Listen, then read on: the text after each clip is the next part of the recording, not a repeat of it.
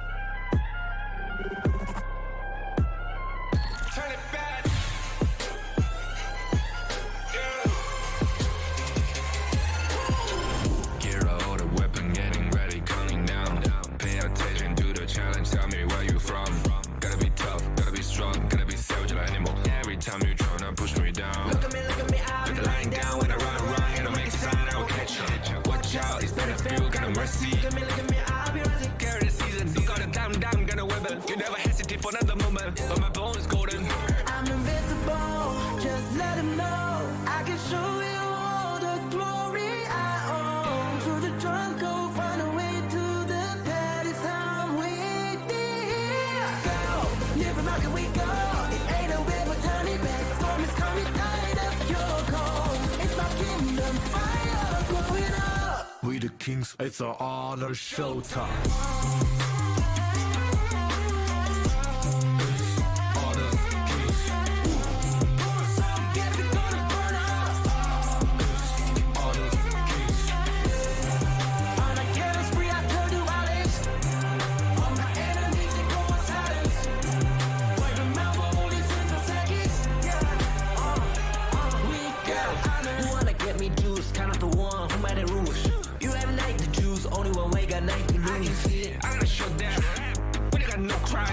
We bout if I guess one, crashing pieces you can cheat. First blood, double trouble, then I take a pen, I kill. All you do is sweat and look at me stay with the rain. Say. I've triggered my soul down. Oh my pace. We the champions, screaming, I'm invincible. Just let them know I can show you all the glory I own. To the drunk, go find a way to the party, some waiting. Go, live and rock and we go.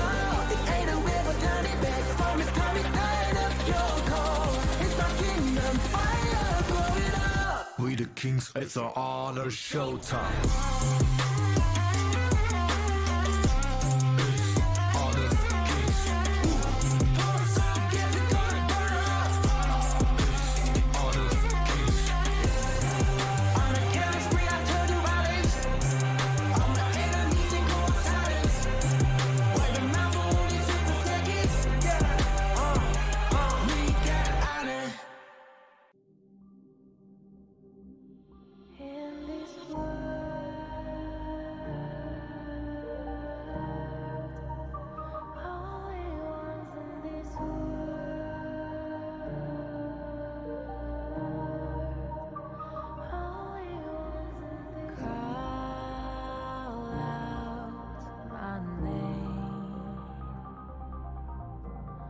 cut through the sound of the rain.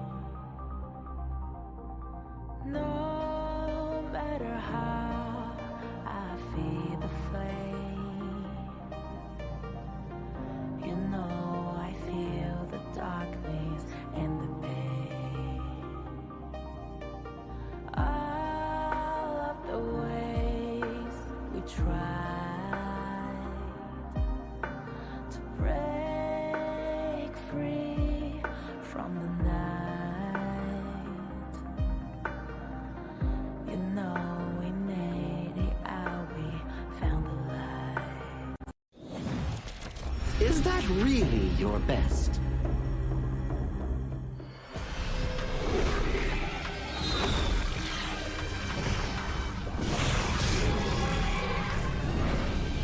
I reserve mercy for what's known as the masses. And as for my wrath, it is reserved for the wicked.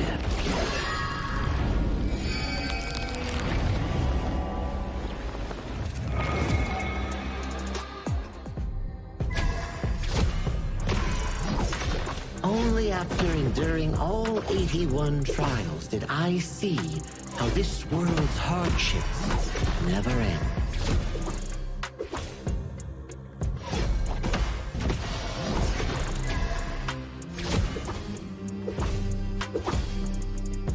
How does your head compare to the serpent sovereign?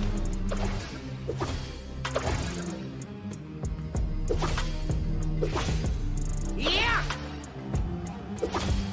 Huh?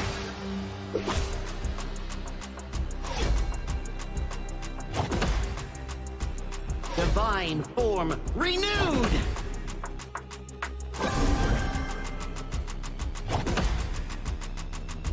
Evil, be gone!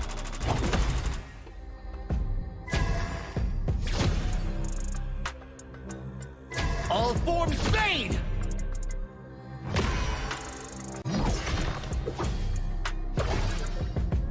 Before the Lotus Podium, all suffering ends!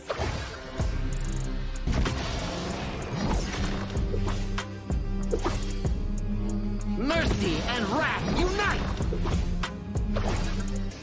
I return from the West to dive back into this chaotic world.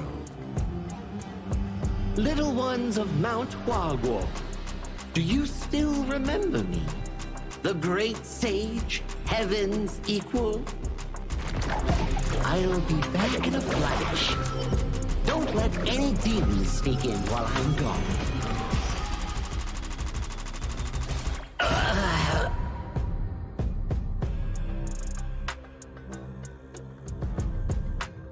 Time to leave the stone behind and see where fate takes me.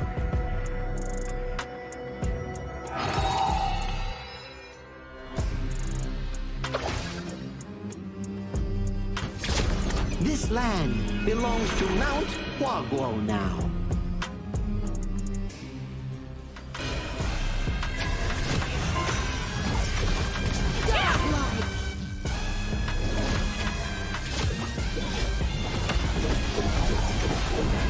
Legendary!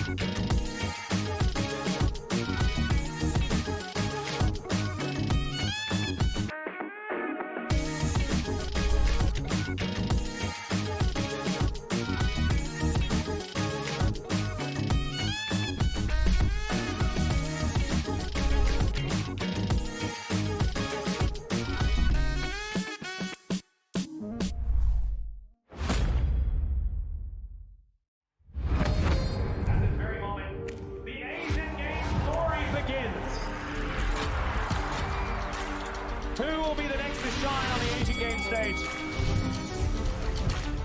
Contestants fight for the honor of their regions while we cheer them on from the stands. Double kill.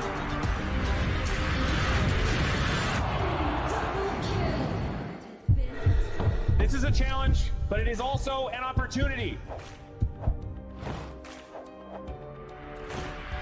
The tide is turned.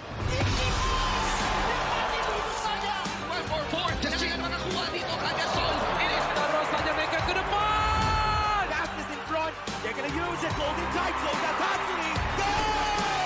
Victory. And we pulled it off together. We share the same voice, the same radiance. This moment of brilliance belongs to all of us. Together, we shine.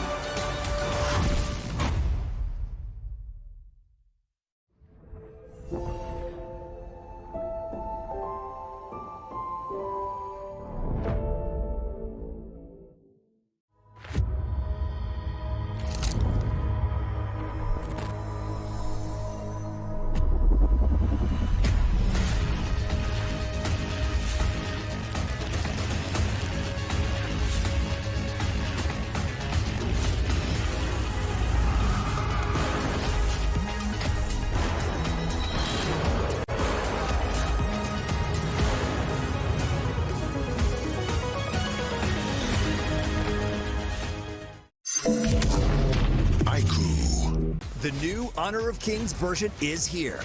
Let's take a look at the two major areas of updates: hero control adjustments and battlefield balancing improvements.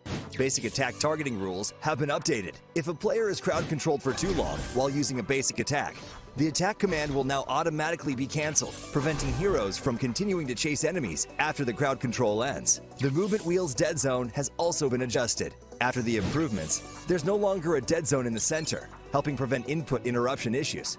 After improving basic attack and skill targeting logic, even if base attack target priority is set to lowest absolute health, you still prioritize nearby epic monsters, and targeting will feel more intuitive. Next up is an overview of the battlefield balance updates. In the new version, the true damage value of the Crimson Golem buff has been adjusted, with the minimum value slightly reduced. The tower destruction slow effect has also been improved. When a tower is destroyed, nearby enemies will now be slowed. The teleportation portal cooldown has been reduced from 45 seconds to 30 seconds, allowing for more flexible tactical choices. A new lizard platform return mechanic has also been added. When a lizard leaves the platform's area, it will automatically climb back onto the platform. There are even more battlefield improvements waiting for you to experience in-game. See you in the Gorge.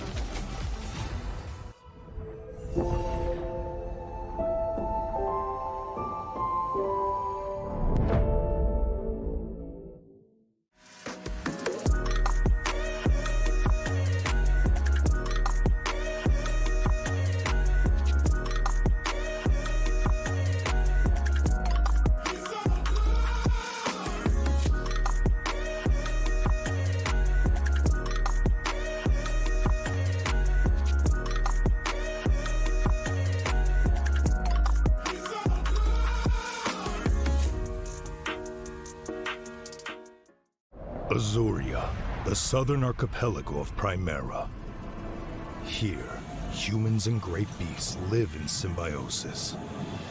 How this came to be traces back to a never-ending catastrophe. 2,000 years ago, Azuria's mightiest great beast, Anita, merged with the power that fell from the Sky Dome. That power amplified Anita's strength, but shattered its sanity. Driven mad, Anita transformed into a massive vortex, the world devouring everything in its path. Where it passed, great beasts were torn apart and islands were destroyed. This was the disaster that would define Azuria's history, the Eternal Calamity. In its wake, Azuria stood on the brink of annihilation. This catastrophe became known as the Great Desolation. In despair, the humans and great beasts, once mortal enemies, became each other's only hope of survival. The great beast Devita and humanity's greatest champion, Devara, abandoned their conflict and chose to work together. The great beasts sheathed their fangs, and the humans let go of their hatred. All surviving life grasped at one final power, the churning.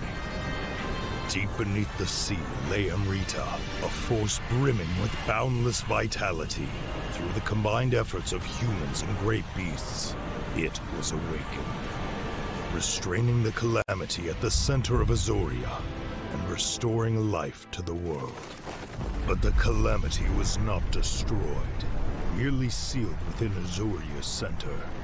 It erupts from time to time, bringing countless disasters to the land. Devara collected his knowledge and power and passed them down through the generations, hoping that one day the calamity could be ended for good. And so, this has continued for 2,000 years. Chief Elder Devara! The calamity has erupted again! It seems trouble has returned. The secret to life is to just take every punch and keep going.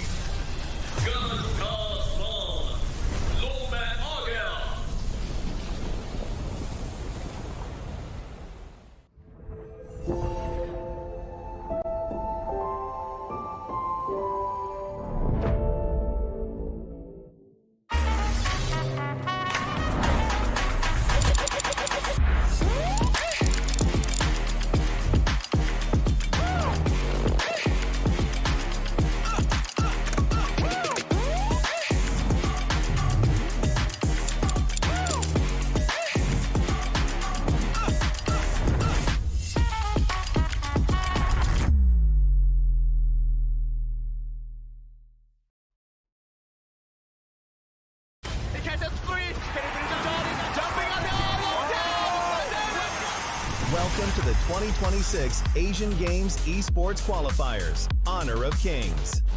20 regions, one stage, and only the strongest 9 teams will earn the right to shine above the rest.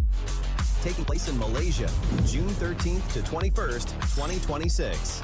Coming to Malaysia, this is the battleground where teams fight for the right to qualify for the Asian Games. 20 teams enter, but only 9 teams will move on. Apart from the 20 regions, there are 3 regions that have direct qualification. Here is the 2026 Asian Games Esports Qualifiers Honor of Kings format. First, the 20 teams will split into 4 groups of 5. In each group, every team faces every other team once in a single round robin, with every match played in a best-of-3 format. That means every match matters. Every game matters. Every single point matters. The point system is simple. Win the match, earn 1 point. Lose the match, earn none. At the end of the group stage, teams are ranked by the total points they've collected. And from there, the road begins to shine. The top 2 teams from each group qualify directly to the Asian Games main event. That gives us 8 teams advancing straight out of groups. But for those not through yet, the light isn't out. The teams that finish 3rd in each group still have 1 more shot. They move into the last chance stage. There, they battle through one final BO3 single elimination bracket until 2 teams remain. The 2 teams will then face off in a BO3 match to claim the one final qualification slot. So in total, 9 teams will make it through, 8 from the group stage and 1 through the last chance stage. That is the rule. Now it is time to see who can rise through it. From across the world, regions gather here in Malaysia. 20 teams, and only 9 will qualify. The path is set. The stakes are clear. Together, we shine. Stay tuned, and we'll see you at the stage. Itu bukan track kita. Relax, bro. Phone aku! Jom ke mana? Mountain View, mengangkatkan kegemaran. Kau boleh! Kat mana pula ni? Water Trust, Kasih boost! Adventure. Dapat pun. Steady bro! Rancangan Bersinar Gang Move.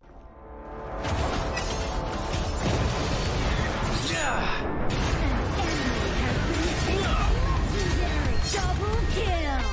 Shall I compare thee to a summer's day? Slain.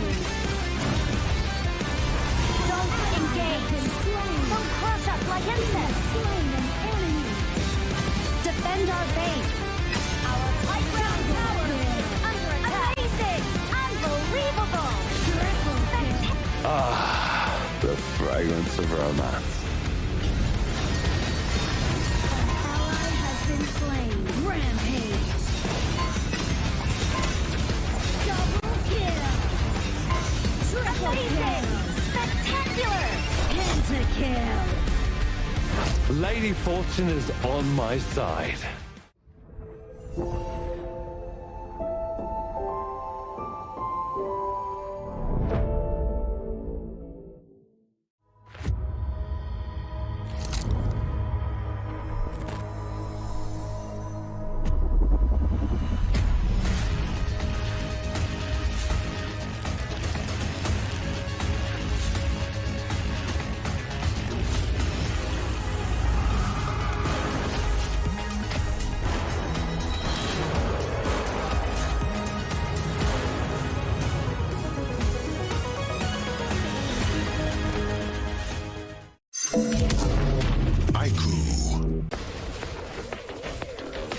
You have been slain.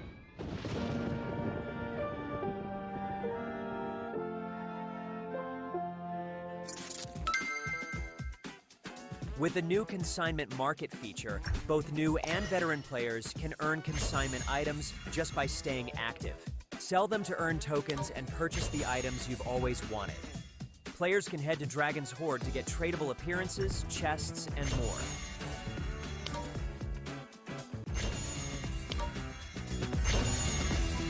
Players can list tradable items on the consignment market to earn curio tokens. During the initial launch period of this feature, all item listings will have their listing charge waived.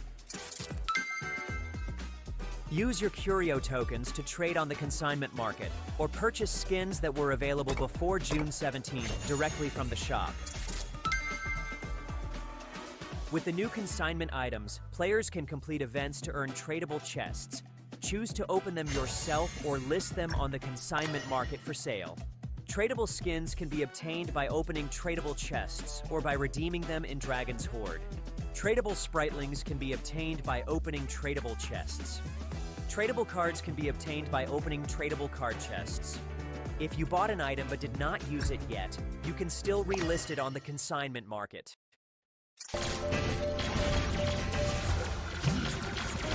Unstoppable.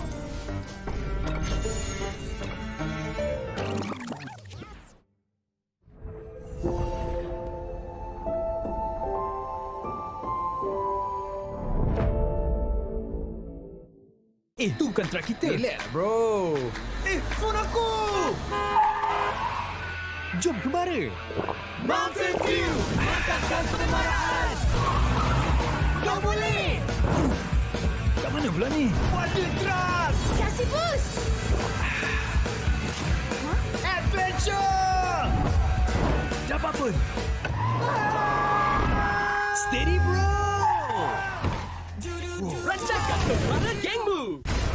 Ultimate not ready yet. You have slain an enemy. My magic murmurs in ecstasy.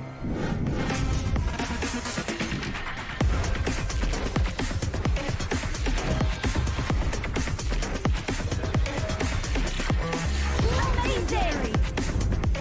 There is no escape for you. Killing spree. Double kill. Triple kill. Spectacular. Triple kill.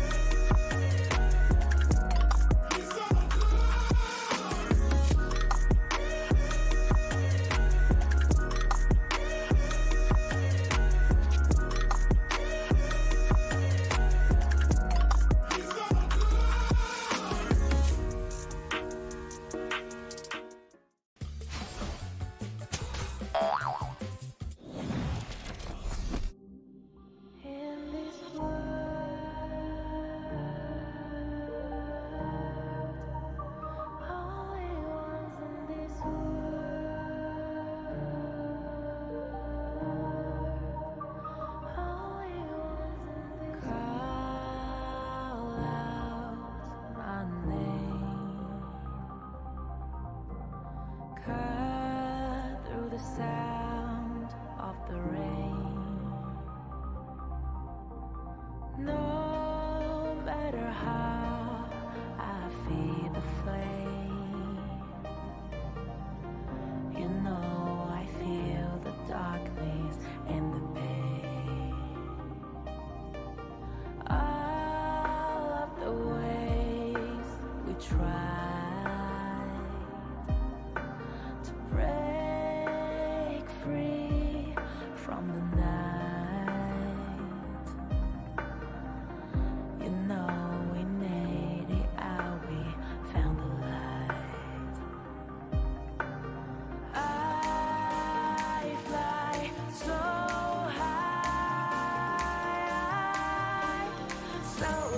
light up the skyline. Let's do it this time, like it's a whole new vibrant world.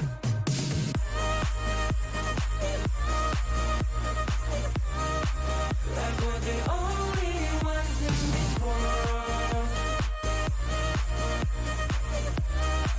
Like we're the only ones in this world.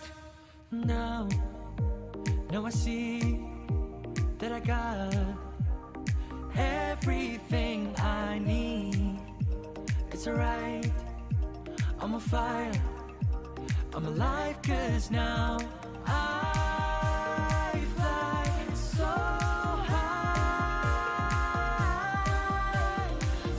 high, light up the skyline. Let's do it this time, like it's a whole new colorful world.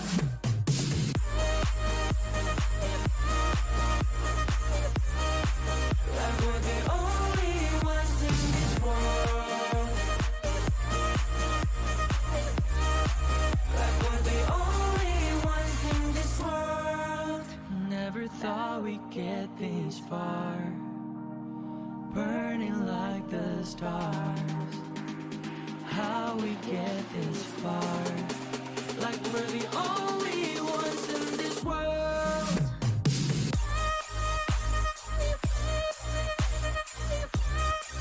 Like we're the only ones in this world. Like we're the only ones in this world.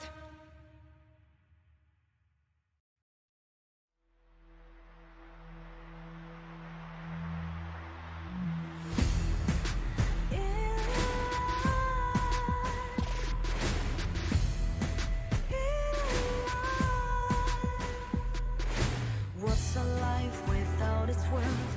Compromising with what hurts inside. When you let fear decide your fate, you don't choose which path to take in life. I'm finally letting go of everything that still holds me. I'm against the odds, but I won't give up, 'cause it's my time to shine. Standing in the spotlight, and no one let me down. Destiny is calling high. I'm not afraid to fight for everything I love. Victory's on my side.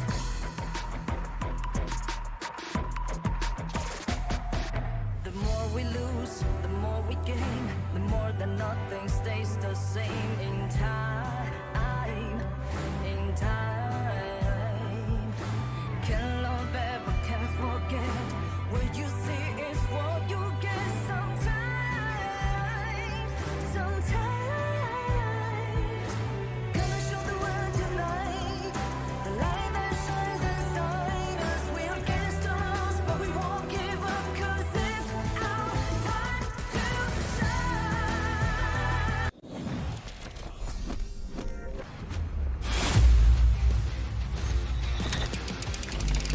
As the Honor of Kings Asian Games qualifiers entered its 5th day of competition, teams continue their push toward qualification, knowing that every victory carries increasing importance. The Philippines opened the day with a commanding performance against Uzbekistan. The result was a convincing 2-0 victory, and another strong showing from one of the tournament's most consistent teams.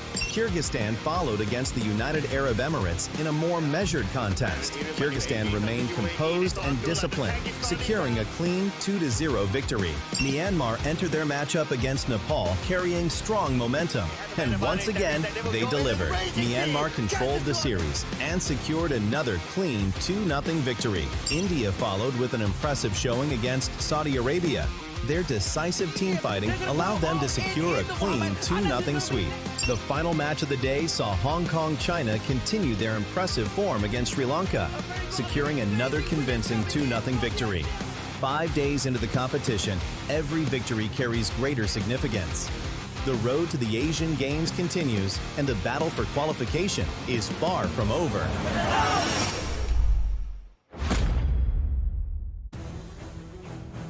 It's time to see the action from around the region. Welcome to Day 6 of the 2026 Asian Games Esports Qualifiers Honor of Kings. By now, all the teams have revealed a little bit about themselves. Some teams in this tournament have fought their way back into contention. Others are still looking for momentum, and there are those that have looked almost untouchable. And nobody embodies that more than Indonesia. They enter this tournament with a remarkable KDA of 52 takedowns, 0 eliminations, and 133 assists. Remarkable performance that have made them one of the most formidable teams that we've seen so far. But today, face new challenges as Pakistan look to give Indonesia their very first setback. And Kazakhstan may have their toughest fight yet against the undefeated Vietnam squad. Sri Lanka, Singapore, and Jordan are still looking for that breakthrough performance that could change their course of this competition. And over in Group D, Hong Kong, China, and Republic of Korea continue to push themselves to the top of the standings. The margins are getting smaller. The competition is getting tougher, and every fight today continues to shape the road to the Asian Games. So let's get Day 6 started. Casters, lead the gorge.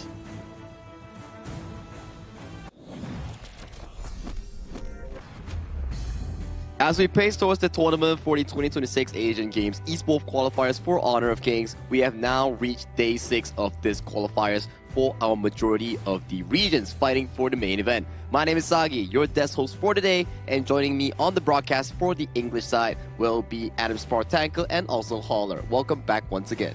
Thank you for having us. And again, I'm super excited about today. I mean, we're at Day 6. We've seen some of the teams, unfortunately for them, they've been essentially eliminated, but we're going to find out which of these teams are going to be moving on. Yeah, Day 6 is where all the standings gets more and more saturated. We start to see some teams are sort of eliminated and some teams are really seeking out if they can get that position number 3. Yeah, position number 3 is what we also call the last chance stage. You don't really direct qualify to the main event of Asian Games, but at the very least, you're not out of the tournament, unlike the 4th or 5th place, where if you lose 3 games in this tournament, you're practically out of contention. Yeah, that is probably the number, right? 3 from both sides, 3 wins, you move on, 3 losses, you're unfortunately out. So, I mean, it's one of those teams when you're talking about like the 2-on-2, and then those might be 3rd place, and then there's going to be a little drama there. That's it for sure, and I think there's going to be a lot of pressure on all of the teams that's going to be finding out whether or not they're going to be eliminated or they're going to try to go up against the last chance qualifiers. It's going to be very interesting for us to see in the last day, Day 9. Exactly here, but let's check out the standings here before we move into today's matchup, because as we talk about being in Day 6, a lot of teams are unfortunately out of contention, like Pakistan and Mongolia coming in. For Mongolia specifically, right, they're out of Group A. For Pakistan and Uzbekistan, they are still in for tournament contention, especially for the 3rd place spot. Unless there is a situation where Indonesia comes in and loses back-to-back games and forces a tiebreaker with either one of those teams. That's still possible. But yesterday, since Philippines has won against Uzbekistan, they have qualified into the main event. Yeah, and actually, I think Uzbekistan will be cheering for Pakistan here because, again, you want to kind of play spoiler into Indonesia. If they hit that third game, it's going to be much tougher to kind of make any sort of moves, and then they would be fighting for the third place. So, again, it's about opening up more slots, especially in Group A. But if we're going to talk about Group B, Myanmar has been an absolute star here as they've been 3-0. UAE on the other side, just 0-3, and the other teams are kind of middling in the middle. But walk me through Group C here, Adam. Yeah, the Group C, we have Laos at the top place as well as Vietnam. Both are tied for the first and the second place. For Kazakhstan, they've already played 3 different matches and they still have 1 more left. We still can see that they are for sure going to be here at position 3 already. It's either whether or not they're going to switch place with number 1 and 2. That's all. But for India and Saudi Arabia, it's confirmed that they're already eliminated from Group C. Yeah, I think Group C's dynamic is one of the most competitive one, especially between 1, 2, and 3, because Laos and Vietnam all clean, Kazakhstan 2-1. So any small changes in win or loss will affect the dynamic of 1, 2, and 3. Specifically, 1, 2, you go to the main event. 3, you still have to go through the gauntlet, which is the last chance stage. Now, moving towards the Group D. This is where a lot of dominance is at the top part of the table here. Hong Kong, China, back-to-back flawless victories. And today, they're back at it once again with more games. And for the Republic of Korea, it's the same thing for them as well. They started off the entire tournament cleanly against Singapore, and right now at the bottom of the standings is Sri Lanka. It's gonna be a bit difficult for them starting in a 0-2 position, but not all hope is lost. Yeah, they still have a chance. I mean, I think Group D has the least number of games played overall. We don't really know. Obviously, Hong Kong, China, the past 2 days have come out with victories. They've done very well, but we're gonna start off with a bit of a banger in the sense of Indonesia versus Pakistan. Pakistan, are they able to play spoiler here? They definitely have to, right? Because if Indonesia wins this, great for them. They immediately qualify for the main event. But if Pakistan wins this, they get to drag Indonesia down once more and then force Indonesia to have a must-win situation against their Day 8 opponent, which is Philippines, who is still yet undefeated. Yeah, and afterwards we do have Jordan going up against UAE, followed by Vietnam against Kazakhstan, which I think is quite important as well to really see where they're going to end up in the standings, because their group is quite strong against each other as well. When afterwards, we do have Korea going up against Sri Lanka. Yeah, and in Korea, Sri Lanka, I mean, we haven't seen Korea since like day 1, right? So it's been a while. They've taken a little bit of a break, but as they go up against Sri Lanka, who I believe are towards the bottom of the standings here, but the last series of the day, Hong Kong, China, going up against Singapore, there were going to be some pretty crazy games because we expected competitive teams. Singapore didn't have the greatest of showings against Korea, but do they bounce back against Hong Kong, China? It's gonna be slightly difficult considering the fact that Hong Kong, China's form as of now has been impeccable. There were signs of mistakes, there are signs of breakthrough, but still, if you were to compare it to the debut performance coming from Singapore, I do think that strength discrepancy-wise is more favoring towards Hong Kong, China, but that's only on paper. But, you know, it always relies on the actual gameplay itself. I agree, and the fact that Hong Kong, China has always been showing up with a great demonstration of macro, and every team has been using them as a good example and a benchmark for how to do proper rotations throughout the entire map. Is a good show to us that they are one of the strongest one in these qualifiers. So there's 2 things about Hong Kong, China. For the past 2 days, we've seen some games. We've definitely seen some mistakes and some gaps that other teams have kind of taken advantage of. But they've kind of gone into this point where now Singapore can do a lot of research because they've seen those games. They're very recent, right? At the same time, Hong Kong, China, they're like, okay, we're kind of in a groove. We haven't had a little bit of a break like Singapore has. So it's going to be a little bit of an interesting one in that last series today. It's a back and forth thing, right? Would you rather have a long break after a loss or consecutive games while you're winning here? Because that seems to be the Hong Kong-China train right now, where they've been winning back-to-back games cleanly. Yep. Both series 2-0, 2-0. Right now they're 2-0. But Singapore, they had more time to actually go back to the practice room and actually look at the footage, right? So which one would you prefer? Winning while not stopping or losing and stopping a while and observing? I will never choose the losing option. Okay. Right? I will always choose winning, no matter how many days I have to do, like 3 days games in a row. I will do that. That's why you're winning every day on the broadcast. Exactly. Every day. Oh, thank you, sir.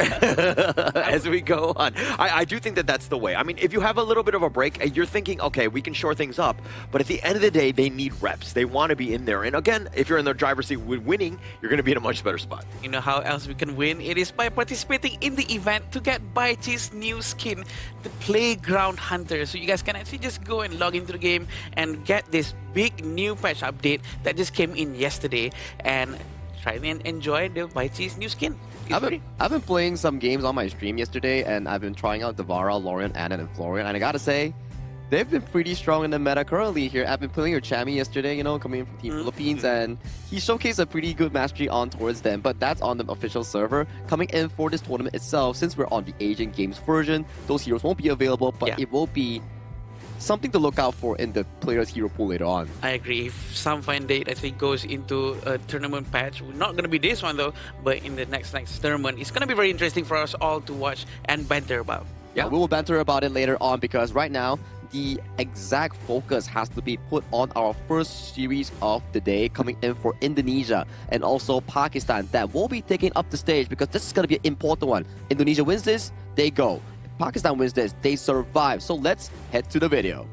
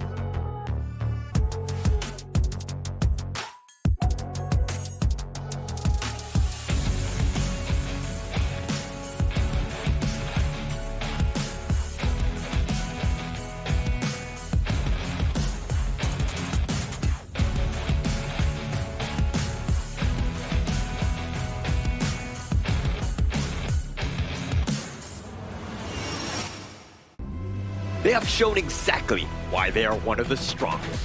Their confidence and execution have proven difficult to match. Now they stand one step away from securing the qualification. Give it up for Indonesia!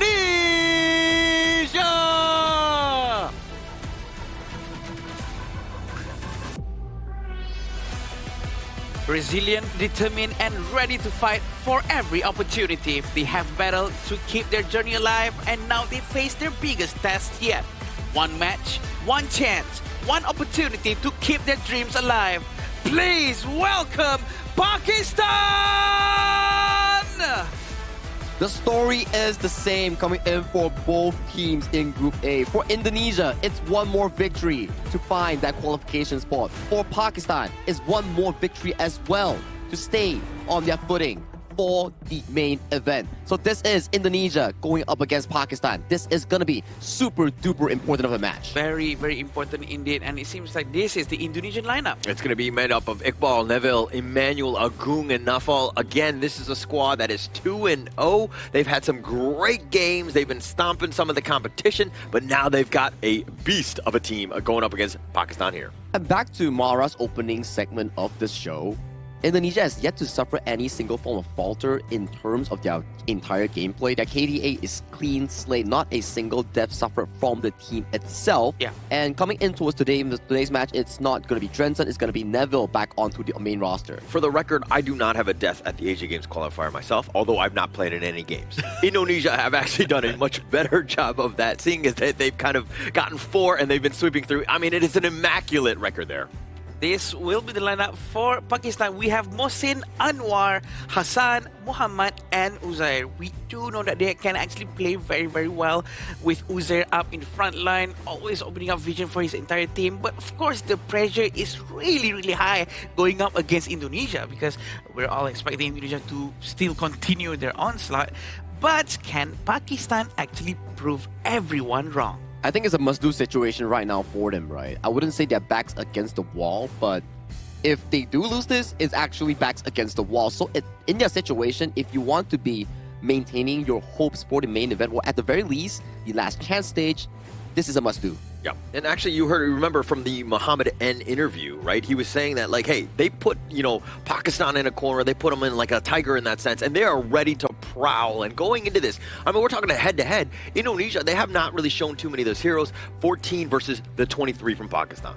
I would say it's more on towards the entirety of their gameplay, whereby they're just like so efficient on their hero picks that they don't really need to play additional games. Because if you were to go through specific amounts of games that they totally played, for the side of Indonesia, it's only 4 games. For the side of Pakistan, they've played 7 games thus far. Yeah, they really do play a lot more games than Indonesia for sure. So this is probably why the hero pool is a lot. But also, they can tell us a bit about Indonesia on how consistent they are with picking more or less the same few heroes.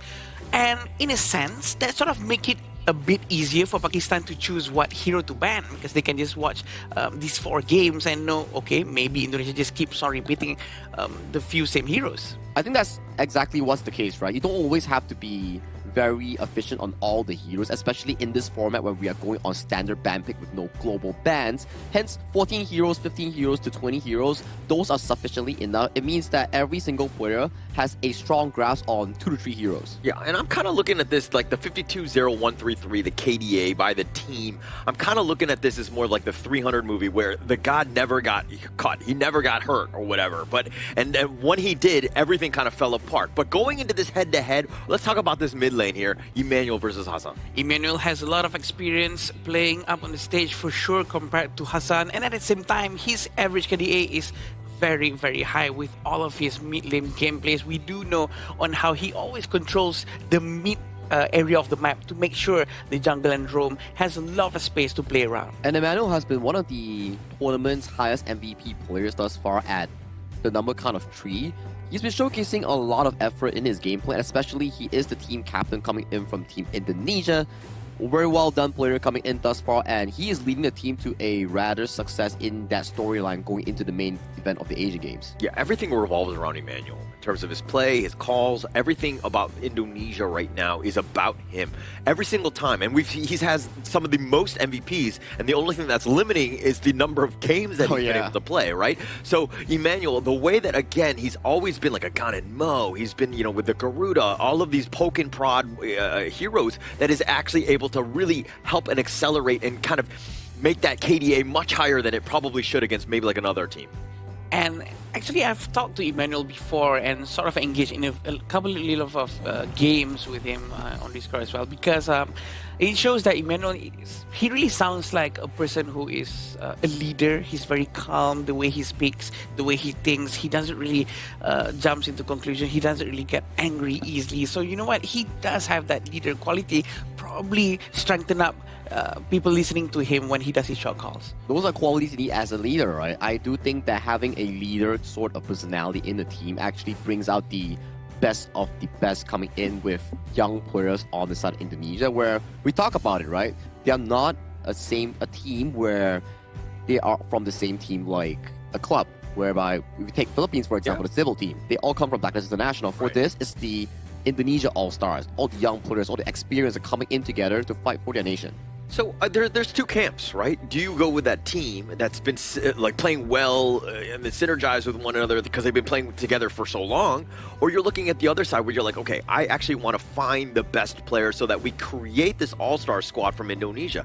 I mean, we still have yet to see which is the best way when the Philippines and the Indonesia go at it. Yeah. But like as we go into game number 1 here, like if you were picking a roster, which one do you do? Do you stick with the tried and true, like the best team in your case, Malaysia here?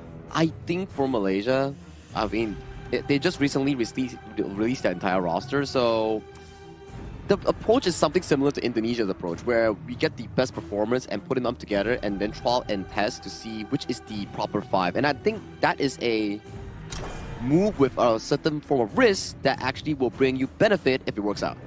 Yeah, and having Ukyo and Guan Yu banned out from Pakistan is actually a very good move, because that's the amount of respect that they have towards Bal, because Bal with Guan Yu is just so scary. But it seems like they're going to go with Emmanuel's heroes first, which is going to be Mai Charnoy, and I think it's going to be providing a lot of crowd control and a lot of poking capability. There's a lot of confidence, right, going with that Mai. You're setting the tone and being like, hey, come at me. We're going to be super aggressive, and we're going to start this game very strong. And you know that Emmanuel is going to be more than up to the challenge. And the Mai pick as well, right, is one of those picks where it actually gives you so much room to make plays. The proactiveness is always on your hands, unless we see some form of a 50-50 mid lane matchup like a Yu Huan or a Milady that can actually go even with Emmanuel on that Mai pick. If not, I do think that Emmanuel will have a pretty straightforward time on this pick to control map and find those early game plays that we talk about. Yeah, and we also have Atta and Zhang Fei, which is a very good frontline heroes, can open the map very easily as well. But the response coming in from Indonesia is by taking Lapu-Lapu and also Arli. Arli is one of the hardest marksman hero, I think, in my opinion, because it's very hard to use him because of the Parasola. You can actually just chase the umbrella, change your position, swap positions all the time.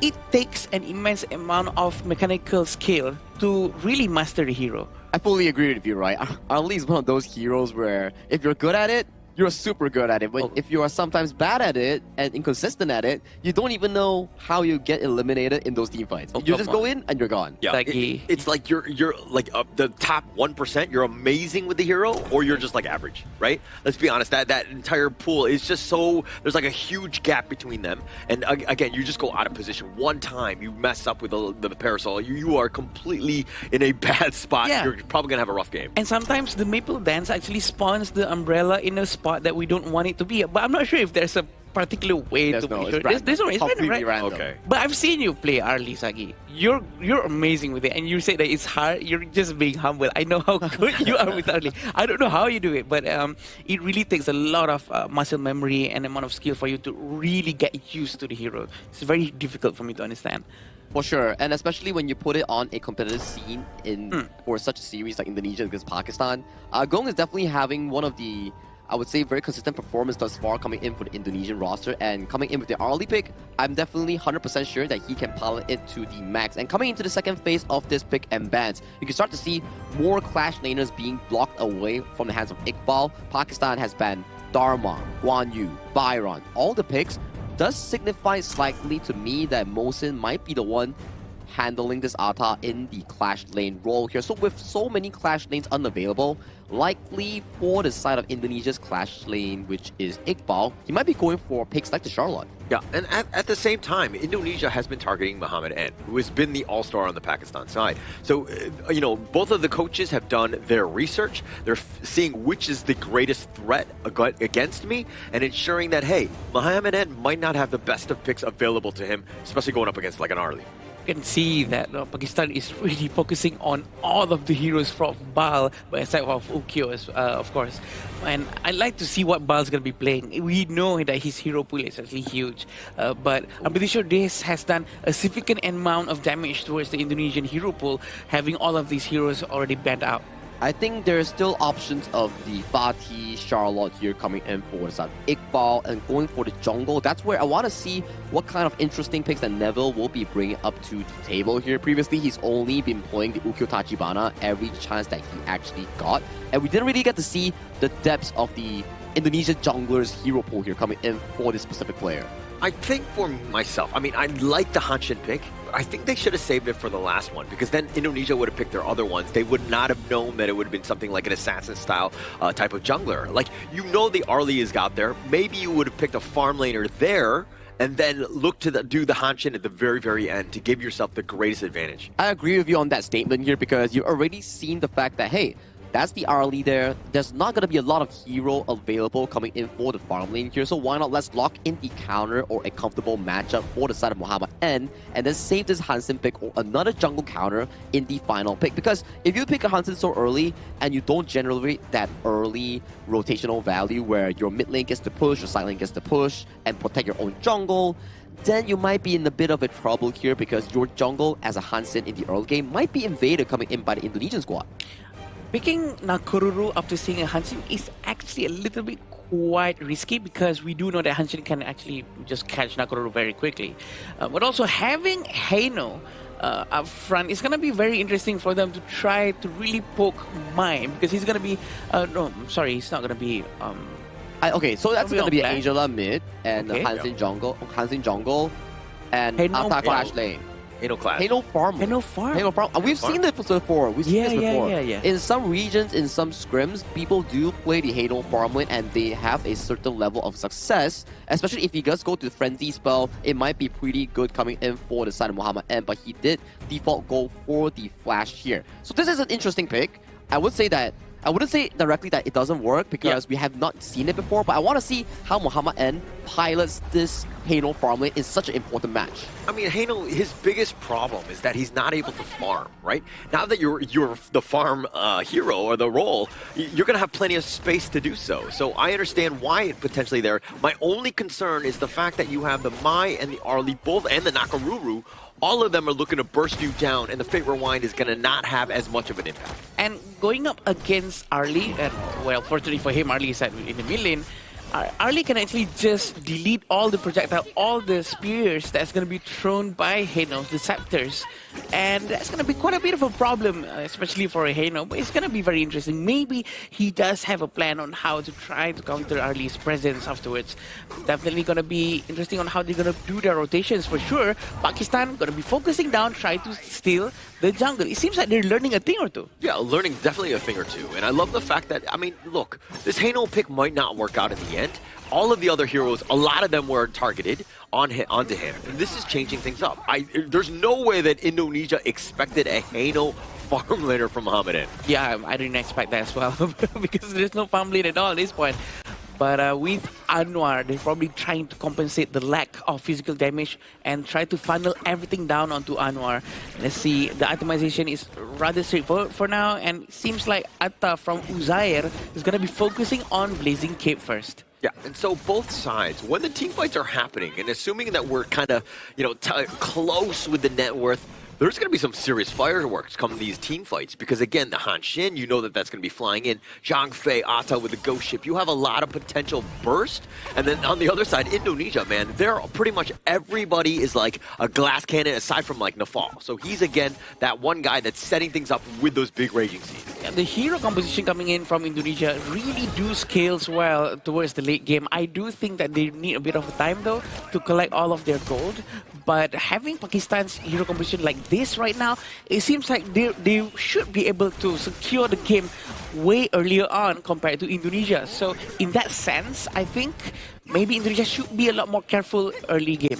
I kind of disagree with you because, I mean, Indonesia, the way, again, they've been able to extract farm on the map. It's not even 3 minutes in. They have a 1K lead. True. And the way that they're moving across the map, very efficient, right? They're gold sharing. They're like, you can see Anwar, he's all by himself, and the rest of them are just trying to make sure that this mid lane doesn't just constantly push on them. You know what? That's right. And the way they're actually compensating this by actually doing proper rotations, trying to max out their gold situation, has been working out very well for them. 1,000 gold within 3 minutes. You know what? For now, I think that Pakistan is actually not too far back, and I was actually expecting something much more worse happening than this, and it's not really happening that way, which is very good for Pakistan. Okay, well, it is still very early. Let's, not call the game for any of them, but now it looks like they're going to go for the two-man stun. Nice unbridled outburst, catching them with that ghost ship, the wombo combo, but the dash away, it doesn't look like, oh, it is Iqbal, just barely dashing away, he does survive. What an ult coming in from the Zhang Fei, very, very beautiful. He waited for very nice timing, coming in with the ghost ship. They really communicated that one, and it's reflected on the screen. It's very nice. I mean, Iqbal just being able to survive on that one with the combination. We've been wanting this for quite some time. The Zhang Fei ghost ship, right? Like that. Those 1-2, And we haven't really seen it used incredibly like often because they usually tend to be like, you know, in different places. But the first time they actually hit it, and somehow Iqbal with the flash and the dash just to getting out, and now they're going to look to turn this. They actually find the leaping savior, and Mohsin will survive. He dodges it just for that, but the Tyrant is going to be picked up by Indonesia. This is a bit of a problem for them because Mohsin is not around. He has no HP, but it seems like he's going to lose as well. Anwar goes down. Yeah, Anwar goes down. He was trying to take the blue buff. Not going to be possible. Ghost Ship, not the greatest of spots as Uzair gets picked off as well. Agung taking him down. I think it's a very good start for Indonesia as well because they do know that Zhang Fei doesn't have any ult and he has to go back. He was actually just a little bit overextended, but the way Pakistan actually tried to save themselves was almost okay.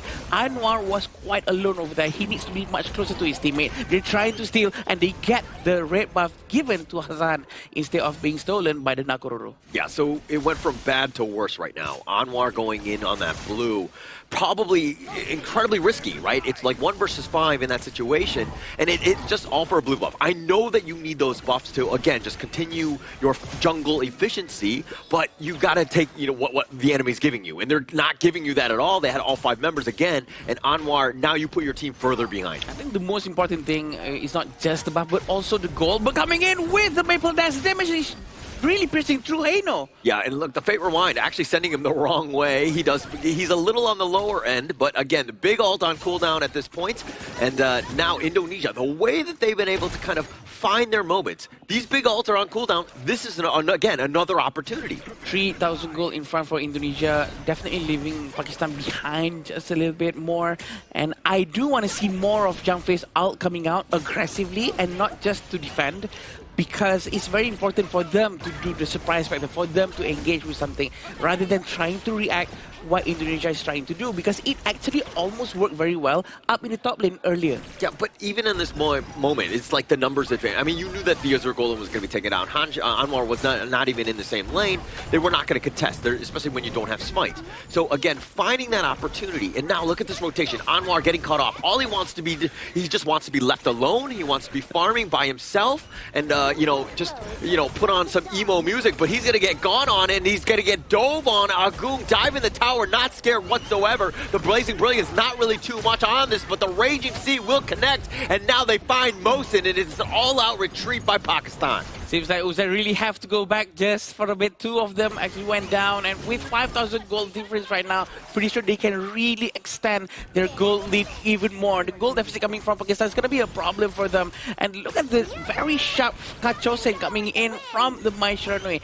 The war that happened just now in the top lane was just so good that Indonesia really controls the situation. And probably Anwar was just a little bit too far ahead. He knows everyone was rotating towards him, and his friends couldn't back him up just in time. Yeah, so talking a little bit more about this Heino pick, especially in the farm lane, you're kind of questioning, is this the right way? But yeah. Muhammad N right there using Fate Rewind on the mid T1. Again, just healing up a little bit of that health. And again, all you're trying to do is slow this game down. You're trying to extend it as much as possible. That mid T1 is pretty much that lifeblood. Like that, it's just basically keeping you alive. They're trying to really control the area, managing to get the blue buff. Look at Charlotte trying to dash forward, trying to capture anyone.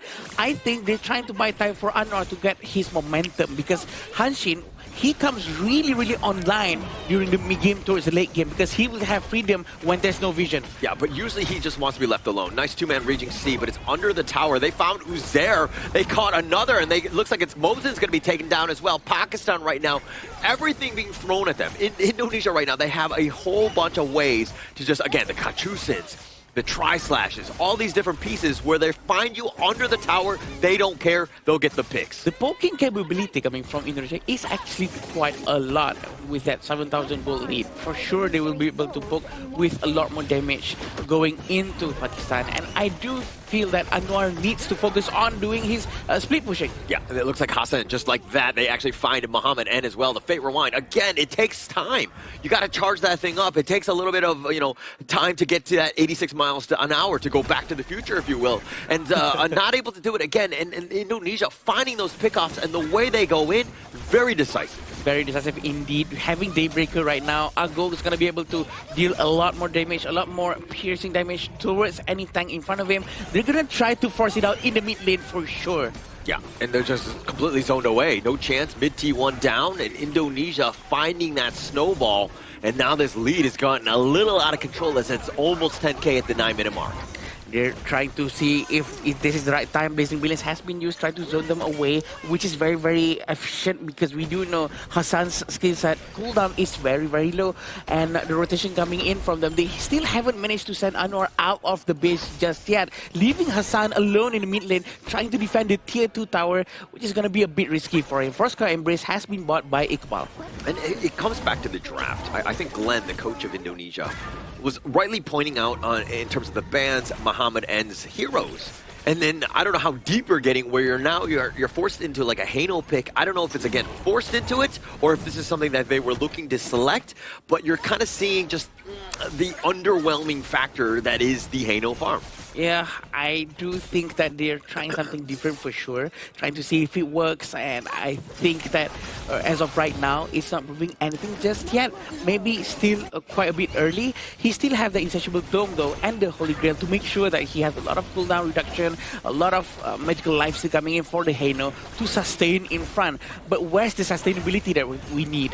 When Agong already has his Daybreaker, it's going to be difficult. Yeah, taking both of the big neutrals at the same time. That's how far up they are. And now the Blazing Brilliance will be used just as potentially zoned. The Raging Sea onto Mosin, and he actually dives on forward. But where's the follow-up? Mosin's going to be picked off as he tried to go into Agung, and a nice 3-man stun. Emmanuel with the play. They've got Uzair as well. They've got him locked in, and they will take them all down except for Anwar, who was just trying to, again, get his farm going. Very unfortunate for Mosin just now. He actually tried to help his teammate to disengage, but I was expecting him to actually dash to the back to follow his teammate much more closely to make sure that they can all disengage together. But it seems like he went forward to force enemy to actually go all over him. But it seems like they're going to try to end this right now. Yeah, Anwar here, it looks like Mosin will show up as well, but they don't really have the ult.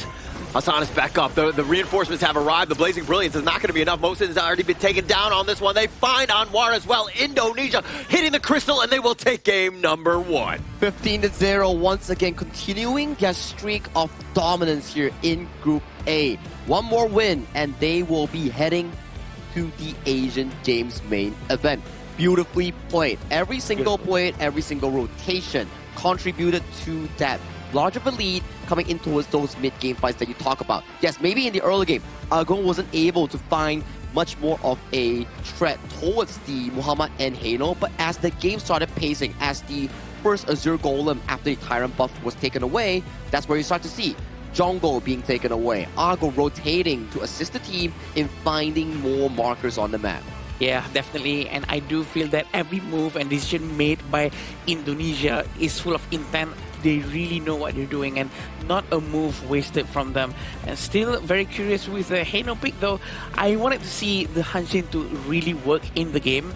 But I think Pakistan really need more time for him to work, right? Because Hanshin really works around the vision that the enemy has, and it seems like everyone was all over him all the time, making sure that there's no space for Hanshin to roam and do any flanking maneuvers. Whenever you see a team lose a game, you're kind of thinking, okay, these are probably the 3 or 4 things that you probably need to do. And we can go back into that in terms of just like what Pakistan could do better.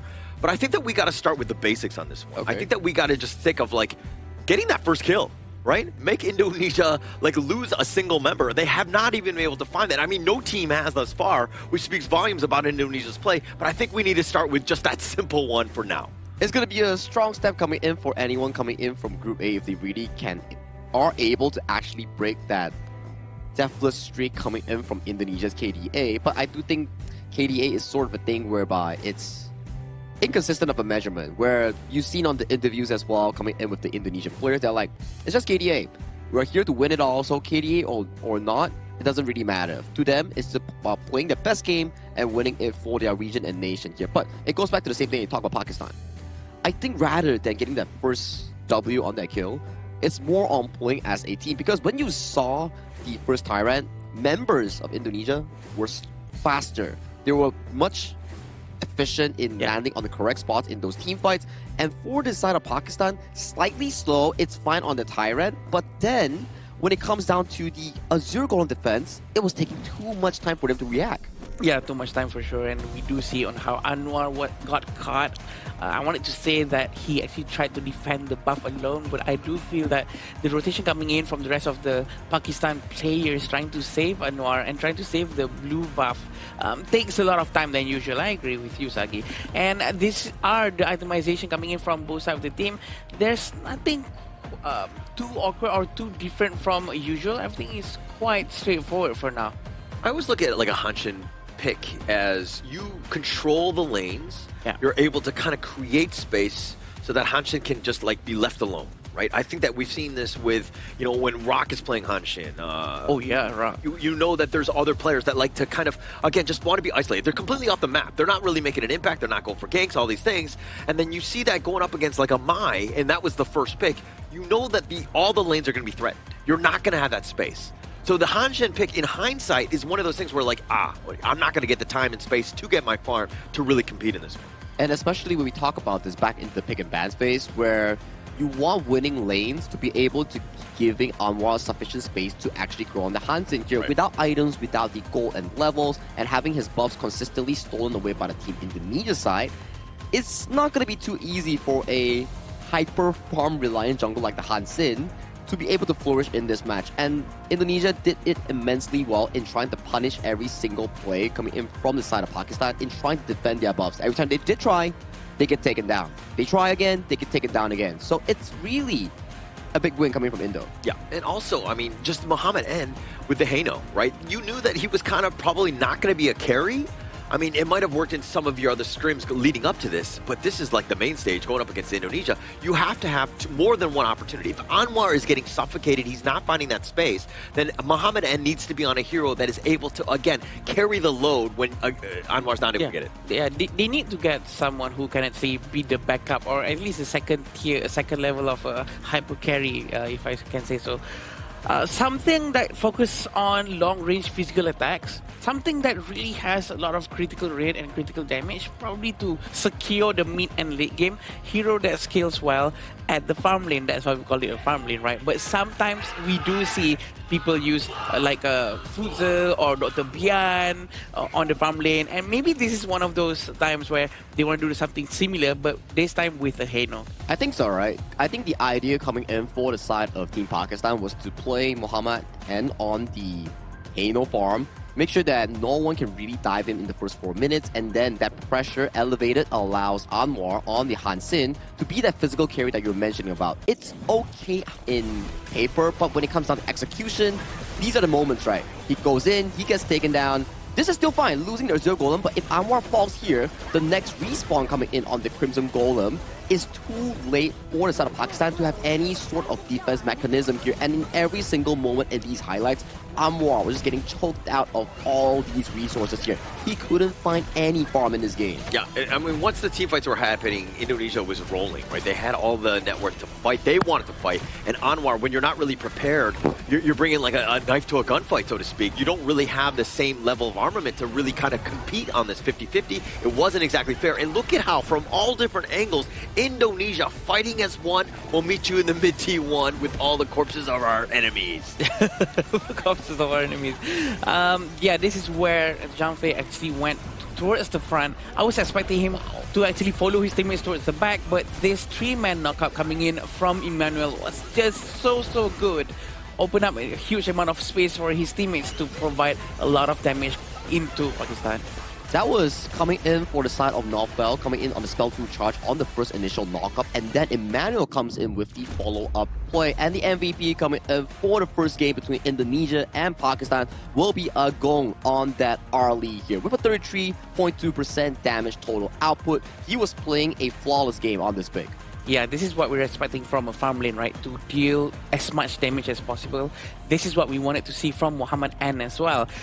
But with the Haino going up against Arlie, especially, with that one Maple Dance second skill coming in from Arlie, he can delete all of the projectiles coming in from Haino. I think he just put himself into a trap that might not be too useful. Yeah, but Agung here, I mean, this picture, it looks like he's telling me I'm a loser?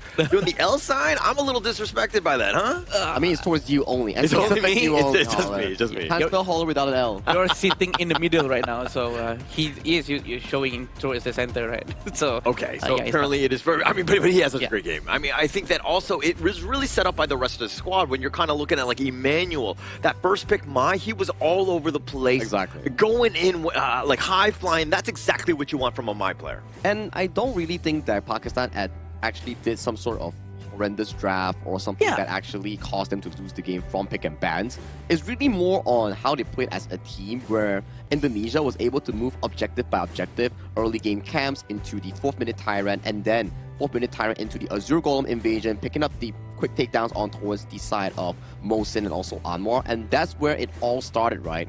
Buffs after buffs, towers after towers. There was just no breaks coming in for the side of Pakistan to get a breathing room to come back. Yeah, the rotation and the macro gameplay coming in from Indonesia is just excellent. There's quite nothing that Pakistan can do except for maybe mirror the macro gameplay, try to rotate together from one jungle to another, clear the mid lane together with the jungle perhaps, especially when you have a Hansi in your hand, right? You should be able to do a better gold sharing technique. Yep, and actually when you have that lead, and it started with like a 1k1 pre-3 minutes, and then it just snowballed because map control. Everybody was up in front, and then now they're trying to fight for the contest any sort of jungle camp that they can go in, and they come in from different angles. They won one team fight, they caught Anwar trying to defend his blue buff, and from there the wheels pretty much fell off. But I know where your wheels can head to. You can head towards the Petaling Jaya Marriott Hotel for a very nice day, because Petaling Marriott Jaya Hotel is our official venue sponsor and hotel partner for the 2026 Asian Games Esports Qualifiers for Honor of Kings. We sincerely bid our gratitude once again to Petaling Jaya Marriott Hotel for sponsoring this prestigious event. Yeah, I wouldn't be surprised for the next game for us to actually see Mai Sharnui to get banned. Afterwards, it's most likely going to be Guan Yu. So Mai and Guan Yu is going to go out. I think this should be one of the best picks to do first. Or else it's going to be exactly the same thing for Emmanuel to go really aggressive with that same Mai again. Well, now that's the problem, right? You ban the Mai, you ban the Guan Yu, but you leave open the Ukyo Tachibana. That's a very dangerous pick that has been showcased coming in for the side of the Indonesian jungle Neville, that they always have hyper-aggressive early game when the Ukyo Tachibana comes online. Yeah, I mean, pick your poison, right? It's like which one you want against them. This is a tough one because it doesn't have global ban pick, so you might see those heroes again. Now you're threatening, and now the Mai is in your mind. Is this something that's going to completely just dominate you, or what do you want to do? Because they have so many heroes available to this squad. Indonesia, not to say that they're unbeatable, but right now they're fighting the group. I mean, they haven't died a single time. I think that speaks volumes about their play. Yeah, definitely all they can do as of now, I think, in Pakistan's place, I would try to reduce the amount of damage or the amount of impact coming in from all the heroes of Indonesia's side. Probably from what we can see from the previous game, definitely the Mai Shiranui has one of the biggest impact. Correct. I do think that Emmanuel has had a lot of presence thus far, and with the help of Norfolk on those picks like the Zhang Fei, Lapu Lapu, the hyper-aggression style, they've been putting, I would say, a lot of presence on the map, especially on those early game skirmishes. Those knockups that you see coming in from Norfolk, Lapu Lapu, those were amazing. But coming into towards this draft, Mai is still left open, but they did take the approach. Ban the Guan Yu, ban the Ukyo Tachibana, maybe consider the Mai or Chano for themselves in this first pick. I think the Chano is something that you want to be doing. You want to secure as much as possible, but it looks like they're going to go the other direction. They're going to be like, okay, your Mai was great. Check out ours. Like, we're going to go with this one. Let Hassan fly on this hero as well. Yeah, you know what? Other than banning, why not we just pick it out? So this is going to be quite interesting for us to see. Can he perform well with Mai and do great rotations? And hopefully they can. Hopefully they can pull off something nice as well. Having Lapu Lapu and Chano as the first two picks are very efficient for sure. Yeah, I love the fact that Indonesia were like, okay, you're not going to pick the channel, we will take it away from you, right? It's one of our strong picks as well. But I think that Pakistan were like, okay, they were almost daring them to pick it. And Indonesia like, okay, we will obviously take that. But it puts a lot of pressure on towards Hassan's shoulder here, because when you have a channel on towards the Indonesia side, you know for a fact that this pick is a late game scaling pick that has one of the highest damage output. So for Hassan, his job is not only to stop the channel in the early game, but to find those moments that he can access towards the backline and make sure that Agung doesn't get the same performance that he had in Game 1. And this is exactly what you said, Sagi. Going up against Chano, probably one of the best marksman hero to go up against him is Direnji. And I think having Direnji here will be able to clear up the lanes pretty quickly, even though there's Spirit Wolves around.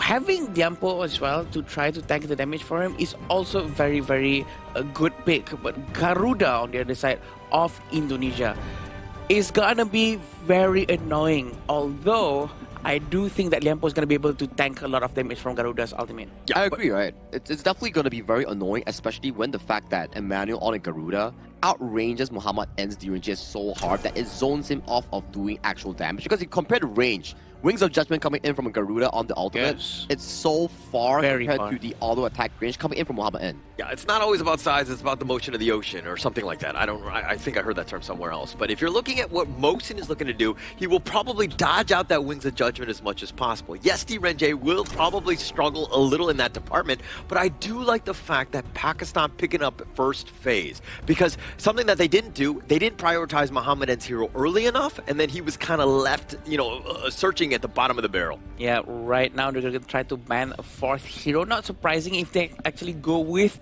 another Clash hero from Indonesia right now. And I do think that Pakistan is going to struggle a little bit trying to find a proper Clash Lane hero to take out. But it seems like the total of Clash heroes that is out right now is a total of 5, including Atta, Byron, Baichi, Dharma, and Guan Yu. Actually, Ukyo is also a Clash Lane. So, you know what? This is a lot of Clash Lanes being out. Yeah, it's gonna be quite difficult for both teams on their Clash Laners end to bring out a good pick, right? At the very least, for Indonesia, there is still the likes of the Fatih and Charlotte available coming in for the side of Iqbal, and also Pakistan, if the side of their Clash Lane can actually pilot one of those, they could potentially swap around based on the specific matchup that they're looking for. I mean, let Iqbal just pick whatever he wants. I think that even on the Charlotte, he's proven time and time again, he's more than efficient on that hero.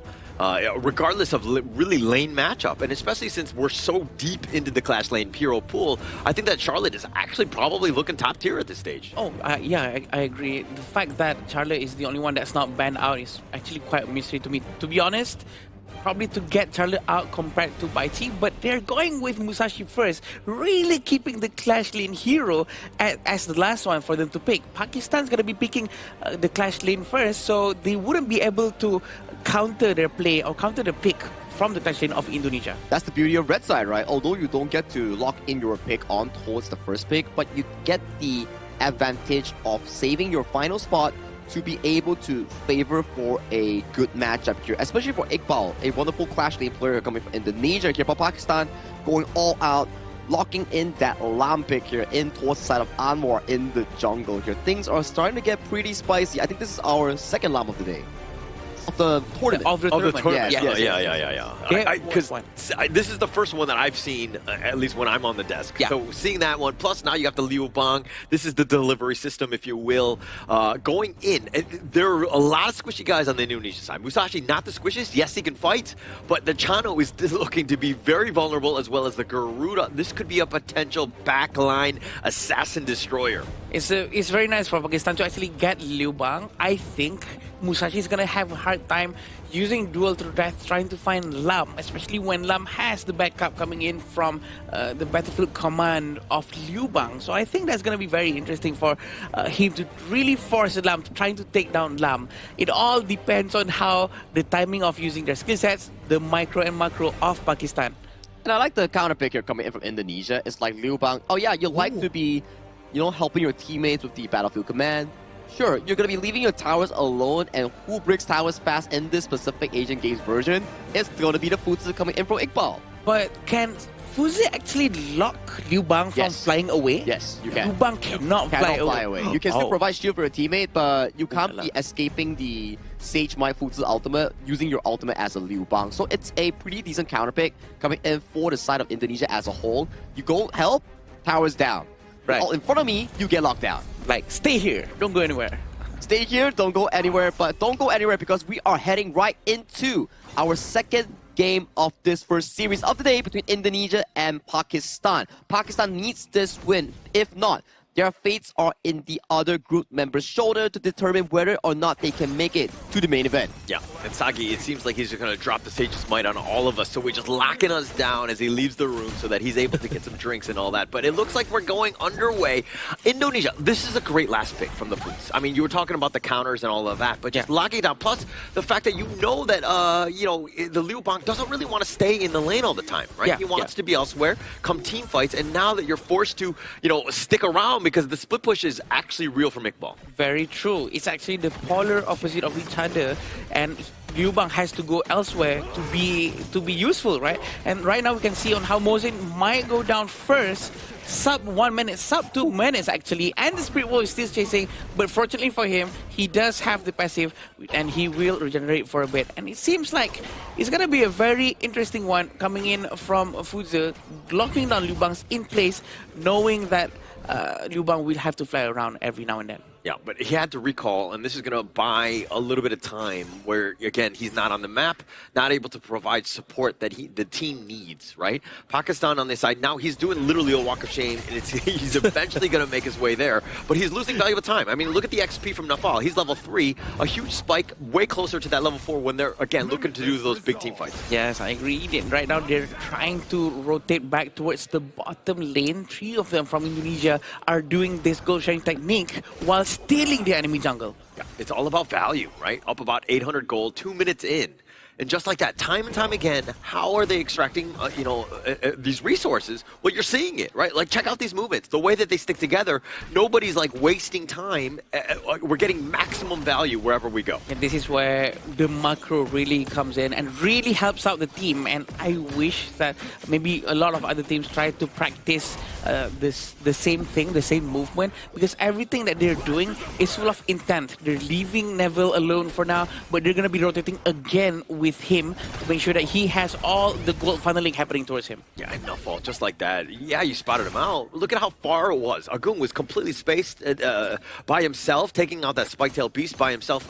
This is all about creating opportunities for the scores. Who needs to farm? Okay, who can support? Who can be, again, that front line so that nobody gets jumped on? Well, they're doing everything properly with all the different roles here. Yeah, and Space Spirit has been taken, unlocking the teleport. They teleported all the way to the mid lane to give a helping hand with 1,000 gold in front. Can Indonesia start a fight? It seems like they are consistently trying to steal whatever they can from the side of Pakistan. I mean, they have the timers on the boards, right? That's definitely going to help. And why they keep showing up, every minute on the minute, because that's the timing that they're revolving around. Those little steals, and now you're seeing how Pakistan have to be very reactive. They know that those are being stolen. Okay, so now what time does the thief come in? That's going to be it, so that they're always there, so that they're able to at least contest and take and control their own jungle. I think if I were Pakistan right now, I would try to focus more towards Fuzi from early on, because Fuzi is a very scaling hero. He really scales well up to 6 and 8 minutes. When he gets his Power Forge dagger, it's going to be very scary. So they have to stop that power spike coming in from Fuzi later on, but they have to do it from now. I kind of think the Foods, I understand your reasoning, right? Yeah, it's definitely logical, but like, you're talking about the Neville, Musashi, the Garuda, as well as the Chano, Agung. Like, you have so many other players that need to be stopped in terms of net worth growth that I don't know if Iqbal is like really the only target. But here we go, the flash on forward, and it gets a little bit low, but Anwar takes the first tyrant, and now the flash away from Mohsin, not going to keep him alive as he does go down. He's going to give up first strike. The wings of Judgment actually hits his mark, and Mohsin actually goes down very quickly, although Pakistan did manage to get the tyrant, trying to close up the gap from the goal deficit. It seems like Muhammad An is really trying to survive over here, but I don't think it's going to be okay for him, because now Fal is going to die for sure. Yeah, he's going to die, but it's just more zoning away. That's going to be, I mean, you're going to be happy with that. It almost took down the bottom T1.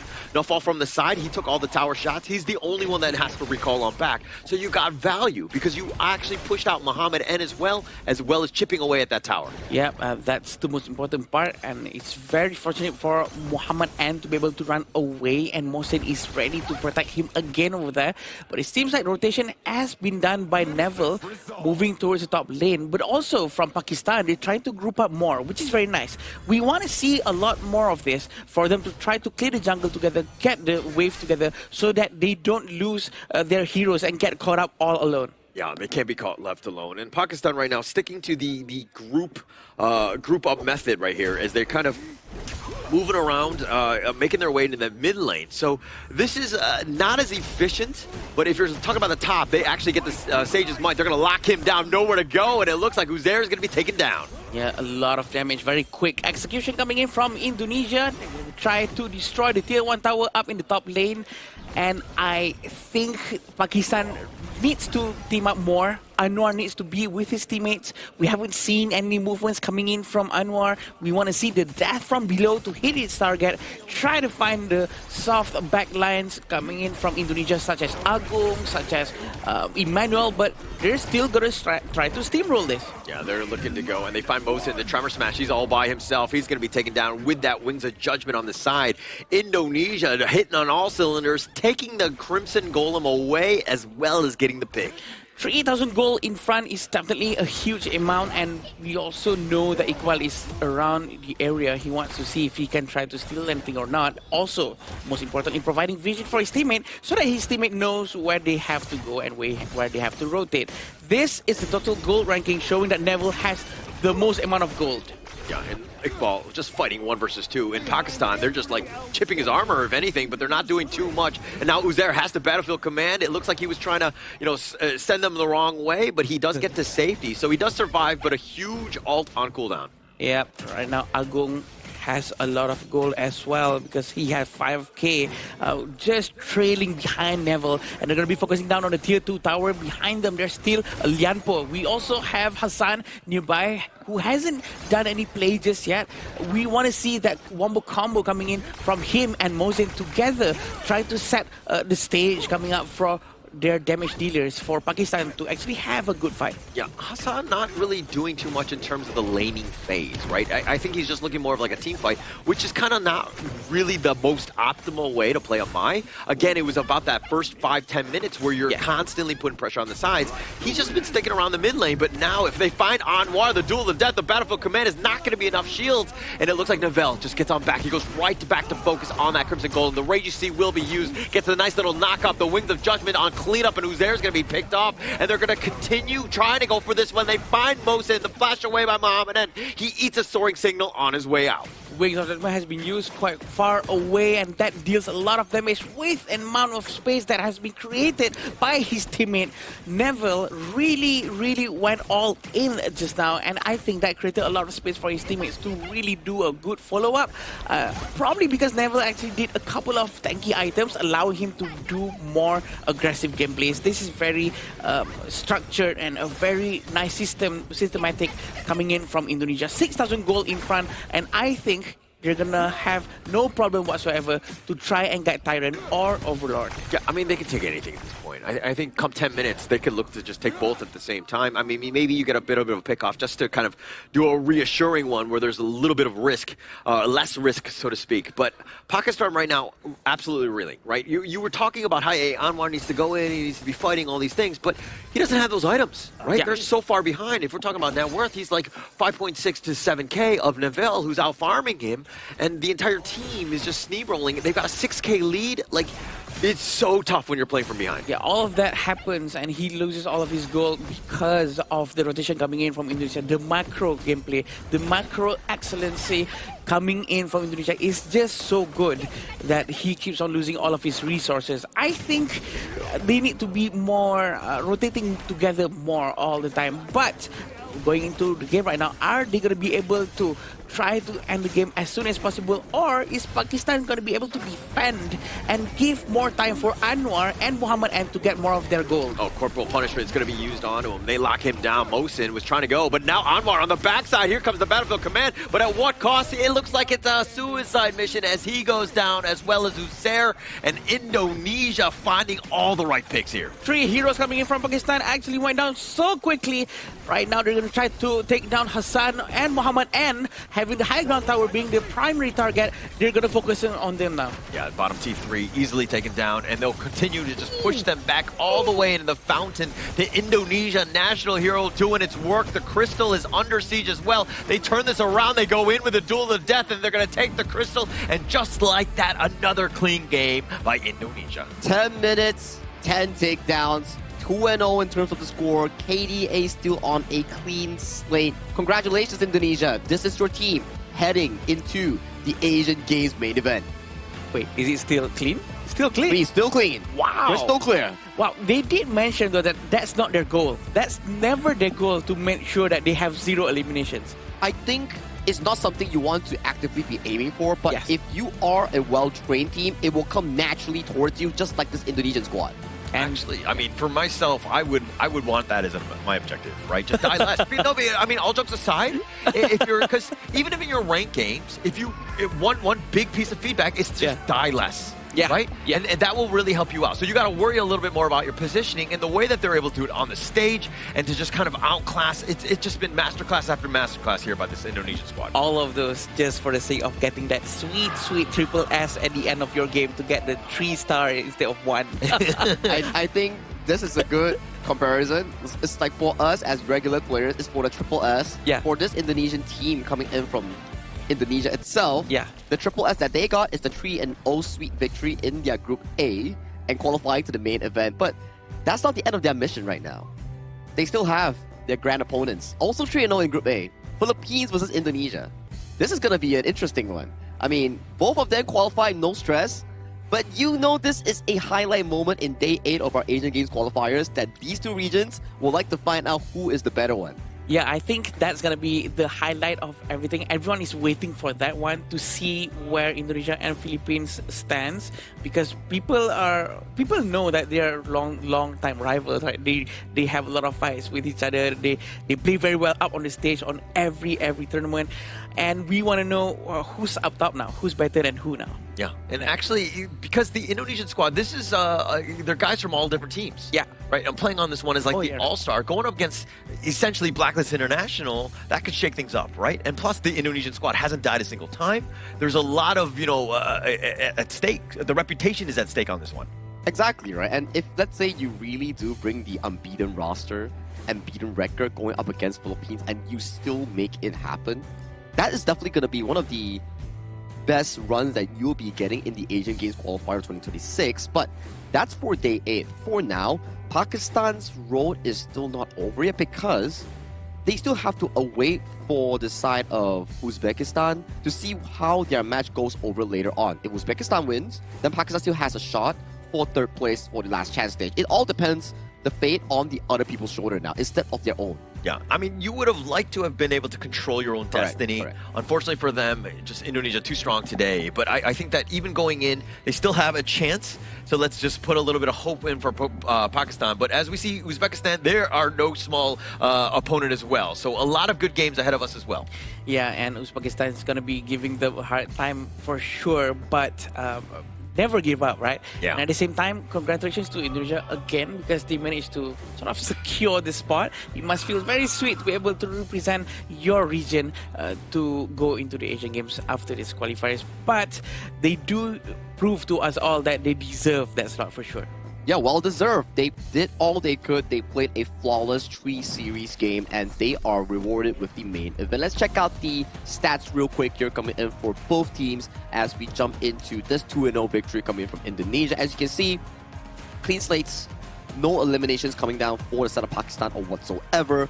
And this game has been very, very methodical coming in from Team Indonesia. Yeah. Their plays, their skirmishes here. They lost a Tyrant, it's okay. They were going for pickoffs, especially on towards Mohsin on this Lianpo role. He was getting consistently chunked down, consistently picking off, and then on the side lane, this comes into the 2v2 matchup between Iqbal Neville and also Anwar and the side of their clash in Liu Bang, where the 2v2 was well set up coming in from the Indonesia clash jungle that put so much pressure against Pakistan. Yeah, and I'm scanning quickly around the items here. There's not much of a difference from any other games as well. But from what we see, what really made a huge impact for Indonesia just now was the rotation, right?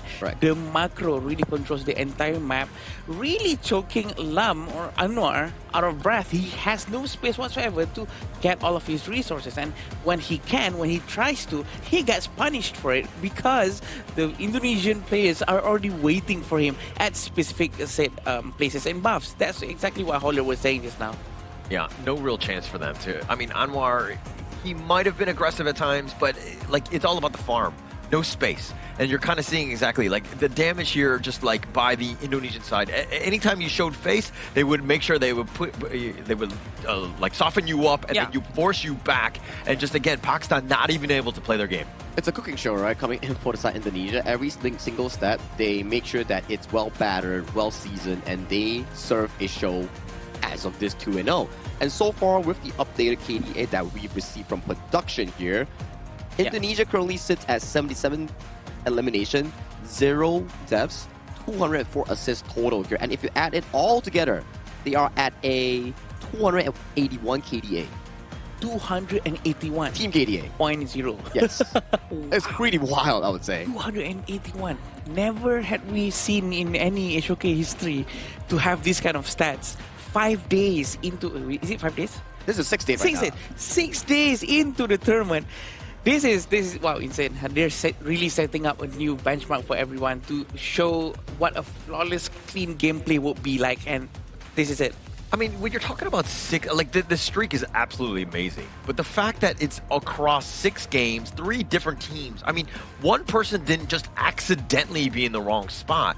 Everybody's been so focused, their positioning has been flawless, where literally every game's gold graph looks similar because of the way that they're able to just clean house and again do it without losing a single member, so none of the gold will dip in the opposing team's favor because again people aren't dying. Yeah, they're not dying, they're not faltering, and every single play that they have invested in towards themselves, like we say, I keep mentioning this, I feel like an old man now that's nagging people. It's never about takedowns, it's always about the objectives. Those takedowns, the additional kills, they come naturally when you play good around the objectives here. Like you can see, the first game where we saw the invasion on towards the Azure Golem, the main idea is the Azure Golem. Whatever comes as an extra, that's a bonus here. And coming in for this game alone, same thing. Jungle, additional takedowns. Jungle, additional takedowns. Then that goal lead converts into side lane pressure, because any time that Pakistan shows in the side lane, they will be punished by the Sage Mine coming in from Sun Iqbal. That's exactly what happens with Hong Kong, China last time, right? When we saw their gameplays. That's why whenever they go in, they start a fight or they try to steal something, they immediately go back without losing anything. They go back before something bad happens to them unnecessarily. So it's all about what's necessary, what's unnecessary, and if it's a wasted amount of time or a wasted movement throughout the entire match. Yeah. And even in this one, when you saw Uzair, even in the top lane, he was trying to get Battlefield Command on out, but Iqbal's like, oh, Sage is mine, where you going, my friend? And they took him down. Just like, again, it's the minor pieces. We're talking about how this draft definitely had some counters, right? Yeah. And you were playing into the hands of the Indonesian squad. They definitely had a bit of an edge. More props to Glenn with this nice draft here. The draft is one thing and the execution is something else. So for Team Indonesia, they come in really complete. But the mission is not over yet, although they do and have successfully managed to access themselves towards the main qualifiers event. Philippines, this one. These two undefeated teams will go neck and neck later on, which is something that us as casters and also the viewers will like to see. But on our screen right now is a back-to-back MVP performance coming in from Agong, the farm laner of the Indonesia squad. With a 305 KDA and a 30.4% damage dealt, consistency is key for a marksman player. Any comments about the post again? Actually, I do. Agong is dishing out L's to everyone, huh? I'm not going to take it personally this time, so he's not going it to me, but he's actually dishing it out to all of the 3 different teams that they've played thus far. Yeah, but definitely Glenn is someone who actually makes this possible for the entire team too, right? Because he planned everything out for them and he actually chose the right heroes to be picked, the right heroes to be banned, to make it a lot easier for players like Agong to perform very well. Exactly, right? I just think that farm laners, although they are not the flashiest players, but if you're not careful, if you are not disciplined as a farm lane, you will be taken down very easily because you're not respecting bushes. You're not respecting ganks coming in from mid, jungle, or roam. Hence, being able to play complete and perfect games in multiple days after they have been in this tournament itself is really impressive coming in from the marksman player himself. You need to be like way superior in terms of positioning, right? Because sometimes you have like not 100% information. You're not able to see through that fog of war, if you will, like we can. So having that game sense is why some of these players are so good. You're able to farm, stay alive, and then get that, enough items so that you can do the damage and be in the right spot to target priority properly. I think it's something that we're not discussing a lot about, is that when you are having a death timer, you're in the respawn, you're waiting, you're essentially losing out a lot in gold. Yeah. Every time you're losing on gold, there are a few things. Let's say you're a farm laner, for example, right? You need 7.4 thousand gold in 10 minutes. Why? Because you need, let's say you're playing on-hit items. Spark Force, Doomsday, a Boots, plus a Daybreaker. That's about 7.4 thousand. And you're playing Crit Build, it's also about 7.4 thousand. So every single death that you encounter in the game, it pushes you way back. Yeah. And if you're not on that item marker at 10 minutes, you don't have the Daybreaker, you're essentially holding on inefficient gold in those team fights. Yeah, long story short, you're having a very hard time as soon as you keep on pushing back the timer, the marker timer, all the way to 11 minutes, 12 minutes. So you're not going to have a good time for sure. But we do have seen in the past some of the teams out there who actually managed to really defend, showing a huge amount of discipline, trying to save their game, and somehow they managed to do so by, there's a lot of things, right? There's lane manipulation, trying to make sure that the lane actually goes all the way into the crystal and then they clear properly. The way they actually choose using Jump Fade properly to counter the attacks if they're trying to end with very long range heroes like Garuda, like Noah, to really clear the lanes. I think those things will come next naturally after they get a lot more used to these kind of tournaments. I think if you're talking about other games, like sometimes people will be like, defense is the best offense. Yeah. I don't think it really works in Honor Kings. You have to be aggressive at times. You have to choose your moments. And it looked like, again, in this one, you saw exactly textbook situation of Indonesia closing them out. They were constantly aggressive, constantly putting the pressure on, where Pakistan was not able to respond. They need to change things up so that they're able to get some way. Yeah, they got the time to start things off, but that was pretty much it. To your point, I think it's better that we check on the stage with Mara and also the Indonesian representative to get more comments on this specific case. So if Mara, if you may, please lead the cast. Team Indonesia remains undefeated.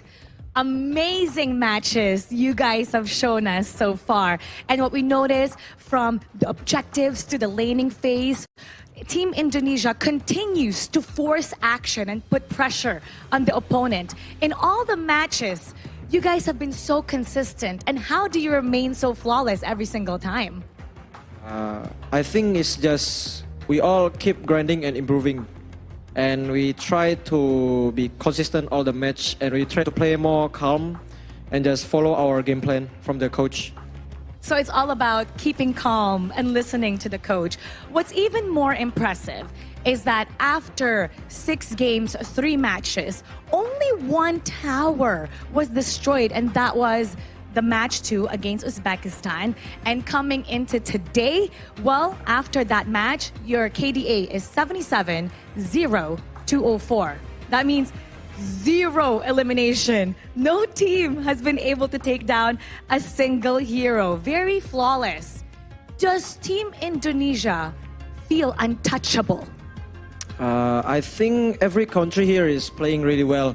It's just, I think, because we have our own league, so we have the head start and we just have more experience. But overall, I think every team that is fighting here, they play really well. You do have the experience, although up next, it's going to be a tough match against another team with lots of experience. You're going to be going up against Team Philippines. And do you think that you can maintain the 0 elimination with that one? And with the stats, should it be flawless? We don't really think about the KDA. I think the KDA stuff is just a bonus. We just like play calm like usual and maintain our game plan. Yeah. What are your thoughts about facing Philippines next? Personally, I'm really excited because I've met them a couple of times and I didn't have a really good result. So yeah, I'm really excited. So now it's your hope to make a comeback.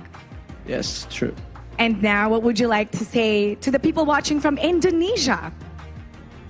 Untuk para fans dari Indonesia, teruslah mendukung kami sampai titik ini juga. kami semua berjuang dari para pemain dan coach. Jadi ya teruslah mendukung kami. Once again, congratulations. And what did you say in English? To the Indonesian fans, thank you for keep supporting us because our players and our coaches are always trying all their best. So yeah, thank you. And it's great to see when teams try their best. And specifically, Team Indonesia has been looking very intimidating, very strong. Congratulations. And we're going to break it down once again with our casters. Lead the gorge.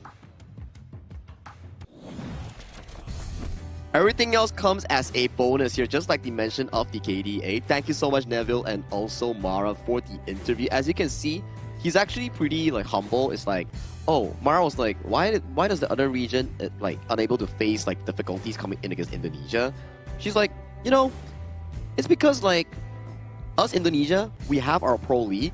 And for the other regions, they have yet to have their league yet, so they have the head start. Instead of just saying like, no, I'm better, no, you know, it's like humble stuff coming in from Neville. That's the beauty of Asian Games, right? People don't want to, taunt each other too much. It's all about being together. It's all about the sportsmanship, not too much showmanship, which is also nice in a sense. It's refreshing. Yeah. Do you think that they need to probably build synergy with the other guys? Maybe they go to a cinema together while they have their time here?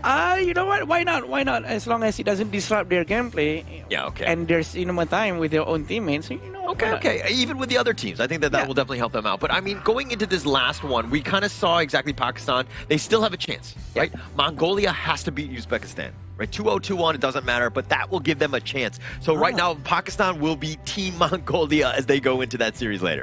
It's going to be difficult, right? Considering the fact that Uzbekistan was the team that actually triumphed over Pakistan in our only 3-game series of the entire tournament after just like 5 to 6 days.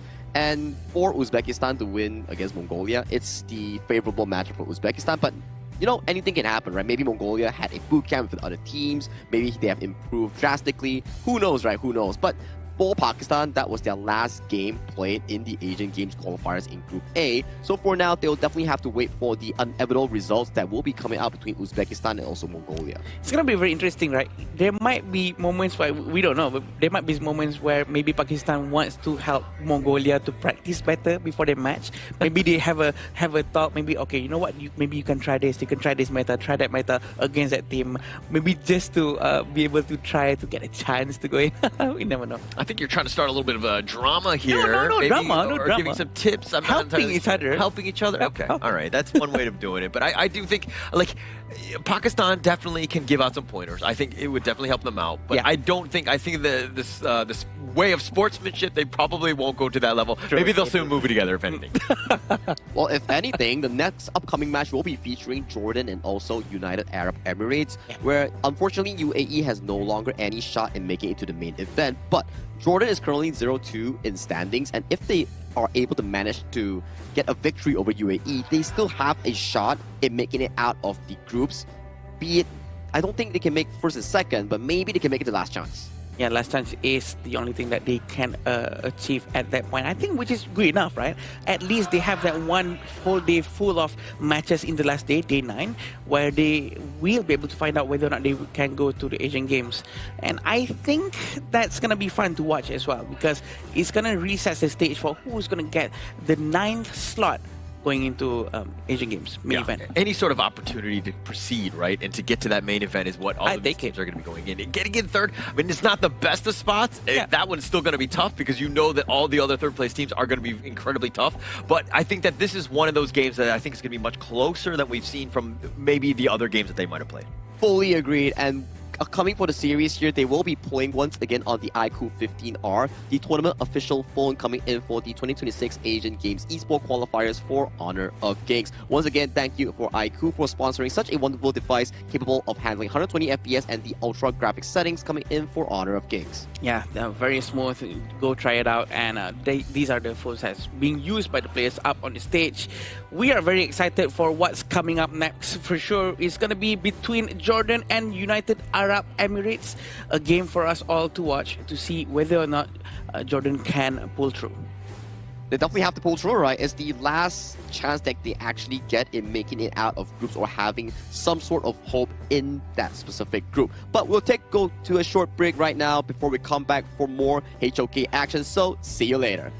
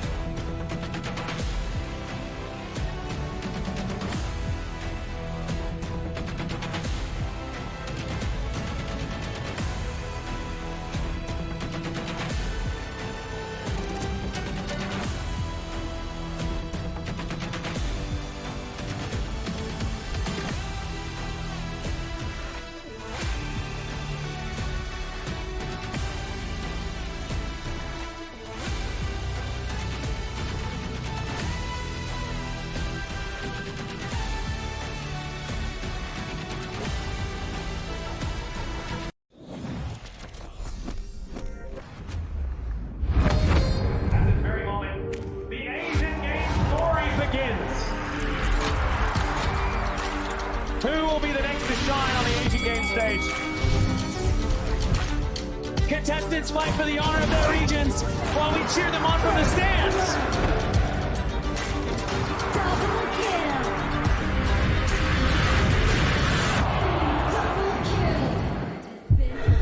This is a challenge, but it is also an opportunity. The tide is turned.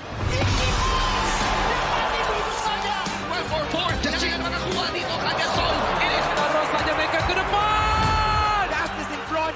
They're going to use it. Holding tight. Close out top three. Victory! And we pulled it off together. We share the same voice, the same radiance. This moment of brilliance belongs to all of us. Together, we shine.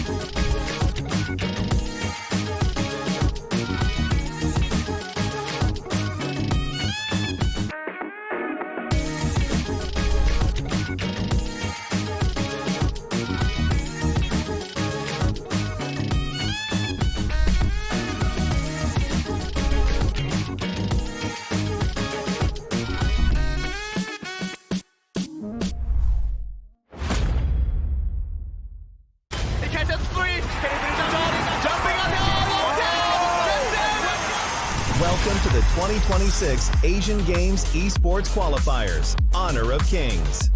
20 regions, one stage, and only the strongest 9 teams will earn the right to shine above the rest. Taking place in Malaysia, June 13th to 21st, 2026.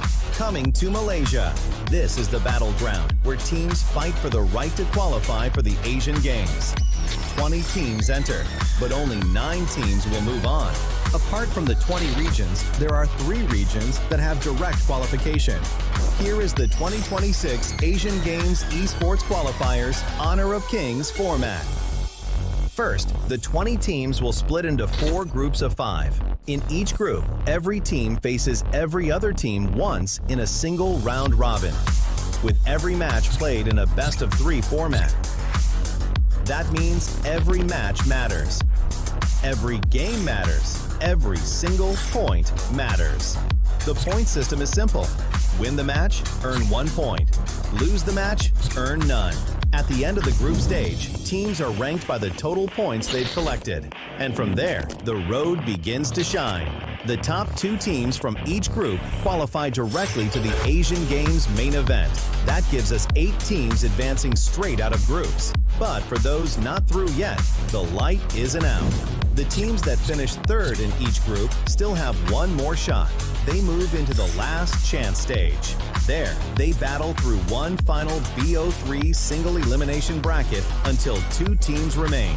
The 2 teams will then face off in a BO3 match to claim the one final qualification slot. So in total, 9 teams will make it through, 8 from the group stage and 1 through the last chance stage. That is the rule. Now it is time to see who can rise through it. From across the world, regions gather here in Malaysia. 20 teams, and only 9 will qualify. The path is set. The stakes are clear. Together, we shine.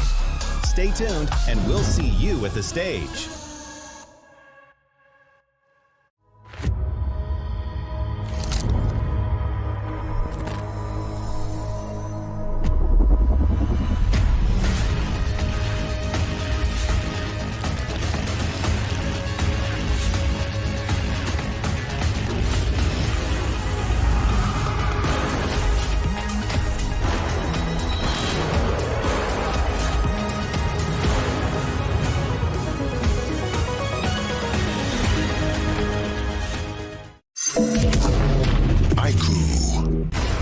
Ultimate not ready yet.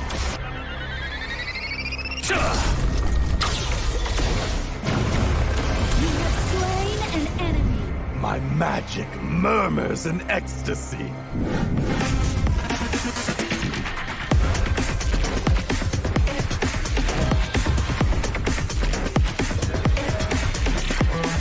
Amazing!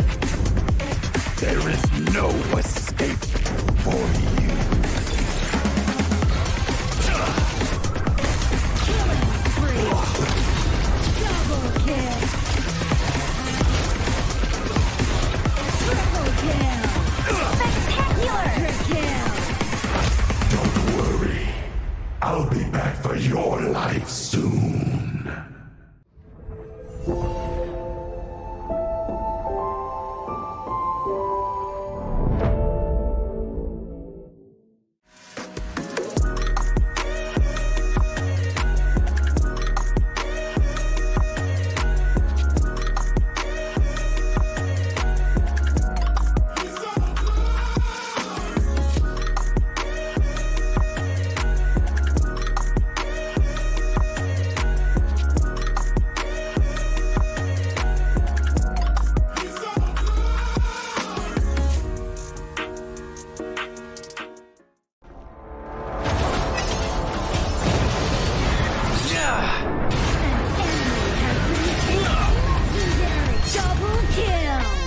Shall I compare thee to a summer's day? Don't engage in slain. Don't cross us like insects. Slain an enemy. Defend our base. Our high ground tower is under attack. Amazing! Unbelievable! Ah, the fragrance of romance. Ally has been slain. Rampage. Double kill. Triple kill. Spectacular. Pentakill. Lady Fortune is on my side.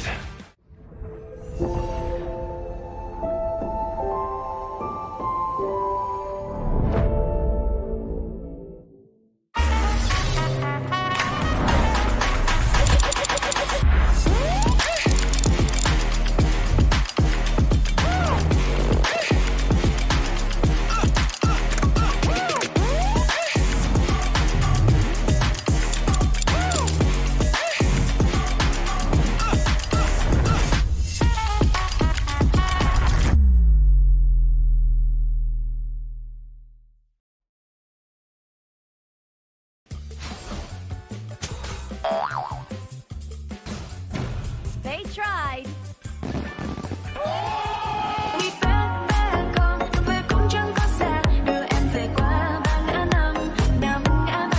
The new spriteling skill, Dig It, is a passive skill, which will automatically trigger at fixed times each match, up to a maximum of 10 times. The skill grants guaranteed standard rewards like gold, XP, shield, health recovery, and more. There's also a small chance to uncover mysterious grand prize effects during the match. Dig It may also produce tradable high-value treasures. Detailed information about acquired treasures will be shown after the match ends. Each treasure has its own rarity and storage size, and obtained treasures will be automatically stored in your warehouse. If you want more high-quality treasures, make good use of the Treasure Fusion feature. You can also copy and share your code so friends can help speed things up.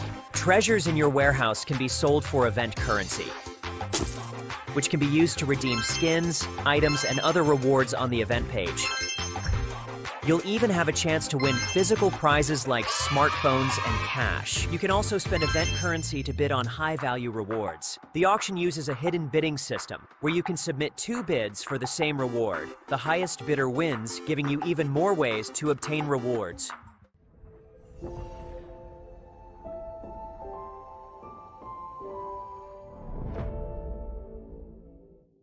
Itu bukan truk kita. Relax, bro. Phone aku! Jom kembali. Mountain View!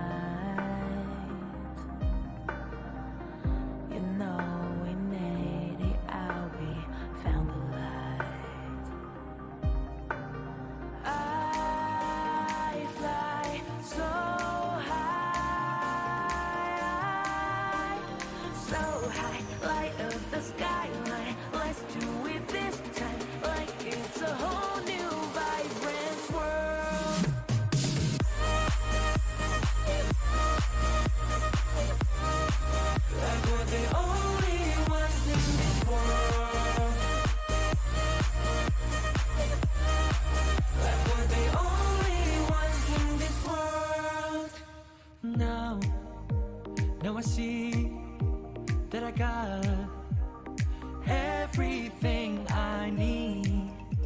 It's alright, I'm on fire, I'm alive, 'cause now I fly so high,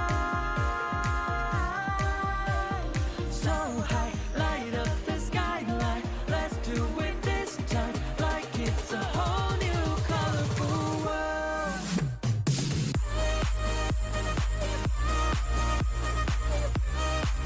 Like we're the only ones in this world. Like we're the only ones in this world. Never thought we'd get this far, burning like the stars. How we get this far, like we're the only ones in this world.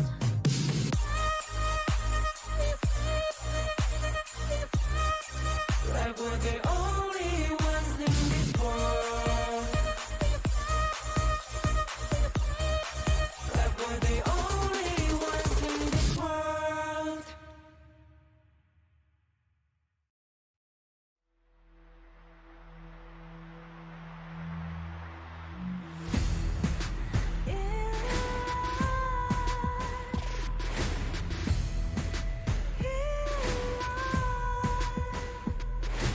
What's a life without its worth? Compromising with what hurts inside. I inside. When you let fear decide your fate, you don't choose which path to take alive. In life, I'm finally letting go of everything that still holds me. I'm against the odds, but I won't give up, 'cause it's my time to shine. Standing in the spotlight, can't no one let me down. Destiny is calling high. I'm not afraid to fight for everything I love. Victory's on my side.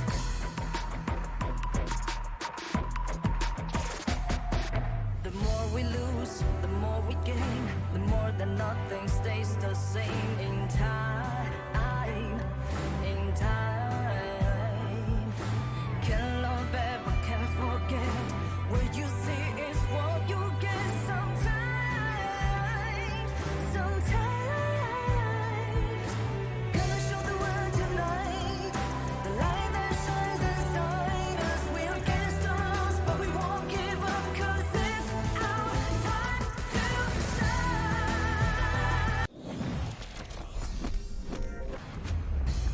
Thank you for the wait and welcome back to the 2026 Asian Games Esports Qualifiers for Honor of Kings. This is day 6 and once again my name is Sagi here, your desk host for today, and we just had an amazing series number 1 between Indonesia and Pakistan, where Indonesia firmly secured their slot into the main event with a 2-0 lead. But it's not just me, it's with the fellow casters of The Gorge, Adam Spartanko and also Holler. How are you guys feeling again? We're feeling great. I think we'll continue on with that momentum from game 1 going into game 2. I do think that UAE, Jordan, this is probably going to be a closer matchup here. Very much closer compared to what we've seen just now, and I think that it's going to be fun for us to watch. Jordan is going to be showing up with their best gameplay for sure, but United Arab Emirates is in the same position as India yesterday, where they can just do whatever they want without any pressure and maybe try to collect as much as experience as possible.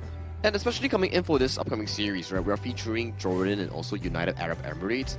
These two teams, sadly for UAE, that we talked about before the break happened, UAE lost their shot into the main event because they are already 0-3 in standings here. But Jordan may not suffer the same fate if, and only if they can beat their opponent UAE in this series. Yeah, and also I think bragging rights. I think that that's going to be key going into this. Whenever you're up against, one of the other regions, I think that you want to never be on the bottom. I think that you're always trying to look for some sort of win and sort of victory. You're talking about experience. I want more than experience, right? I want that W, so to speak, at the end of the day. The W's, yeah. It's all about the regional pride, right? To make sure that you're not the last in the group. But then again, you know what? No one's going to be judging you at all if you are in the last of the group, because I know you're in a special situation. I will be judged. That's all I'm saying. But yeah, definitely that you do want to be at the last for sure. But they can try their very best, and I do know that there's more in United Arab Emirates than what they have shown. Exactly, right? I mean, coming in from UAE, yes, you are still out of the tournament, but it's like India, right? Yesterday, they were 0-3. Wukong. They brought out Wukong, they bet out Transfer, and so then they actually had like fantastic games against their opponents here. Maybe today, coming in for the side of UAE, since there's no stress already on their shoulders, they could have fun. They could enjoy the stage. I wouldn't say it's their one last time, but at the very least for this tournament, this is going to be the final game as well.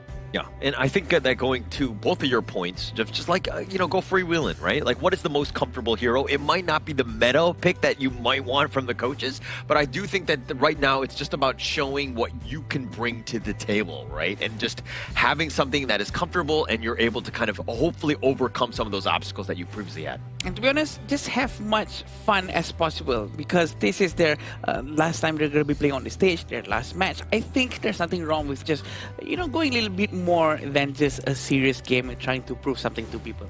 I think proving to people is something you have to do, but you can always prove to yourself that you are doing 100%. If you can't even prove it to yourself, who are you going to prove it to, right? But to prove it to you that Honor of Kings has improved their patch update, do check out the Grand Venture update coming in on the Honor of Kings official app. I tried it yesterday. There's a lot of optimization, lots of new heroes like Glorian, Annette, Florentino, and also Devara here. If you're interested in new stuff, do check out Honor of Kings now.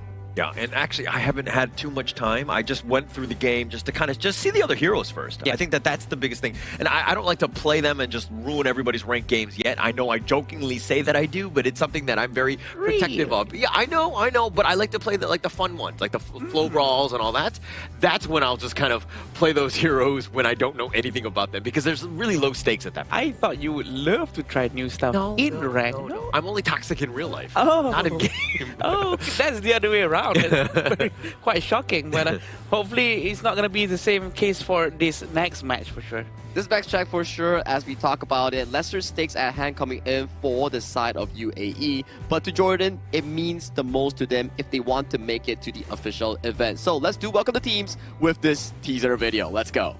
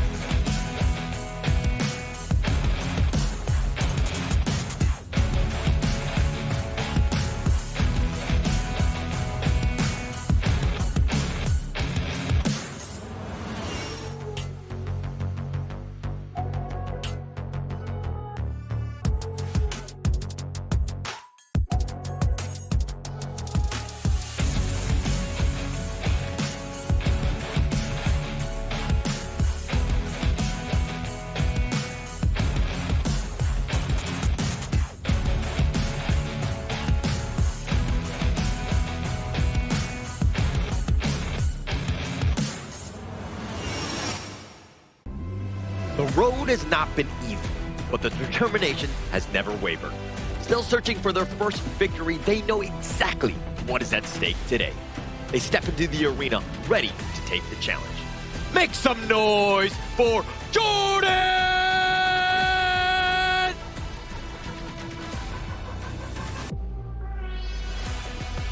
Free from the pressure of the standings, they can focus on what matters most, showing the strength, talent, and fighting spirit of their region.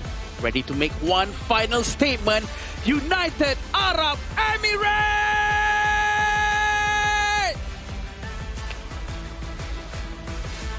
Lesser pressure coming in for the side of UAE. This is something I want to see from this squad. When you are not pressured, what kind of drafts, what kind of execution can you pull up? But it's not going to be the same thing coming in from Jordan here. This is a lot of stakes at hand. They lose this, they are also out of the Asian Games qualifiers contenders.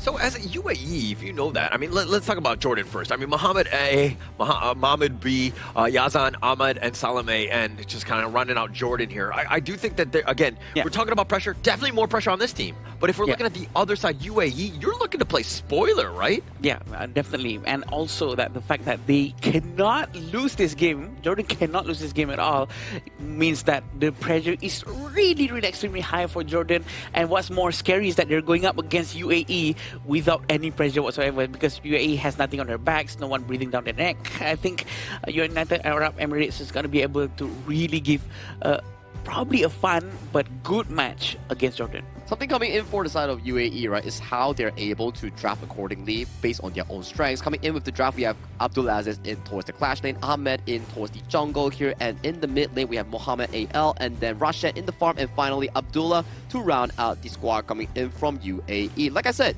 they are a squad where they're not bound by meta, and they're really aggressive when they get their certain picks. They love the Princess Frost, they love the likes of the Elaine, for example. Here, those are heroes that they really favor in this case. Yeah, and I mean, looking into this one, Abdulaziz has kind of been the all-star, the standout, if you will. I think that when UAE are doing a much better job, it's usually off of the back of Abdulaziz. Rashid is also there, as well as Ahmed. Those are two guys that have kind of had glimpses. We want to see more, and they really need to step up to give UAE a chance here. For sure, and having Abdullah as the front line, I'm pretty sure they will be able to do much more fun things here. Knowing that we still have Kui, you know, hopefully the Kui comes out as often as the day one that we saw. But here we're going to see a bit of a head-to-head between the two regions. It's showing quite similar KDA between the two, and the hero pool amount is almost more or less the same. But of course, the first strike rate is going to be a little bit more for the Jordan team, and also the total game that has been played by the UAE is going to be 6, and both sides of the region hasn't won any matches just yet. Looking for their first win, right? That's the goal you actually want to be heading over towards here. At the very least, good news, after this series, one team will come out with a win finally, and one team will be continually going in towards that loophole that you need to find that first win. But anyhow, this series is still I would say a competitive one between both squads, because you're still looking for that goal, the first win of the tournament. Yeah, and also tiebreakers between the kills. I mean, they both have 20 apiece going into this. I mean, yes, UAE had actually played 6 games, but going again, Jordan right now, I think that there's a little bit more in terms of their favor, especially when you're looking at the first strike rate. That kind of means that they're a little bit more aggressive usually. But now we're going to be going into the draft. It looks like the blue side is going to go with UAE. Yeah, and we can expect that probably Jordan's going to go with a lot more early game-based heroes to make sure that they can try to snowball from early on and try to make good use of any advantage whatsoever for them to secure the entire match. That's how important this match is. At the very least, we did see some of the games coming in for the side of Jordan and UAE. It's not to say that they are not mechanically well gifted, it's more to say that they are less experienced here. The way that they like to invade, the way they like to play aggressive, those come into shape on just now what Holler mentioned, the first strike rate, where it's evident, right? They like to play in those styles. Maybe their macro not the greatest here, but team fight wise, if you pit them up into a 50-50 team, they could pretty much perform, especially in this matchup where I think both teams are neck and neck. Close. Yeah, I think it's going to be very competitive. I think that going into this one, we're kind of like eyeing this one, okay, definitely of equal level. It's just a matter of execution. The drafts we've seen, I mean, the heroes, even that they were the number that they selected, wasn't in the huge amounts right now. So you know roughly that both of these teams have that intel to see exactly what they like to play, and there will definitely be targeted bans here. I mean, throughout the entire day today, this is most likely going to be the closest matchup that we have compared to Vietnam against Kazakhstan, Republic of Korea against Sri Lanka. This is what I think it's going to be. And I think Yu Huan ban and a Marco Polo ban from the UAE is quite interesting. The fact that Jordan also takes out Dolia, he doesn't want UAE to abuse any of those resetting skills meta coming in from Dolia and Dun, sometimes Dolia and other heroes as well, like a Shangguan that we actually managed to see a Dolia Shangguan combo, which is going to be very scary if Dolia is out. And that's why they ban it here. The Dolia, the Lian Po here, leaving away some of the key picks here, like the Chano coming in for Rashad, or potentially anyone coming in from UAE, because we know for a fact that UAE, they like to swap their roles around between players to, I would say, further utilize some picks that certain players are better on. And for Jordan, they lock in the Arlie and also the Zhang Fei as their 1-2. I like the Zhang Fei, very consistent of a roamer here. You can engage, you can disengage. Early game might not be his strongest suit, but at the very least, he's a tanky body to allow Arlie in going for those aggressive trades. Yeah, we touched on this yesterday, right? Where it seemed like UAE was willing to swap roles quite a bit. They were very fluid. I'm not a huge fan, right? I think that you just got to kind of lock in. I mean, this is just one series, and then just play within the role, because then you're not thinking of all the different things. You're thinking about what you need to do specifically for that role to ensure that you have a good laning phase, for instance. Yeah, concentrating on one mission is more important than trying to figure out maybe there's some other ways to do it. Let's talk about like what is the best way to do it right now with what we have focused on. And Heno as the third pick coming in from Jordan as the mid lane, I think it's going to be quite a good pick as long as he managed to put the scepter mark onto the Spirit Wolf so that he can really stack up on everything. So this is why Heno is actually a very good pick going up against Chano. I like that. That's a very good point. That's why, like, when you meet a Milady, you meet like a hero with a lot of spawnlings coming in, such as a Chano or Milady that you mentioned, the Heno Spears become extra aggressive and effective in those team fights here. And Jordan, they know for a fact that the UAE Clash team enjoys and loves the lane, is immediately locked away for its own comfort. And from what I understand, for every mark that he has, he actually spawns a new scepter to fly over. And if he hits the same target, like 3 different scepters flies towards the same target, it stacks up, right? It's not like it's a just one single damage, right? Yeah, it's definitely a bit of a counterplay, but it's not in this specific role. The Haino will definitely be in the mid, dealing with the Zaqiao. So it's, again, really for the Zaqiao to be making some sort of, those stuns. And again, it's looked at as a bit of a counter to the Arlie because you know roughly where that Parasolo is going to be, and you've got that Honey Sweet Breeze to, like, lock it down. So they're thinking kind of, the draft holistic view. It's not going to be easy for Ahmad, at the very least. Like you mentioned here, the Honey Sweet Breeze, the Starfall coming in on the side of the Xiao Qiao, because the ultimate coming for Xiao Qiao, it's a very strong tool against high mobility heroes because they want to dash around, they want to be dodging stuff. But when you go into the vicinity of that circular range, it's automatically locked on towards you. So it's a very strong counter against the Arlie as of now. You have to channel, lane counter, late game counter, teamfight counter, the Xiao Qiao. So for Ahmad, it's going to be a lot of pressure on towards his shoulder if he's piloting this Arlie coming in from Jordan. I agree. I think they will try to their best to find other heroes to really help with the lineup. Going with a Yaria and a Byron, probably Yaria is going to be comboing with Dune for sure because they don't have Dole anymore. I think this is going to be quite effective as long as Yaria knows how to really use her passive where she can actually try to block at least one crowd control by turning into a deer. I enjoy Yaria players when they actively block crowd control for you, like a Sun Turbo, like an Unbridled Outburst or anything, and then utilize their passive to regain that shield on towards it, because it's not only about blocking crowd control. When you get taken out of the Yaria's passive and you go back to human form from deer form, all your spells, including your ultimate, refresh as well. Oh, I did not know that. Even the ultimate? Even the ultimate. That's why you can do double shielding.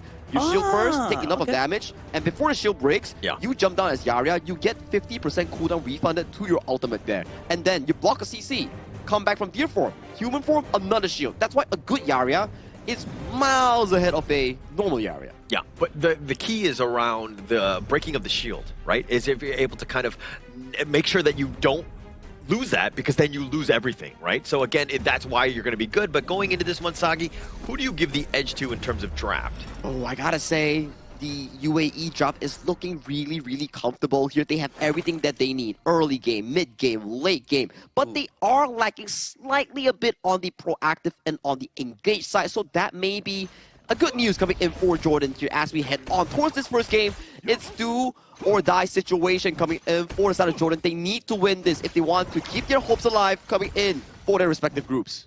Thank you, Sagi. Going into the game right now, UAE against Jordan.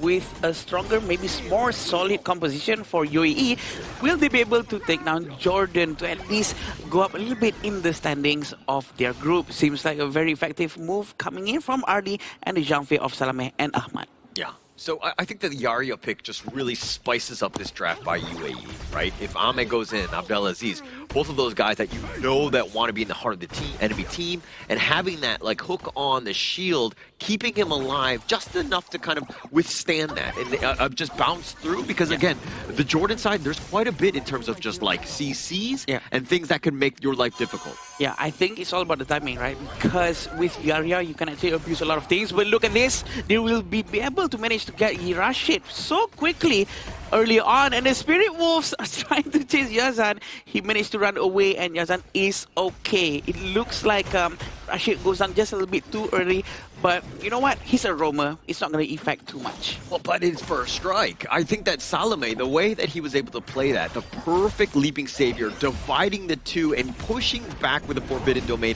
onto Rashid so that there was enough damage to ensure that they secured that kill. A great gank by Jordan there to start things off. Yeah, Mahmoud has been quite aggressive with his jungling gameplay.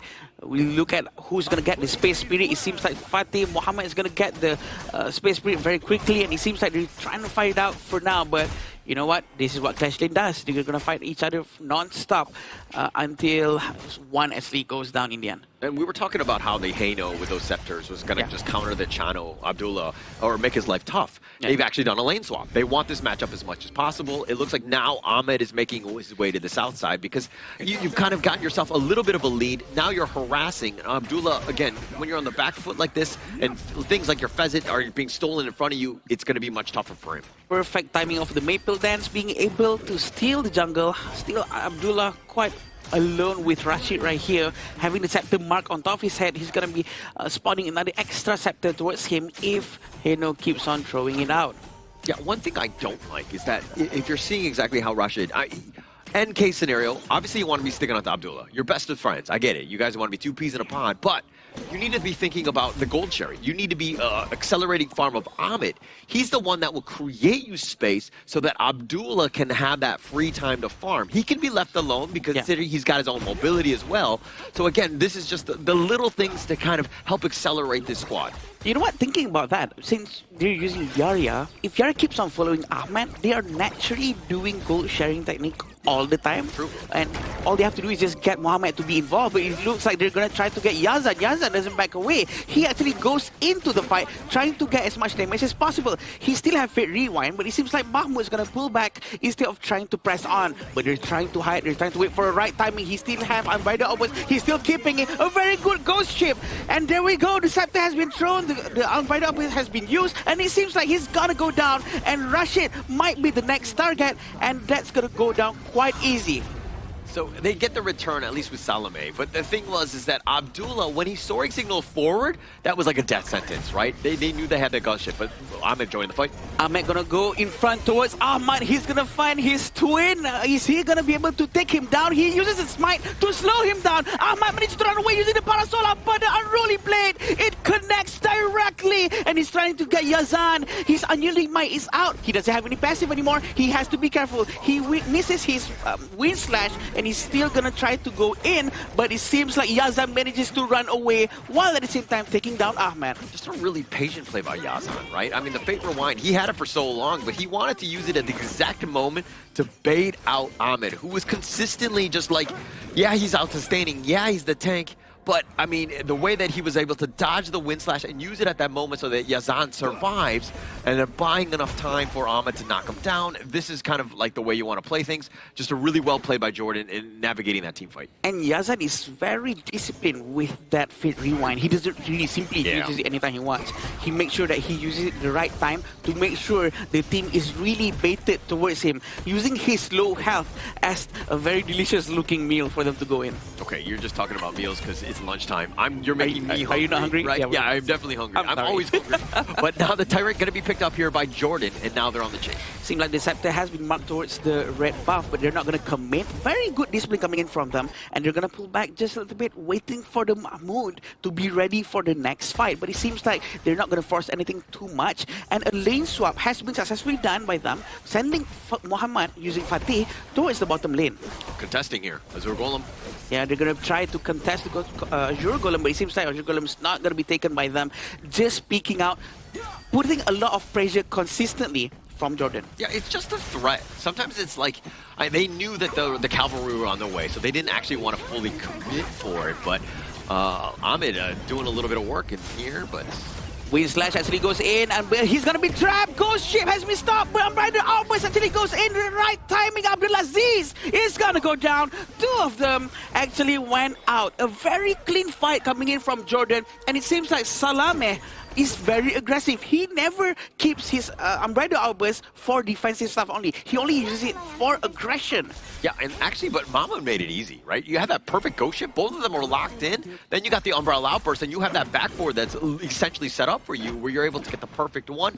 No chance for UAE to get out of this, especially, again, when you get stun locked like that. But I'm quite a bit worried about Rashid being with Abdullah all the time. I think it would be much more effective if he actually tries to help or stick with Ahmed instead, because Ahmed will need a lot more of that shield rather than Abdullah. Abdullah can try to farm safely from far away, and you know what? I think it would be better if they switch. Yeah, and also I feel like Rashid should be kind of going into the probably with Ahmed, right? Get the gold sharing. That's or Abdulaziz. Yeah, but you want to be somebody who's wants to be fighting, right? And Abdullah right now doesn't want to be fighting. They really want to force this one out. Looks like he's really using all of his skill sets trying to get Abdullah, but Abdullah again being saved by Rashid. Maybe this is why Rashid is here. Unbridled Outburst miss! A very nice jump coming in from him, but look at Ahmed. Ahmed is not going to dive in. He still has his Unruly Blade. but they decide to pull back. That's because 5 of Jordan is so ready, and still Salameh is still in the giant form. He's waiting for him to actually switch back to human form. Yeah, Jordan, man, they sent everybody in that bottom lane. I mean, if they were able to catch somebody out. But again, yeah, it's an umbrella outburst that was missed, but it doesn't really matter. I mean, it was just zoned away. They took the bottom T2. That's exactly what you want. You'll just build up the madness for potentially the next fight. But Jordan being aggressive here. It's about the presence, right, of the umbrella outburst, but it seems like they're going to try to force it out again. Even though he doesn't have his ultimate, Fateh is going crazy into this fight. He's trying to get Ahmed. Ahmed is blocked with the ghost ship. Unruly Blade hasn't been resetted just yet, but look at how they managed to tank all the damage coming in thanks to Rashid's presence. Yeah, and I like it how Mahmoud, he's been on point with those ghost ships. Ahmed has like face planted into that ghost ship multiple times in this game. Yes, he's got the Unruly Blade. He probably needs to save it for like the timing of the ghost ship, and then he can Unruly Blade through it, right? Yeah. So you just, again, you need to kind of hold your skills for the appropriate times. Ahmed didn't pay with his life this time, but last time he did. The gold ship is so effective that sometimes even flash gets blocked because you really need to hug the wall or the ship before you can actually flash successfully. So that's how annoying it is, and it's very hard for you to actually use your common skills to actually run away from the ghost ship. But it seems like they're trying to put a little bit of pressure on the side of UAE, but UAE is still doing fine for now. Yeah, I always blame the ghosts in the ghost ship for grabbing my leg as it doesn't let me flash through the ship at times. I don't, obviously, I could be closer to the ship, but I think that it's easier to blame other things or in-game things like the inhabit ghost here. Oh, well, yeah, but it seems like sometimes my fault, but it seems like the metal dance has been used. Ahmad is very aggressive using early. It's very scary when you have an early player actually using early properly because he keeps on zipping around so quickly that you cannot catch him in time. Yeah. I think the mechanical play required to play that hero difficult, right? The skill ceiling very high, but it looks like these are golem. Let's look at how Salameh is going to try to find a space. We're still waiting for the umbrella outburst. He's still keeping it. The trigger discipline is what's more scarier than an umbrella outburst that has been used. So they really want to make good use of this ultimate. They're waiting for the moment, still waiting. The scepter has been thrown, but it seems like Ahmed has just used umbrella outburst. Unruly Blade towards his enemy right there, but twice has been used as well. And it seems like the scepter is really doing its work. The poking damage coming in from Yazan is tremendous. Yeah, I'm scared, boss. I think when I see Ahmed going in with that Unruly Blade, it's like a one-way ticket, right? You don't have a return one, and if you get caught out by a ghost ship, Umbrella Outburst, you're going to get bursted. Yes, you are tanky. Hopefully you can survive, but this is like your get-out-of-jail-free card. I think that you walk in closer, let the fights happen, maybe they group up, maybe you get a wind slash, and then just slowly go. You can't be just looking to go in on Unruly Blade, because honestly, you don't even have enough damage to burst down Ahmed. Yeah, and you can't run away if you don't have that skill anymore. Exactly. That's going to be a big of a problem. But it seems like the scepter has been thrown towards Abdulaziz, who's zoning the front area very nicely. But it seems like the Umbrella Outburst has been used. Ahmed's going to try to tank the damage in front. But look at Yazan behind them. He keeps on throwing the scepters, and he gets a lot of damage into UAE. They're going to try to get Ahmed. Ahmed's trying to run away. Can he do it? Can he find his HP with the passive? He cannot, because Blazing Cape has been bought by Mahmoud, and his recovery has been halved. Yeah, and through that all, it looked like Muhammad, who wasn't even in the fight, they took this 4 versus 5, willing to just go because they're split pushing, right? All of that space that's being created, plus they won that team fight. Jordan right now, this is where they completely control this game. The Sacred Tree blessing coming in from Fateh is so effective, not just against heroes, but also against towers. So that's where it comes very handy in these situations where he wants to do some split pushing. But it seems like they're going to try to force this one out for now. Yeah, you've got the Vanguard. All you have is Muhammad throwing those fans around, but they're not really doing too much. They don't have the wave clear to really compete. Jordan know that, and now they're going to put even more of an initiative on here. Salameh is going to try to focus in front. He has his Umbrella Outburst ready. His madness is filled up to the max. Everyone is getting stunned. He still doesn't want to waste it because Ahmad is still busy trying to farm at the back, trying to get the blue buff. He knows and very well aware of the positionings of his teammate, especially Ahmad, who's playing early. Yeah, Ahmed, though, he's 6.6k if you're going up against Mahmoud, who's 8.3k. A bit of a difference there. I mean, yes, it looks like Ahmed is tanky enough, but he doesn't have the items to be doing the damage to kind of continue on and to be that threat. They're like, okay, yeah, you're a big tanky dude. I just ignore you. And basically, you need damage because then people will start to be feel threatened by you. Salameh in a very precarious position. He's not going to use his unbridled outburst. He's still keeping it as of now. Fatih is actually quite nearby. So Muhammad, maybe this time he can join with his Secretary Blessing. And look at how Yazan, I mean, the way that he's able to be with those scepters, they just do so much, and he's on the top of the damage dealing charts because of this. They've had really no answers to get on top of him. I like the formation that's being shown by the UAE, the way they move, almost sort of like a pentagon shape where Ahmed is constantly in front and trying to take care of his teammates, and Rashid is busy following Abdullah and not Ahmed. But look at this, he's trying to get some damage in. Ahmed is going quite aggressive, poking and poking. They really want that tower, and the Umbrella almost has been used. They're trying to really get Abdullah. He's running away to the back, but the scepter coming in from Yazan is just so painful. Look at that damage coming in from him. Ahmed has to run away to the back, and he's just wasting his passive. There's nothing he can do to go in to try to recover as much HP as possible. Unruly play has gone in, almost like a suicide. I don't think it's a good idea. Muhammad is about to go down. There's 3 of them left. Can they defend as much as they can? I mean, it's all about the minions at this stage. The way that UAE just kind of tried to go in, tried to defend, not possible here. Right now, they're going to try to go in for the last time, try to get the last 3 heroes. The ghost ship is trying to block them away from the fountain, and the crystal has been destroyed. At 14 minutes, 2-12, Jordan comes in with the first victory of the series here, looking to cement themselves in their respective groups, looking for that one shot, one opportunity to make it to the last chance stage. I mean, Jordan just played well. I think that there was just too many moments where UAE would get caught out, and losing that lead, it's much tougher to play from behind. It just seemed like Jordan had UAE's number, at least in that game one. Yeah, definitely, and I think that Jordan really knows what they're doing. And also, the game is actually quite close. UAE definitely have an idea of what they want to do, and it seems like they almost be able to execute what they wanted to do just now. I like the pick of the Hano coming in for the side of Jordan's Yazan, where it excels super well. Number 1, Channel Spirit Wolves, multiple targets, you benefit off of the multi-spears, and then the front line in the form of the Dun and also the likes of the Byron, they just have no solid engage nor crowd control in locking down the Hano here. So when they don't one-shot the Hano in one go, the scepters stop stacking and more damage contributes in those teamfights, allowing the Arlie to just free hit all around. Yeah, and when you see a farmed Hano throwing those scepters and just absorbing all that damage, knowing that he's got that second life, it is incredibly frustrating, right? Because you can't get through it. You don't have enough. And so that's why the net worth is really required by the rest of UAE to pick up to potentially take him down. They were never able to find him. It's frightening to see a Hano in front of you with having all these marks on top of all of your allies, also your minions. So you do know that if he throws it out, there might be 10 scepters going out, and the damage is a lot. So that itself is also a form of zone control, because people want to get out of that to really remove the mark as soon as they can. Yeah, they just have to wait it out, but the problem is the way that the team fights were commencing, right? Dun goes in, Byron goes in.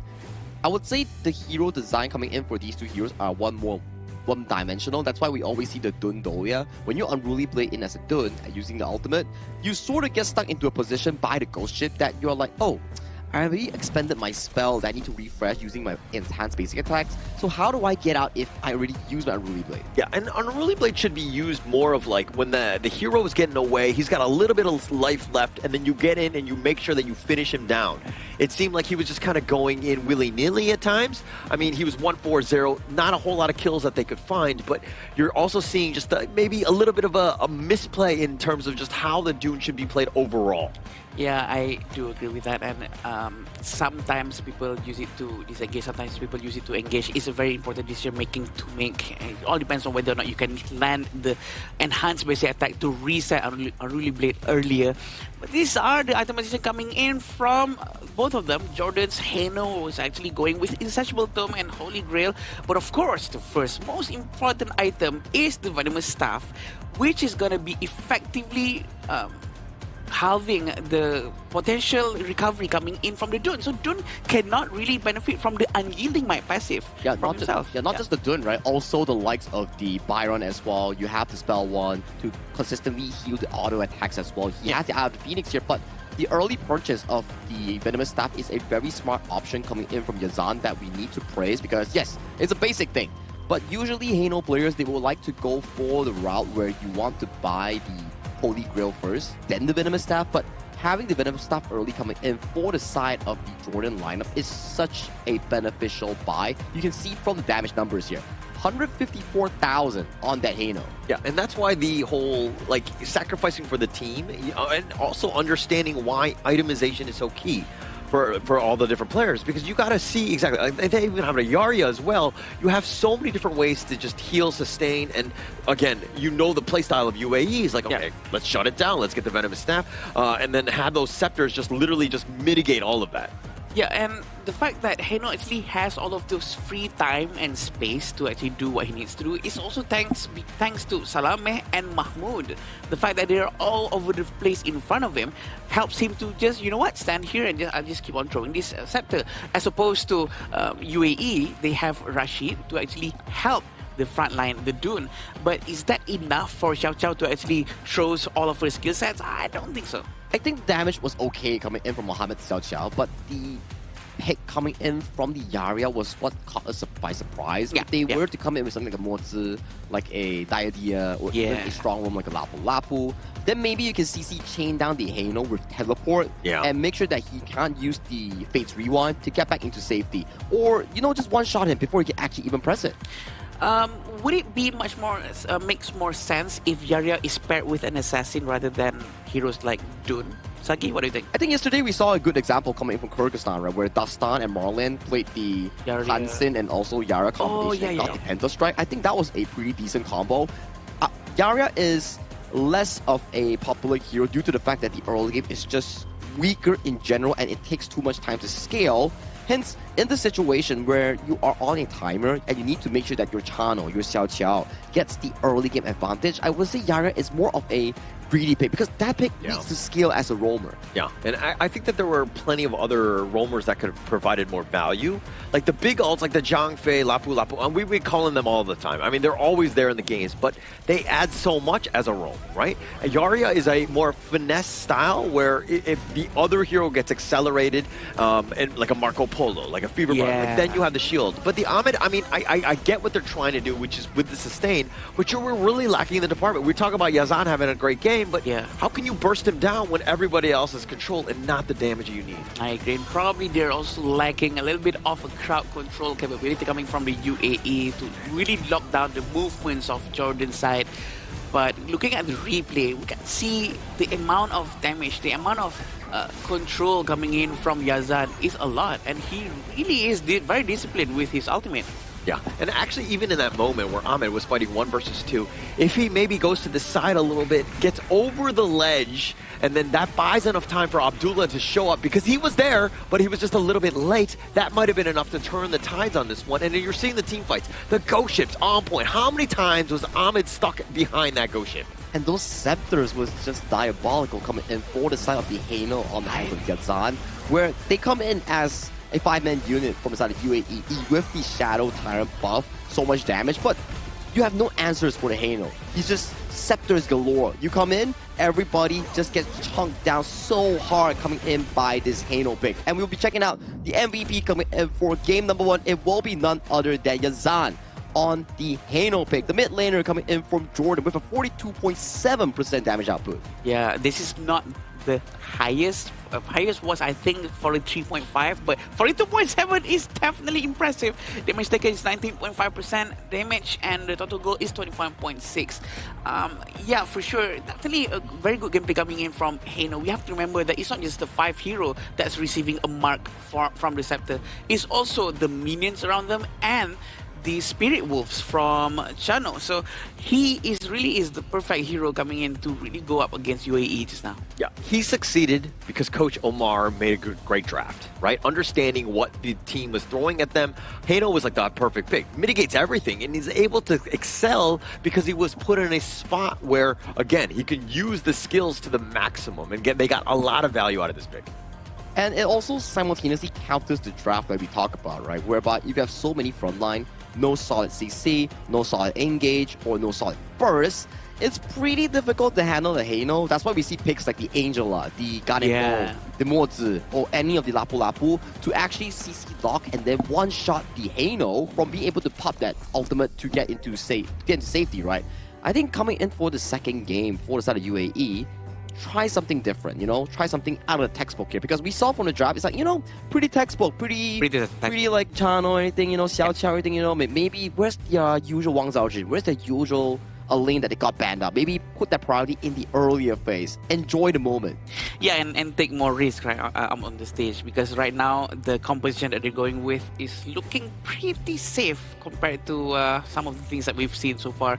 But maybe that is what they wanted to try. Maybe they want to make sure that, you know what, maybe this can actually work, and, you know, let them have the satisfaction of actually trying with the Dune and Yara just now. I think going in, we were like, hey, they've got nothing to lose. Let's just go with freedom. And I was like, but that Yarria pick is not so great. Maybe we shouldn't have given them that much freedom, right? I think in terms of what they were selecting, because there was definitely some moments where you're like, okay, actually in terms of synergy and team composition, you need a little bit tighter ones, and you still need to outdraft your opponents. You got to stick with your comfort heroes. That's great. Synergy, right? But synergy. I think synergy is a good word to describe these things, because sometimes, let's say you're playing a hyper dive composition, but your hero on the farming is like a Garo, for example, which it doesn't really pair up so well. You can have like off-meta picks or like pocket picks, but you need to make sure that it is able to be having effects in your game or in practice games where you can actually translate it into proper win conditions here. That's why even Hou Yi, a hero that's not so popularized in this current patch, it's still playable because it's still a form of late game insurance with good early game control, and the most important part,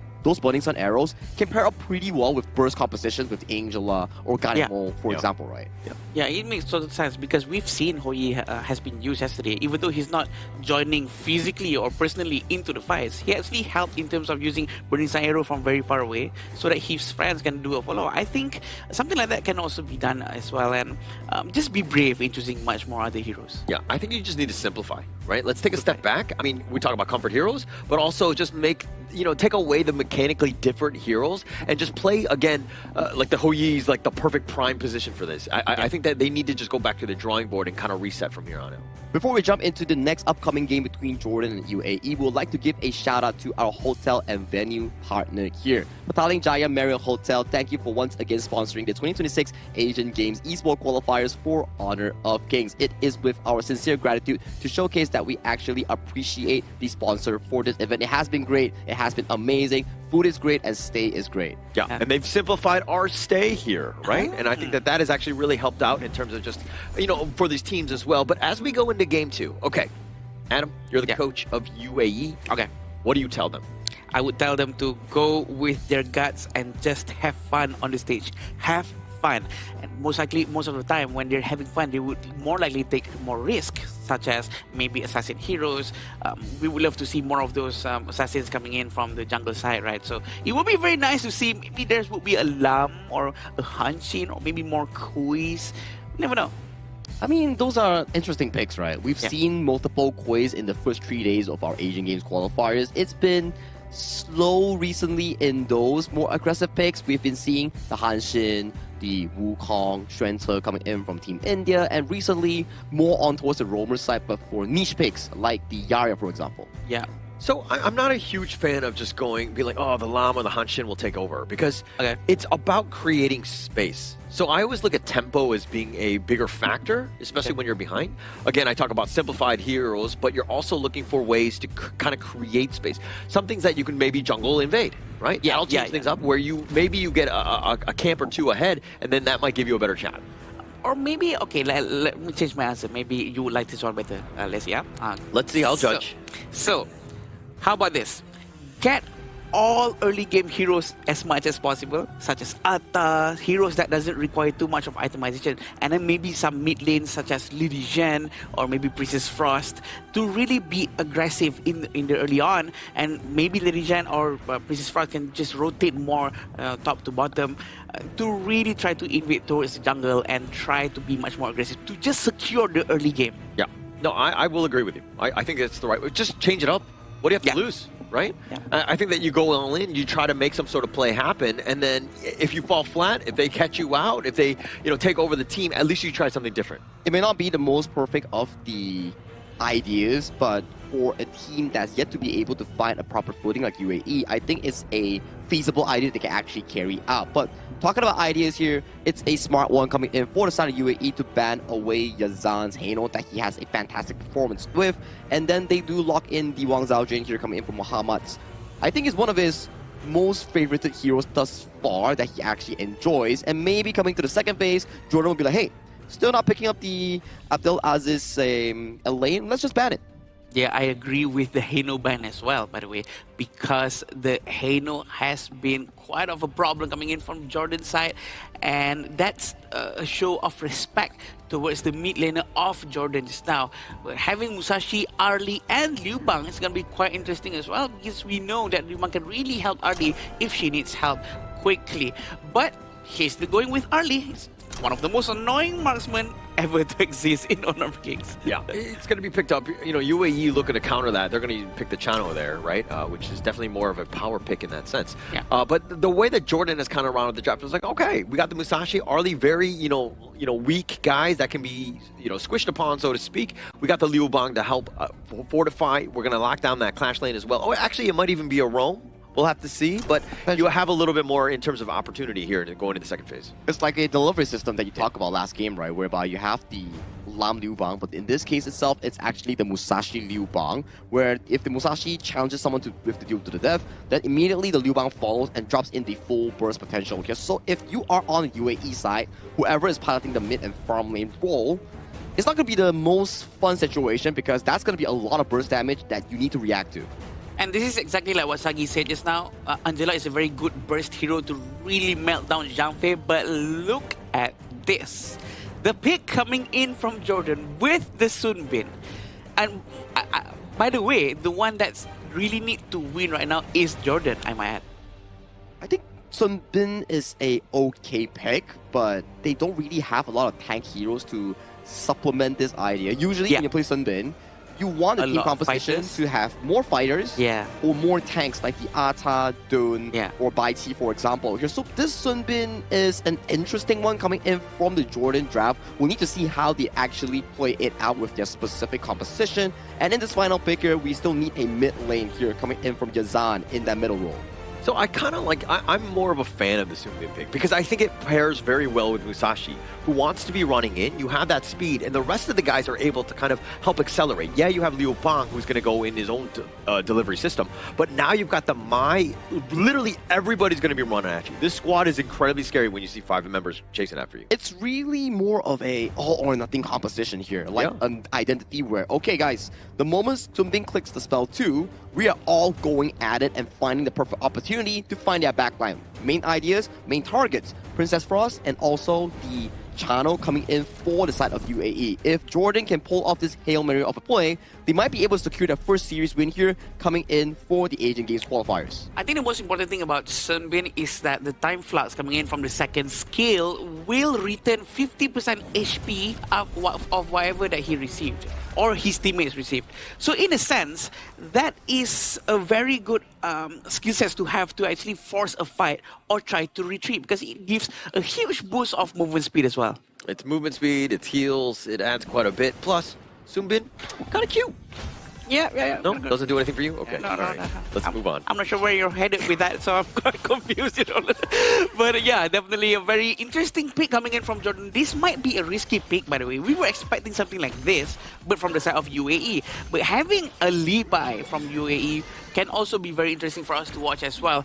But Salameh and Ahmed is going to be trying to do a rotation. Let's see whether or not they can try to get something out of this. For me, it's about Ahmed. The Levi, as you rightly pointed out, definitely a target, or definitely a hero that needs to get onto the back line. Abdelaziz, not a great start for him. Giving up first strike early. They're like, hey, we need to have a great game. Can't be giving up first strikes at the minute mark. Yeah, I agree. And we can see that how Muhammad actually managed to get him quite quickly. Abdelaziz is not supposed to go down that quickly because he's the Fatih, and Liu Bang is not usually known with too high of a damage, but maybe that execute actually caught him off guard. It's a common skill that is actually quite annoying for us to deal with. Yeah, I mean, not only first strike, but the fact that like you're losing to Liu Bang, which is like not one of the best laners. So this is like worst case scenario. The execute again might have caught him out, but it looks a little action here. Abdulaziz is trying to run away to the back, and it seems like he managed to run away just in the nick of time. Mahmoud is going to make good use of the portal, which is very good because the jungle, when they see the clash lane is at up top, they will always try to start at the blue buff so he can rotate to red buff, and then he will get the teleport portal to fly anywhere he wants afterwards. Just completely outclassed in the top lane. I mean, when you lose first strike, this is the life of a clash laner, right? When you lose and you early, now you're behind. He just hit, I mean, he's level 3. Muhammad is level 4. You're behind in this one. And you, Fatih, generally speaking, you wanted to have been winning the lane.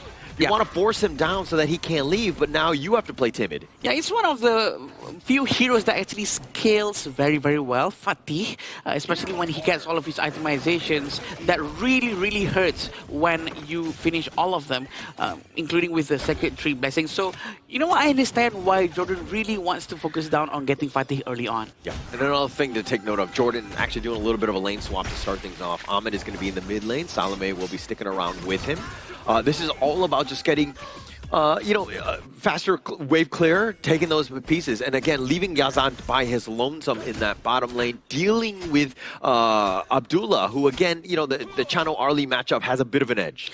And it will be a lot easier if Yazan is actually using Haino, right? But this time he's using a Mai Shiranui, which is a single target hero. It's going to be quite hard for him to clear the waves, which makes it make sense because Ahmad will have the time to rotate and help to clear that and get a share of that gold. Yeah, and Yazan. But it seems like they're going to be trying to force this one out, but it seems like the time bomb has been thrown out, just trying to maybe slow them down, but they all just disengage so quickly from UAE. So one thing that is very different is that, I mean, the Haino and the Mai, very different heroes, right? So Yazan having to step up, but it looks like he's kind of rooted into the bottom lane, not making much of an impact, and that's kind of not to the advantage of this Mai. You have a huge power pick. We always talk about early game. This is an early game hero. A very quick steal coming in from Muhammad, very cheeky from him, but it works, and that's what it's all about. On the early game, they have to try to steal as much resources as they can and trying to focus on the blue buff before they move towards the Tyrant to start their potential next fight or get at least a bit of an edge. Oh, it's an ambush. They're waiting in the brushes. Look at this. Yeah. Yazan and Salome, they're looking to just go. Who will show up? It looks like Abdullah is on that south side. Do they walk around? It looks like Ahmed's going to be the target. Oh, it looks like he's going to be getting Ahmed very quickly. D-Buy is extremely soft. That's the downside of using an assassin. Maybe this is the time where they need a Yarya. But Umbrella Outburst actually aims towards the back. And he's not going to be focusing down on the jungle of Jordan. And Ahmed is going to try to get that one death down, and Abdullah is going to go down as well. UAE lost 3 of their heroes. Yeah, about that. I want to be like, okay, all right, Rashid with that Umbrella Outburst, obviously not in the right direction. Yeah. As a Zhangfei player myself, I've done that. But, I mean, he completely went the wrong way. If he pushes it into the Tyrant, maybe they get some sort of steal. But, like, at this point, Ahmed had already been taken down. You're fighting this 4 versus 5. That's a losing proposition. There's no Smite. Unless if the Zhangfei is actually using Smite, because some Zhangfei do. I don't think it's a good idea because it's probably a waste of Umbrella Outburst, which you have to keep. But Abdulaziz is trying to run away. This is probably why they swapped the lanes. And Mai Shiranui, Yazan comes in the nick of time and manages to take him down. Yeah, that was able to just like a high-speed chase, if you will. The Kachusen was on point, all the multiple dashes. And he didn't even use his flash just to get it, but he secures the kill. This is going to open things up. That top T1 is not long for this world. Yeah, every movement counts from them, and Ahmed is going to try to get the blue buff, but look at Salame. Salame is giving a very high value vision coming in, but it seems like he's going to be losing his blue buff just like that. It's so important for Levi to get his blue buff. He needs all of the 20% cooldown reduction as much as possible. Yeah, and losing everything. And Jordan playing the map properly, right? You have a lead, you're up about 4K. Control the map, take all the buffs. The world is your oyster at this point. Yeah, they have to rotate more together to at least try to get something out of this, but at least their mid lane tower T1 is still okay, but it seems like they're trying to get Arlie behind them, still have Mai Shiranui, but he managed to actually dash all the way to the back. And look at this damage coming in from Abdullah. Managed to take down Salame, who's probably quite alone, or maybe, you know what, overextend. I mean, Salome was running for his life, but Abdullah has the speed, mobility, and the damage to just run you down, right? I think Salome was just like, hey, Mohammed, why don't you battlefield command me? And he was just like, no, bro, you're not a high-value piece. I'm going to take this battle T2. He wants to focus down, but is he going to make a move? Look at Yazan. Yazan is so ready to go in, but he's actually running away to the back, and battlefield command is not being used. Actually, it's the other way around. Teleportation has been used towards him, and it seems like they're not going to continue the fight for now. Yeah, and Yazan, every time he fights, you're on on the edge, right? Because you get caught out, you get stunned, you get blown up. And so you have to kind of dance around by being that glass cannon. And now they find at least Ahmed. Ahmed using ultimate very, very nicely, but he's going to try to run away to the back using his first skill. Very nice use of his skill sets, but look at Yazan's movement. He's really hunting him down. He knows he's not going back yet. Kachosen hits, and he's going to go in, but he doesn't connect. Everything else doesn't hit him, and he managed to run away. A very lucky moment for Ahmed, but they will be able to get the blue buff. But look at the bottom lane. Muhammad is being very, very cheeky with the lane clearance. I mean, the Kachusa did hit, and I think Yazan was like, haha, I got the kill. And he's like, wait, how did he survive? And he walks away, and then the rest of the reinforcements there. Yazan was like, okay, we got to bounce. We can't fight this one. But look at the damage coming in from Muhammad. He really wants to get Ahmed. Ahmed is so squishy. This is the problem with assassin heroes, right?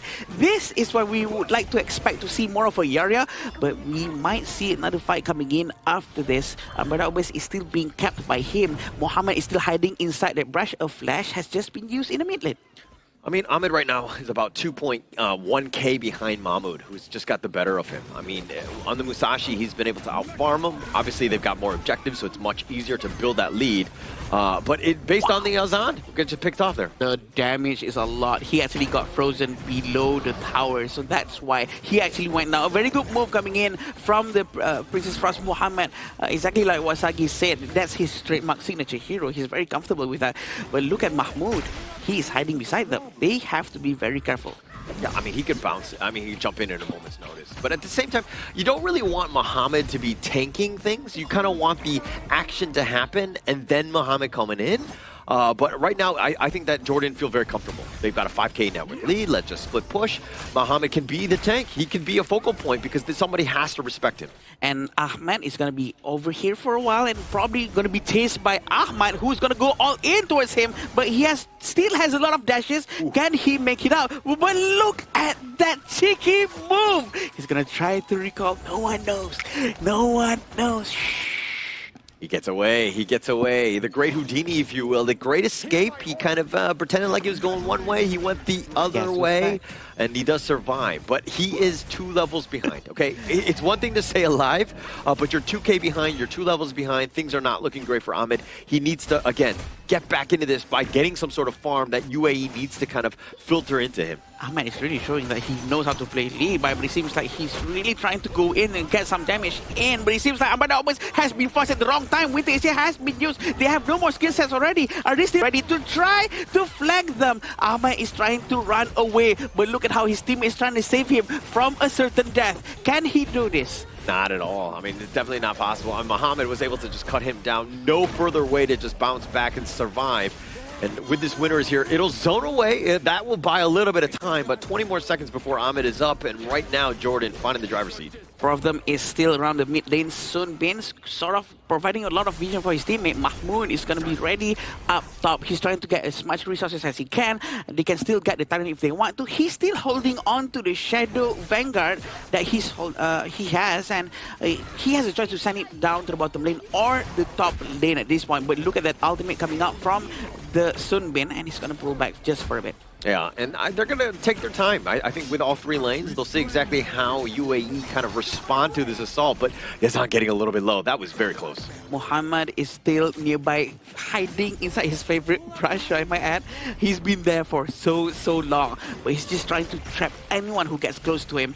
They're still waiting for the next waves of the Vanguard, but it seems like the damage coming out from Ahmad is actually quite painful, trying to find Muhammad.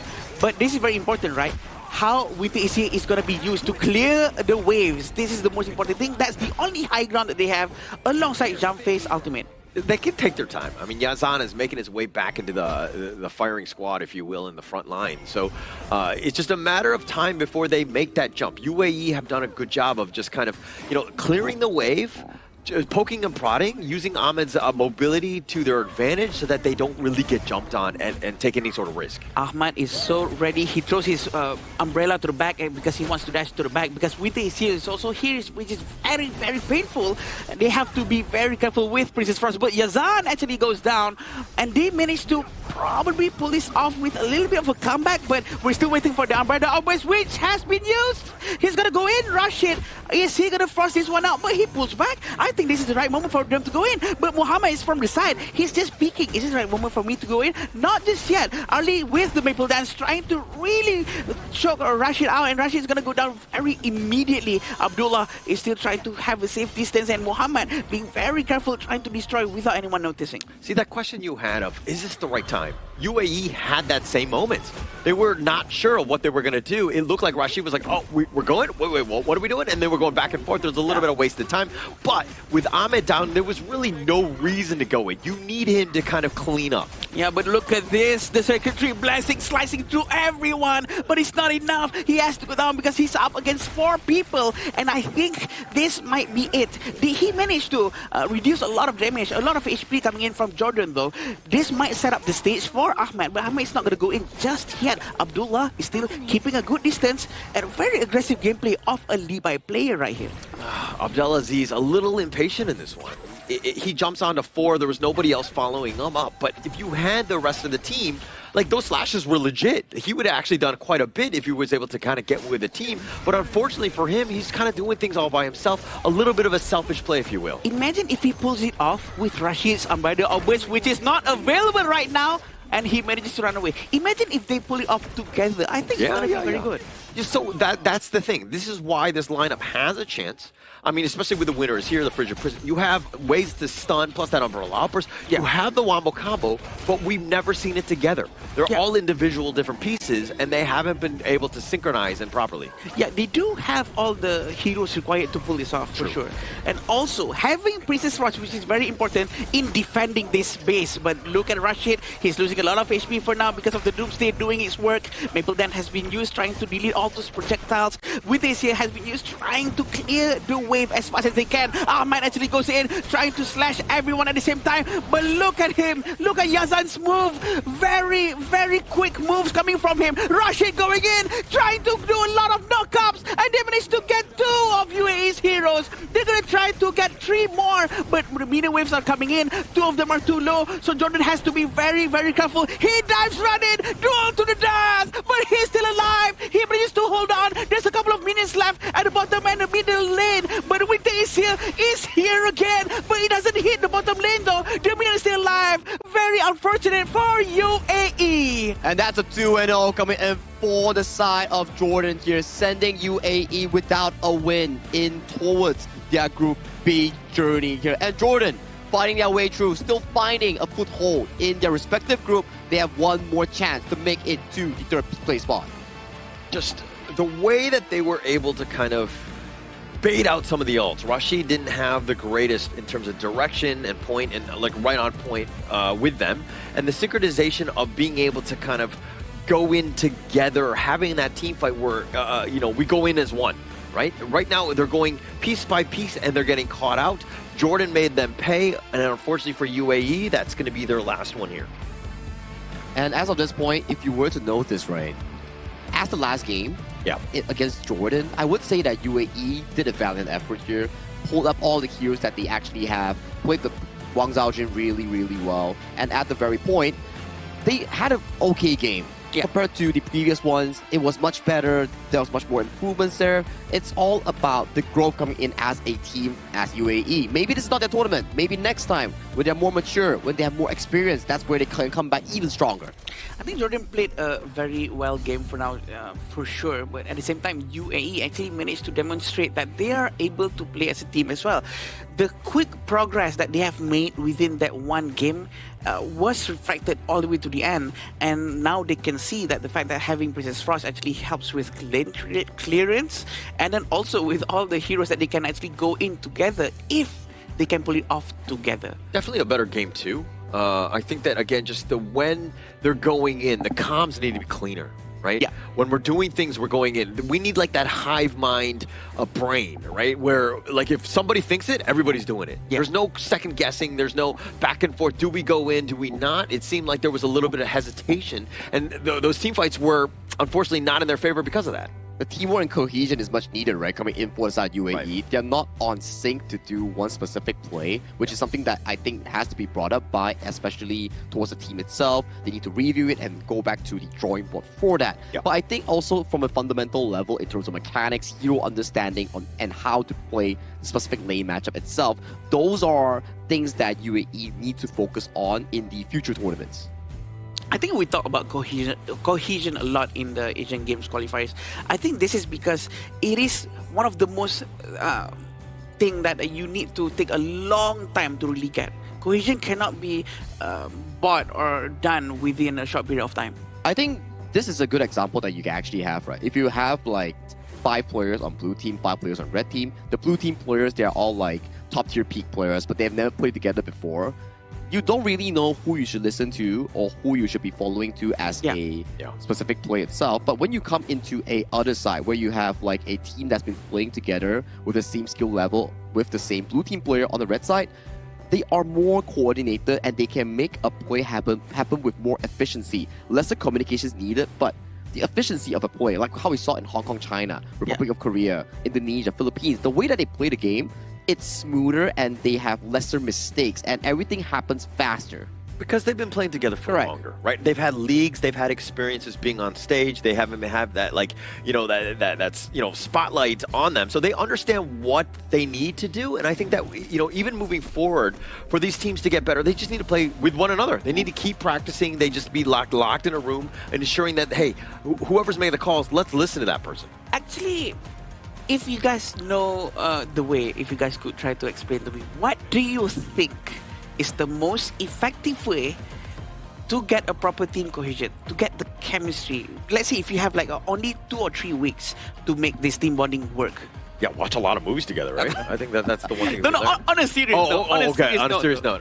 No, but it really comes back to games. I want to be like, okay, it seems like they're, to your point where you're kind of making similarities of just them playing ranked games, it seems like they're doing that, right? Where they're not really coordinating properly. They need to, like the one guy who's making a shot caller every 30 seconds, what's going on? Are we on the same page? Who's going in? When do we go in? And if I call going in, then everybody goes in. There's that trust. Yeah.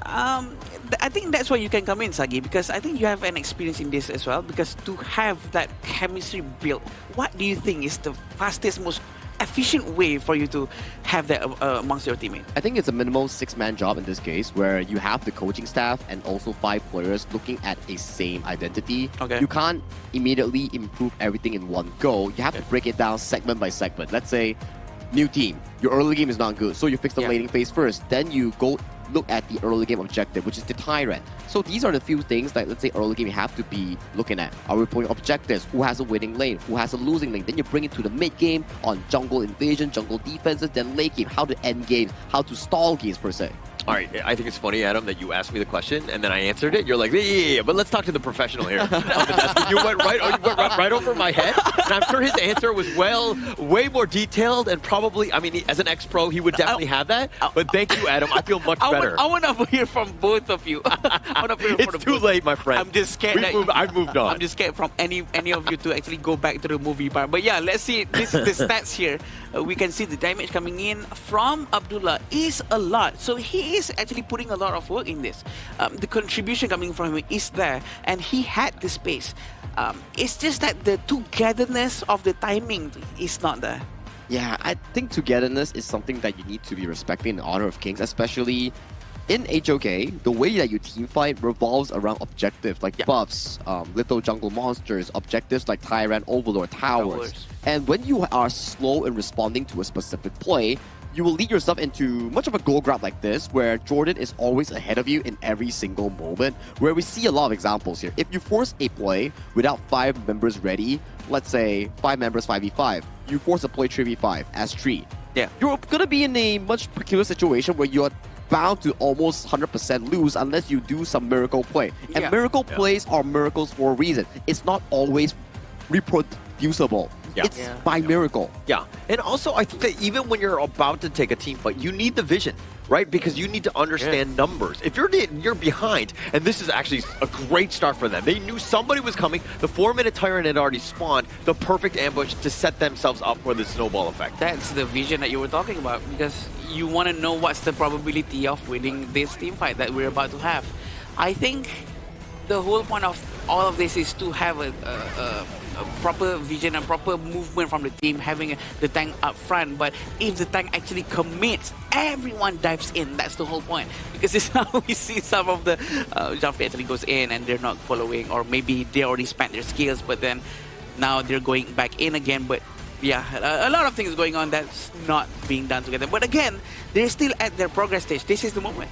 Yeah, these are the moments where you need to respect numbers' disadvantage, where, okay, we are lacking one. Let's just wait and let Mohammed on the Princess Cross defend the towers with the Winter is here. But you can't be playing 4v5s, 3v5s, because if you are doing that, you're just giving free room for Ahmad on this early to consistently free hit on towards the Gorge with almost a 40% damage down on this pick. Actually crazy. Yeah, Think about it. I mean, free hitting, right? And I mean, Zero does obviously, he was using his mobility to the maximum, but still, the way that, you know, UAE were not able to find Arlie. So when you're going into a team fight, you need to go in. Like, going into this game, like, okay, who needs to die? Yeah. This is definitely Ahmed #1.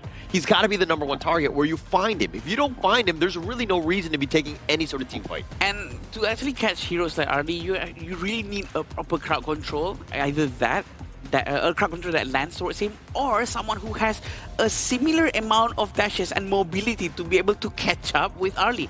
Because the positioning of the umbrella is so random, not just to the enemies, but to Arlie himself as well.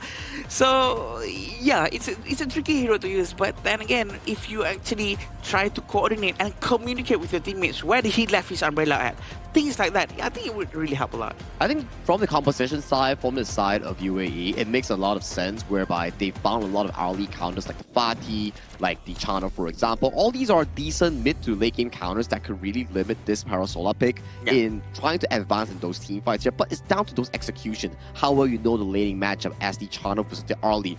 How can you just bully her out of the laning phase? Make sure you freeze the wave in front of your tower and pace yourself into those big late game item power spikes. And for Fatih, it's about the spell 1 flash into the backline, finding the Arlie's original Parasol position, like you mentioned there. So all these are experience and game plan that you actually need to commit if you're on the UAE side to better improve yourself as a team and as a player. Yeah, it's going to be hard to actually get to that level. Yeah, and I think in terms of draft, they thought they were going to be set because it's like, the China will definitely take out the Arlie. But actually, no. It's about execution at the end of the day and why it's so important to understand, you know, the game state. How to take care of the Arlie in that late game, try to find them. It didn't seem like anybody was really doing any sort of scouting. It was more of just like, hey, let's just stick together, just like try to defend our base from them making a potential mistake. Yeah, I agree. And I think that this has been such a great showcase for us all to learn from. The fact that we can have one of the best heroes in the game and we can actually pull it off. But if we don't have the right mindset and the right timing and the right communications, it's still not going to work out.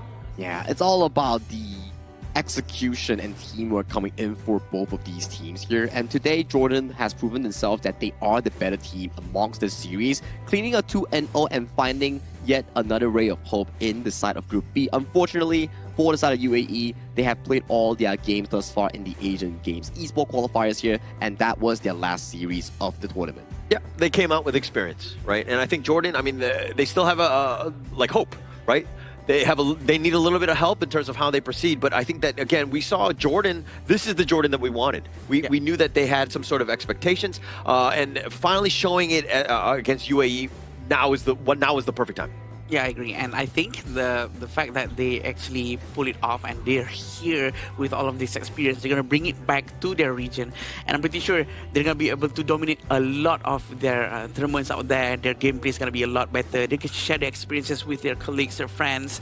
It's all for all the good stuff.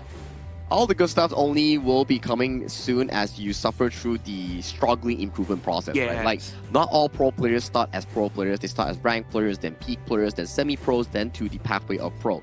I mean, most of the players that we know also started from the open series. That's why things like this is very important as growth. If you consistently grind and consistently find your way into the competitive scene, there's always going to be a free spot. I wouldn't say free spot. There's always going to be a reserve spot for you if you earn it. Yeah. Gotta work hard, though. Gotta work hard. I mean, Yeah, it's definitely not going to be easy. But I do like the fact that you're talking about the open qualifiers. That has been a gateway for a lot of the players to make it to the Honor of Kings esports scene. And it's... You don't really have that with a lot of other games. Like, this is a great opportunity. All you need to show up. Obviously, you need to you gotta grind some of those games to get to that level. But I think once you do, people will know you and they'll come find you. I think a good example also refers back to the Indonesian Team Nas squad, where players like Neville, Drenson, or even Iqbal, they're all from the open qualifiers that made a name for themselves in their respective Indonesia region. And then they got themselves the opportunity to try out for their national and regional team in representing in the Asian Games qualifiers, where they are having an absolute banger of a statistics and a run thus far, 3-0, 3-0, and right now they are making the region proud. Yeah, and that's what we want to see from them for sure. But it seems like we're gonna go to the interview with Mara and our winner just now from Jordan. So please, Mara, take it away for us. Lead the gorge.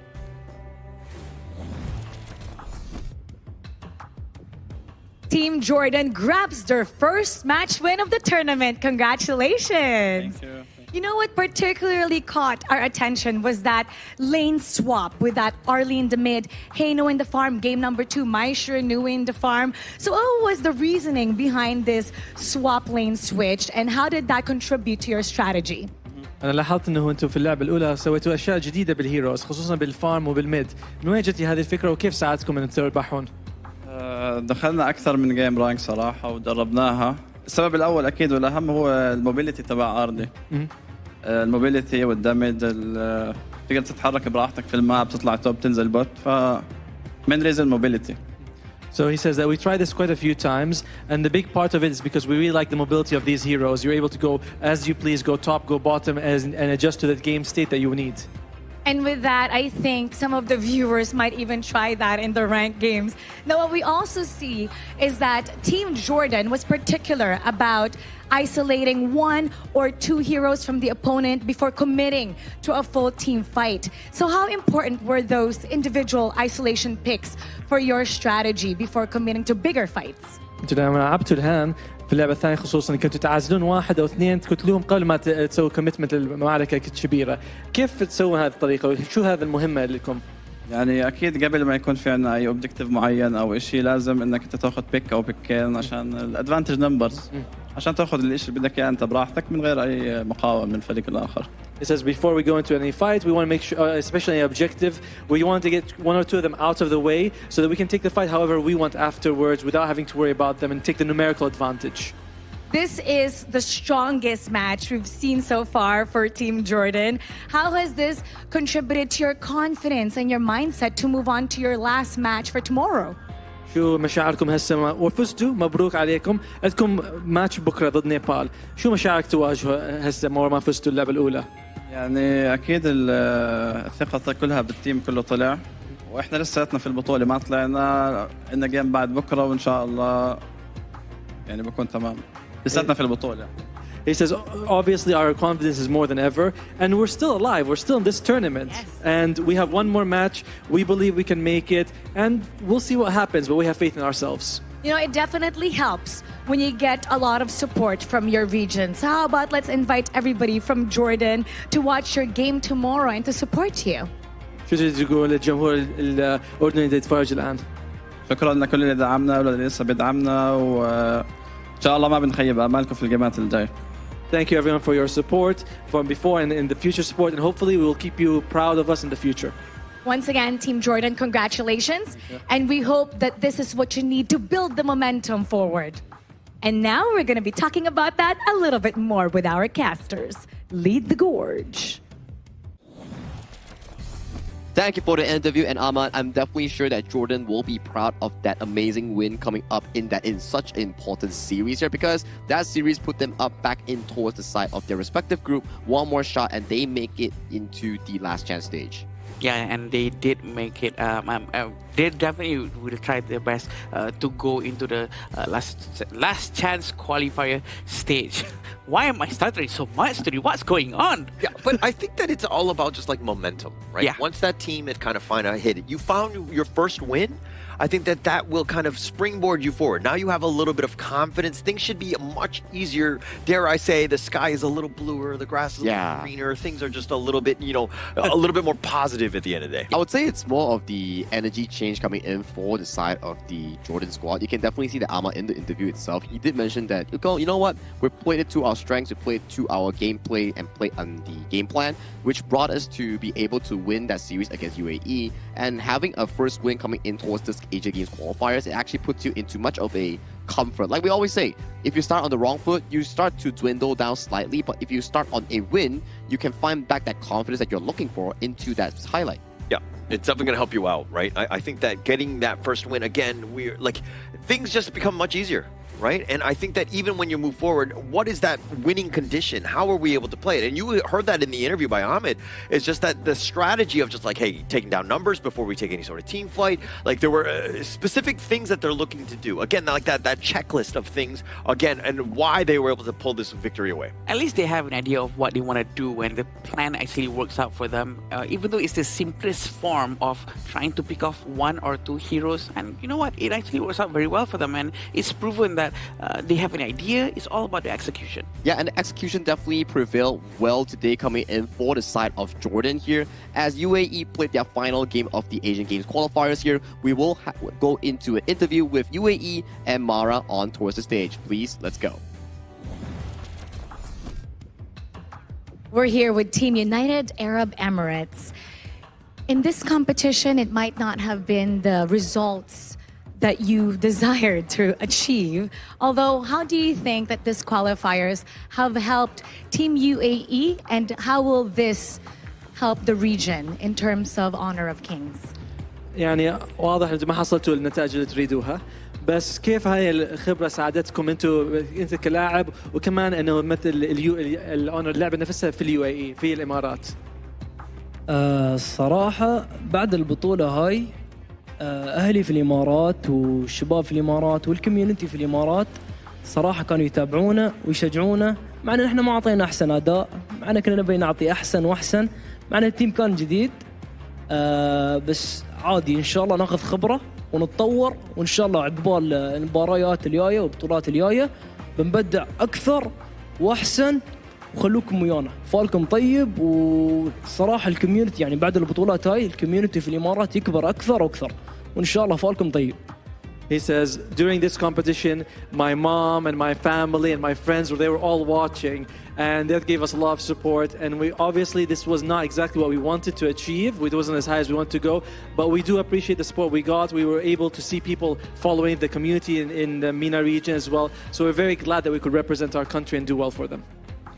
Hold your head high. It's a great honor to be able to represent a region. And now for everybody watching, what would you like to say to them? ايش تقول للمشاهدين شافوكم يعني كانوا يتابعوكم كمان؟ حق امي وابويا ان شاء الله فالكم طيب، حق المباريات الجايه، وحق كل اللي في البلاد يتابعونا فالكم طيب، وعفو عليكم، والجاي احسن، لا تحاطون. It says to mom and dad, I hope you're watching. I hope I made you proud, and next time I'll do even better for you and for everyone in the UAE. Team UAE, come back stronger. We'd love to see you in the next international tournament. Now we'll head back to our casters. Lead the gorge.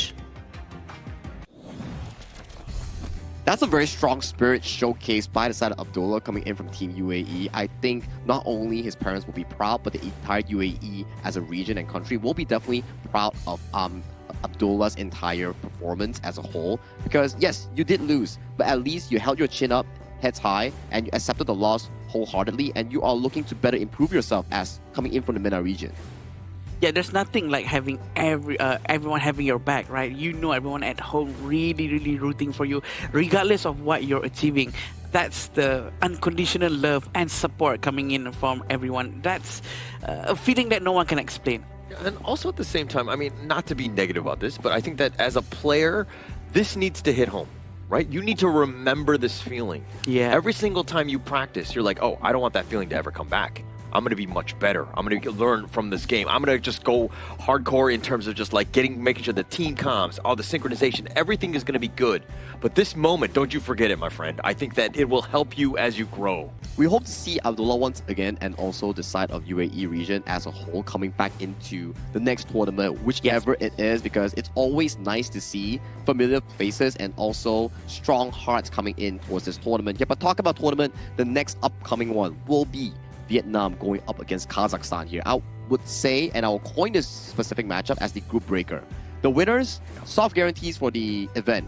The losers, they will still have to fight the other group member for a spot at the main event, because right now, the way that Group C is shaping up is like Vietnam, I think also Myanmar, no, Vietnam, Laos, and also Kazakhstan, they're all tied. I wouldn't say tied.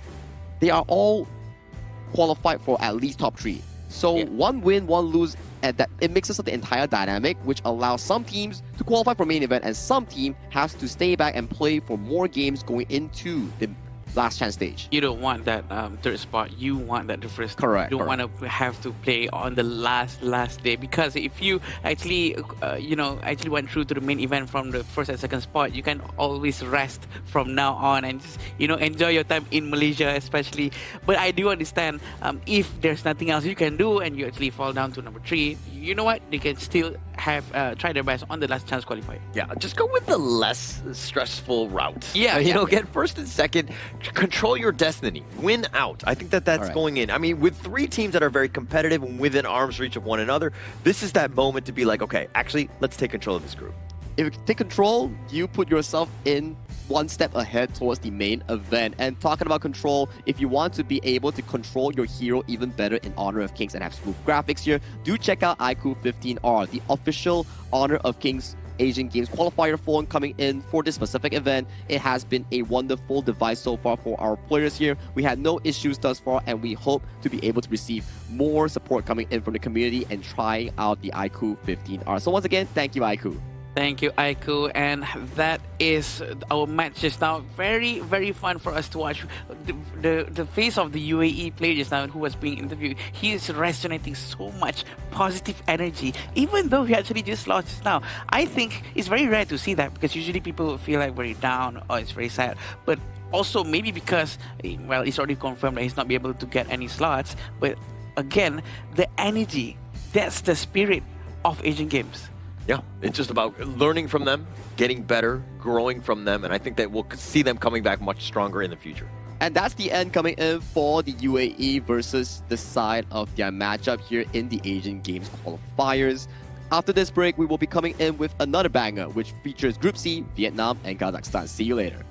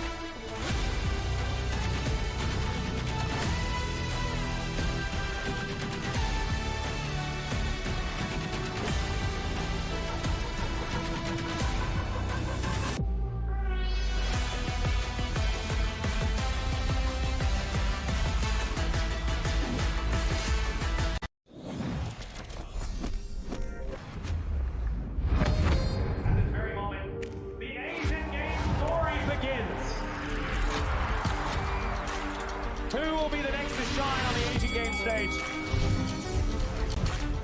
Contestants fight for the honor of their regions while we cheer them on from the stands.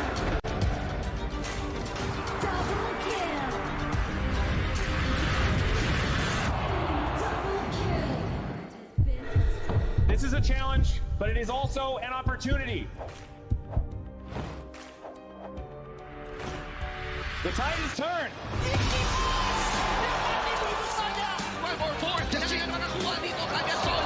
Terus saja mereka ke depan.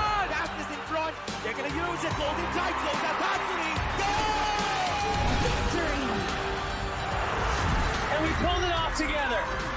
We share the same voice, the same radiance. This moment of brilliance belongs to all of us. Together, we shine.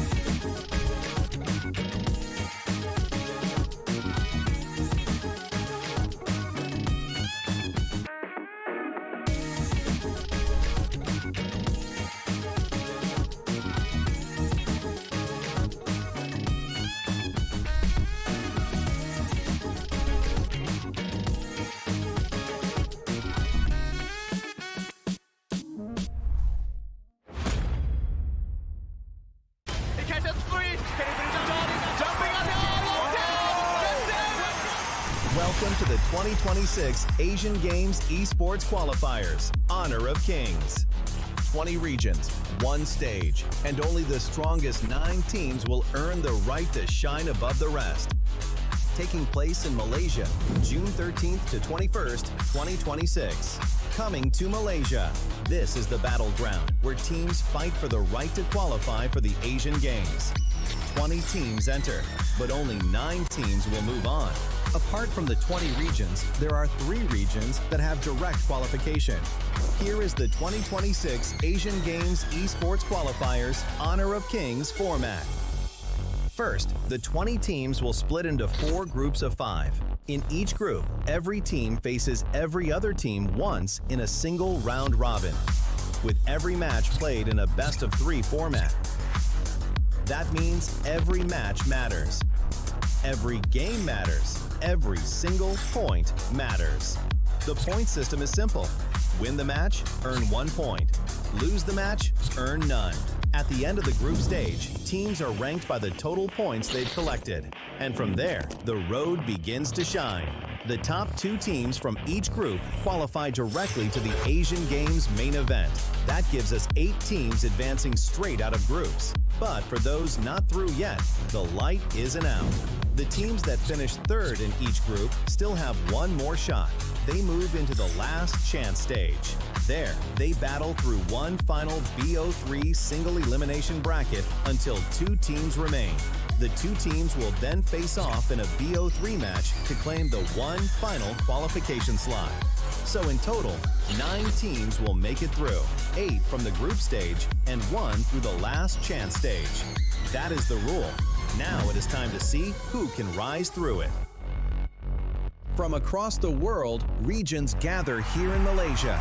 20 teams, and only 9 will qualify. The path is set. The stakes are clear. Together, we shine.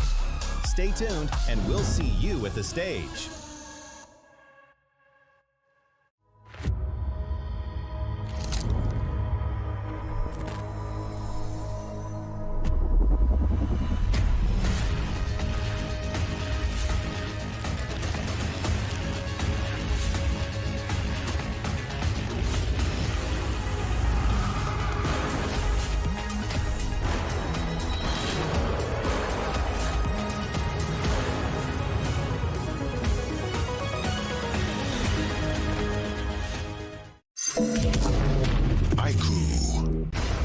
Ultimate not ready yet.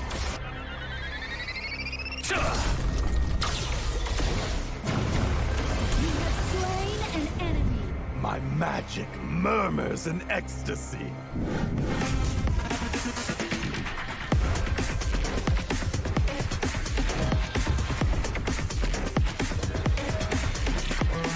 Legendary.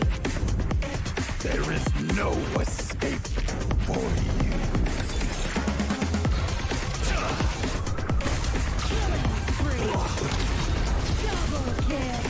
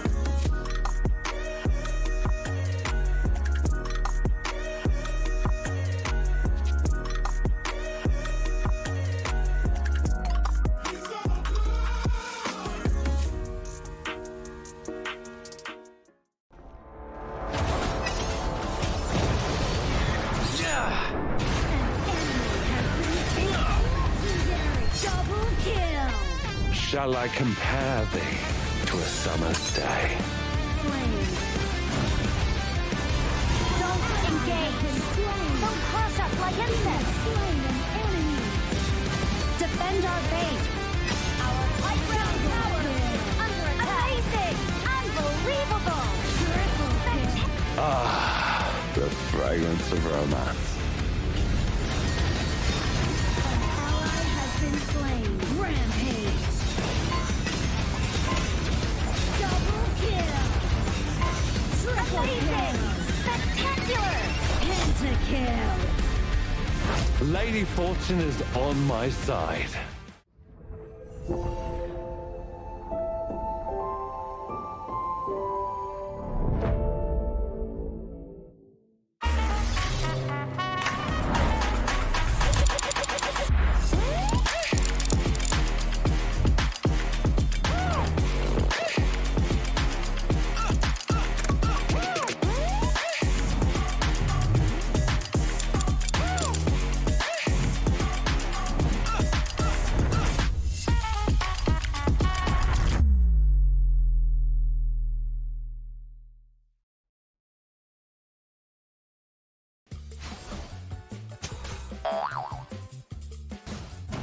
They tried.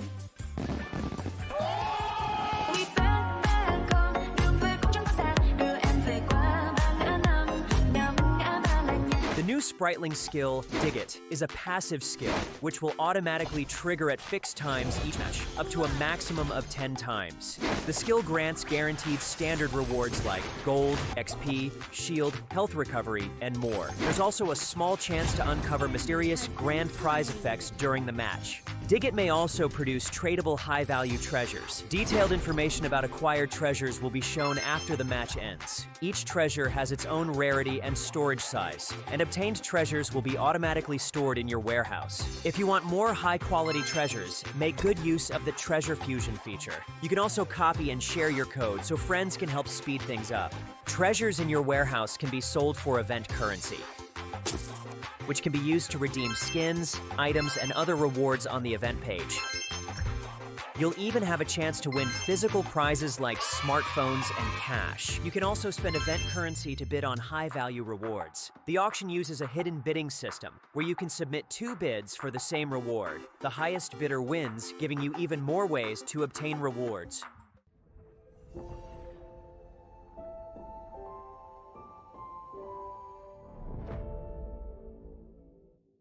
Itu kan track kita. Relax, bro. Phone aku! Jom kemara. Mountain Dew!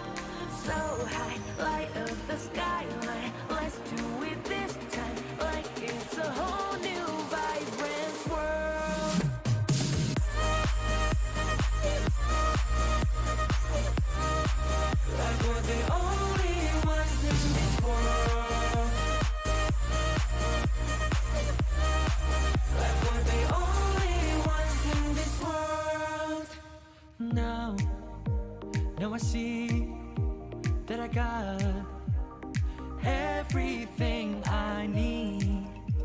It's it's alright. I'm on fire, I'm alive, cause now I fly so high, so high, light up the skyline. Let's do it this time, like it's a whole new colorful world.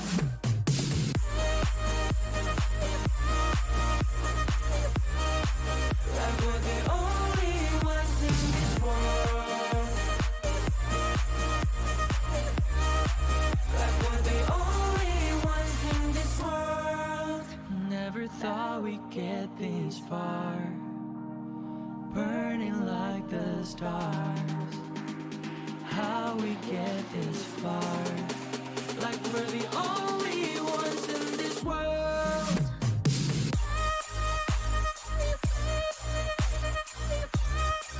Like we're the only ones in this world. Like we're the only ones in this world.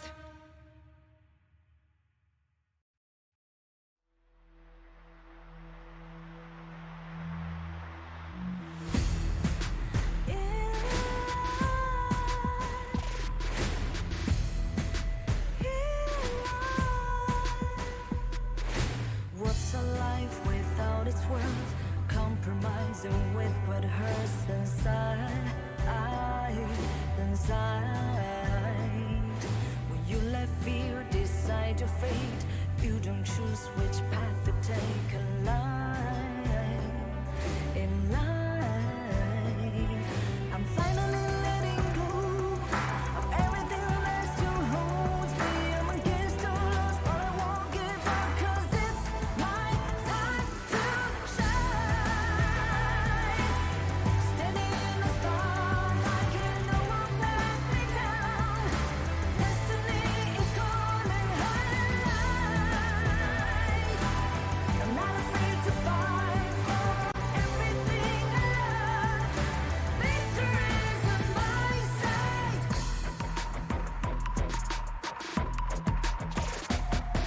The more we lose, the more we gain. The more that nothing stays the same in time.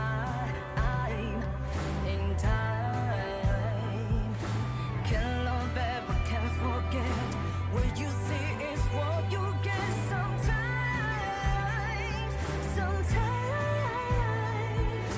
Gonna show the world tonight the light that shines inside us. We're against the odds, but we won't give up, 'cause it's our time to shine.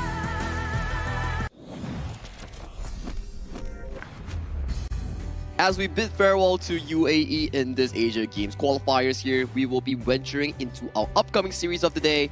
This will be between Vietnam and also Kazakhstan to decide who amongst Group C will be the first team heading over to the main event. My name is Sagi here. This is day 6 of the tournament here, and with me is our Castles of the Gorge, and we have emergency substitution here. Hollis is injured? Nah, he's not really injured. We're welcoming Sir Cloud back to the broadcast here to partner up with Spartanka here for more amazing cast. Welcome back. I'm just shocked with what he was doing. We didn't plan anything. But thank you, Sagi. Thank you so much for having us here. And we are very stoked about the next game, which is gonna be amazing and fun. Oh yeah, absolutely, right? And I'm very happy to sub in for Holler because he faked an injury to have food. I mean, it's a pretty valid excuse here. I'm not someone who actually will judge because I'm a food lover myself. Okay. But if you're interested into some amazing event rewards here, participate in this event for a chance to win physical prizes, special items, redemption codes, and other amazing rewards. This is a 1688 token, no minimum spend reward voucher, and I think you can redeem skins in HOK, the official server, as long as you do missions. And you can do the consignment market quest, sell the new goodies that you get when your Sprite Link digs up the treasure. And then you can convert that into this specific token voucher that you see on your screen. Yeah. And then you can get those legend skins for free. Yeah, there's a lot of things that you can do. A lot of rewards and prizes coming in inside HOK right now. Just don't forget to update your game because it just came in yesterday. And there's so much things for us to find out about. Oh yeah, I tried it as well yesterday for the first time, and it's like there's a new hero as well, which is Devara, and then you have the dig it feature as well. And Devara is still like debated whether it is fixed on the clash lane, or can it also go to the farm lane. I kind of had that thought it could go there though. I played some Devara Prominent Kings yesterday. I would say it's okay, and it's more suited in towards the clash lane as of now. But from my experience yesterday towards the entire June 17 patch, right? My biggest takeaway is don't let your teammates play Florentino because they can't play it. And then don't open up Anet or Lorien because Anet and Lorien, their range, their kit is just so darn strong. Yeah, as a roamer, right? There's a lot of crowd controls coming in from them. But the Florentino ban is not for the enemy side. Yeah. It's to make sure that our teammate doesn't use Florentino. To add on towards that, you ban it from your teammate and you sort of, by any chance, dodge a strong Florentino on the enemy team. Because enemy Florentino is always stronger than you. That's how it goes. That's how it goes. Yeah, just like how the enemy Devara has been always very strong yesterday in my game. So yeah, I guess we'll need to discover how to counter that as well. So that's enough about the new season update here on Season 15. I think we need to be focusing on our matchup of the day, the Vietnam going up against Kazakhstan, because we talked about it already. Group C has already been shaped into a way where India and Saudi Arabia can no longer qualify for the main event nor the last chance stage. Now it's down to Kazakhstan, Vietnam, and also the side of Laos to see who amongst these three teams earn the slot directly to the main event and who amongst these three teams as well has to be sent to the last chance stage. And the last chance stage, again, we don't want that. There's too much work, too much effort to go through. But we do know that between Vietnam and Kazakhstan, Vietnam has quite a bit of a lot of experience in AOV prior to coming here as well. So a lot of that can be translated very well into Honor of Kings, which we will see. This patch is a lot of it is catered towards to make it available for everyone in that area. Yeah, and if we were to look at the three teams now, right, like what you mentioned, right, I would say that these three teams, it will be really tight between them. Like, it's kind of hard to tell, like, okay, who will eventually be the top two spot and who will actually make it into the last chance qualifiers. Well, to find that out for this specific matchup coming in for Vietnam and also Kazakhstan, we will have to welcome them to the stage with this teaser video to open up this epic showdown between these two regions. Let's go.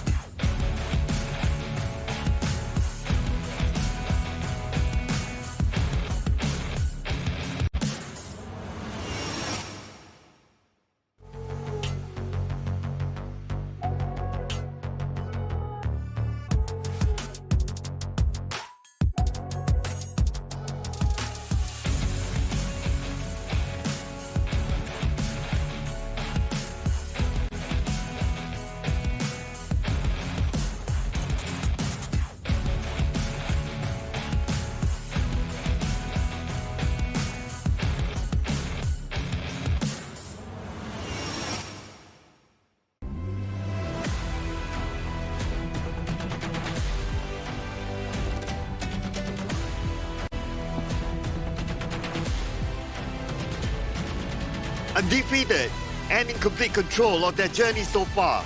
With just one more victory, will secure their place in the next stage. Ready to finish the job. Make some noise for Vietnam! Just one step remains between them and qualification, but anything less could leave their fate hanging in the balance. Ready to seize their opportunity. Let's hear it for Kazakhstan! The stakes on this series itself is going to be inevitable because both of these teams have yet to secure the direct slot into the main event. This upcoming game between them, this BO3, will find out who amongst these two teams will be directly qualifying it first. Yeah, and this will be Team Vietnam's lineup, which will be Hoi Duc, Bao Huang, Lin Van, Huitan and Nam Phuong, which is one of the most dangerous players for us to see coming in from Vietnam. We do know that there's a lot of experience coming in under their belt. We do know that they are very, very relentless and very consistent in their gameplay inside this group. Yeah, and they are very aggressive, right, in terms of their play style. We have seen them during the day one as well when they play, right? They came up like really, really strong, really, really hard. And that's why they are one of the top favorites in this group as well, right? But then again, the journey is not over yet for them. They still need to do the business here in this game.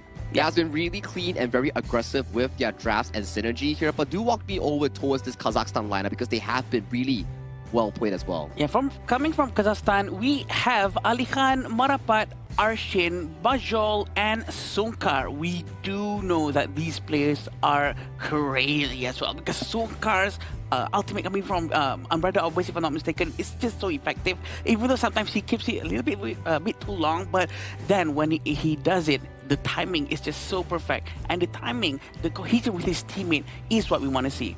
It's all about using it efficiently, right? Because the Umbrella Albus is a very expensive skill. Yeah. The cooldown is, to a certain extent, irrelevant because it's more about collecting the Magnus stacks. So you have to hit it really, really well. Now we're going to compare the head-to-head between these two regions here. And if we were to look at the hero pool, looks like Kazakhstan, they have a little bit more to offer. That's true. And if we were to look over to the KDA, it tells us a lot about the playstyle coming in from both teams.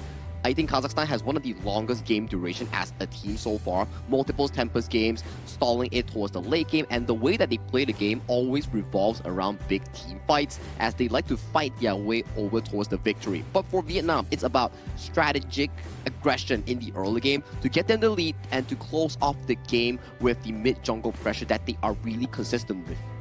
And if they are one of the only few teams that actually proven that they can handle the pressures, I think the fact that they, can really hold on the game against Laos for so long, even though that we're supposed to lose at first, way early on, that just shows on how disciplined they were, on how strong mentally they were to actually defend the entire fight.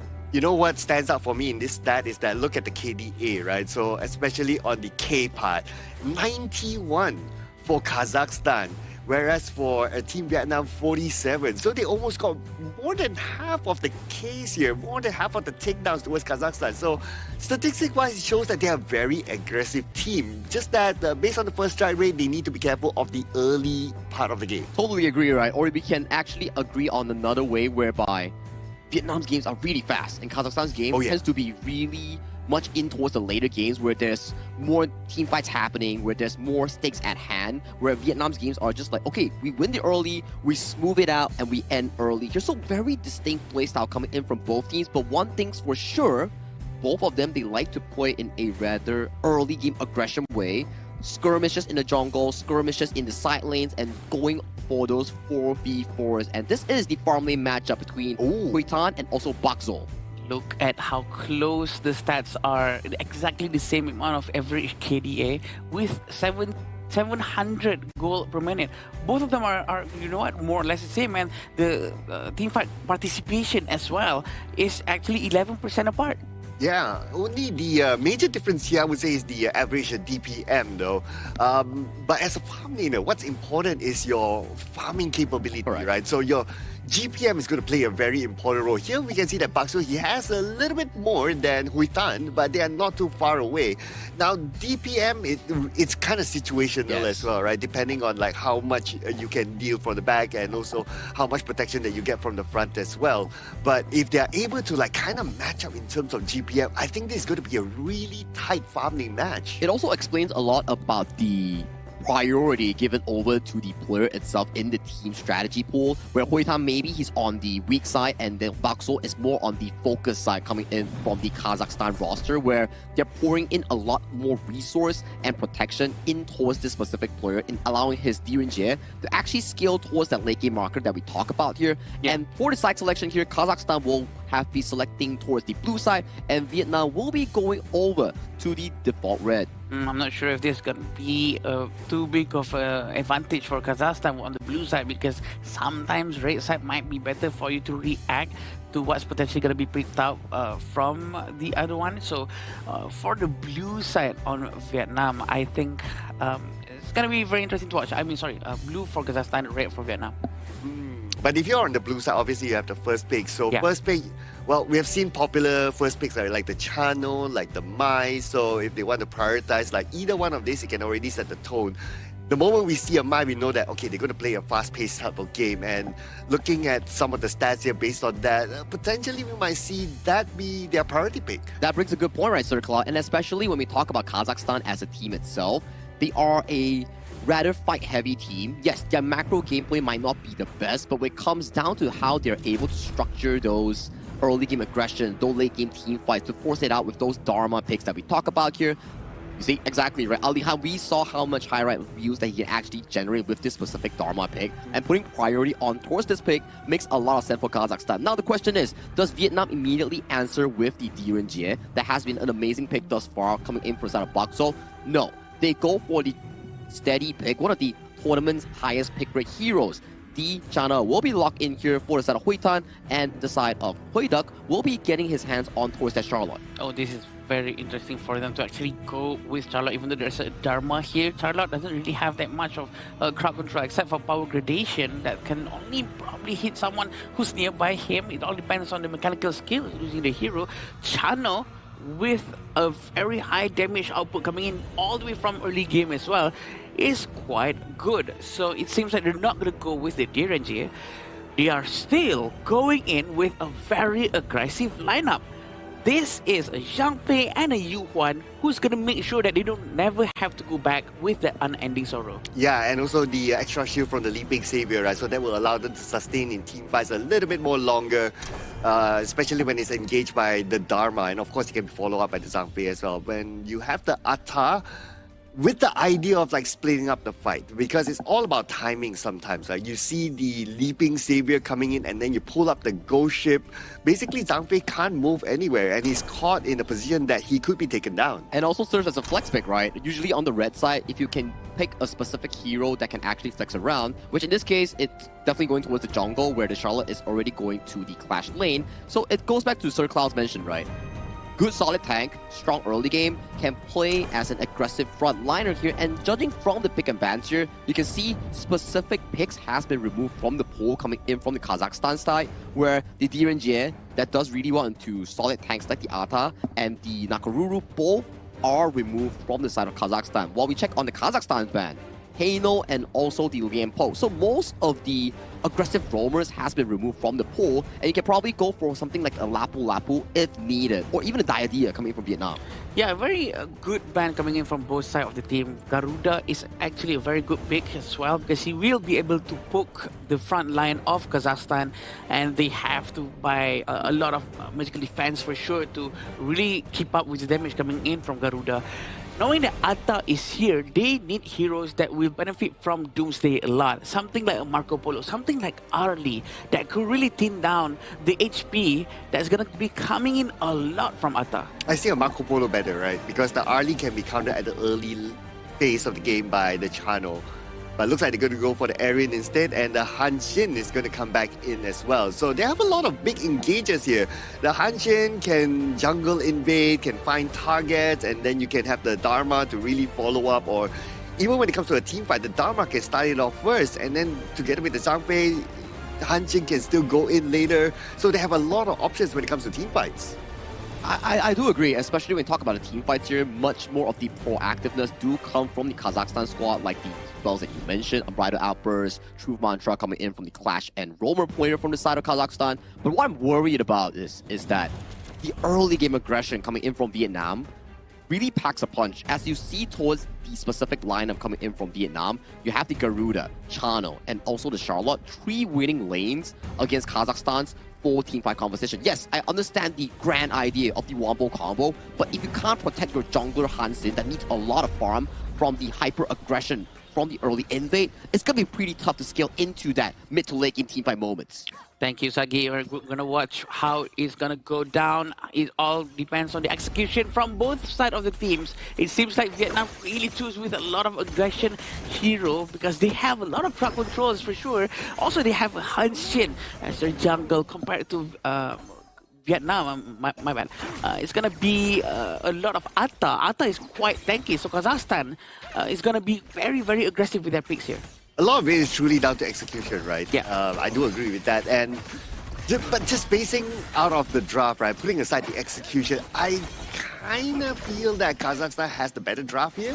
Because of their level of engagement and their durability when it comes to team fights. I can imagine like if a team fight is prolonged, Kazakhstan will be able to last longer. Plus, they did bring the heal spell with the Zhangfei, so that will give them a little bit more edge when it comes to sustaining fights. Yeah, and this is what's about to happen in mid lane. They were trying to be a bit more conservative. He managed to dash back quickly, but it seems like Vietnam is going to be trying to steal the Azure Golem. Ooh. They managed to get it? Oh no, they did not. They did not. So it still fell back to the hands of Marapat. So good protection there by Kazakhstan, and it shows that their timing, their shot calling to come and protect their buff and back up their teammate is on point. I was actually shocked. Arshid actually used his flash just now, which is strange, but he was trying to hit the more full tempo, which hopefully in turn could land a good stun coming in from Ali Khan, who was nearby just now. So that's probably what he was trying to do. And at the same time, we can see Bajol was still alone with Hoi Tan at the bottom lane. In terms of itemization, there's nothing quite strange just yet. Still very early on, just 2 minutes to the game. There's no one that has been taken down just yet. Okay, but there's one thing I want to see from Kazakhstan, right? Like whether they're going to do or not, which is to play this aggressive early, playing around the Hanshin, playing around Marapat. As in Marapat goes in, cuts into the jungle, looks for a target, brings him out, and then is followed up by whoever is close by. Maybe if Bakso is there, or maybe if Ali Khan is there, because they have that potential. As compared to Vietnam, based on their draft, they don't really have that jungle invasion sort of draft. So if Kazakhstan is able to pull that off earlier on, then they might be able to snowball with that advantage. Yeah, in terms of damage output early on, it almost seems like Vietnam will have a bit more tankiness. They will not focus too much on damage output, but it seems like the Umbrella Opus is already here. Wings of Judgment has been let go, but it's just to clear the minions as of now. Both sides of the teams are having the same amount of gold, and they're not going to be trying to take too much risk right now. Yeah, slightly towards Kazakhstan at the very early stage. But then again, it's not that significant like what you said. But you would take any advantage that you can get if you're going up a team that has a good reputation like Team Vietnam, right? So as long as they can retain this sort of advantage, they can slowly snowball towards the later stage of the game. But Team Vietnam, they're starting to pick up the pace here. They're moving in. Unbridled Alpha is connected to only Bawang. Will that be enough though for them to get that takedown? They should be, but Bawang still stands tall, but still the first strike goes towards Bakso. A very good ultimate coming on from him, but look at Marapat! He's so quick, Hoi Tan will go down, and so does Sunkar, who doesn't have Unbridled Opus anymore, and he's gonna be pulling back for a bit and not gonna extend way too much. 2 for 1, a very early aggression coming in from Kazakhstan. And that came just before the Tyrant, so the Tyrant is gonna be a fair pickup for Kazakhstan. They only need one person in front, Ali Khan, to just zone out the remaining members of Vietnam, and the Tyrant falls to their hands. But Vietnam, they're not going to make it easy for Kazakhstan. They're going to take down this... Oh, was it still? Okay, no steal. So the Overlord still falls to the hands of Vietnam. Very close to being stolen over there, but a very good move coming in from Ali Khan just now. They were trying to at least give a bit of a problem, zone them out away from the Overlord. Very interesting how they are diving into the tower, and they're going to try to get Hoi Tan, and just like that, they will focus on Nam Phuong. Nam Phuong will go down, but look at this Wings of Judgment. Nam Phuong survives, and now the Wings of Judgment for the side. They should be able to get the counter, and they will with Linva with the double strike. Nam Phuong tanked it all out for his teammate to score the double. A huge amount of damage coming in from both sides of the team. They are neck and neck. They know what they're doing. They really want to get the kills as much as they can. They dive all the way through back. And mind you, the tier 1 tower at the bottom lane hasn't been destroyed just yet. Oh, yeah. Yeah, it's still active there. Yeah. But this is what I wanted to see, right? Like from Marapa to really go in and be aggressive, just like how he did before. He almost got Nampo, so that was kind of unfortunate, I must say.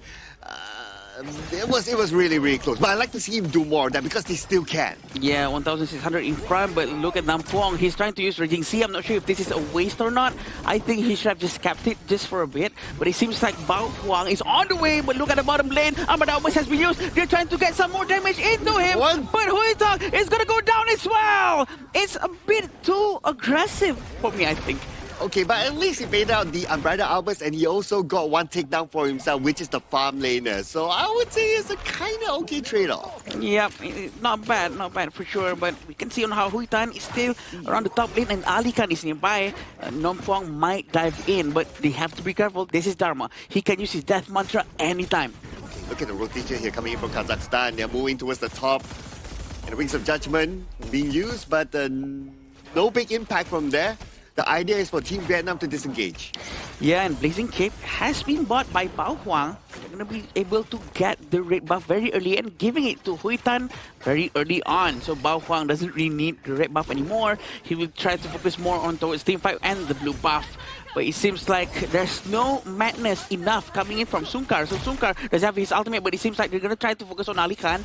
But Raging Sea has been thrown out so often that as if the cooldown is not long at all. Yeah, I know, right? Or maybe their plan is to like, okay, within them, their comms is like, okay, guys, we're not going to do any team fights. So just try to win the lane, poke here and there, and that's about it. When the comms is like, okay, guys, we're ready for team fights, that's where you start to see like the Raging Sea being kept. That's what's happening behind the scenes. Just pulling on some imagination. Yeah. Wings of Judgment has been let go, and we do know that Mina is going to be cleared very easily. Garuda is such a good hero. You have a very high ground hero base where you can just defend from very far away. Raging Sea one more time, trying to get some damage in. Look at this Ghost Ship. I'm not sure if that's the best one I've seen so far, but look at this knock-up coming in. Unending Sword trying to heal himself, and Kazakhstan is still in the fight. They're trying to get Bao Huang, and Bao Huang's gonna go down. Oh, that took a while, but at least they get Bao Huang at the end of the day. But the trade-off is getting a farm laner for the side of Kazakhstan, so it's actually not too bad. But Kazakhstan will still push on to the top. They still have the numbers, they still have the manpower, and the tower will be down. Yeah, you know what? Getting Bajol is actually quite worth it. And the fact that they're really trying to dive all the way in, coming in from Bao Huang, who is a jungler, is quite aggressive. Look at him. Nampuang is going to go back after using Raging Sea. He is one of the only few Labulabudi I've seen that consistently keep on using his ultimate as soon as he has it. Yeah, that's why I noticed as well, right? So in the latest Raging Sea, I kind of noticed that shouldn't he have kept it for a potential takedown? Not too sure. Or maybe it's again the team comms that says that, okay, we're not ready to take any fights at all, so let's just pull it back. That's why he's using it to buy a little bit more time for his teammates. But a little bit more time bought by Team Kazakhstan. They just got the tyrant for themselves. Yeah, Ali Khan is quite nearby as well. He's trying to get some damage into the enemy side, but at least it seems like Vietnam using the Garuda to an extent where they can be able to clear the minion as fast as they can. Okay, right now a little bit more focus putting on the middle, but some harassment there by Marapa on the bottom. Now Marapa, he's in a position that he can do a little bit of split push as well because the four of them are at top. Marapa, yes, he is heading towards his own buff, but then again, he can move down forward to the bottom lane and he could surprise Team Vietnam. You want to watch on how Bao Huang's going to go in, but look at this Lapu-Lapu, so aggressive as usual. Nampuang, look at this good ultimate coming in from the Garuda, but Lapu-Lapu's going to go down first. He's the first collateral damage. Oh, and they're looking to zone them from behind, and Buckstone gets Bao Huang. That's a little bit of a revenge play there. And now they disengage after getting the tower and a couple of takedowns. Disciplined gameplay shown by Kazakhstan. Nampuang and Bao Huang has been lost. Right now, it seems like Kazakhstan's play to try and get the tower. This is what happened just now. A very good Wings of Judgment coming in from the Garuda, but Nampuang was a bit too far ahead in front, and there's nothing that they can do to save him. But this is what happened when they almost managed to be able to get the Clash Lane coming in from Kazakhstan. Yeah, and if you look at that earlier fight, in summary, Kazakhstan actually got 2 takedowns and the tower as well. Yeah, they lost one, but that's okay for them. And because of that, they now have access to the next tyrant that they will take unchallenged at all, because Team Vietnam, they will be busy clearing the top lane. Yeah, and we can see on how they have a 6,000, 5,000 gold lead coming in from Kazakhstan. The gold deficit for Vietnam is going to cost them a lot of problems. I think what they have to do is try to take it a lot more slower and try to give more time for Huy Tan to get his itemizations more. They have to try to stretch the game all the way to 16 or 17 minutes. Then they can maybe start something different, because Huy Tan has no items for now. I was kind of worried for Huy Tuk earlier on. Like, he was engaged with Marapat, but he managed to slide away to safety. Now, Kazakhstan, they're starting to open up all the lanes a little bit more. This time, sending Ali Khan towards the top lane, putting pressure, while 4 of them put pressure onto the bottom. And they're making Team Vietnam now chasing them, like from the top to the bottom, and Team Vietnam is like, okay, where are they going to be next? Well, the answer is going to be shown to them soon, because the Overlord is going to be taken by Kazakhstan, and that's when Team Vietnam will know their position. A rather quick Overlord coming in from Kazakhstan. Vietnam sending in Nam Phuong, trying to use the vision that he has, but he did not manage to do anything with it for now.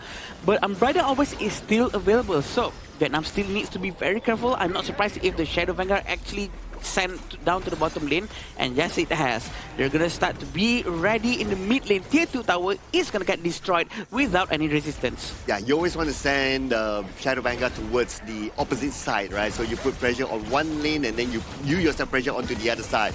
Now they're gonna put pressure onto the middle as well, since they just took down the tower, but the protection is coming in on the bottom. They almost lost that bottom tower, but they still have it. Wow, Bajol almost went down just because of the Wings of Judgment just now. Lin Van is very, very accurate with his movements, and they really have to be careful with him when he's around. 7,000 gold in front. Can Vietnam defend this? We haven't seen any move coming in from Huy Tuk. We can maybe suspect some movement can be made by him after this. But look at this, a very good ultimate coming in from the Charlotte. They're trying to focus down as much as they can. Reggie C trying to get the stun, but look at the Zhangfei. Zhangfei goes in, trying to get the knock up, but Yu Huan trying to get the last hit. The Charlotte is also insanely crazy. Going to the front, Huy Tuk very brave, opening up a lot of space for his teammate to actually clear the dragon. Well, you asked for a fight, then Kazakhstan will serve it to you. They jump all the way behind the tower, starting the fight. Now, we'll check out this replay again. Focus onto what's happening in the middle. Okay, it starts right in front of the tower, and just see from the side, the unbridled outburst from Sukan. That was the follow-up that they needed. And when they got the unbridled outburst, the stun by the unbridled outburst is very, very long. It allows them to give free hits towards whoever is still within the tower range of Vietnam and take them down one by one. And I feel like if they can just time their Charlotte and Atta movement correctly, they might be able to get a lot more efficient damage output coming in, because it seems like they were going one by one, but also that's thanks to Unbridled Outburst coming in from the Zhangfei. Sunkar was so effective with the Unbridled Outburst. He actually pushed everyone away and literally destroy the firm formation that was being held by Vietnam. Yes, and the position where he pushed is that he doesn't push from front to back. He pushed from the side to the other side. So it will allow his teammates to also follow up easier from there. And that's why their team fight early on was so effective. Now the objective for Kazakhstan is to focus onto the Tyrant. And again, I don't see Team Vietnam being able to challenge for it. Yep, they have to be more careful. They cannot take too much risks. For sure, 8,000 gold in front for Kazakhstan is going to be helping them a lot, but they still have to be very careful. One small mistake might cause them to lose this gold lead, because they have a potential to do a lot of shutdowns towards Kazakhstan. And now they're just waiting, all right? Kazakhstan now needs to slow down the pace, just wait for the minion to arrive, and then see whichever opportunity that they have from there. The Unbridled Outburst is ready, so they can engage where they want to. Right now, Marapa is very much ready. He's trying to dash towards the back for sure. Regency has been used, so does Garuda's ultimate. He's trying to get all the back line. Unbridled Outburst has been used. They push everyone towards the fountain. Will this get themselves into trouble when they touch the fountain? Too far. The fountain has a high damage, which is very, very dangerous. The double strike coming in from Bashol. Okay, and here comes Team Vietnam. They want to try to re-engage, but Napo receives a lot of damage. Marapat gets one for himself, and it's going to be the channel down. Without the channel, with only Lingma, with only Napo, will it be enough though? Wings of Judgment will be used, but not enough. It is game one. to Kazakhstan! What an explosive game coming in for the side of Kazakhstan here, taking the first win of the series here. They just need one more and they will be 3-1 in the standings. I am shocked. I wasn't expecting this, and these are the surprises that we want to see. These are the gameplay, the aggression that we want our players to really try as best as they can. Hey, I mean, when the draft came out, when we went inside the game, I was like, hey, I kind of like the Kazakhstan draft a little bit more because I can imagine like the whole combination, who goes in first, 1, 2, 3, and then just boom everywhere. Well, whatever they did, and whatever I imagine is just identical. Equal, the same, identical, yeah. I think for Kazakhstan, they really found the ideal playstyle that they are looking for, which is the fights galore and wombo combo one. I like in the game that you guys definitely pointed out, Songkar's on the Unbridled Outburst setting up the pace, or Alihan going in for that crystal 3-man knockup in towards the wall with the truth. These are key moments which Kazakhstan can really find, but the main breaking part, the game that really broke Vietnam in this game one was the Azure Golem invasion that they got to take down several on the side of Vietnam and then converted that lead into another objective tyrant. Then as of that point, the game was firmly in control of Marapat's jungle pacing. Yeah, and that really destroyed Marapat's rhythm, right? So he had a plan, he had a pathing for the Hanjin to actually rotate properly, but once that first jungle is gone, it's very difficult to, where do I go next? Where's the best place? Can my teammates follow me? A lot of things going through our mind. You know what? I feel like I'm watching an orchestra. I'm watching an orchestra with a conductor just going, okay, this one, this one, this one. Okay, I'm not that musical genius, right? But it goes like, okay, it's very sequential, right? It goes like, okay, we do this, and then we do this, and then we do this, and it just flows all the way. And it's beautiful to watch how Kazakhstan played this one. It was really difficult for Hui Tan on the channel to actually play this game because most of the time we saw how much the Unbridled Outburst coming in from Songkars, and Marapat was able to be flanking through the side lane and finding this channel in specific positions here. Hence, at the end of the game, he only had 9,000, almost 10,000 gold, which, as of that point, you don't have enough items to realistically take down multi-tank lineup like the side of Kazakhstan where Alihan is full tank and Songkar is so beefy on that Zhang Fei. Yeah, this is not the first time he used Zhang Fei here in Asian Games qualifiers. He excels at Zhang Fei. He's one of the only few that loves to use Zhang Fei in ways that it's just so aggressive. He doesn't wait. Usually some other Zhang Fei or Liampo users, they prefer to react to what the enemy is doing. But this guy, he loves to start things. He doesn't wait for things to happen. Yeah, and if you do that, you put yourselves in front, you're moving around, you're finding that position, right? You're finding that angle, and then your opponent is always very aware of where the Zhang Fei is. It's like they're constantly looking at, okay, where he is, which angle is he looking at, right, for the Unbridled Outburst, and they try to stay away from there, they try to not put themselves in the awkward position and all that. So they kind of messes up the formation of Team Vietnam. And to add on towards this entire itemization and gold, check out Marapat's gold versus Bao Huang. Almost double. You can see through this goal discrepancy of these two players how far behind Bao Huang suffered due to the fact that his jungle got repeatedly invaded ever since that Azure Golem invasion. Yeah, definitely a lot of problem for him, and I think Bao Huang have tried his very best to also try to save his jungle, but there's not enough help coming in from this side of the team as well. But the damage contribution coming in from Kazakhstan is almost equal, and there's not one person that really stands out. I think that's what we prefer to see, where we would want the rest of the team to really help each other out rather than trying to depend on just one guy to deal everything. I mean, if you look at these stats here, right, Hui Tan did had a good time. His damage output only 68.9k as compared to Bakzol 102.3k. So as a farm laner, if you're not able, if the stats don't show he has a good damage output, then it's very hard to play. Yeah, he didn't really have the best of the moments here, especially when you have Alihan, Songkars, and Marapat consistently looking at you in every single team fight, making sure that even if the channel doesn't fall, we're gonna break the flash and make sure that he has no real room of doing damage here. If I'm on the side of Team Vietnam, we gotta be considering, are we still gonna allow Alihan to get his trusted Dharma? Because every time Alihan gets his Dharma, he's been finding engage after engage after engage in almost every single series. Such a playmaker. I think banning out Zhang Fei and Dharma at the same time is not wrong. even though it might look like, oh, you don't want to go against Jean-Fei Dharma, but you know what, who cares? Because this is just so important that you have to respect the amount of crowd control coming out from Kazakhstan, and that's just the way they play, exactly like how Sagi was explaining just now. The gameplay for both of these teams are actually almost quite similar. They really prefer the early aggression. And it's shown here, right? Like Kazakhstan, they had the early aggression advantage, and their graph just goes all the way up from there. It hardly goes down. And because of that as well, like Team Vietnam, they weren't able to get even a single tower. That overlord that they got was like the first overlord, if I'm not mistaken. There was a trade-off because the Kazakhstan went for the Tyrant instead.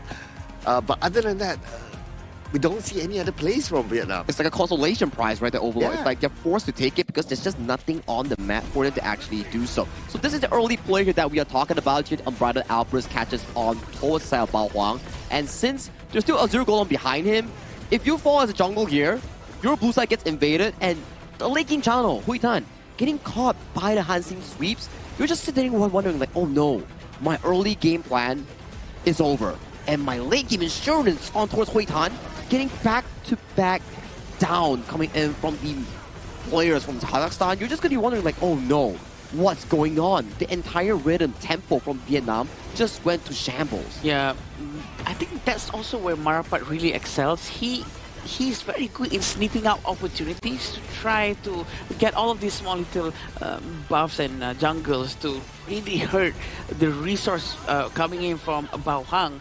And afterwards, his teammates just keeps on pushing and pushing the limit of their goal difference. Yeah, and I kind of think that what Kazakhstan is thinking of, like, okay, let's focus on taking out Hui Tan, because he's the biggest damage dealer, whether it's the mid stage of the game or the later stages of the game. The secondary one might be the Charlotte, but even that is not the biggest damage dealer. So in their mind, perhaps they're thinking of like, if we can take out or suppress the biggest damage dealer, we're good. Yeah, they were good. And take a look at these few moments, right? We had Alihan almost diving into the fountain there. Yes, he did find a 3-man mantra, but it's a tank Dharma in the end. But as of this point, Arshin, Bakso, Marapat, they were just so unstoppable with so much gold in their pockets that it doesn't really matter anymore. Gaining an easy win pickup for Kazakhstan in this game 1 of this important series. And an MVP, of course, Marapat picking up yet another one with this MVP performance. Marapat 4-0-3, 16.7% damage and also 18% damage taken. But the total goal that he has is 25.1%. So this means that all the damage that he's been doing are very, very selective. So this is quite important. Selective damage is when it counts the most. It's when it's the most important ones, and he doesn't waste his time, and he will always try to rotate and get other objectives. That will benefit his team in the long run. So you talked about the Dharma being respected, right? How about the Hanshin now? Should the Hanshin be respected? I think you don't necessarily have enough ban slots coming in for the first phase to actually respect the Hanshin, but I think if you are on the side of Team Vietnam, you gotta break it down what exactly happened, right? The Zhang Fei, Song Gars, and Alihan, they were setting up the big plays for the tri-carries coming in from Kazakhstan to flourish in that game. So maybe targeting towards Kazakhstan's pool of hard-engaged heroes might be something that Team Vietnam needs to venture into. Yeah, because there's only so many bans that you can do, right? Yeah. So you cannot only rely on like, oh, I ban everything. If not, you will ban everything and you only have like the 5 heroes for yourself. So you have to work around what you can have. Yeah, it's very hard for me to choose as well between Zhang Fei or Dharma or Hanshin or Mai.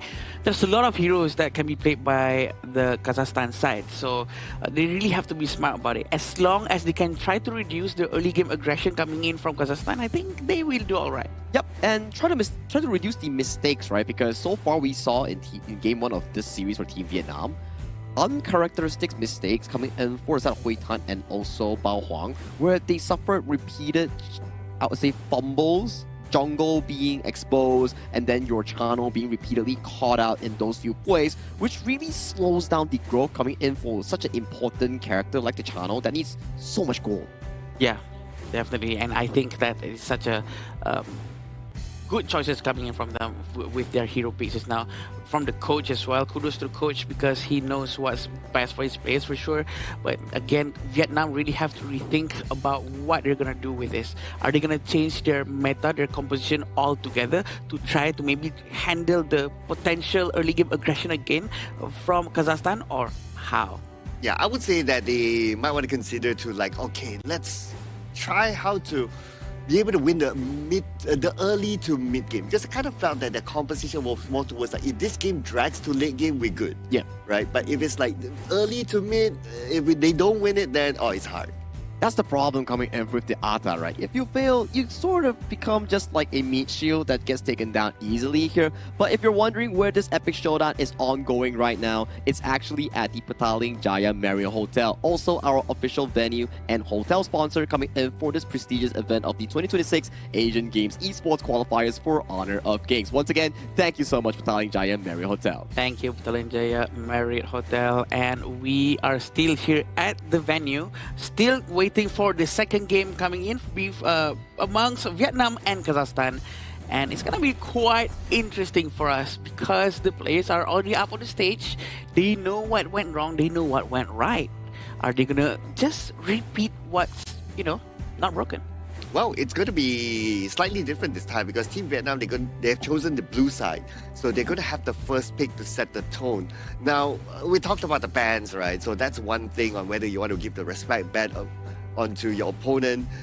Because they have the first pick, they have the opportunity to have that chance to take away that one extra hero from them. So if they were to take out, maybe they can use the Dharma for themselves, which is okay. I think we'll be looking at some of the key bans like you mentioned here, specifically Dharma and one more potentially, picking up My Shoni for themselves, banning away something like the Zhang Fei Lian, Po Lapu Lapu, either one of those, So just to make sure that at the very least, they don't get such a comfortable draft that can always have so many triggers to start off team fights on their own. Because just now, if we saw on towards the Vietnam side, yes, it's a very solid draft if nothing happens for the first 8 minutes of the game, where everything's stable, 50-50. But for the side of Team Kazakhstan, there's so much engaged potential that really put Vietnam on the board that every single time they had to play so carefully here. And Vietnam, they banned out the Zhang Fei and also the DRNJ as their 1-2, and they locked in Ling Wan's perfectly performance on that Yu Huan. He's been having a phenomenal run so far on this pick here, which opens up another Dharma pickup here coming in from Kazakhstan. Yeah, I don't know what to say. It's very brave of them to actually just let go of Dharma, but sure, they actually managed to get the Zhang Fei out, and we do know on how effective Zhang Fei was just now. Yu Huan is going to be taken by Vietnam for sure, and the next two heroes are going to be picked by them right now. With having Lapu Lapu and Dharma on Kazakhstan side, it's going to be hard to match the amount of crowd control coming in from them. Oh, okay, and we're going to get the classic Dun Dolia combo here, which is really nice. And obviously, the Dolia can also combo with the Yu Huan as well. So this is a really, really good pick here. They'll just need a hero that can deal a lot of damage later on, but the farm laner can be picked later, which is fine.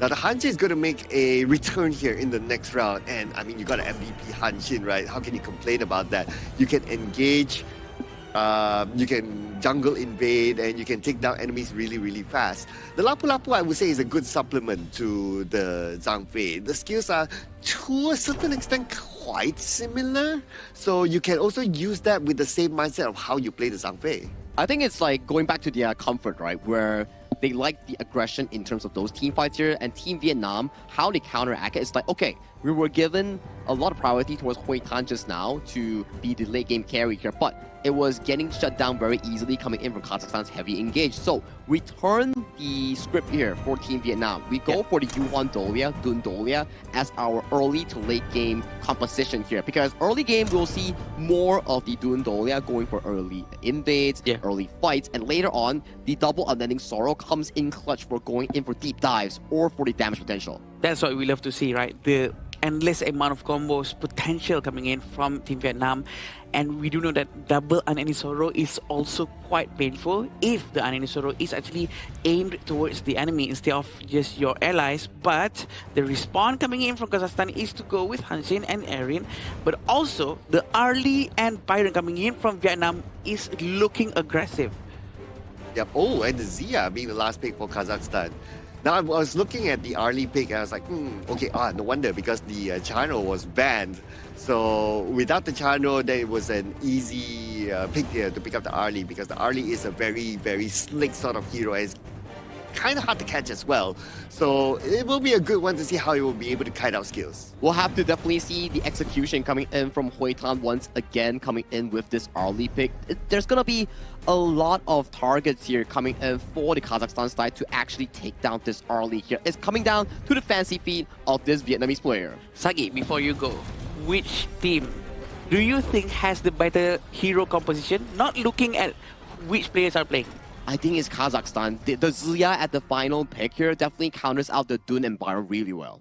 I see. Thank you, Sagi. As we go into the game right now, and I think I might have to go with Vietnam because Vietnam's pick looks very classic, very, the old times of HOK when we had these all 5 heroes in the same team more often than not. So, I'm feeling a bit nostalgic from my side, from my end. Wow. Okay. I'm going to join you on the dark side as well. I'm going to go against Sagi, and I'm going to say that Vietnam does have the better draft for me personally. Yeah, putting aside, of course, who's playing, right? But it's really down to execution. Now, for Vietnam they only have this draft. Okay. All right. For Vietnam to have this draft, they need to be able to get the early to mid advantage. If they can get that, snowball all the way. Yep, that's good. And right now, they are trying to focus down on the jungle and trying to steal as much as they can, making sure that they do not lose anything too much, trying to maximize having Yu Huan nearby. But look at Marapat. He's going to be always so ready to try to get anyone in front of him, and it seems like Li Tuan is going to have to run back. And right now, we saw early game aggression here by Team Vietnam, right? And I believe this is what a lot of fans would want to see from them. You already have the draft in hand, and you already have those heroes that the fans know that you're very, very good with, right? Especially with the Yu Huan that's played by Ling Ban. Yeah. So you need to be able to take advantage of that situation. And they're doing exactly that right now. Look at the rotation towards the top, and they're going to try to suppress Ali Khan. But Ali Khan is aware of that because of the communications, because of the vision, and that's where he backed off. Yeah, right now they're trying to group up a very quick rotation coming in from both sides of the team. Actually, their economy situation is actually more or less the same, Cloud, which is good to see that there's a good amount of fights in terms of trying to get a lot more resources. But look at this, Sunkar might go down, but the Wind Slash actually misses just because of the flash that has to be wasted by Sunkar. Okay, one good trait of a good tank, right, is that you are able to gauge how much damage you are able to absorb. Sunkar has shown that in 2 occasions in less than 3 minutes that he knows how much he can take in before he gets away to safety. No takedown yet onto him or onto anyone else for that matter, but the point here is that he knows how to measure the damage output or the damage that he can absorb, and that is really, really good. That will bring them far in this game. Yeah, for sure will bring them very far indeed, but he's gonna be able to cancel that out. The space portal cannot be used for now because he's on cooldown, because he just used it just now. And the knockup is really annoying from Huidok, very smart from him trying to slow down the rotation coming in from Kazakhstan. Dolia is very nearby, Sukar can see him as well. Is he gonna be spamming his ultimate just like the previous game right now? Okay, so speaking of spamming ultimates, looks like Arshin is now ready to spam his Universal Law. Looking at the top, we have a vision here. Marapat's going there. Marapat engages at the top. Marapat. Ooh, okay. Backed off in time. Okay. And we can see on how Lin Fan is actually still in the area. Nam Phuong as well, he can always try his best to reset their teammates, but the Wind Slash is gonna hit, but he's not gonna go back in. Nam Phuong is trying to reset his Unruly Blade from far, but actually he's still keeping it for now because the new Unruly Blade has just arrived. Still with Nam Phuong quite nearby with them, they're trying to get ready for the next Tyrant coming in for Vietnam. Yeah, it's time to keep it, right? Because now the Tyrant is up and Team Vietnam, they're going to take it just like that, unchallenged at all. But is Kazakhstan going to trade with the Overlord at the top? Looks like they will. And I wonder, is Are the two players of Vietnam going to challenge for it? Looks like no. So they're going to let this one go and they're going to get one apiece. Yep, interesting move coming in from them. Marapat is going to get the red buff as fast as he can. Sunkar is still nearby. He's going to use his Raging Sea or not. There's 3 people in front of him. He's trying to create some space for Bajol to clear as fast as he can. Dharma is here. Everyone from Vietnam is trying to run away because they know how scary Ali Khan is. Yeah, and Kazakhstan, they're starting to group up right now. Look at this. Right? All 5 of them at the bottom. And what they're looking for right now is an opportunity. Opportunity to get engaged in fights. That's why you have the 2 big CC guys here at the bottom. You have Sunkar together with Ali Khan. They are in the same rush. Wait for it, wait for it, wait for it! Oh, it's very scary. Look at how they're trying to go in. And a very good Raging Sea coming in from Sunkar. Bajol goes down. The damage coming in from Huitan is just so painful. And so does Sunkar. A very good turnaround coming in from Vietnam. They're going to try to get one more. Bao Hang did not manage to get that wind slash. It's a 50-50, Adam. It's a 50-50. Both lost their farm laners and roamers, and it became back to neutral. But good move there by Ali Khan together with Sunkar, waiting inside the brush together, because they know that if they combine together, their CC can easily take down almost anyone. Yeah, Huitan is just so good as well, right? Because he still managed to move around and try to deal as much damage as he can. That's why they still managed to able to escape and survive that.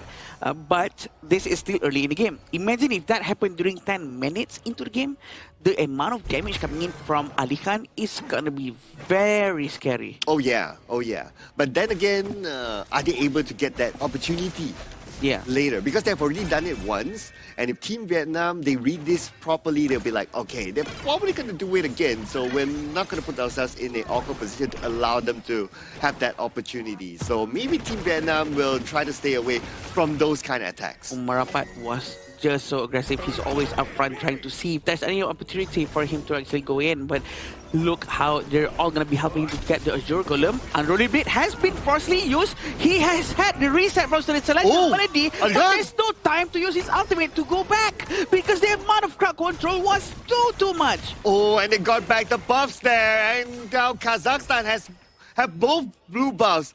Ali Khan has one, and he also got that takedown at the same time, and taking down Bao Huang. That's an important takedown, a jungler. They actually used all of their skills just on one person, and no one else from Vietnam was actually trying to help him out. Except for Dolia, maybe he was trying to reset the Unruly Blade, but he did not manage to use it one more time. He cannot at all, probably because there's not enough resistance coming in from the Boots of Resistance, trying to reduce the crowd control. I think he might have to add a little bit more Frigid Charge to add more to the resistance. Yeah, that could be a good idea as well, right?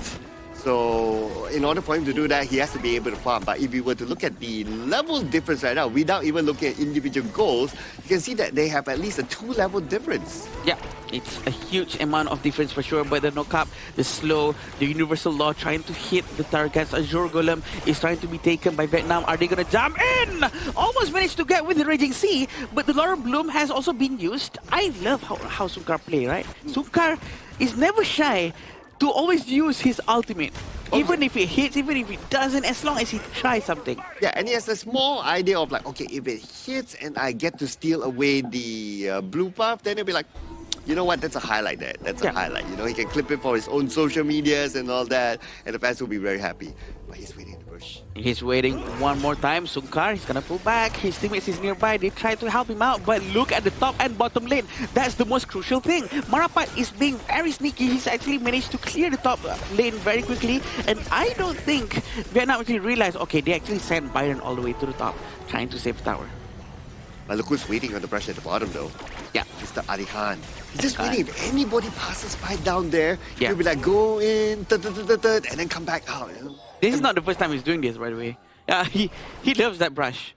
We could probably call that brush the Ali Khan brush, because he always waits there. But look at this knock-up coming in from Vietnam. Oh, Sungkar's one. He still was the law! And Marapat will be the finisher to take out Nam Phong! Look behind them. Ali Khan is still nearby. They have to be very careful. He loves to hide in these brushes. They're trying to rotate together, but very, very disciplined coming in from Ali Khan. A trigger discipline that he's keeping on. He doesn't want to waste it, but look at their friends. They're trying to come around, trying to give him a backup with this visual vision that he's been giving. Ali Khan's doing the weeding in the brush at the bottom. If the wave comes, he will clear it. If anyone comes, he will just mantra.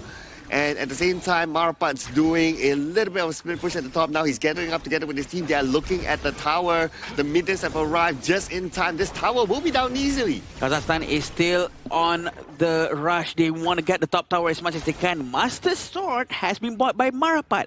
This is a very important item. Every time he uses his dashes, he's going to have a lot of movement speed, and his basic attack is going to deal a lot of damage. Ali Khan is going to get a bit of a wind slash. He's going to fly up high in the sky. Look at the unending sorrow. He's going to be healing his friends for a bit. Universal Law has been hit. He managed to apply the Imperial to everyone. The ultimate coming in from Sukar is just so good. Sukar is going to go down just in the nick of time. And they managed to get 1-for-1. One clash for one roamer. Oh, because it's one clash and one roam, Kazakhstan, they have that slight profit there. Now the Tyrant will be challenged. Here comes the Universal Law, dealing damage onto the left side. Took number one to the Maho, but finally they will. And the Tyrant will still fall to the hands of Kazakhstan. Marapat manages to get the Tyrant, which is very, very good for them. I think the way they rotated is quite clean. They know the danger is close, but they still managed to be able to handle the potential danger that's coming in, and they were quite confident with that as well. But look at Huitan, who is very, very confident. He's gonna try to get the Archie will go down, but so does he. One more. 1-for-1. No! Marshall's gonna go down. They're gonna try to get Marapat. Marapat's trying to run away, but you can never chase a Hanshin who already have Master Sword, who is so fast. Yeah, you can't chase a Hanshin, and now he has his two bodyguards together with him. Sunkar will be there as well, but Sunkar slightly caught. But still, it's Sunkar. You can dash forward. You are tanky. You can still hold on. Look at the bottom lane though. Marapat, he's gonna try to get the high ground tower. I think this is a bit dangerous for them, but he will get all of the minions as well. But Byron's gonna try to pull back. He tried to recall over that spot. I don't think that's the best thing for him to do. Yeah, but then again, well, lucky for him, the entire minion wave is not there, right? If it's there, maybe he might go all the way. We don't know, but that's an alternate universe altogether. Nevertheless, it was still a very good quick work there by Marapat to shift from the top, go to the bottom. He saw that opportunity, he take it. I really like how he opens up his vision of how he plays this game, not only on one area. It only took him 10 seconds from the top to destroy that tower. Just 10 seconds, so quick. He dash, he went in, and he just destroyed the tower immediately. But look at the Universal Law, it's very effective here, Cloud. Yep, they're going to go on to Bahua. Bahua is not going to receive a lot of damage. Can he actually survive this one? The answer is no, because Maxo is there. Universal Law get to shoot him away, but here comes Marapat. Underneath the tower, it still protects the players of Vietnam. They'll be okay for now, but they have to prepare to defend. So it's like the Vanguard has been sent towards the bottom lane, but Marapat did not get a good hit into the back line of Vietnam just now. I think also because Marapat did not communicate with his team. His teammate wasn't there. But look, a very good And look at the back line. Very good kill. Look behind them. Pasha's going to go down thanks to Huitan, who is very, very brave to dive all the way to the back. Okay, Huiduk still tanking it. They thought they could get Ali Khan, but the damage output is not going to be enough. Plus, they had to clear off the lanes at the same time because Marapat again doing Marapat things at the top. He manages to destroy the high ground tower without anyone realizing. I think playing with this distraction gameplay coming in from Arshin, Ali Khan, Bajol, Sunkar, providing just that crucial 3 seconds for Marapat to dive into the high ground tower, to really literally destroy the tower as fast as he can and then pull back. Yeah, and now they want to put focus on the Marapat, but you can't send 4 heroes to Marapat because Marapat can easily dash away. True. And then it will open up other lanes. So what is the answer for Vietnam now? Here's the thing, right? There's no one who can actually give a pinpoint stun, a single target stun. Everyone is like a hero that you really need to aim your stun with has a channeling AoE, which is not the easiest thing to do. So you really have to all gank him down as quickly as you can. But look at the damage they're trying to get out of Bao Hang as well. Ali Khan is in the area. A very good knockup coming in from Arshin. Are they going to be able to get some damage? Almost being able to get the rover from Vietnam. Oh, that was really, really close. But then again, Team Vietnam, they also have to be aware of their bottom lane as well. It's being infiltrated by the minions.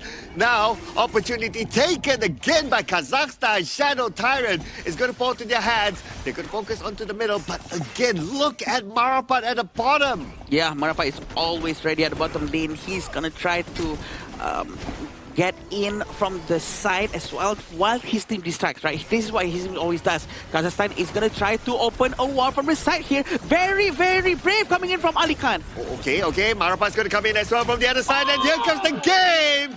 Ended by Kazakhstan. No one expected a 2-0 coming in from Kazakhstan here, and they defeated Vietnam in a quick succession here, in a clean series win. And I gotta tell you, I am as surprised as any of you on this desk. I'm surprised.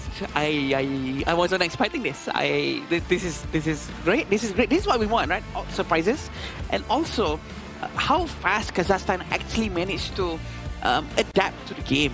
That's just crucial. That's just so good. Oh, I would say that this is a very good quality game. This is an amazing game to watch here.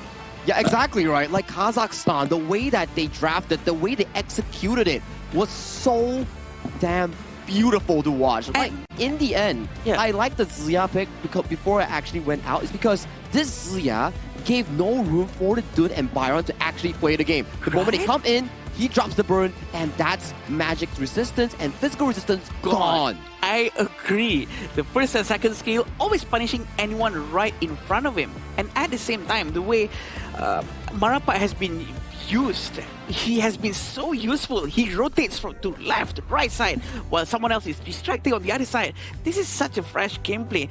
Very different. It's not just aggressive in the early game, but also very aggressive all the way through the late game, in fact. And Marapat is showing that there's not only one way to play the Hanshin. Correct. Game 1, the way he played the Hanshin was very different than Game 2. It's dude, you give him the same hero, it's still the same spell, same, but the style of play is different. Oh man, it's so good. I think what Cloud said earlier on, the fact that while Marapat's hero Hanshin is not going to be banned, might be a problem, and this might have proven to the fact that they actually be able to manage to win again in the game with Hanshin. I think Hanshin is the problem. It's really down to how they execute their style of gameplay. Like you can see, like, okay, in the first game, I think we had like almost 80% of the same draft, aside from the mid lane being different. But the way that they play it is actually similar, right? The Zhang Fei is not there, the mid lane is not there, so they swap it for a Lapu Lapu and a Zia. But the way that they play the counter pick on the red side is really what I want to point out. Props to Coach Su, because he made it sure that this red side last pick has so much value. They're like, okay, Dun and also a Byron. Super tanky, Aaron cannot handle. And Hanshin needs to take time to actually go through it. But when the Zia came in, longer range than Yu Huan, burns down the resistance coming in from the double tank. It made it so that the entirety of the draft, they baited Vietnam into that specific position. I agree. The way they play, the way they think about it is just so damn good. There's no other way to explain it. I think the way Kazakhstan has really evolved from what they were to what they are now is something really to admire of. Yeah, and technically this is like a comeback as well, right? Because if you remember like the early game, like Team Vietnam, they turn up the pace, they play it aggressively, they go towards the farm lane, they try to harass and do all that fancy stuff. And it really put a lot of pressure towards their opponent, right? And somehow, like when it reaches like the mid stage of the game, it just went all the way to Kazakhstan. Sagi, help me out here. I want to know, because my knowledge about how to counter Hanshin is, you know what, other than just proper rotations, maybe to get some heroes like Daji, someone who has like a single target stun, or maybe like Milady. Is that the only way, or is there any other way to properly handle this Hanshin? I think they played pretty well in the early game, which showcases the early aggression coming in from the Dun Dolia, but they were on a timer that made it really difficult for them if they did not utilize the Dun Dolia strategy. in cutting down the Hansen's farm timer. Because judging from Vietnam's entire draft itself, you can start to see one thing.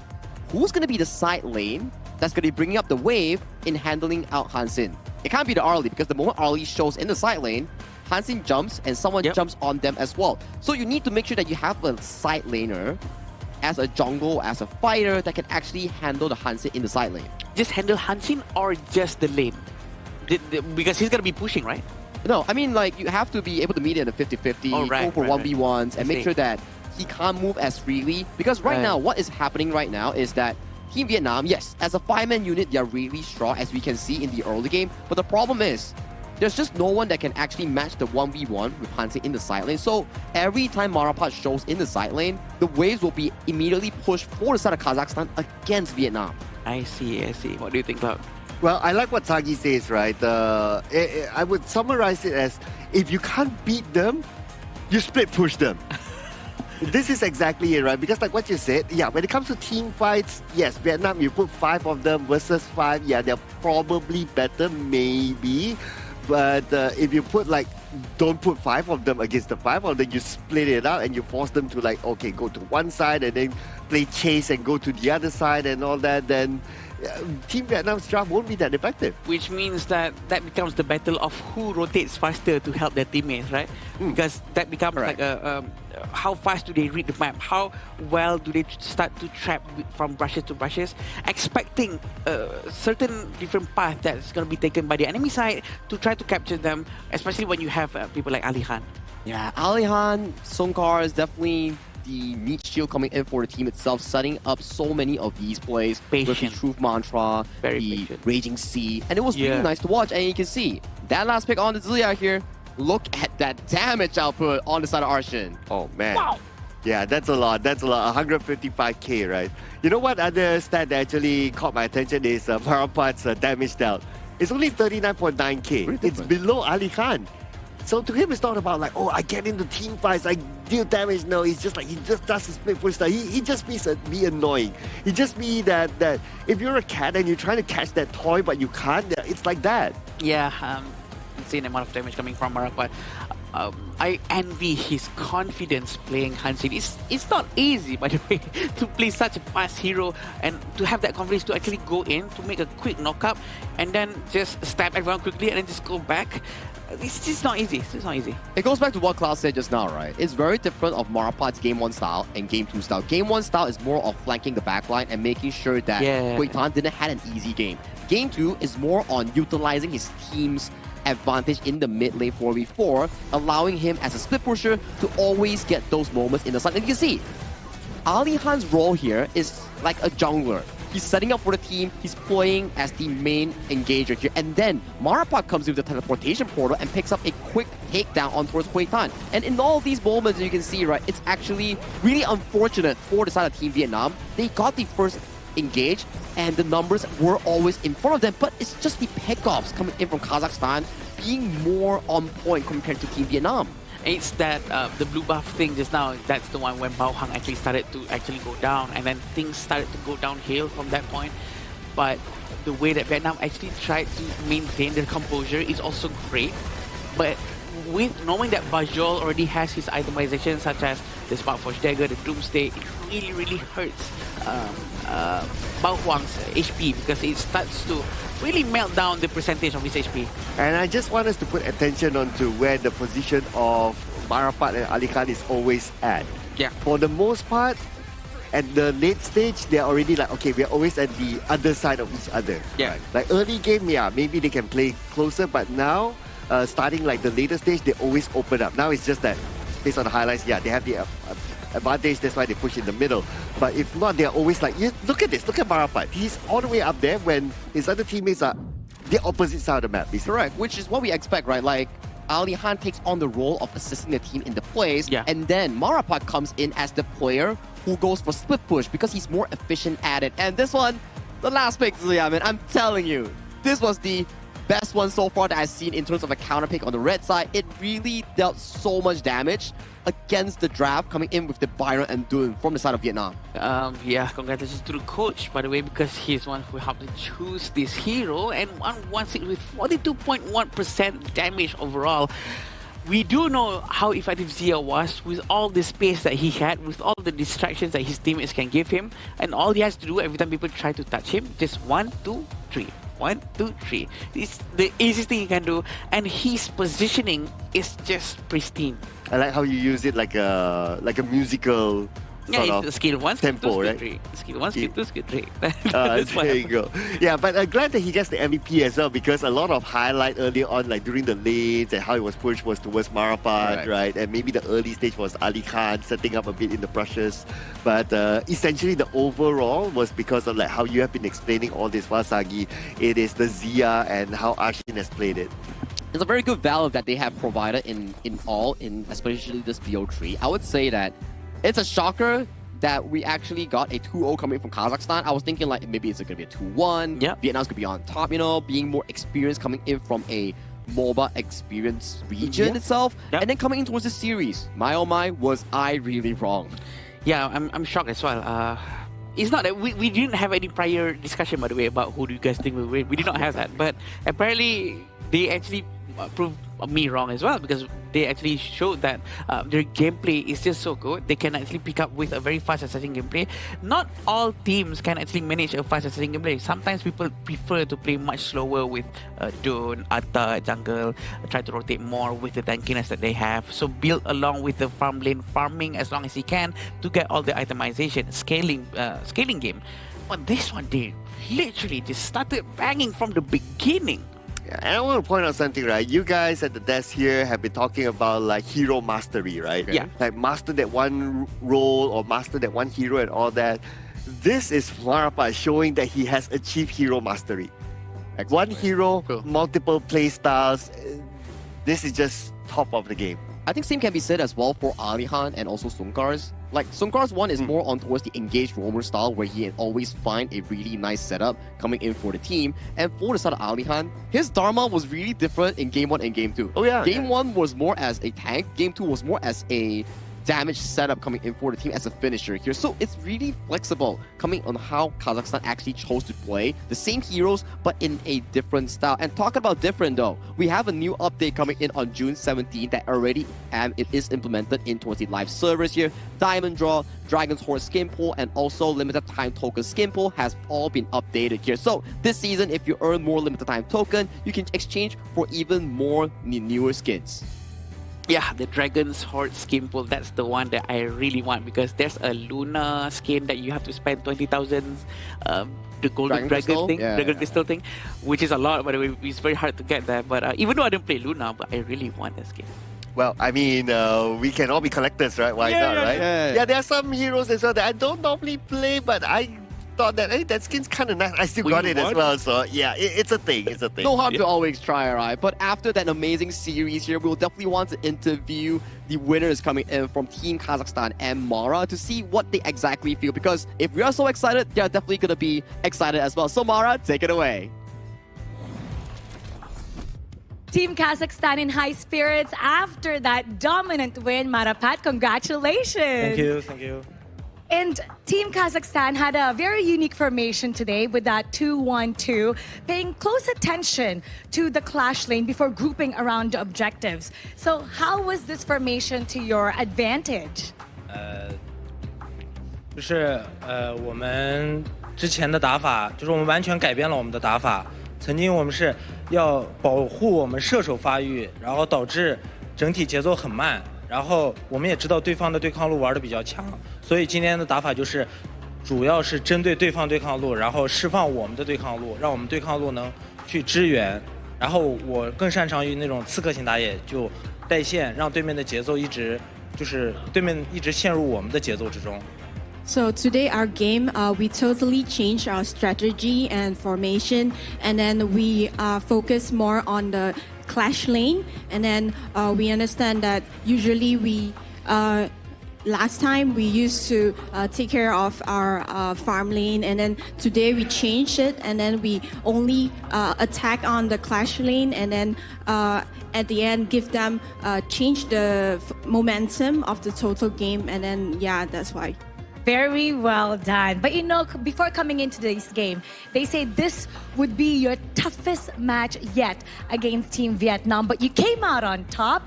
How was the talk before today's game to make sure that the mentality and coordination is perfect for such a tough team that has been undefeated? 就是之前他们预测说这会是一场很难的、很困难的一场比赛，对你们组来说，因为我们要对抗越南。可是你们就是取得了胜利，打得也很好，所以这对你来说是有什么？是我们还是就是教练给我们多讲了点战术，然后我们就是改变了一下打法吧，就让我们的节奏能更快，然后把对面的节奏完全拉到我们这边，让对面跟着我们的节奏走。So before the game, we had a lot of discussion with our coach, and then coach also gave us a lot of advice, and also we focus on keeping the momentum and keep in charge of the momentum of the game. Marapat, you are great, and I'm sure you're so happy finishing strong. This was your last game. Tell us how happy you've been with this Asian Games qualifiers, and what would you like to say to everybody? 想跟大家说点什么呢？跟心情是怎样？非常开心。就是当我们输老挝的时候，其实我们整晚的睡不着，很紧张，因为我们感觉这样第一次上国际舞台，如果能晋级肯定是最好的。我们也特别希望有这样，就很希望能晋级吧。如果输了，我们也会比较遗憾。我们感觉我们没那么弱。So before the game, we were really nervous, and also we are happy to stand on a global stage, and then that's why we take a lot of practice, and then we are happy to be here and able to qualify. That will be best for us. Regardless the nervousness, your skill came out on top. Congratulations. Thank you. Let's talk about that performance a little bit more, so we'll head back to the casters. Lead the gorge. Thank you, Marapat, and also Mara. Wait, I can't spell Marapat without Mara. Oh, yeah. Thank you, Marapat. Marapat. Okay, anyways, if we were to check on the content of the interview just now, that was a really interesting segment that we actually heard about. It's like, the first few questions that he asked, like, okay, what changed? How did you suddenly bounce back from the loss from Laos to a win against Vietnam? Two of the group favorites, dare I say, because he mentioned that Marapat mentioned, it's like, okay, at first we were playing really revolving around our farm lanes, like farming strategy and everything, and it was pretty slow in actually getting a lead. So in today's game, they know for a fact that Vietnam's clash lane is actually really good, hence they changed the strategy in focusing their clash lane and then making it really difficult for their clash to perform. And then Marapat says he's more of a jungle assassin expert on carries. That's why there's more Hansen coming in today. Hence the entire strategy on how they adapt towards the last few days and today is actually really different in allowing them to actually win today. I love that. I love the fact that he's going with what he's comfortable with, and he's not trying to force to follow others who's going with Atta jungle and whatnot. They are confident with his picks, and whatever he said makes sense because he actually proved it in the grounds of Heroes Gorge. Yeah, and I like what he said in the interview as well, right? It's the collaboration between the players and the coaches as well to be able to come up with this sort of strategy, because whatever that he did is not by himself alone, right? Yeah. It's a team effort, and everybody has to understand the game plan, and then individually you execute it well, and that brought them the victory. The way they bounce back from a loss is also really amusing towards me, and it shows that they actually have the spirit of a winner, because they told the audience, like, after losing to Laos, they couldn't sleep that night, and they were thinking on how to improve their gameplay, and that improvement brought them towards here. And right now, they won against Vietnam. They are 3-1 in the standing. Yes, that's their final game. And it really comes down to how Vietnam and Laos performs later on in Group C, because yes, they are qualified for top 3, but it's still not locked yet on who actually is the top 1, top 2. So it's going to be interesting for Group C right now. Yeah, you know what else is very interesting? It's going to be iQOO, the official gaming phone for 2026 Asian Games Esports Events Honor of Kings qualifier. And that's why Kazakhstan played so well. Oh yeah, I mean, you want to pull off those Hansi moves. Just look at Hansi, how he dashes, how he moves across, right? Yeah, it's thanks to the iQOO official phone as well. Yeah, you can't be playing on 60 FPS on a Hansen, man. I can't accept it. And 120 FPS is exactly what you get on iQOO 15R. But that's all for the Vietnam versus the Kazakhstan game. A very big upset, and very well congratulations towards the side of Team Kazakhstan, because that was a really amazing game delivered by them. Now, coming up next, it will be Korea going up against Sri Lanka here. Korea has had a very good opening match in day 2, if I'm not mistaken, of our tournament here. Yeah. They beat Singapore in a 2-0 quick fashion. Now for Sri Lanka, they're currently 0-2 in the standings, and if they lose one more, I think they're out of contention. Yeah, this is what they want to avoid. They want to try to be as safe as possible. Try to get that slot 3 position to at least have a last chance qualifier chance. But let's see how it goes for them afterwards, because Republic of Korea is not the easiest team to go against with. Yeah, they have a lot of international experience as well. So this is definitely going to be a hard team. But who knows? Anything can happen, right? I mean, after that series here, Cloud, I think anything can actually happen as long as you prove there's the improvement and growth coming in for both of these teams here. But let's take a short break before we come back for the 4th series of the day between Korea of Republic and also Sri Lanka. See you later.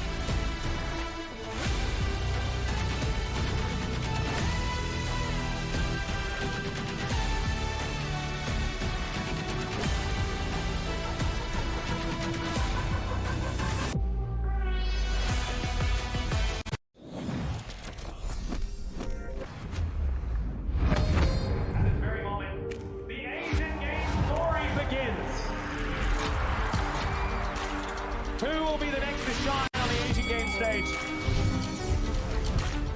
Contestants fight for the honor of their regions while we cheer them on from the stands. Double kill.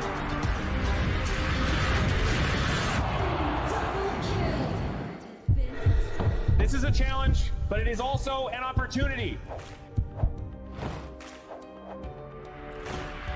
The tide is turned.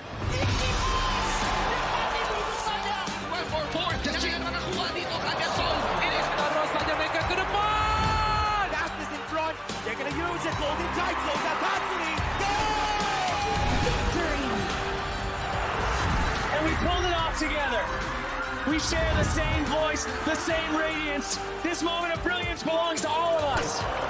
Together, we shine.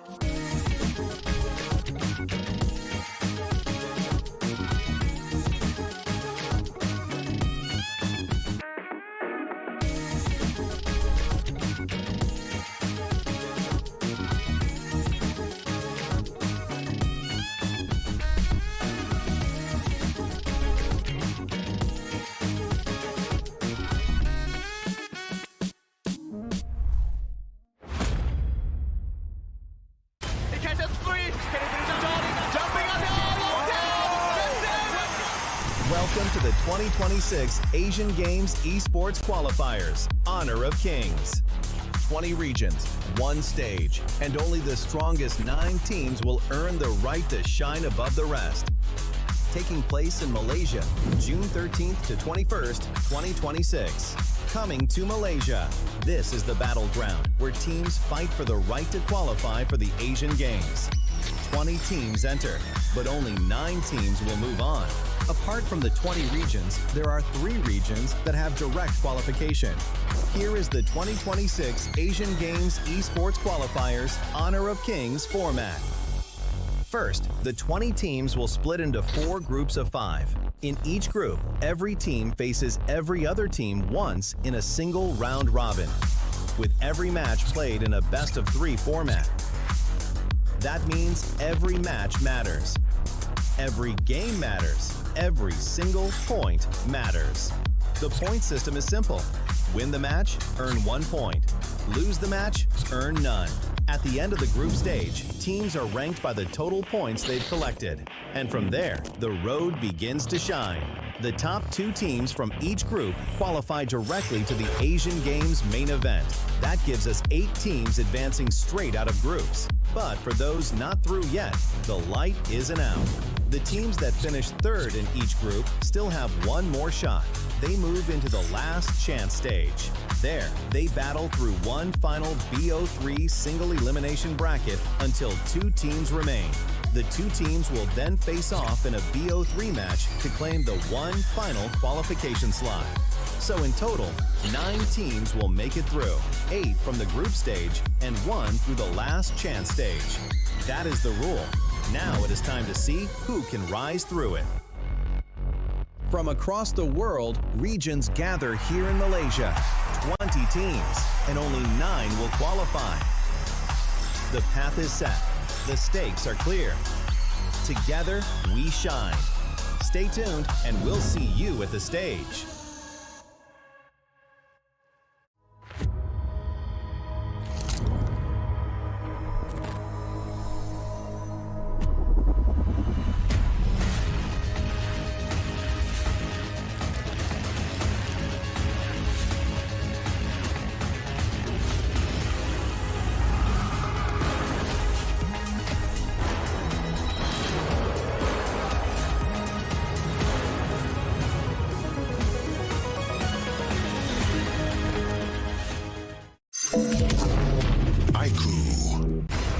Ultimate not ready yet.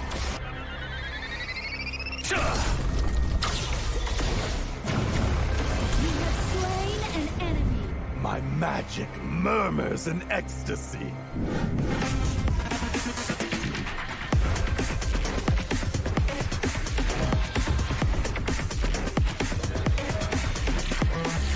Amazing! There is no escape for you.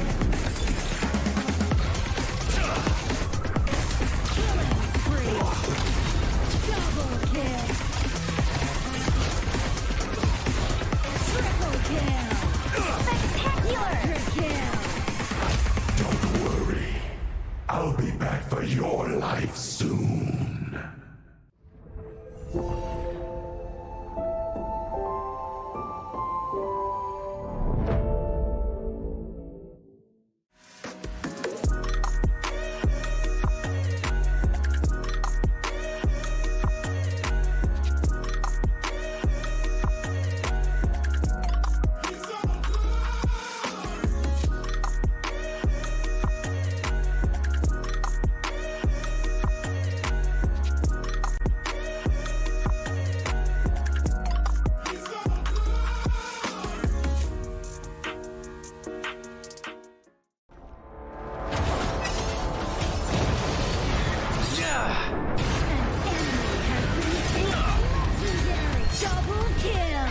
Shall I compare thee to a summer's day?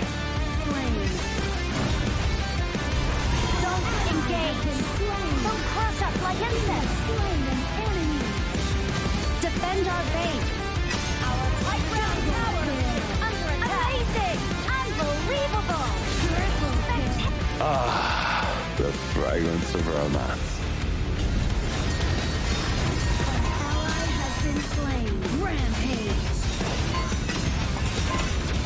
Double kill. Triple kill. Spectacular. Pentakill.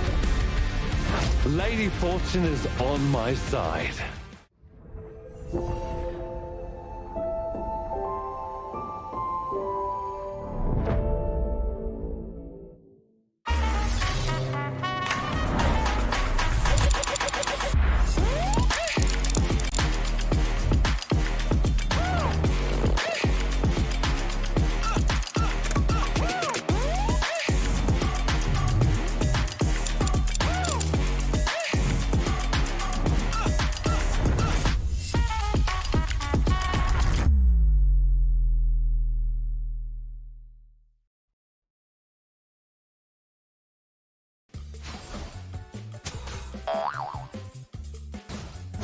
They tried.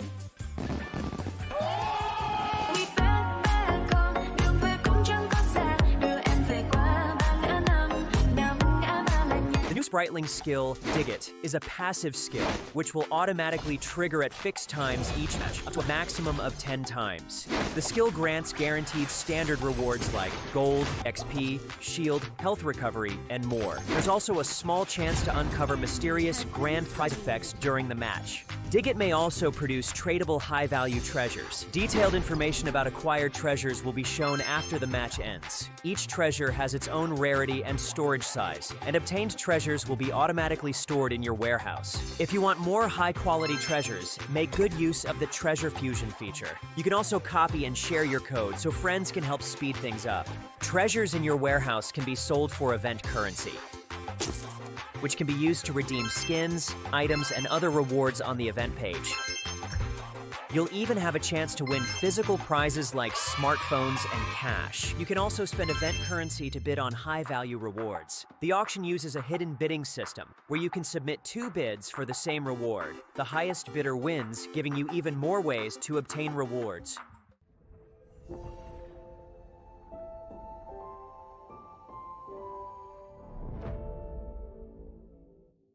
Itu bukan track kita. Relax, bro. Phone aku! Jom ke mana? Mountain View!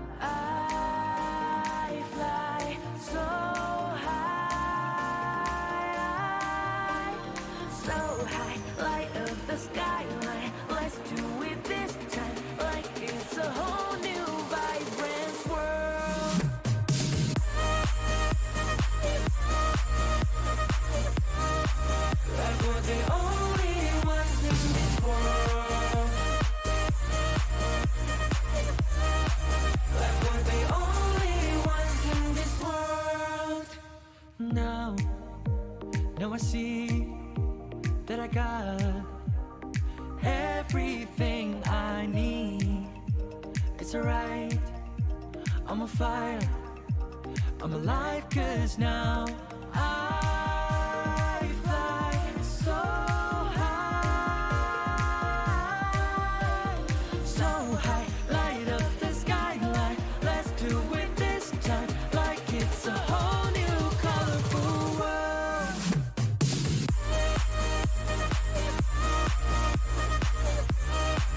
Like we're the only ones in this world. Like we're the only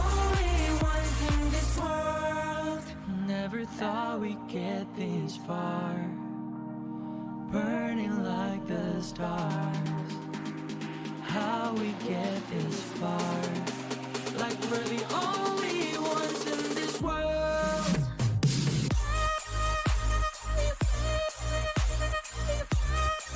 Like we're the only ones in this world. Like we're the only ones in this world.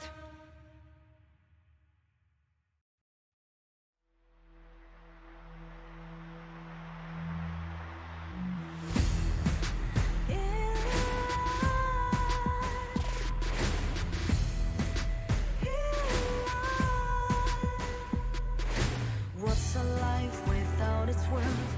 Compromising with what hurts inside. When you let fear decide your fate, you don't choose which path to take in life. I'm finally letting go of everything that still holds me. I'm against all odds, but I won't give up, 'cause it's my time to shine. Standing in the starlight, you know I'm let me down. Destiny is calling high. I'm not afraid to fight for everything I love. Victory's on my side.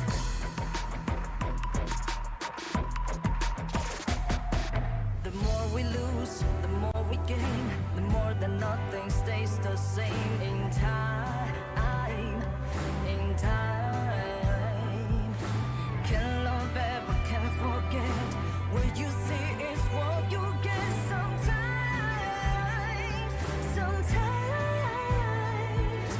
Gonna show the world tonight the light that shines inside us. We're against the odds, but we won't give up, 'cause it's our time to shine.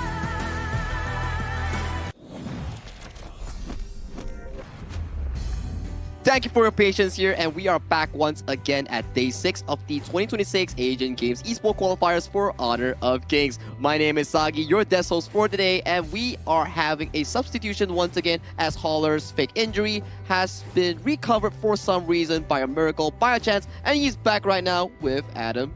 No, not Adam, Sir Cloud. I'm sorry there. Thank you. Thanks. You're ruining the moment. Yeah, yeah, man. We're having a Right, romance sorry. here. All right. That's why there's like a middle, you know, there's like, it's not like connected heart. Oh, Whoa, sounds like you're Oh. judging our heart. he's jealous. Okay? A bit. You're I gotta, literally creating a crack in our heart by pointing it out. it's for the show, you know. It's for the Okay. show. Okay. But much love. I'm glad to be here with Cloud. Maybe not so much the other one, but Oh. we'll create that heart in the end. Yeah, we see too much of him every day, right?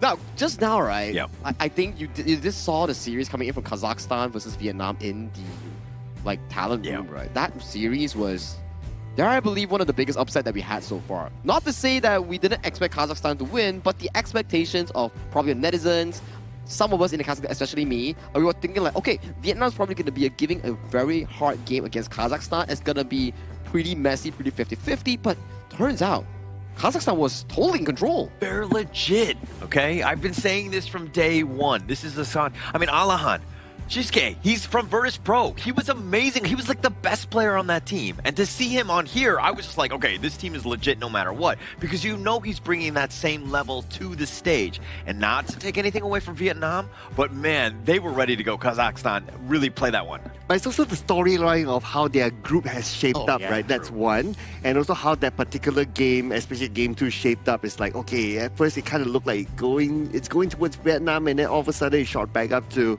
Kazakhstan. So it was an amazing game.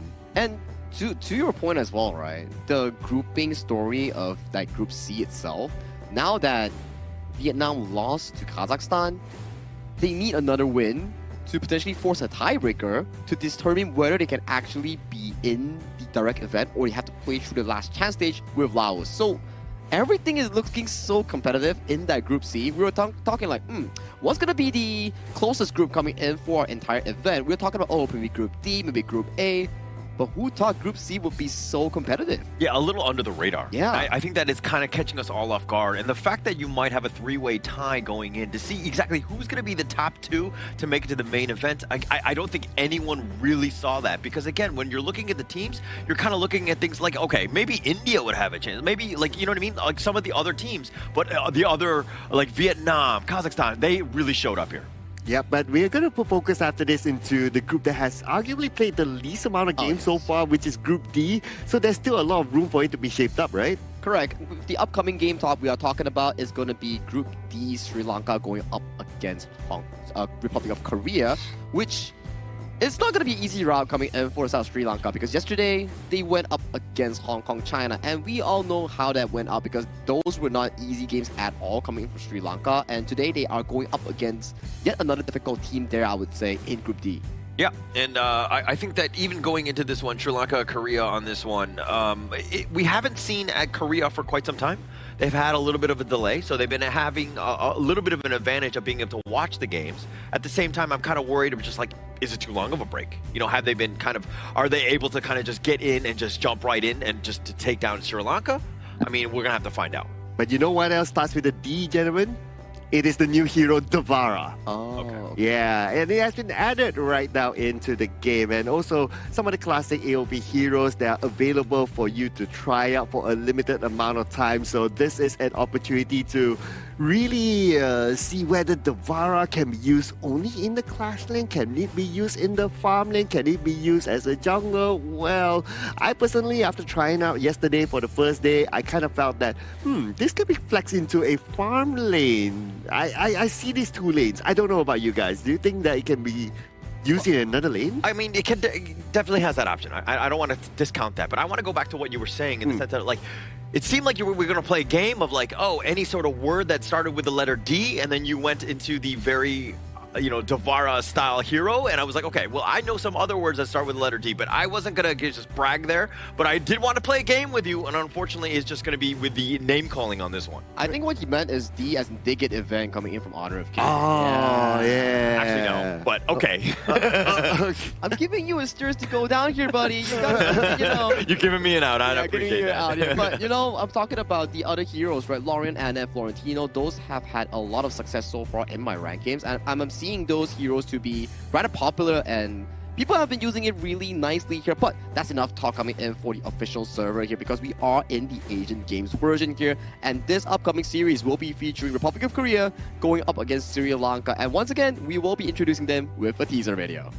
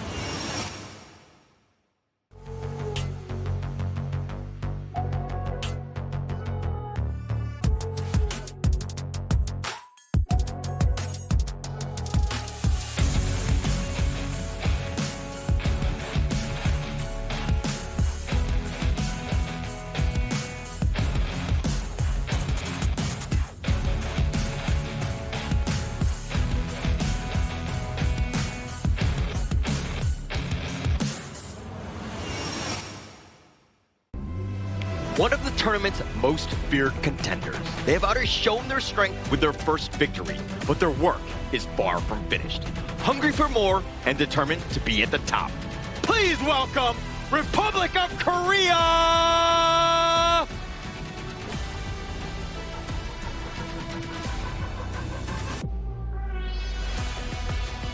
Their journey reaches a defining moment. A match that will determine whether their hopes continue or come to an end. Ready for one final push. Entering the arena, Sri Lanka!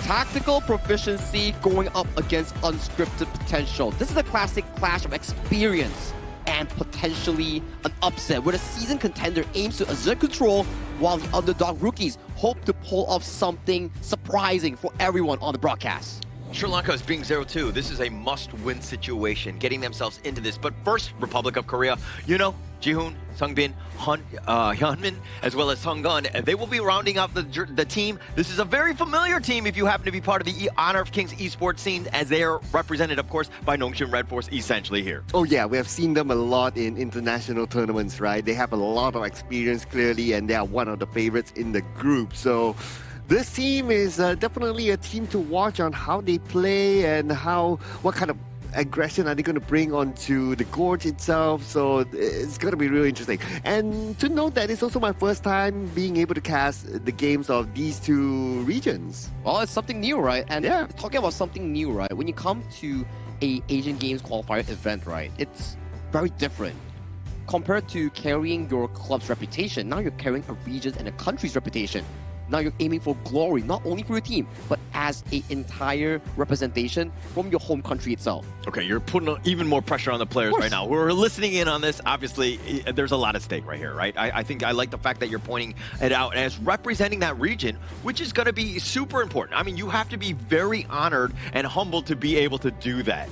Yep, and the players that will be going up against them will be Sri Lanka, represented by Nasanda, Tarusha, Janif, Anjana, and Amalka. I think they had a pretty decent game yesterday where Tarusha still is the core player coming in for the side of Sri Lanka, where a lot of times we see on the side of Janif, he went for the roamer item start, and then you see Amalka going for jungle item. This is a classic funnel strategy that you want your jungle to have the most resource in being able to be tanky or have high damage due to the item difference from that gold that he actually gains. But we did see some Zilong funnel yesterday. Not a big fan of it, but I hope they can bring the same value in, but on a stronger hyper carry, like something like Marapat's Hansen just now. Yeah, and they were trying things out. That was the biggest piece to Sri Lanka's lineup, right? They were kind of trying to catch people off guard with a Zilong pick. I think they need to bring a little bit more of that, because it really kind of makes the other team think in terms of the draft.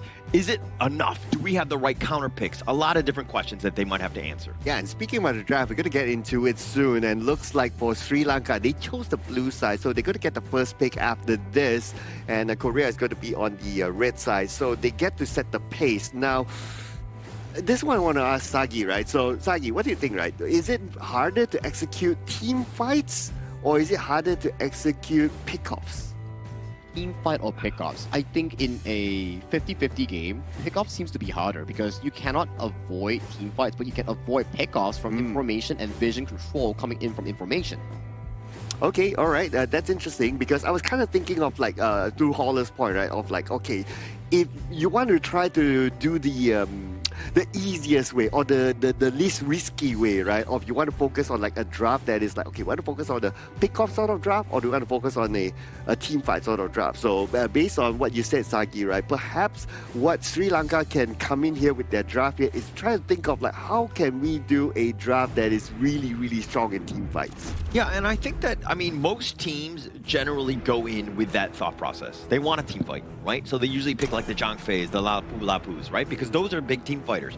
But I think that if you're really looking to kind of maybe dissect a team and take them out, and if your execution is a very high level, you're probably going to be able to play more of the ambushing style with the assassins. This could be definitely a possibility, I think, more from the Korea end, because they are a little bit more known to do these type of things. It's about experience and also the mechanical mastery coming in for some of the heroes, so you can actually pull off the combination that you mentioned just now. But coming in towards this draft itself, Maestro Nui and also Guan Yu ban on the side of Sri Lanka, and Korea has chosen to remove double roamers from their pool. First pick will be the Charlotte for the side of the blue team, and then an aggressive one, Byron and the Ukyo Tachibana. One of the strongest early game jungle clash duels has been locked by Korea.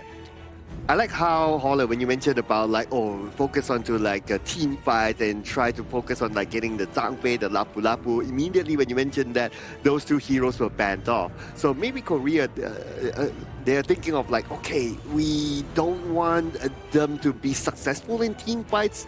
We are better in pickoffs just because we have a little bit more experience. So we are going to block all that from them picking them up, and we will pick up those kind of heroes that can do pickoffs, just like what the Ukyotajipana is for. So right now, I mean, it's very balanced. I mean, they're giving up the Lianpo, the Musashi will be kind of going for that back line, but who are you going to go against? These two targets are going to be prime targets. Okay, I mean, Arlie here, speaking of a prime target, this is the one that he's going to want to get onto, but you know Hyunmin is going to be more than up to the task here. As one of his signature picks, right, coming in from his own respective region in this pro league, and being able to get his hands on that on the red third pick side, it means that when you go into the second phase, you can start banning out things like the Chano, like the Direnjie, to reduce the counters available for Arlie in that laning phase. Oh, okay, so you have the Arlie. Well, Chano auto ban, that's quite straightforward there. But I do like the 3 picks here by Sri Lanka, though. Like, you have a good engage with the Musashi, and then you also have a good CC as well with the Lampo. Charlotte can also be very mobile to go towards the backline to potentially try to find the Arlie, as the Arlie will be very, very mobile as well. So far, Sri Lanka, they seem to have that plan against them. What Sri Lanka could use a little bit more is perhaps they can get another long-range type of CC, so I would expect that to happen for them. Maybe they're looking to pick a Princess Frost later on in their second phase. Could be a potential, right? Like, we are still looking at some of these potential mid lane pickups here for South Sri Lanka and also the side of Korea. But roamer pool is quite low now for both sides here. We do see a Xiao Xiao being locked in on the side of Korea. Likely will be a Mozi roam here for their last pick, or a Liang if they do want to venture into that route. Coming from Sri Lanka here, they do have a few options. I do think there's something like Garuda, Frost, Lady Zen could be an answer that they are looking for specifically for their final few picks. And going into this one, Korea right now just shoring up all of the team fight, right? You have that Xia Qiao, you have the Byron, all both different ways to kind of set things up so that, again, you're letting Hyunmin really excel on the Arlie. You are also letting Ji-hoon on the Yukio really just, take one of his own damage-dealing type of heroes. You have a lot of ways to kind of burst. And again, this is why Coach YK is good, is because most of the drafts are, again, putting yourself in a prime position with no weaknesses. Oh, okay, going for a lot more damage, it seems, for Sri Lanka. So looks like they're going to go for the Garuda with the Wings of Judgment and also the Lady Sun. Okay. Now, this is where I'm looking at Sri Lanka. They need to have a plan to try to protect the Lady Sun as much as possible, right? So the Lianpo will play a very big role here. But the only thing is that if Lianpo goes in with the Trample Smash, and sometimes you will flash and Trample Smash forward, right? You might be a little bit too far from the Lady Sun. So that will leave the Lady Sun kind of open there. They need somebody secondary to always be there with the Lady Sun somehow. I think it depends on who needs to go in, right? Maybe the Lianpo is like within the vicinity of the Garuda and Lady Sun, making sure that the engage maybe might happen with Musashi and the Charlotte. Then later on, they all move in one straight line, grouped up together. Because, like you mentioned, Sir Cloud, which is a very good point, if you're split up and you're over diving, Lady Sun might not be the best hero in being able to actually follow up in those deep dives, like the Musashi or Lianpo, for example. They have so much control. The deep dive you're talking about with Duel's Death, if it happens, they have multiple ways to kind of counter-initiate.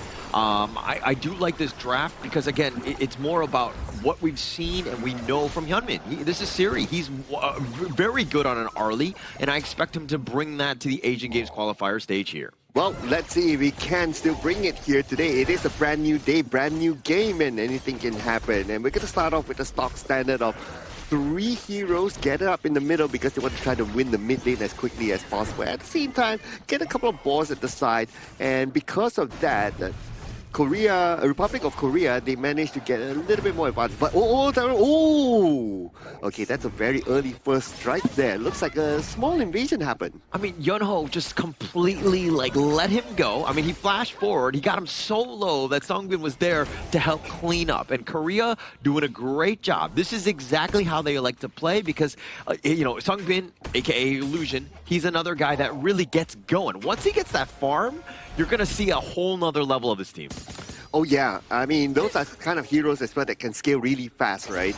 Like, you just give, 2 waves, 3 waves. He's ready to engage in fights. So you want to, as an opponent, you want to try to suppress him as much as possible.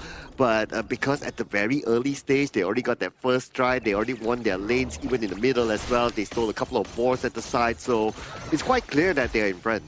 Yeah, and it's not 2 minutes in, right? It's 1.5K net worth lead.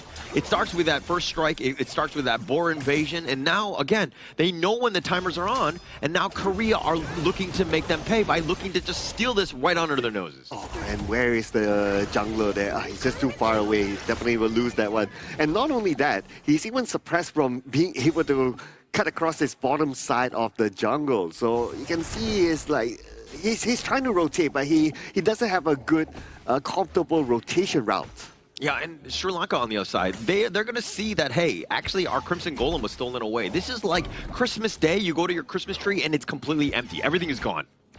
No? Too much? Oh, Is that very personal? I mean, I never had a Christmas tree, so okay. Right, yeah. sorry. But looks like the Sanda is having two to handle here at the top, and he's again not having a good time. By the bottom, at least Sri Lanka they respond, and Tarusha gets Songyeon. Yeah, Songyeon will be going down on this. But I think that, Korea will be okay with that. But a great rotation by Sri Lanka. It's like, hey, if I can't find jungle camps, we got to make something happen. And they found Songyeon in a bad position, and they made him pay. They focused it down and made sure they got him. Oh, but Yunho had the opportunity to go all the way behind. So he had a bit of invasion of his own. I believe that maybe he at least cleared off one camp while he was doing that. Okay. And, I mean, if we're looking at the top lane, Yunho and Nisanda, you're going to give an edge to Yunho only because of the fact that he's got the Byron, right? This is a clash lane monster, somebody that Nisanda needs to be very careful about. And you're kind of seeing a little bit of a swing, at least in favor of Yunho for now. Oh, yeah, absolutely, right. And he does have his shields. So even if you want to go in and poke, you have to be aware of, like, if the shields are up. But now he'll be joined by Jin Hoon, and Nisanda facing a 1v2, he cannot leave his tower. Yeah, can't leave the tower, and it'll push, right? And Jihoon was, again, rotating. Now he's teleported into the mid lane. Just to talk about efficiency, getting whatever's available across this map. Okay, so Wings of Judgment just to try to protect the entrance from the players of Republic of Korea from coming in, and that was okay, right? They try to find that balance again because they need to. They are starting to lose pace here. The goal difference is almost about 3,000. Yeah, about 3,000, but this is where the opening happens. All of that lead, now they've got to they're able to just burn down the Tyrant so quickly. Oh, that was so fast. Arguably one of the fastest that we have seen. And not like once they took down the Tyrant, they pulled back into their own jungle. No, look at their position. They continue into the jungle, clearing off everything from Sri Lanka. It almost like for Republic of Korea is that, hey, we don't need our own jungle, right? We farm from your jungle instead. Yeah, we basically take everything that's yours, right? And then once we have that, then we can kind of, make a cycle back. But finally. Oh, that was a quick one there. Seonggun shows up together with Humin, and they will get another strike at the bottom. Anjana could hardly react to that situation. Could not. I mean, they had two members. And this is also the problem of the Seonggun modes, right? You have that cannon blast, you have that control. Anjana obviously doesn't want, he needs protection himself. He needs to just stay alive. But easier said than done, especially when those cannon blasts, that range is actually quite high. Okay, look at the bottom, right? So they are looking at stealing the buff again. Oh no, they saw him. Tarusha's in trouble. They thought that, okay, we just track the brush if anyone's there. Boom! Tarusha happened to be there and they take him down. And not only Tarusha, but Seongmin got a double strike onto Anjana. Yeah, Tarusha was waiting in that brushes and he was just like, hey, if I don't move, they can't see me, right? Not gonna happen. It's like a steal yet again for Korea. I mean, literally taking over the map at this stage. Yeah, I mean, frankly speaking, if I was him as well, I was like, okay, I'll just be here, okay, until the time turns up and I'll quickly take it, right? But at the middle, Janif, luckily enough for him, he does have that flash, so he will be A-okay for now, but that was a lot of damage dealt. Yeah, Yunho just not scared. I mean, even in the top lane, Nisanda taking some decent shots. Like, the way that Korea are affecting you, right? They're putting a little bit in terms of the poke. They're willing to dive towers and to just kind of take some tower shots because they know that you're going to be pushed off of that lane. Well, speaking about pushing, now they're going to push the mid lane instead. And look who's still in front. We have Songyeon here. And Songyeon opening on the map, they have the information. They will go all the way to the back line after receiving all that. And they will get a couple of takedowns here. Crucial initiate by Yunho to open up that fight. 3 from Sri Lanka goes down. So Yono actually flashed Storm Strike right on top of them. They had all grouped up. Sri Lanka was trying to respond. They used the duel's death, but it was on Yono. That's like worst case scenario. That's the one they want because he's the tankiest of them all. And now Korea starting to roll. Oh man, and now they're gathered all 5 together. They push the bottom, and now they will take down the middle, just waiting for the minions to arrive. Well, that was a really, really fast move by them. Yeah, and look at Storm Strike right on top. Sungun, Cannon Blast on top. That's the Wombo combo. Worst case scenario, what you need to be doing is spreading out and getting that final shot. Nobody gets for free. Sungun all the way on the side. We see you, bro. Dude, that Cannon Blast from the other side, that was insane. And they're not stopping yet, though. Now they're going to push the top. So while they're doing that, look at the position of the Ukyotachibana at the bottom. He's just doing what fast heroes do. Push at the side. Yeah. And I mean, look at the side of like the mini-map, right? You can see all of the jungle camps still up on the Korea side. But they don't care. They want to just end this game. They want to take these towers down. Oh, they want the Lady Sun. They want the Lady Sun for sure. He's looking at the Lady Sun. He's just waiting for that opportunity while pushing down the bottom lane and open up that space for the top lane for his teammates to push. But he's going to pull the handbrake for now. Yeah, the handbrake for now. I mean, Jihoon, he's still sticking around. Look at how brave, confident he is, maybe a little arrogant, just sticking around, knowing that Sri Lanka really can't do much. He has mobility. I mean, yeah, he's just threatening, but he gets on out. Yeah, he's just like teasing them, right? Yeah. He's just like going in, going out. I mean, it's just so annoying, the fact that you not only have to focus on the top, but now you have to keep one eye at the bottom as well. Yeah, and it's the potential flank, right? If the team fights are happening, and now with these minion waves, they have to shift. They find Jihoon. Okay, there goes the dude to the left. They got him though, and that's the takedown that they're looking for. Finally, they don't need to worry about him. They only need to focus onto one side. But then again, while all that was happening, the tower at the top was taken down. Yeah, it's like damned if you do, damned if you don't, right? From that bottom line, it's like, okay, let's get rid of Jihoon. I mean, he was being arrogant, as we were talking about. He was definitely out of position. But it was all a bit of a farce because the true strike was in that top T3.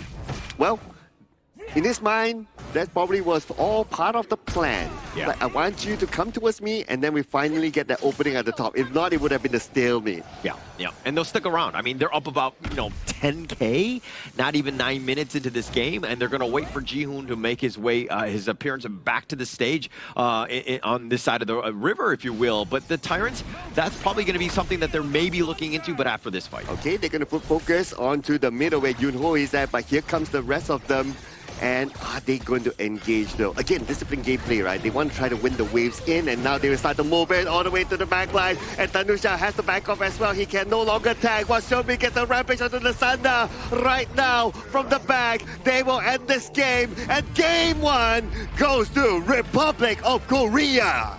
In a sub 10-minute game, Republic of Korea takes it clean after a few days of not playing. Their form is still really, really sharp, and they are bringing in yet another storm for Sri Lanka to actually be solved. Yeah, and the way that Korea were doing this, they were on the Sri Lankan side almost this entire game, right? And I don't know the actual game time, but I think it was less than 10 minutes. But in the very end, even with that flash forward, where the Honey Sweet Breeze would just set them up because they were like grouped up together. And this is the problem. When you're hiding in your base, there's only so much space, and you want to scatter out as much as possible against this lineup. But when you're kind of, again, huddling in your base, you're going to stick together, and that clump was there, and that was game ending. I kind of understand as well why the clump happened, because it's sometimes you feel comfortable with your friends around you, right? Like you want to like, I'm together with you. If you spread out like you're one here, one there, you feel less confident. I totally get the psychological effect of that, right? But objectively, they also have to remember, like what you said, right? If you clump it together, it's easy to get group CC. I think there's also another reason for that, right? When you look at the screen on the phone like this, and then you're like, oh, I don't see my teammates on my screen. It doesn't feel that safe. So when they're in your screen, it feels much more safer. Oh, it's a psychological thing, like Carl mentioned, Yeah. I mean, you definitely want to be grouping up to a certain degree, right? When you're in your base, there's only so many spots that you can go. But it's still like, hey, maybe we need social distancing, right? I think that's the biggest thing. Going up against this lineup where you know that those ults will hit you, or even the spells, like the way Korea was built, it was about the team fight. So it's all about spacing. It's got to be something that they look into in game 2. And the early game coming in for the side of the jungle, the Ukyotachibana. Yeah. Straight up, level 1, invade, picks up the Azure Golem, takes the takedown on towards the side of Tarusha, and it all went pretty bad ever since that. So coming in for the side of Sri Lanka, maybe don't give away heroes that are too overly strong in the early game, especially things like the Ukutachibana, the Ata, for example, because it's pretty suffocating when you're losing since minute 1.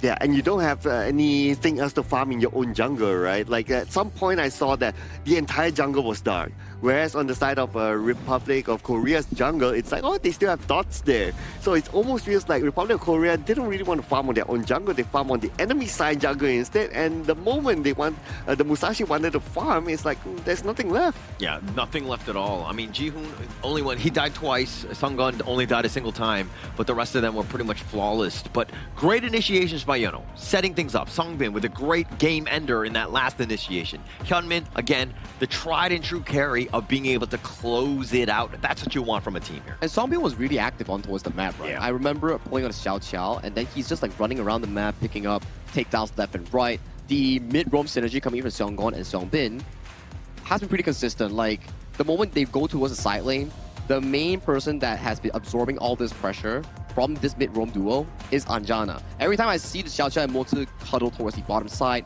snowballing the lane for the side of Hyunmin, it's pretty difficult for Anjana to actually sustain that lane, coming in from so many of these pokes from Republic of Korea.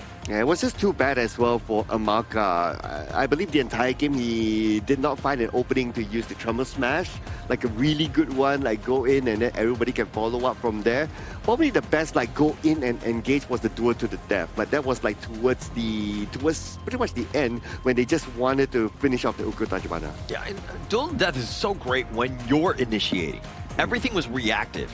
So Tharusha would have to, amidst all of the chaos, find the right target. Songbin and, of course, Hyunmin were your targets. He was not able to do so because the rest of them, Yeonho, Jihoon, Sunggun, from afar, were just taking them down and controlling them and making life incredibly difficult for the Sri Lankan squad. Exactly, right? And you checked out this entire lineup coming in for the side of the Republic of Korea draft. It's more so on a few things. They don't really have much on the late game because their priority wants to be able to be looking into those early pickoffs coming in from the mid and roam and the jungle pressure generated by the Clash and jungle synergy, which in our way is like, okay, if we can win the early to make game and snowball to a fruition, why bother have the late game in the first place? I also want to point out the fact that the stats earlier showed that Republic of Korea, everybody has almost similar amount of damage dealt. So that means that everybody contributed in their own way in terms of poking and stuff like that, right? Now, looking at this graph, yep, it was quite clear from the beginning for all of us is that the moment the jungle invasion happens, it's almost like Sri Lanka had no answer to it. It's not like, okay, you invade our jungle at the bottom, for example, and then we invade your jungle at the top. Then you counter invade. Yeah, it makes sense, right? But when we come towards the draft itself, right, they just don't have the winning lanes in allowing Tharusha to go for those counter invades. When he gets caught in his own jungle, you notice for a fact that the mid roam and Clash lane has immediately rotated over to the side of Jihoon's aid to make sure that they can never react towards this. Look at this. The movement coming in for the side of Seongbin and also Yunho, they're already here, and where was the other side of the Sri Lanka squad? Yeah, and they weren't there in time. I mean, the way that, again, the coordination, it's like, hey, I'll set it up so my buddy Songbin can get the kill because I've lowered them. I've been able to just go in. Look at how they're always taking a numbers advantage when they go in. The setup, the damage, he gets on out. He's not even punished. And this is my favorite play of the game. Yeonho, Flash Storm Strike, setting it up. Yeah, he eats a duel of death, but the rest of the squad are there. They've got the camaraderie and finding that last pickoff as well as taking the mid lane. This was a fully dominant Korea squad. Yeah, and this moment, Jihoon was just like, okay, come get me, guys. I dare you, come get me. And that's what he wanted, right? He wants to pull the attention towards him so that all four of his teammates can push at the top and subsequently open up more space inside the base, and the rest was history. Seongbin's Xiao Qiao has been magnificent coming in towards this game. Those flash follow-ups, those flash engages on the Honey Street Breeze, he was finding them markers really, really well with 506 KDA, 27% damage dealt, and only taking less than 10% damage in this game alone when playing so actively in the front line on this middle range mage. Yeah, Sungbin Illusion, one of the best mid laners, I would say, at the Asia Games qualifier. The way he's able to set things up and full control and not dying, right? I mean, taking like less than 10% of the team's damage means that he was never really focused. He was always from afar, throwing out those honey sweet breezes and setting up the rest of the team and also getting a decent number of kills himself. Yeah, and it's because of his setup, right? His other teammates are able to follow up from there. So sometimes when you set up, it's not only about you setting it up, but you need to be aware of like, are your teammates in the right position to go? Are their skills still on cooldown and all that? Taking all that formula into calculation, the moment he sets up, everybody goes in. This guy is the playmaker for the team. Now it comes to the question here, how does Sri Lanka come back from this? Because I understand that there's a very large strength discrepancy between the two teams, and they have tried their best in finding those early pickoffs, especially on towards Yongbin. But the question comes, how do they find different moments? Like, how do they force the lead to be lesser coming in with this side of Korea? Because so far we've seen, yes, you can get some pickoffs left and right, but how do you equalize the lead? Because jungle control, map control has been pretty devastating for the side of Sri Lanka. I think it starts from the beginning, right? In the first minute, when you saw that jungle invade, even to the boars, just taking those away, that kind of snowballed a little out of control. And then the Azorka, they get vision of where the buffs have been taken, where the jungler is, right? And then they know that Tharusha is not there. And then later on, they go to the top side, they take that away. So they have that advantage because they're understanding where those junglers are. So for them, they need to repel that initial, any sort of scouting. Right? Protect your jungle as much as possible, especially early, so that, again, you're able to take things down within the team itself with that gold sharing. I'm thinking along the lines of fight fire with fire, right? Okay. If they take your boars, you take their boars. Okay. Because the other side, the boars will still open, right? So they have the opportunity to like, okay, we'll let go of ours to you, fine, we'll go take yours, and you still equalize from there. So maybe something to consider. I think it will come down to how the draft plays out, right? Where if you can go for the counter, that's the best case scenario here. But if you were caught in the middle of doing an Azure Golem and you have 5 people in your jungle, 4 people in your jungle in the early game, it's pretty difficult. So maybe coming in for the draft, coming in for the second game, for example, more winning lanes, or a jungle that is stronger in the early game against the Ukyu Tachibana, because Ukyu undoubtedly in this entire Asian Games patch has been pretty dominant in the early game. One of the best early game junglers, very aggressive, can go for bursts, like Sekat mentioned, can go for Azure invades. So maybe when you go in towards the second phase of this series, try to remove it or try to at least match a 50-50 matchup. Yeah, and while I do agree with you, I do think that the draft is important. But I think that if you think about this, even from that boar invasion, it could have been any 3 heroes. Right? Any 3 heroes going in, and I think that you're talking more lane matchup for maybe the next level, the deeper discussion in terms of how they can do a better job laning. But I don't think that it's something that they can do right away, right? The draft is definitely an edge, but I think, again, execution. Protect that jungle as much as possible, especially early. You know what other deeper discussion we need to have? What is it? Is how awesome this place is, right? Yeah, this is the Petaling Jaya Marriott Hotel, ladies and gentlemen, the official venue and hotel partner for the 2026 Asian Games Esports Qualifiers Honor of Kings, where you see the stage being built, the players get to stay here, the lounge is here, the food is here, everything has been amazing. Deep, man, deep. Deep insult. And now, coming in towards this deep of a series, we need to find out how Sri Lanka is able to convert that loss into a better gameplay here. Like what Holler mentioned, right? Yes, pick and bans is one thing, but how you execute that early game draft, like react faster, be more proactive in getting the vision for your jungle here. It's like how Republic of Korea plays. They push out the mid wave, they get the vision immediately. It's like, okay, jungler, the enemy starts here. Do you want to invade or do you want to start normally? So these information should be acquired faster and in a much more efficient way so that Tharusha, the jungler coming from Sri Lanka, gets to react and think faster on his next move. Yeah, and also when your jungle is being invaded, you spot this out. You spot more than one. Do we have the right numbers? We probably need more numbers so that we can truly punish them. I mean, if it's a 3-on-3, maybe you come out a little lucky on this 50-50, but maybe you look to just rotate to the other side. If your red is getting buffed or getting stolen, you should look to take theirs, right? So it's like the counter movements, I feel like they need to kind of, yin and yang, so to speak, in terms of where they are across the map. You know, it's like playground, right? Like if you see like the big kids playing in one part of the playground and you're this small kid, you know, to go find some other small kids and play on the other side of the playground, right? So it's like, okay, if they come and invade your jungle, you go onto the other side, you play onto the other side, because technically, yes, if you draw the map, yeah, we always say that, oh, blue side, red side and all that,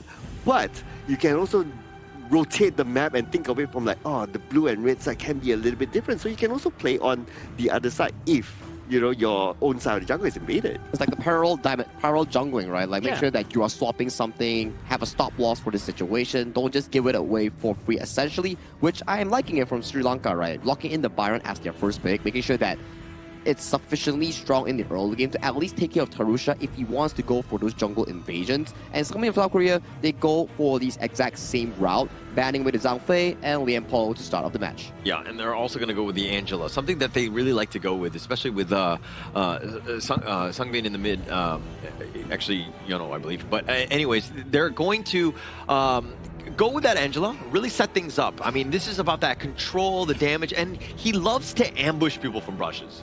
Yeah, we got to see the Yuhuan being picked up together with the Lady Zen as well. Oh, okay. So, looking at the current draft, they still need another hero to really be more durable in front here. So I'm looking at if they might want to consider picking up the Dune for themselves and then another marksman. That could be the case, right? Coming in for the South Sri Lanka, if they do need a jungle tank per se. And South Korea, once again, locking up the Ukyotachi Bana. Since they didn't fill on it at all, they are revisiting that pick and making sure that the early game goes in towards their advantage here. So it's coming back to the same thing. Can Sri Lanka react towards the early jungle aggression coming in from Korea?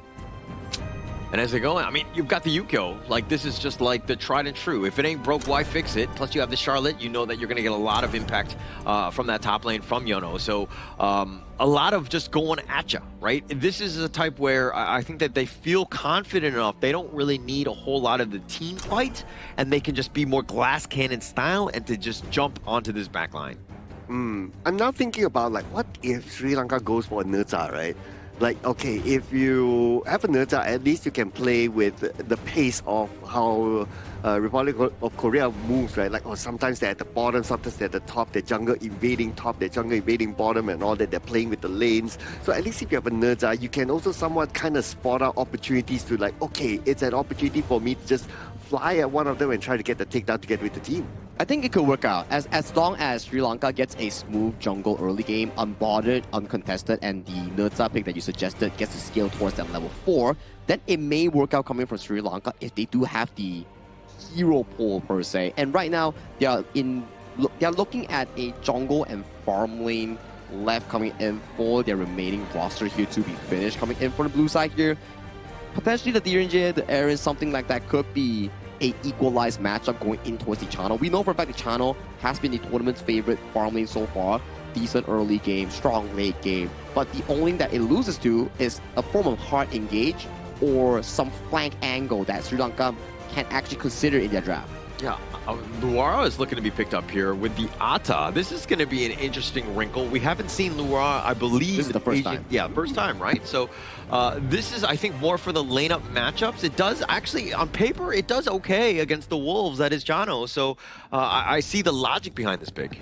Yeah, but Luara doesn't scale very well into the late game, so that's a little bit scary here, right? So if this game goes late, right? So if we look at the draft of Sri Lanka, who can they depend on to deal the damage? I don't think anyone can realistically scale to the late game from South Sri Lanka aside from the Luara if she does go for the critical build.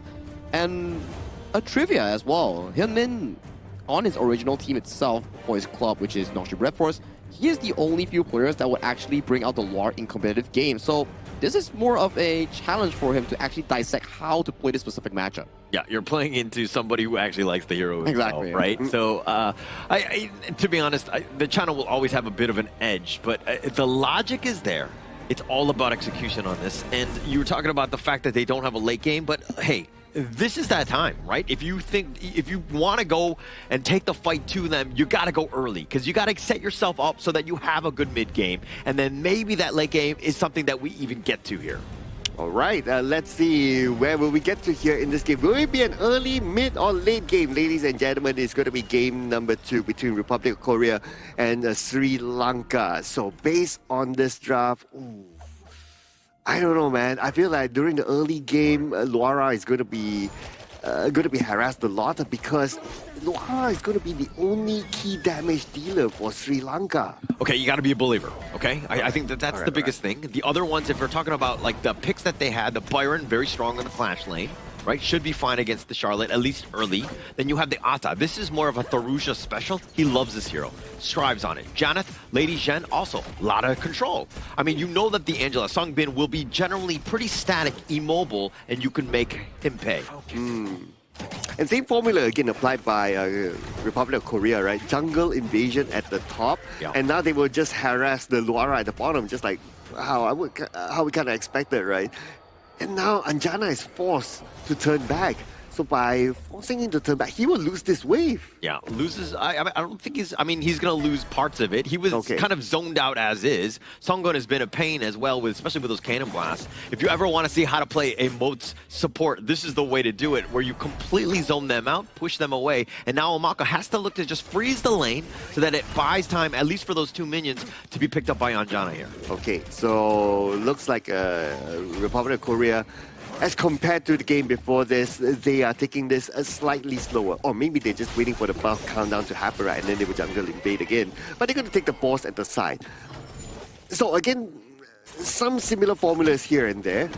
Whereas for Sri Lanka, they are not doing that. Okay, you invade us, we invade you back. But the Blazing Brilliance from Seungbin will give him that first strike just like that, thanks to the multiple stuns. Yeah, multiple stuns. Songbin, that Blazing Brilliance, that's going to set it up, right? It's Cannon Blast, the Chaos Center. This is a nice 1-2 combination. Angela, Moats. These guys, when they are able to hit their stuns, one will help the other one, and then Blazing Brilliance, it's GG for that unit. Wait, they're looking for another one now. Now Ji-Hoon goes in, and they will let that one go for now because they will focus on to getting the buff. Yeah, not only that, but they also took some of those beasts as well. Korea right now, this is the way you want to play. You want to be aggressive in looking to invade the jungle. This is textbook of just kind of taking over everything. Look at your side of the jungle. All of it, the top side, hasn't even been touched or it's respawning because you've taken everything from Sri Lanka. Yeah, everything is dark right now for Sri Lanka's side. Whereas, again, same formula, right? Oh, again, Blazing Brilliance! That's a brilliant one! With the thick center box, managed to hold them down! And Republic of Korea, just like that, gets 2! That was the perfect play by Songun. Complete setup. Cannon Blast, 3-man stun, flash, Fig inside the box, lock it down for Songbin to just clean house with that Blazing Brilliance. That's the 1-2 combination. You're going to see these guys moving all the way around. Plus, they're going to look to take away this Crimson Golem. They're taking away everything right now. Dude, they have to be careful. One Cannon Blast, and then the Blazing Brilliance comes in, and it will be really, really quick. And that's why they are playing this very, very close to each other, just like what's going to happen right now. But lucky enough, this time, Malka is able to get away to safety. Arjana has to back off as well. He's receiving damage, and he will be okay. But still, Republic of Korea, man, they are still pushing the gas. Yeah. First things first, I'm not your dude, bro. As we go in, it looks like Yunho, a little on the lower side, is going to be looking to just run off here. I got you, anyway, Tyrant's up, and with this kind of advantage, right? I mean, we're talking about like what, almost a 3-4K advantage. Oh, we're not done yet at the bottom. Malka's really not having a good time at the bottom. They don't get Arjuna, it's fine. They get Amalka, that's okay. Without support, the Luara cannot farm at the lane. Can't farm, can't even show face. That's the biggest issue. And Amalka, I mean, the Unending Sorrow had been used, so they knew it was on cooldown. And they're like, okay, let's just continue to wrap around. And Korea, again, just finding angles where, you know, Amalka should probably not even be hiding under the tower. That's how far back they need to be. Bro, this long-range stunts. I got it. These long-range stunts are just so annoying. But, oh, okay, another takedown in the middle. Janif went down. Now, Republic of Korea, they're going to focus onto the middle, and they're going to continue to push. Yeah. I'm not your bro, friend, as we get into this one. Now, it looks like the high ground on this part, where it looks like Korea, again, just complete control in this. Oh, man, look at the damage onto Arjana. He has to back off immediately. Who's going to protect him? right now he has to rely on Tarusha to protect him, but there's so many skills that can cut through. Again, the Cannon Blast from afar will stop them at their tracks, and how are they going to move forward? Oh, but they catch one in the middle. It's going to be the Sanda flashes away, but can he survive this one? The Sanda still being chased down though. A little bit of an overextension there, and Junho will pay for it. Yeah, he's going to pay for it. He went all in on this, and the rest of the Sri Lankan team are just waiting in arms. But they lose the mid T1. That's a bit of an issue here as Korea, again, using that map control. Look at how the cores, Jihoon, Hyunmin, just running right back. They're going to just take over their jungle and then go back in when they need to. Yeah, and Junho was like, okay, yeah, he sacrificed himself, that's okay. But because he went chasing, the rest of Sri Lanka has to chase together as well.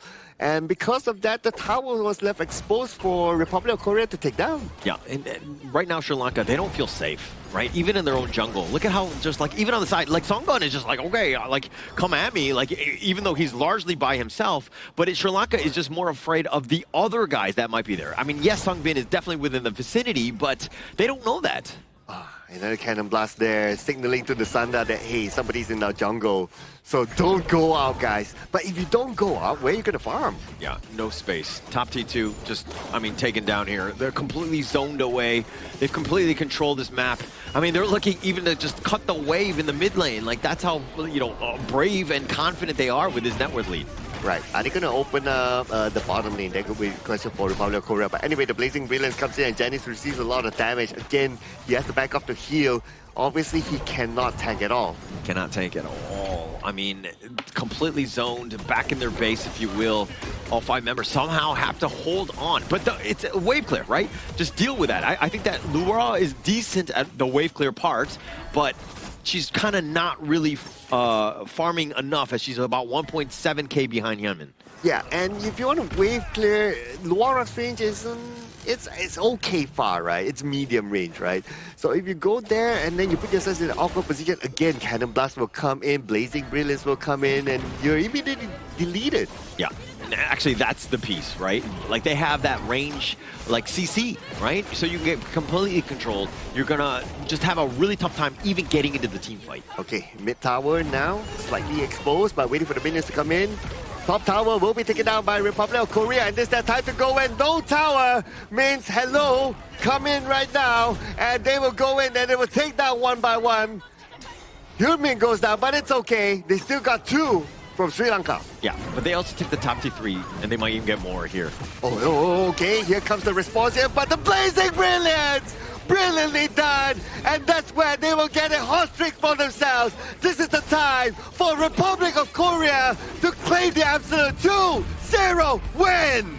Absolutely dominating performance here coming in from the Republic of Korea here. They make it look flawless, seamless. Every single play converted into a larger victory. And I like it. The combination coming in from Mo Zi and Angela. 1 Cannon Blast, 1 Chaos Cinder. Poof, someone is gone. And the early game, that was the story here. They just couldn't control how strong of a force that the jungle and the roamer coming in from Korea was just putting so much pressure onto the side lane. Yeah, just way too much. Even in that very end, where you're kind of thinking, oh, we might have some numbers. We're probably going to be able to fight. But Songbin, actually, he got locked into that ghost ship, and he's like, okay, I'm going to stand my ground right here. Use that Blazing Brilliance. It gives you those shields, and he's able to just power through with the rest of them to just clear them up. So it ended up being a trap, so to speak, for Sri Lanka to go in, and they paid with their lives. Too many long-range setups. Too many. The Chaos Cinder is an option. The Cannon Blast is an option. So either one lands, the other one might follow up, or it will just be follow up with the Blazing Brilliance, and that's it. I mean, we saw that beautiful play coming in from the side of Xionggon in towards the Mo Zi.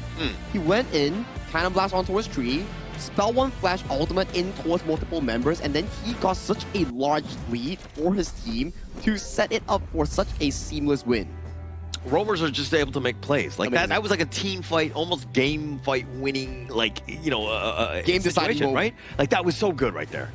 Yeah, the only thing about the Cannon Blast is that you sometimes cannot shoot straight, right? You have to find that angle because the minions are there, or maybe something else is there. So you always tend to find that spot. Yep. And he managed to find that for the most part, which is great. If he can't find it, then well, the Chaos Cinder can follow up. So they have good options here. How can you take them down if you cannot even get close because of this, right? I mean, it's a tough choice. for me personally, playing as a farming experience, right? When you have a monster on the enemy team, and you get hit by one cannon blast, your entire laning phase is technically over. It's because like, bro, now what? Yeah. Yeah, I mean, he's completely zoned away. He couldn't farm, he couldn't lane, he couldn't do anything. And this is also why it seems like the U1 probably should have been babysitting a little bit more. You're getting a lot of value out of this, her sustains, the heals, and that outrange, that mini stun that you're getting. And not having that shield, you're really like kind of leaving him on a ledge, so to speak. Yeah, and the unfortunate thing is that based on the draft of Sri Lanka, they don't have enough babysitters. Yeah. Right, they don't have like a Zhang Fei, right, to like babysit, sit at the lane and absorb everything, or give extra shield with the Leaping Savior so that, oh, whatever Cannon Blast comes in, you'll still be fine. They don't have that. Yeah, they just don't really much have that, and they don't have someone like Liam Po, like you mentioned, or Zhang Fei, right, to really block the Cannon Blast for the farm lane. At the very least, if you have Liam Po, you can utilize your spell kit, the CC immunity, to block some spell, at the very least sustain for quite a bit. When you absorb this pressure, the other side is relieved of stress so that they can play much more freely here. But once again in this game, Ukyu Tachibana, it's invading camps, it's taking away, stealing away all the gold resources coming in from Tarusha's Ata here. So it's been pretty difficult of a game for them to actually pilot through. Yeah, I don't think I've ever seen Jihoon Haku play as much Ukyo as we've seen, right? Like the way that he's playing in multiple consecutive games, definitely not something they're traditionally will do. So this is going to be a new wrinkle because again, for this patch, Ukyo incredibly strong here. One of the best early game junglers, right? Like we were to allude to just now in the pregame. But this is the gold stats, everything item-wise coming in for the previous game. And I gotta say, Seongon, he's really clean on that Mozi. Oh man, yeah, 009, all 9 assists towards him, and very, very good. I mean, he always passed together with Seongbin, right? They always move together at some point. Even at the early stage, okay, he joins in the middle, but pretty much stock standard, try to win the lane early on, and then they start to rotate. And from then onwards, it almost feels like they're in a relationship. It's like they always want to hold hands together and go anywhere. Okay, but then the honeymoon phase ends, and then is there destruction? Do they break up? What happens in this story? Or do I need to find out next season? Well, if the game was extended, then maybe that's the next season to it. But yeah. Okay. So no, but I do think I like the familiarity between the two. Those two are definitely very hand in hand. They're definitely able to read one another's mind in terms of when they're looking to go, and I think that synergy has just improved. I mean, considering that this team, these guys have been picked up just this year. So from where we started in the beginning of the year, where there were definitely some questions, and now to the point where they're reading each other's minds and able to just stack stuns, they're on definitely a much higher level here. And talking about higher level, right? With Korea bagging this win for themselves, they're currently 2-0 in the standings. And unfortunately for Sri Lanka, they're now 0-3. Now, we know for a fact that 0-3, unless the group starts shaping up into a three-way tie at the bottom, it's pretty difficult to actually qualify from this position from now on. Well, I guess all they could do right now is just to try to win the next game and see how things goes, right? So the focus will still be there for them. If there's any hope, then, well, we'll see. Yeah, but you control what you control, right? And I think that, you know, they play their hearts out here. Korea got the better of them today in 2 games like this, and you're checking out exactly the gold graph. There was really not too many opportunities or jumps where Sri Lanka were able to kind of find their way back into it because the way that Korea, again, just be able to control that map. It's very difficult, right? When you're losing the early game so hard on towards the map, on towards jungle resource. Because we talk about jungle resource, right? When you take something from the enemy, you're gaining that goal and they're losing that goal. So it's double the value if you can steal more camps away from the enemy here. And it goes the same for minion waves as well. If you take down someone with the Blazing Brilliance plus the Cannon Blast combo, they lose out a whole wave and that's about 200 gold loss. Yeah, and Sri Lanka was not able to even cross the river at all. Like the best is that, okay, we play along the river, that's it. But, and that's shown through these highlights, right? Like, when was that time? Oh, but this is a beautiful, it was a 4-man. 3-man. Oh, 3-man Cannon man into a 3-man thing inside the box. That was beautifully so. That was absolutely beautiful. That was the play of the game for me, right? Because once you open that up, the bottom T1, mid T1, everything just opens up because you have space. And then this is the play where Nisanda baits it out. You know, looking to go in. He's like, I got him. And he's like, oh, crap, there are 4 of them. Oh, no. So fast. But, yeah, towards the end, it was just like synchronizing. Just rinse and repeat of what they did, right? Like, you get a cannon blast onto 2, the follow-up happens immediately. It was almost like seamless for them. And this breathing brilliance, right? The shield value was just so critical. You know, for the fact that there was no escape anymore, no more flash, backs against a wall of the ghost ship, and then he's just like, okay, let me do it. Let me just drop all the damage there, and there we go. This was an MVP performance coming in from Seonggon. Definitely one of the key highlights of this game. I remember he brought out his signature Kui as well on his debut game for the side of Korea against Singapore. And now coming in towards the series, yet another skill shot reliant hero. He played it super duper well. He's just able to predict the enemy movement and getting so much value. I mean, you were talking about the Kui already. He had a monster game in that one with all the hooks that he had. And then this one with the cannon blast, just so much control. I mean, he was like the perfect, final piece to this lineup to just really set it up and make everything so much easier for the squad. And literally, he was the last pick. Yeah. Yeah, the Moser was the last pick. So, yeah, it's shown that they already had it in the plan. They already, kind of imagine, okay, how a team fight is going to play out, how every move is going to play out, and it's just so beautiful to watch. The storyline coming in from Group D is really similar to Group A, where you have 2 group leaders. In the form of Group A is Indonesia and also Philippines. Now in Group D, it's starting to shape up with more and more games with Hong Kong, China, and also Republic of Korea, the 2 group leaders here. So if we were to think about it like that, I think one of the days we'll be having these 4 teams battling it out in their respective groups, which will be absolute bangers to actually decide, in the end, who will be the first place. Because first and second, yes, you make it to the main event, but it's about the pride and value that you get. It's like, I beat you, I'm the real first place. Yeah, and actually just winning out. I mean, who's undefeated versus like the 3-1? Correct. And I think that we're going to find out, I mean, in the final series, that one is going to be coming up. Hong Kong, China, they're going to go up against Singapore, who, in my opinion, haven't had a great time here. I mean, they've only played 1 game against Republic of Korea, but there were high hopes for the Singapore squad. There are some ex-pros on this team. So are they able to kind of take down Hong Kong, China, who have been rolling in the Asia Games qualifier this far? Yeah, it's almost the situation of something that happened in Group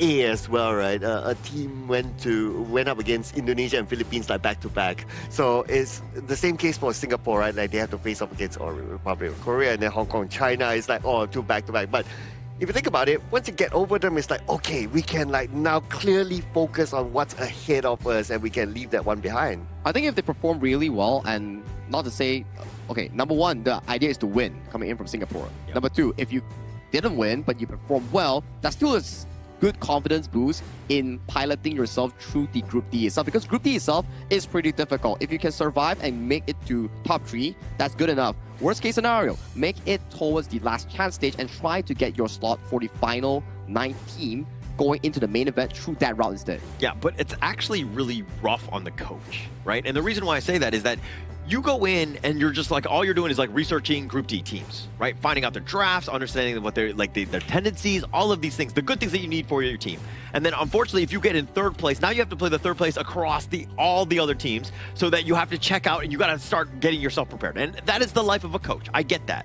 But you don't want to put yourself and your team in that situation. You got to get top 2. I don't think you ever give up on that strive for that goal. I like that. That means that, you got to approach every single game just like, okay, this is the game, right? This is the game. Yeah. So who knows? Because of that kind of mindset and mentality of okay, we're going to come in, this is the game. Maybe the opposing side might take it a little bit relaxed, right? And we might see a surprise. Anything can happen, right? Yeah. Because in these sort of competition, esports world or any MOBA game, you can't decide an outcome just by saying something. Maybe something happened today. Maybe someone is not on the 100% form, and maybe someone on the opposing end is on 200% of their form. Maybe these sort of things that actually happen, whereby we need to see how the game actually unfolds before deciding on an actual result. Of course, there are still discrepancy between teams we can always point fingers at, but I do believe, and I am a believer, that if it's not played yet, you can't 100% say it's going to be like that. Yeah. And I think that even going in, especially with that sort of mentality where it might happen, right? And I think that it's for Korea to just, again, they're going to feel in a great spot, 2-0, and they're going to be watching this final series here, getting a little bit of intel on Hong Kong, China, and to see exactly how to take them down, because both of these squads, they're not perfect. Even this series today, Republic of Korea, there were still some moments. I mean, it looked good. I mean, like an 80, like a 90%, A-, I'm going to score them. But there's still things that they can do to get to that A+, if you will. Oh, wow. You're such I have very high standards. Yeah, very high standards. I can see that, right? I'll be afraid to be your kid, right? but I do agree. I'm adopting. I'm just saying, if you want, you know, but I'm bringing up standards. That's all I'm saying. Just show me your bank account and we'll think about it. Really? Right. But yeah, I do agree with that. There were moments that they were kind of like, you know, they let go. You know, They like let go. at the bottom. But you know, the interview currently is ready with the Korea representative after their win against Sri Lanka. Mara is ready on the stage, and let's go over to Mara to hear more about the interview. Very convincing and dominant win from Team Korea. Sungbin, congratulations. You know, for other teams, when they have an early lead, they keep forcing non-stop fights. But we noticed that with Team Korea, instead of forcing every fight, you controlled the map really well. With the vision, you were invading, stealing the jungle camps, you were denying the farm, and slowly increased the gold lead. So when does Korea decide when to make a fight and when to make the map smaller for their opponents? 많은 팀들이 계속해서 교전을 강요하는 플레이를 하는 반면 한국 팀은 상대 정글 자원을 빼앗고 시야와 맵 장악력을 넓혀가면서 상대의 성장을 제한하고 골드 격차를 조금씩 벌려가는 운영을 보여주고 있습니다. 그래서 그렇다면 팀은 어떤 기준으로 싸움을 걸어야 할 타이밍이 판단을 하나요? 일단 뱀픽적인 단계에서 미리 정하고 들어가는 것도 있고 지금 저희 모든 방향성이 그 정글 쪽에 잡혀 있어서 그게 가장 큰 원인인 것 같습니다. So actually, at the band pick stage, we already design and control all the route that we are going to play. So that's the stage where we prepare, and then also our route is focused on the jungle route. So that's how our strategy goes.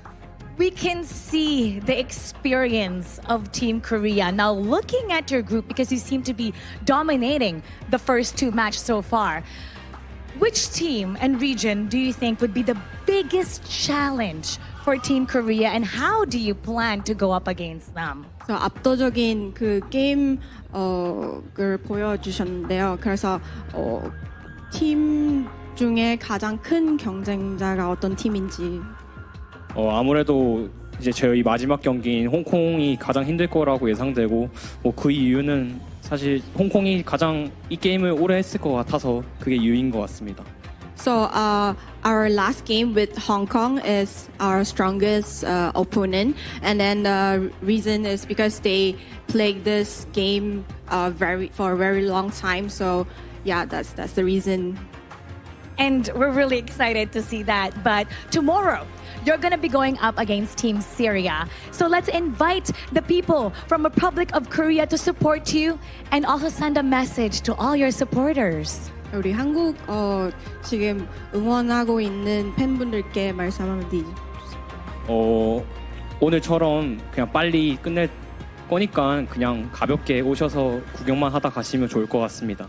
So we will finish the game tomorrow very fast and quick. So please also come to support us and watch the game. Finishing the game very fast and very quick. That is their prediction. Now let's see what the casters have to say. Casters, lead the gorge. Thank you, Seongbin and Mara, for the interview there. You can definitely know that their final goal is also to meet up against Hong Kong, China in their fateful battle. They know for a fact Hong Kong, China has so much experience as a team together, just like how Republic of Korea. Their team is really similar in play style and also in terms of experience-wise. So their battle is going to be legendary. Yeah, and battle for the top, if you will. And I mean, things are looking like both of them are going to be towards that 3-0, and that's going to be the final showdown, if you will. And you're kind of thinking, does it really matter? Of course it matters, right? I think in terms of reputation, respect, and all of that, being the top dog is where you want to be, and you always want to take it to them, no matter who you're playing against. Of course, the flex matters. Yeah, of course. The flex matters. And obviously, if you are number one, number two, objectively, it doesn't matter because you both qualify onto the main event, but it's a matter of who qualifies to the main event with a red carpet, right? It's like there's a saying, right? if you're a 100-mark student and a 99-mark student, the 99-mark students had an error, but the 100-mark student, it's because the max mark is only 100 marks. That's not his limit there.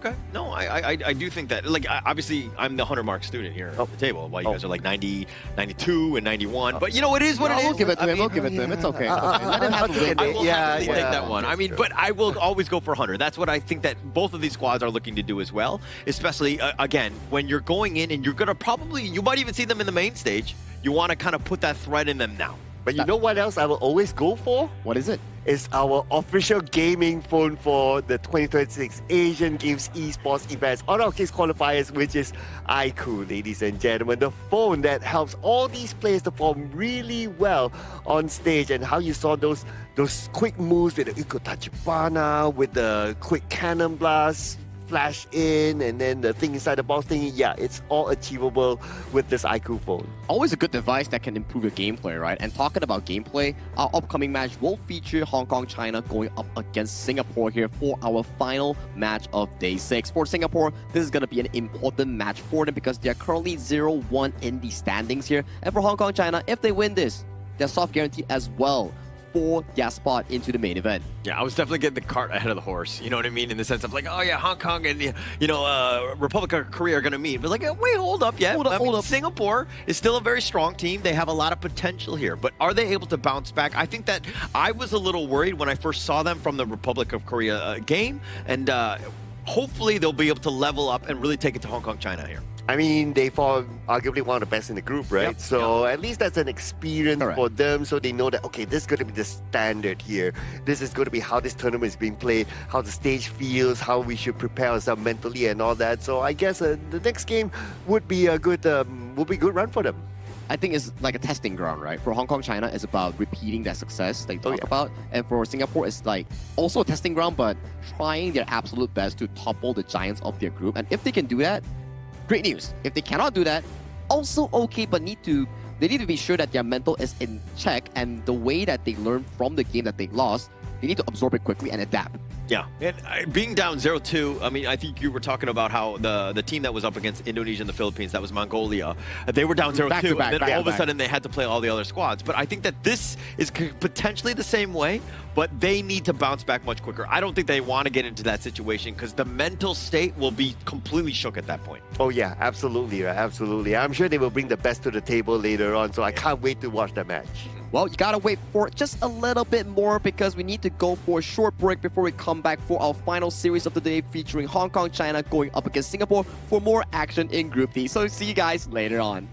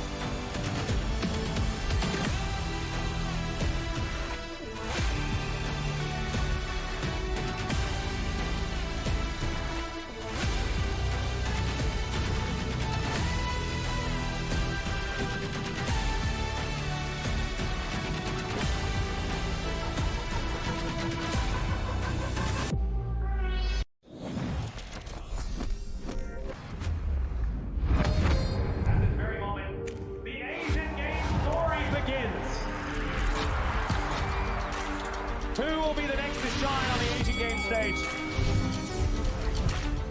Contestants fight for the honor of their regions while we cheer them on from the stands.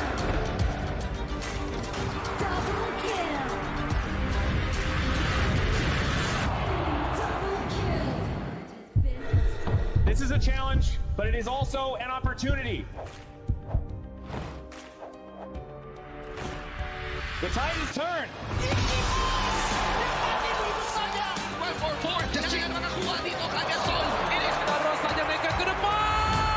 Aspas in front. They're going to use it. Golden Tide close out constantly. Victory! And we pulled it off together. We share the same voice, the same radiance. This moment of brilliance belongs to all of us. Together, we shine!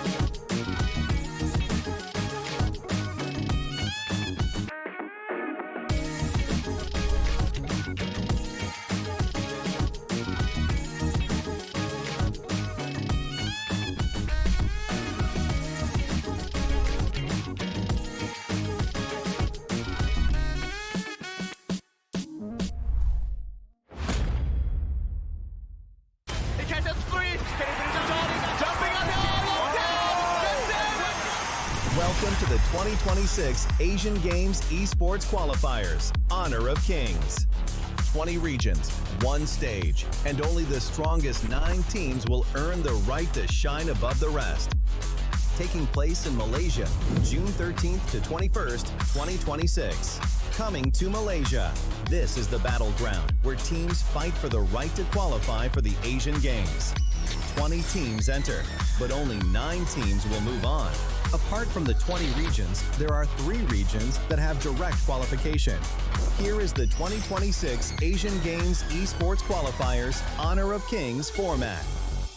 First, the 20 teams will split into 4 groups of 5. In each group, every team faces every other team once in a single round robin, with every match played in a best-of-3 format.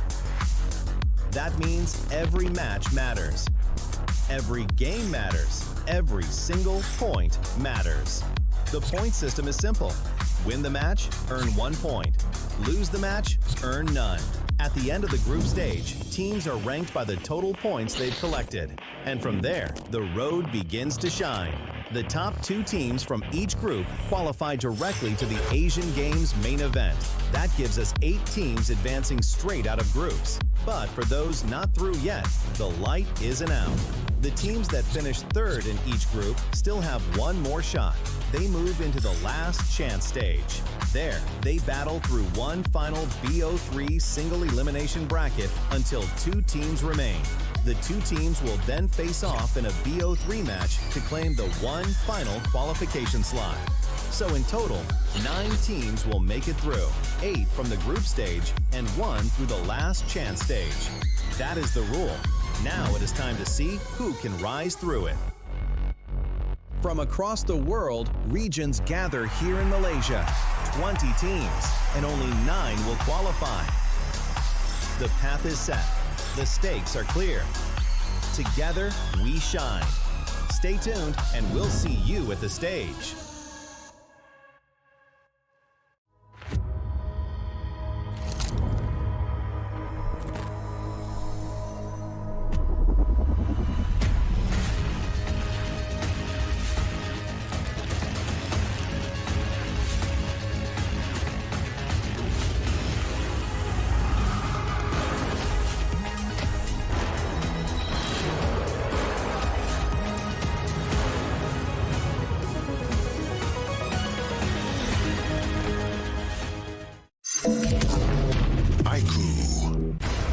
Ultimate not ready yet.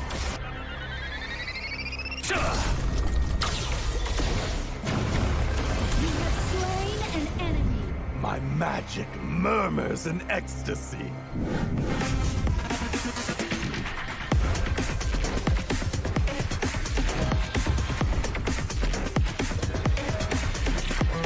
Legendary.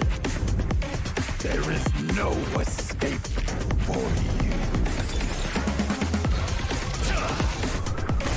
Killing spree. Double kill. Triple kill. Spectacular. Triple kill. I'll be back for your life soon.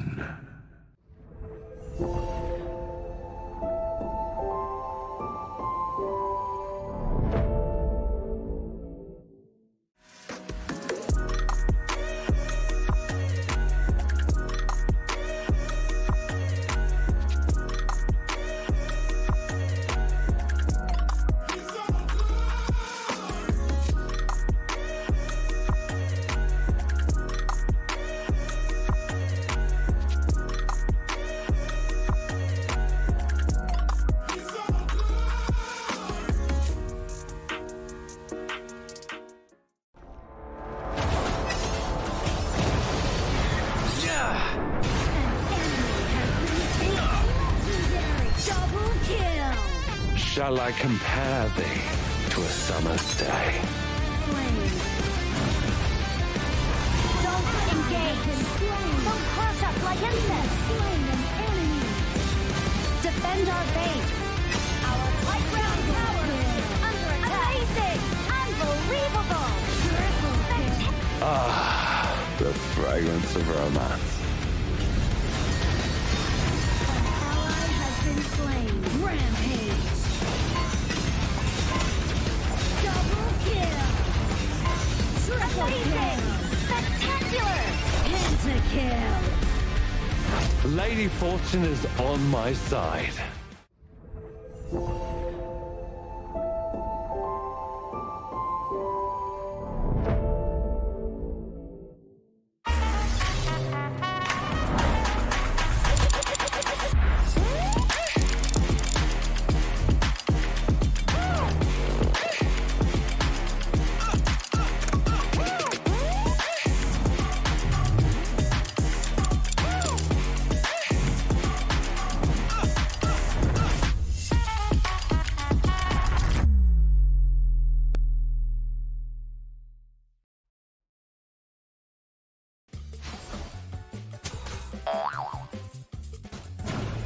They tried.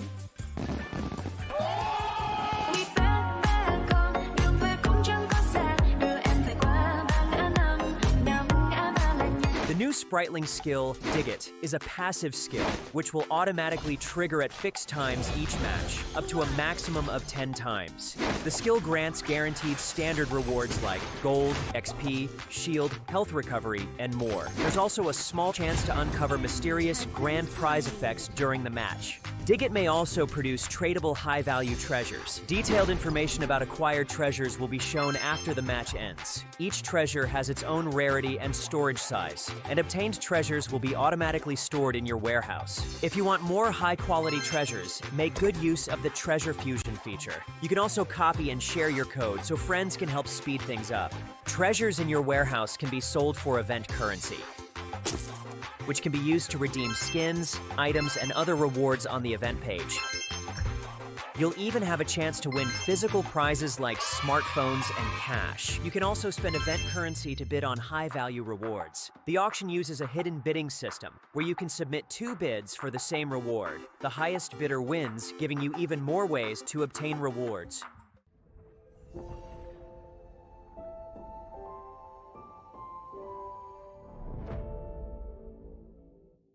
Itu kontrak kita. Relax, bro. Phone aku! Jom kembara. Mountain View!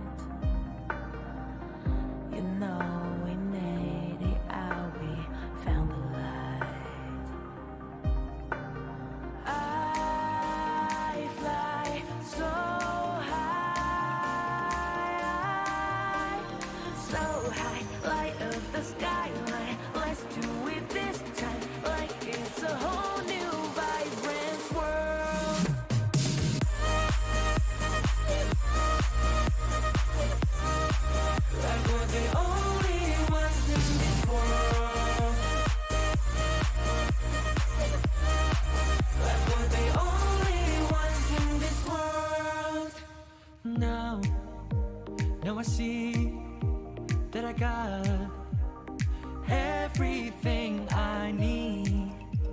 It's alright, I'm on fire, I'm alive, 'cause now I fly so high,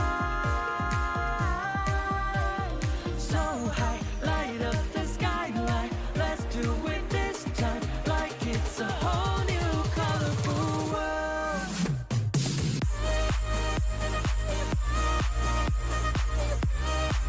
Like we're the only ones in this world. Like we're the only ones in this world. Never thought we'd get this far, burning like the stars. How we get this far, like we're the only ones in this world.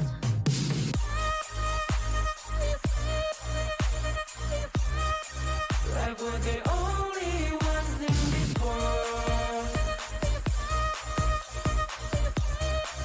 Like we're the only ones in this world.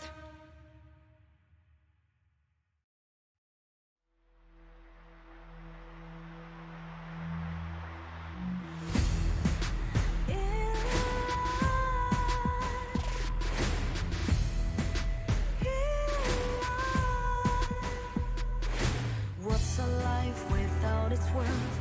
Compromising with what hurts inside. When you let fear decide your fate, you don't choose which path to take in life. I'm finally letting go of everything that has to hold me. I'm against all odds, but I won't give up, 'cause it's my time to shine. Standing in the spotlight, can no one back me down. Destiny is calling high. I'm not afraid to fight for everything I love. Victory's on my side.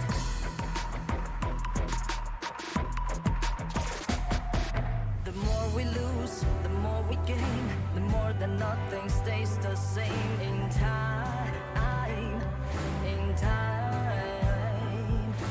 Can't love ever, can't forget. What you see is what you get sometimes.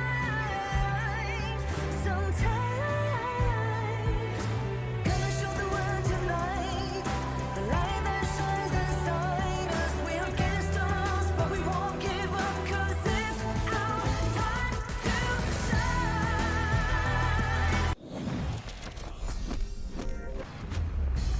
We are back once again for the 2026 Asian Games Esports Qualifiers for Honor of Kings. This is day 6 and we are on track for our final series of the day, featuring Singapore going up against Group D giants Hong Kong, China. My name is Sagi here, coming in for this live broadcast. We have once again Holler and Sir Cloud back on the English broadcast. Yeah, and I'm actually just fired up for this last series, right? I think Hong Kong, China, and Singapore, they were going in as a bit of one of the favorites, or one of the teams to look into, definitely in Group D. And then now to see them, how does Singapore respond? I mean, they lost 0-1 to Korea, but Hong Kong, China on the other side, they've done well. They're 2-0 at this point. Yeah, in Hong Kong, China, they have a peculiar play style, right? They like to take things slow. They like to slow down the pace. They like to eat up the space and then end the game from there. So that was, at least from what we saw from one of the games, right? But we don't know what kind of play style they're going to bring today. It's like, to your point, they like to take it slow is because that they want to reduce any form of risk possible and then slowly choke out their opponents and then slowly get the win after the shadow objective 10 minutes, then push for that victory here. It's slow and methodical. Some may say it's like less on the kills, but it's more on how they execute the rotations, the invades, the zoning coming in for certain objectives. Yeah, but what is the strategy that you like to do? Are you slow and steady, or the approach, are you like really fast and aggressive? Like, what style are you, Cloud? Oh, I like to just do it fast, right? I like to end the game fast because I don't want to drag it to the late game. Okay. All right. I don't want to have any risk because you know that. Yeah, we all have these kind of games where we're like, okay, we're dominating our ranked game. We're going in. Okay, we can close out the game. Boom. Last minute comeback. I think there's a very good representation of this in the visual way that I can give you. You like to watch the double Marco Polo Ultimate defending the base coming in from Team Laos, but you don't want to be the one defending the base from Team Laos. One is that you're actually looking at the game, it's like, wow, that looks pretty fun. When your experience is like, no, please just end this game. Like, get me to the next game, you know? Yeah, nobody wants to experience that. Exactly like on right, the wrong side of that, when things are at like 1%, you're able to do it. But I think that, you know, Hong Kong, China, the strategy works, right? If it ain't broke, why fix it? Because they've had a good early start.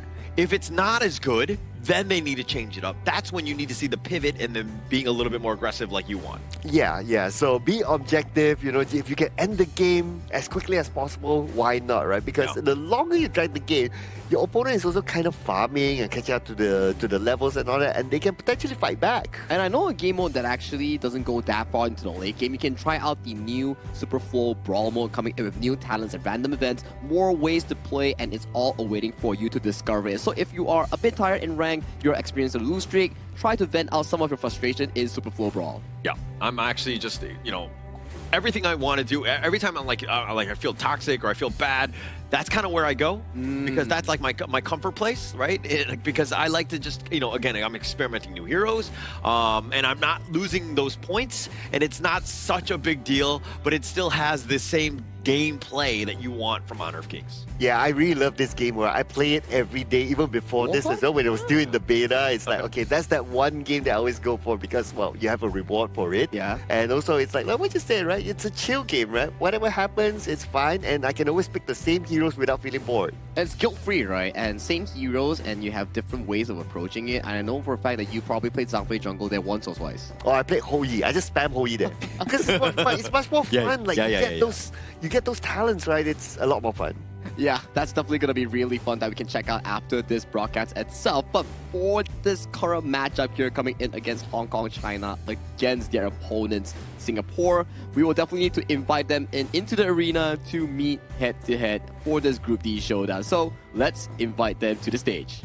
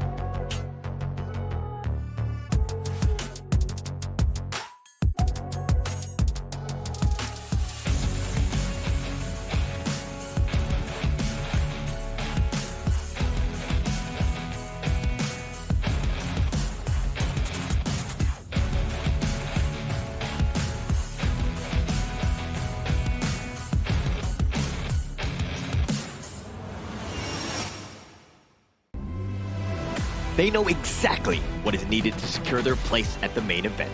With everything to play for, they step into the arena, ready to show the world who they truly are. Here comes Hong Kong, China!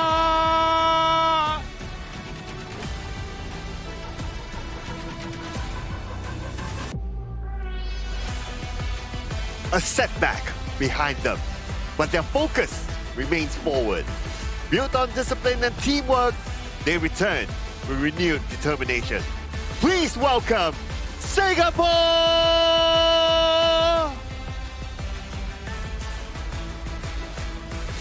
Hong Kong, China currently undefeated in Group D, but on the opposing end, Singapore desperately looking for their first win to stand tall in their respective group. And now, this is the moment for them to find their footing. Will it be Hong Kong, China qualifying directly to the main event, or will Singapore retaliate and find that footing? They control their destiny, right? I think that Hong Kong, China, and you're going to see them right here, Zikin, Kahing, Kawa, Sumki, and Kahing, And it's going to be a team that, again, that has a lot of history on the pro scene. I mean, Fearless Esports is one of the team's former Pause Gaming players, as well as AG throughout. 4 out of the 5 players have been on those pro teams. So, again, a lot to look into as they try to secure that 3rd win today. They're really, a big experienced bunch coming in for this tournament alone, where their experience is converted into slow, methodical gameplays. Rather than saying it's slow, it's more, I would say, calculated. You can't really find mistakes from them because they're not allowing any single inch for you to capitalize on that. Yeah, it's like what we discussed the other day, right? It's like, it's not only a textbook gameplay, but it's also a dictionary gameplay. Whatever that they've done is all perfect. But their opponents here, representing Singapore, going to be Yanzi, Yu Ming, Yi Hui, Kai Yang, and Weekend. So this team, this lineup, they have their own respective competitive experience. They also had one. I mean, they previously were at KIC 2024, and they were playing as Revenant Exports at the time, or Team 1, 2, 3, depending on what level you were going at. But they have a little bit of experience on the pro stage. They didn't have the greatest of times, but through that tournament, that performance, you saw the rise of Kayang, aka Raven. He got picked up by Visaka Esports. He had his own legacy on that one, but now he's back on the Singapore side. He's back with his old bros, if you will, and to see if they're able to take down Hong Kong, China, this one is going to be a great one. It's a statement match, right? If they can do it, great. If they can't, they still have to venture in towards Group D to scavenge for that first win that they're looking about here. But everything starts somewhere, and this could be a possible good start coming in from Singapore as they are selecting the blue side here. So the last time that we saw Singapore go up against Republic of Korea, Korea's tactic against them is to ban away the meta farm lanes like the Arlie and Chano, removing any sort of late game carry potential for the specific player. Yeah, that became very difficult for you to kind of choose what's going to come up next time, because those are the hot meta picks, right? But the good news this time for Team Singapore is that they are on the blue side. So they will have the chance of getting that first pick unless, well, again, the first 2 picks are being banned out. They are the meta picks. Yeah, and going into, it looks like there's a little bit of a discussion as the teams are going in there. Coach Sean is kind of having a discussion with the stewards on this one, because it's just ensuring that everything is fine and in the appropriate states. But for Singapore, if they could play spoiler, Hong Kong, China has built a lot of momentum. Getting that 2-0 hasn't been the easiest, and getting to this spot where, again, if Singapore were able to get the upset, we might have a little bit of a challenge towards the top of Group D. Yeah, if they can mess with the dynamic coming in from Group D and send any of the teams down towards that route in 3rd place, that's definitely going to be the dream story coming in for either of these players here. But we're still getting ready before we jump in towards the pick and bans here, and below here you can check out the highest average GPM of top 3 of the players here in this current tournament. Wow, and there are 2 players representing Hong Kong, China here in the top 3 average GPM, which is Sum Ki on the farm lane and also Kahin on the jungle. But in between them, Justin from the Philippines also there as well. Now, if we were to look at like the differences, right? So obviously they're playing different roles, but as a farm laner, GPM is going to be really, really important. But to have an average GPM of 913 as a farm laner, this is insane. If I were to paint to you like the actual number at 10 minutes, that's 9,000 plus, which is about 4.5 items completed prior to the high rank fight, which is pretty insane coming in for the side of Sum Ki. It means that he's given a lot of room to scale and farm, and a lot of resources coming in from the side of Hong Kong, China to play accordingly in this game. Sum Ki, man. I mean, we know him back from when he was Zai Zai, right? Playing for formerly AG 2024. Then you also see that Kahin, he's also a guy that's been very well known on the international stage. Miles Otis, right? So he played for Pause Gaming, also played on AG 2024, that squad as well. So a lot of familiarity within the squad, but are they able to bring that experience? And it's been some time, let's be honest, from when Pause Gaming played to this stage. Yeah, so it's now, and this stage is also one thing, right? This stage itself, the patch is also going to be a bit different, maybe not something that they have been, are more familiar with in recent time at least, so they had to like reset themselves again. So who knows, maybe this is an opportunity for Singapore to capitalize on. Yeah, they will first have to capitalize on how they want to structure the draft first, right? Since you did mention limited heroes with 85 of them here, and you're not bound by the global ban pick rule. Everything is standard ban pick. So if you can find that rhythm, that perfect pick and ban that really works out for your team, you can repeat the same process like what we saw from Team Kazakhstan, right? It's a bit of the same few heroes left and right, but it's the same formula that brought them through to triumph over Vietnam in Group C. Yeah, and going into this one, the biggest piece for me is that Singapore, they need to come out firing, right?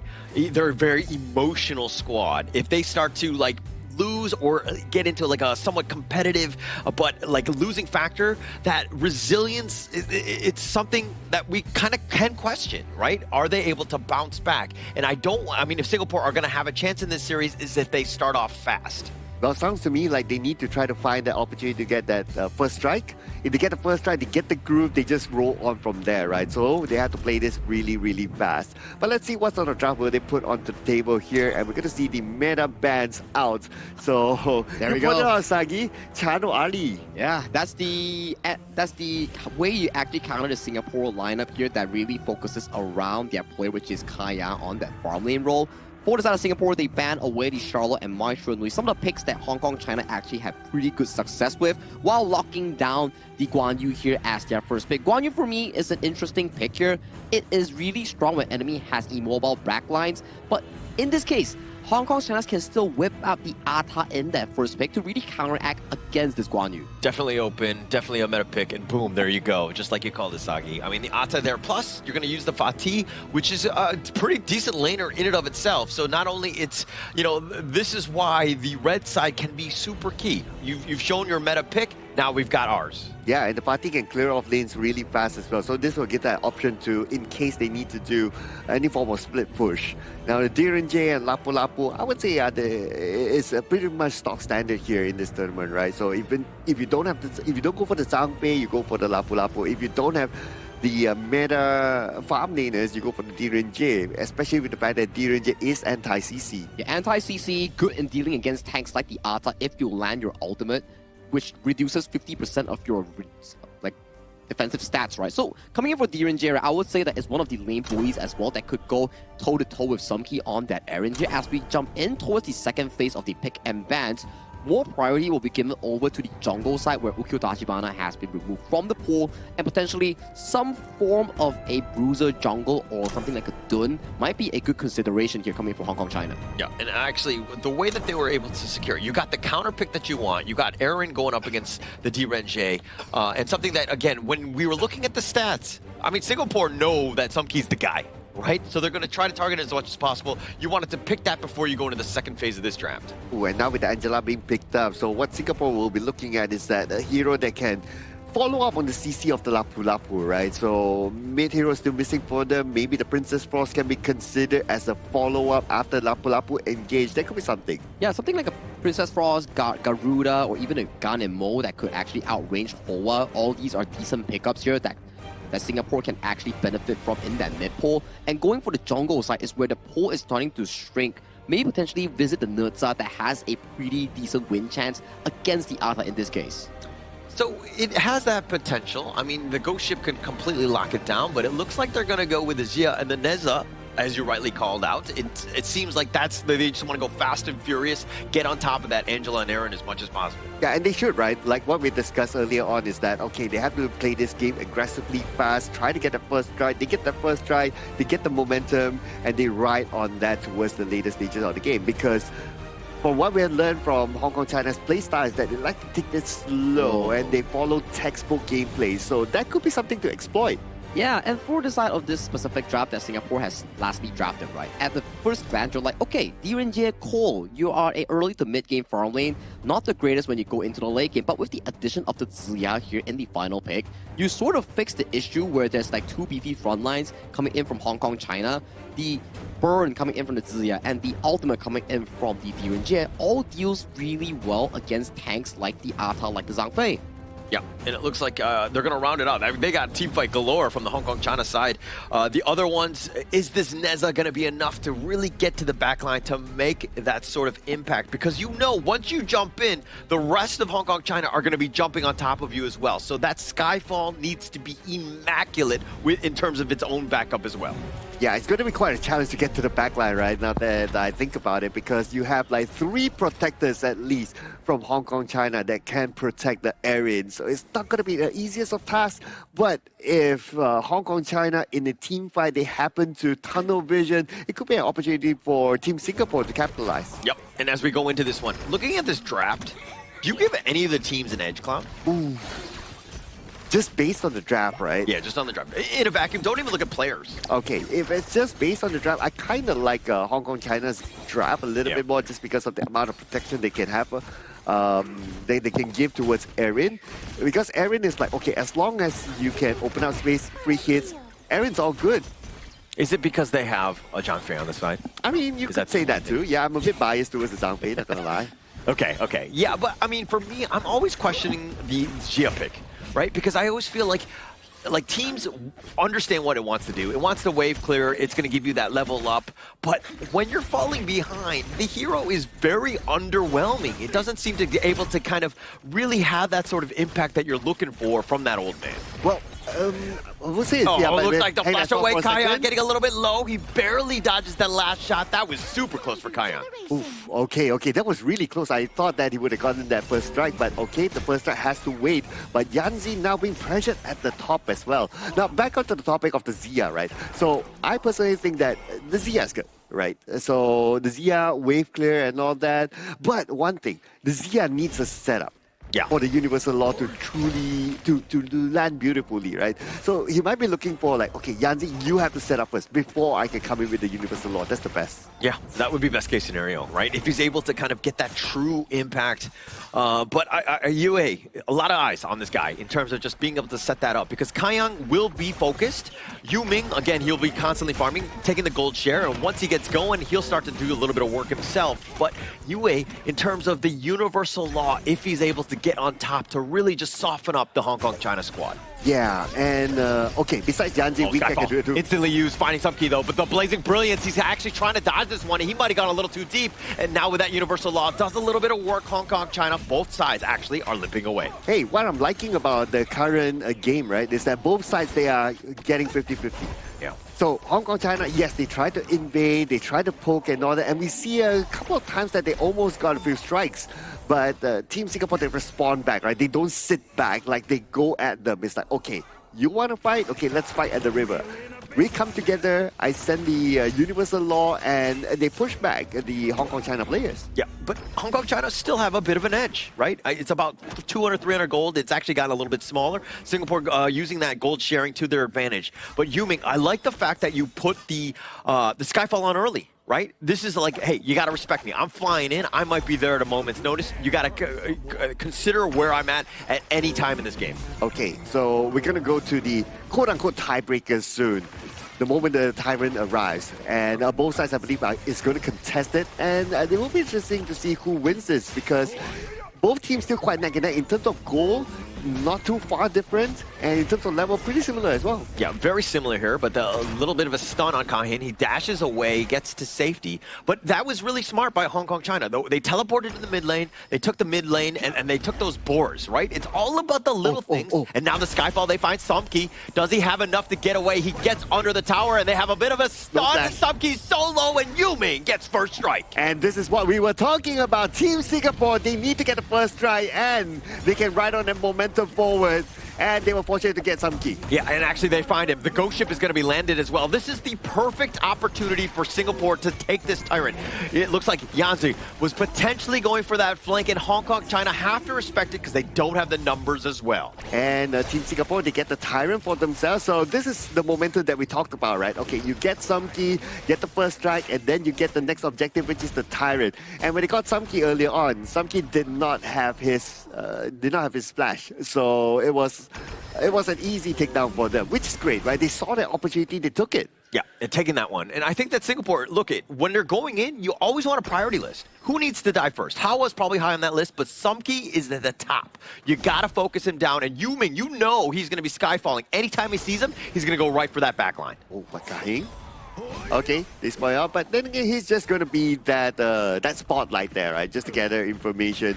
And now he will join his team at the top, but he's still opening up the map. And because of his position here, Team Singapore, they're forced to like, okay, do they want to put attention to Kah Heng? Do they want to go to the lane? It kind of messes up Team Singapore's sort of decision making. Yeah, a little bit of decision making, but they traded towers. You know, the top T1 for the bottom T1.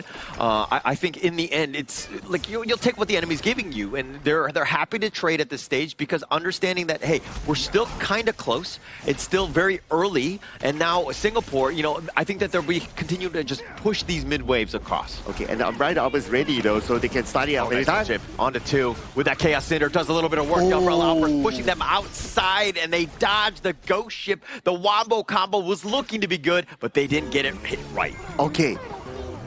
Team Hong Kong China, they got it right? Like the Ghost Ship comes up, and then the Umbrella Alpha to follow up, but Team Singapore, they were ready for it. They know, okay, it's time for us to jump over the Ghost Ship, and then we're all safe. We jump over that, and then they wasted the Unbridled Outburst from Kah Heng.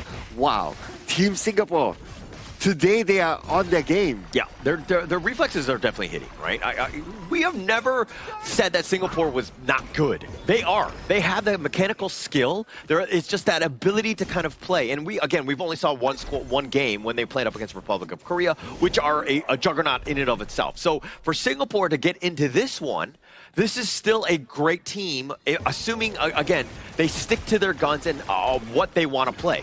Okay, just referencing the goal right now, right? So it's starting to be a little bit of shift to Team Hong Kong China because they are starting to make those plays. Whereas for Team Singapore, they have been on the defensive side for quite a while right now, especially after the first Tyrant. So they have to try to find a way to shift that momentum back. Yeah, but at the same time, okay, now he's looking to wrap around the flash away, just keeping Hawa at least alive, and the Ghost Ship will be set up. They're going to bounce around him on this, and the Umbrella Outburst pushes them back, and that's a perfect disengage. Yes, big ults were used, but nobody died. There's a defensive Unbridled Outburst there just to make sure that they are able to keep things alive here.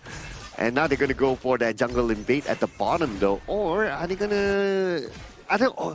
It almost feels like Team Hong Kong China, they're just stalling time for that split push because we haven't talked about Zikin for quite a while. Yeah, and that was the play, right? The mid-fight was like, everybody stay alive, but actually we want towers. It's space created. Everybody's so tunnel visioned on the mid lane that Zikin was literally just walking it down. He's going to potentially take the bottom T2 as well. Yeah, just keep your eyes on the minimap, man. Look at this.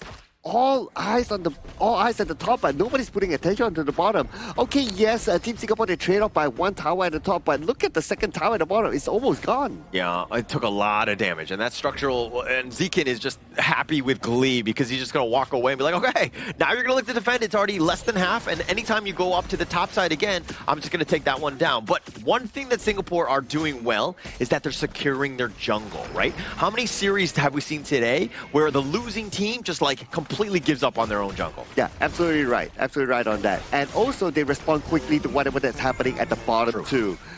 They still retain their tower, although it's only half health, but they still retain it. That's most important. Now, let's see how will they respond to this. Yeah, it doesn't look like they're going to get that one. The smite was used. So Kah Heng, again, this is what you want. I mean, if you think that there's going to be a 50-50 with Yuming, like take the challenge because you're contesting if you aren't able to get it out. But Yuming using the smite now for the Tyrants, probably going to be the last one before we get those shadow variants. Oh, I'm liking this from Team Singapore, right? What they're doing is that, well, we did talk about like trying to shift the momentum to the other side, and Team Singapore is doing exactly that. Now they are playing for Team Hong Kong China to play with their rhythm. Oh, Kayang, he actually gets hit by the very tip of that one, but it looks like he's gonna be fine. He just dashes away. Kah Heng is a little bit on the low side, but Weekend getting low himself. He's tanky, but at what cost? Kah Heng gets the revenge, does get the kill, but Yanji's gonna be picked off as well. Sumki all the way on the side, just playing on the outskirts. 3 members down from Singapore, and just like that, Hong Kong China with a huge advantage, and they got a 3-for-1. Ooh, that's a big one. That's a big one. That could break the momentum here, but then again, not all hope is lost. Yes, we still have the Universal Law to clear off the minion wave. Hence, the middle tower will still stand. It seems like they're fighting on different fronts, right? They're not playing the same game of like all 5 guys on one guy. It's like 2-on-1, 1-on-1. Like they're all over the place. But DJ Cloud, I mean, break this one down. Oh, DJ. Okay, so look at this, right? Look at this. Look at this. Look at them trying to go to the back. And I totally understand, right? Because they want to focus on the Hoa. You don't want to let Hoa getting those free moments to just throw those skills, send the Blazing Brilliance down the middle, so that's why they want to go from there. But to be fair to Team Singapore, they were split out. They were split out by the fact that Team Hong Kong China also sent somebody to zone out the backliners there. Yeah, and if we're looking at target priority, Hawa and Sumki are, again, I've pointed this out many a times, 1 and 2. Those are the guys that need to die. If you're not hitting those guys in a team fight, you're doing things wrong. And Hong Kong China took advantage. Sumki was all the way on the side. He was largely untouched, just on the outskirts because they were not focusing on him. And then this mid T1 looking to go down here. Yeah, it was a really tough call, right? In the kind of team fight, it is like a split-second decision on like who do you want to focus on, what do you exactly want to do. Do you want to play protecting your own people, or do you want to try to split them up and then you try to take the squishies behind and then you think about like the tanky ones in front. So I understand it was a split-second decision, but Team Hong Kong China, they did it in a more balanced fashion, I must say. They protected their backline, at the same time they split out the front. Yeah, but in the mid lane, a little bit of a fight here. Ghost Ship on the side, and it looks like Yuming just navigating around. He's just going to be backing up, but the flank potentially just going on in this one. They're not giving up. Kaming goes in for right WeCat. He wants to bait out the Raging Sea. WeCat holding it to his vest. He's getting focused. 3 members down the flash away, and now he's going to pop it. It doesn't look like he does. He doesn't get it off, and now Kayang looking for the revenge. The Razor Cavalry only on 1. Kayang, he's in a bad spot. He's flashing the wrong way, but he's fighting on the outskirts. He gets focused down. He takes down Siskin on his way on out, and now it looks like Yuming on the chase, trying to find the backline as well, but he gets focused down. Just too much damage, and Nyanch is running for his life. Kahing, he's like, I'm a support, I want this kill, and he's not fast enough. Well, it doesn't matter. They still got 4 of them from Team Singapore. That will be enough for them to take over the jungle, but at the same time, they have to be aware of their top lane as well. They have to clear that one, but they only need to send an air in there, and it will be A-OK. For the others, well, they can clear off the jungle. By the time Team Singapore comes up, there's nothing else for them to farm, but that was a really good team fight. Again, the same theory applies from before. Like, what do you want to focus on in a particular team fight? Do you want to go all the way to the back line? But Team Hong Kong China, they respond by splitting up that fight. Yeah, and Hong Kong China seemed to be doing a better job of the target priority, right? Understanding where Kayang was. They're like, Yuming, yeah, he's doing a little bit of damage, and they were focusing it, right? They put pressure on WeCat. They were like, putting pressure. He flashes away. He was like, okay, not going to use the Raging Sea. He gets killed, and then once you have that 5-on-4, it's like all, like the floodgates just completely busting open. Yuming, Kayang, incredibly vulnerable at that stage. Okay, the next team fight, Team Singapore, they have to play this more carefully, right? They cannot allow Team Hong Kong China to dictate that team fight just like how they did before. Ghost Ship up. Oh, Kayang, the Bridal Outburst, they're bouncing him around, and the Blazing Brilliance on top of that. What a great initiation by Hong Kong China. Oh, and that's the advantage of having the Ghost Ship, right? Especially if you're able to catch the Kayang. So he's not able to go anywhere, right? His splash was still on cooldown at the time, so nothing can save him. Yeah, nothing could save him at that point. I mean, it was just more of the positioning factor, right? I think the Singapore, they need a frontliner, somebody who can be there. Kayang shouldn't be that guy. Yep, it should be like, a WeCat, for example, right? So the positioning has to be a little bit more detailed there. Now, WeCat is opening up the left side, while on the right side, Yanzi is trying to clear off the waves. That's the best they could do right now. Clear off everything, and Team Hong Kong China, based on their playstyle from what we've seen before, they will back off on this and focus back onto the objective, and that's what they're doing right now by heading towards the Tyrants. Yeah, not the sexiest of moves, let's be honest, right? Hong Kong China, the way this is the slow and steady race, they're the turtle, if you will. They're just willing to be like, hey, we know we have a huge lead. As long as we just, take baby steps towards our goal, we will eventually take you down. They're going to take the Tyrant here for free. Yep, and they still send Kahing in front just to be that insurance policy guy, just to make sure that they are all kept in their own base. Yeah, and now it looks like they'll fight for the Azure. They've been pushed away, stolen away, if you will. Hong Kong China threatening, contesting, getting in your face, and making things very uncomfortable. Oh, the rotation's happening at the bottom. They find Sumki. He's by himself, the one-on-one, but now here come the reinforcements. He's been targeted. The homing missiles are on. He's trying to dash away. He gets under the top of the on point. The Raging Sea in return. They do get the revenge kill onto Kawing, but the Blazing Brilliance isn't enough. Somehow Singapore, all 5 members still standing. 5 men on Bridal Outburst, but the follow-up wasn't enough from Team Hong Kong China because they had a They had split up their team. One of them had to push in the middle, so the damage output was not enough. But if the damage output was enough, they were in the right position. That 5-man Umbrella Outburst could have given them an ace. It could have given it. That's the craziest thing. They had the perfect Umbrella Outburst. And actually, they came out worse. You know what I mean? They were the ones that lost Kaiying. He was the only one to have died. Everybody else was like just perfectly set up, and somehow they survived. Again, under that tower, gave them a chance. And now, Singapore, a little bit of an opening. Kaiying is right back up, though. Okay, they have to secure this Overlord, right? This Overlord will at least give them another lifeline, but Hong Kong China won't make it easy. Yeah, it's getting so low at this point, and Yuming will steal that away. Weecat is very low himself. He needs to be a little on the careful side. The Razor Cavalry is pushing them back, and Zekin is doing a little bit of work. He's starting to hit his mark. Kaiying gets picked off. It looks like it's a 1 for 3, 1 for 4. Yanzi is all by himself, and he too will fall. It's a team ace going the way of Hong Kong China. Well, first you try to get the ace, you don't succeed, you try again. And that's the message there from Team Hong Kong China. Surely right now they'll be able to wrap things up. Yeah, they're going to wrap it up here. Just a matter of time. The minions are making their way there in Hong Kong China, sticking to their guns, the patient game, and they will take game number 1. It was a really close game coming in for both teams in terms of the rotations, in terms of the macro there, but there was just more mistakes coming in from Team Singapore. Oftentimes we see Kaiyang getting blocked by the Ghost Ship, getting caught by the Unbridled Outburst left and right. They're leading to more of a disadvantage towards their own team in terms of the goal advantage here, but the 5-man Unbridled Outburst turning it into almost a team ace, just a short bit here. But the main thing that we need to discuss between these two teams, it was a nice game to watch. But overall, team fighting, I gotta give it over to Hong Kong China. Of course. That was the biggest edge, right? That was what gave him the inevitable win. And finding that out, and you're kind of pointing on a Kaiyang in terms of just getting him with those ghost ships. But I don't know if that was really his mistakes. I mean, obviously positioning could have helped, but it just seemed like, you know, Hong Kong China were able to hit their skills at the right spot. Like, they were playing phenomenally, where Singapore, again, having to play reactive, you got to play perfectly as well, and they weren't on that same level. Yeah, if you think about it, right, there were moments where Team Singapore, they played actively. Yeah. Like, they kind of dictated the game, especially at the early stages, and it looked like Team Hong Kong China, okay, they have to play catch-up, right? Like, they were pressured, like, they didn't feel comfortable there based on their movement and all that.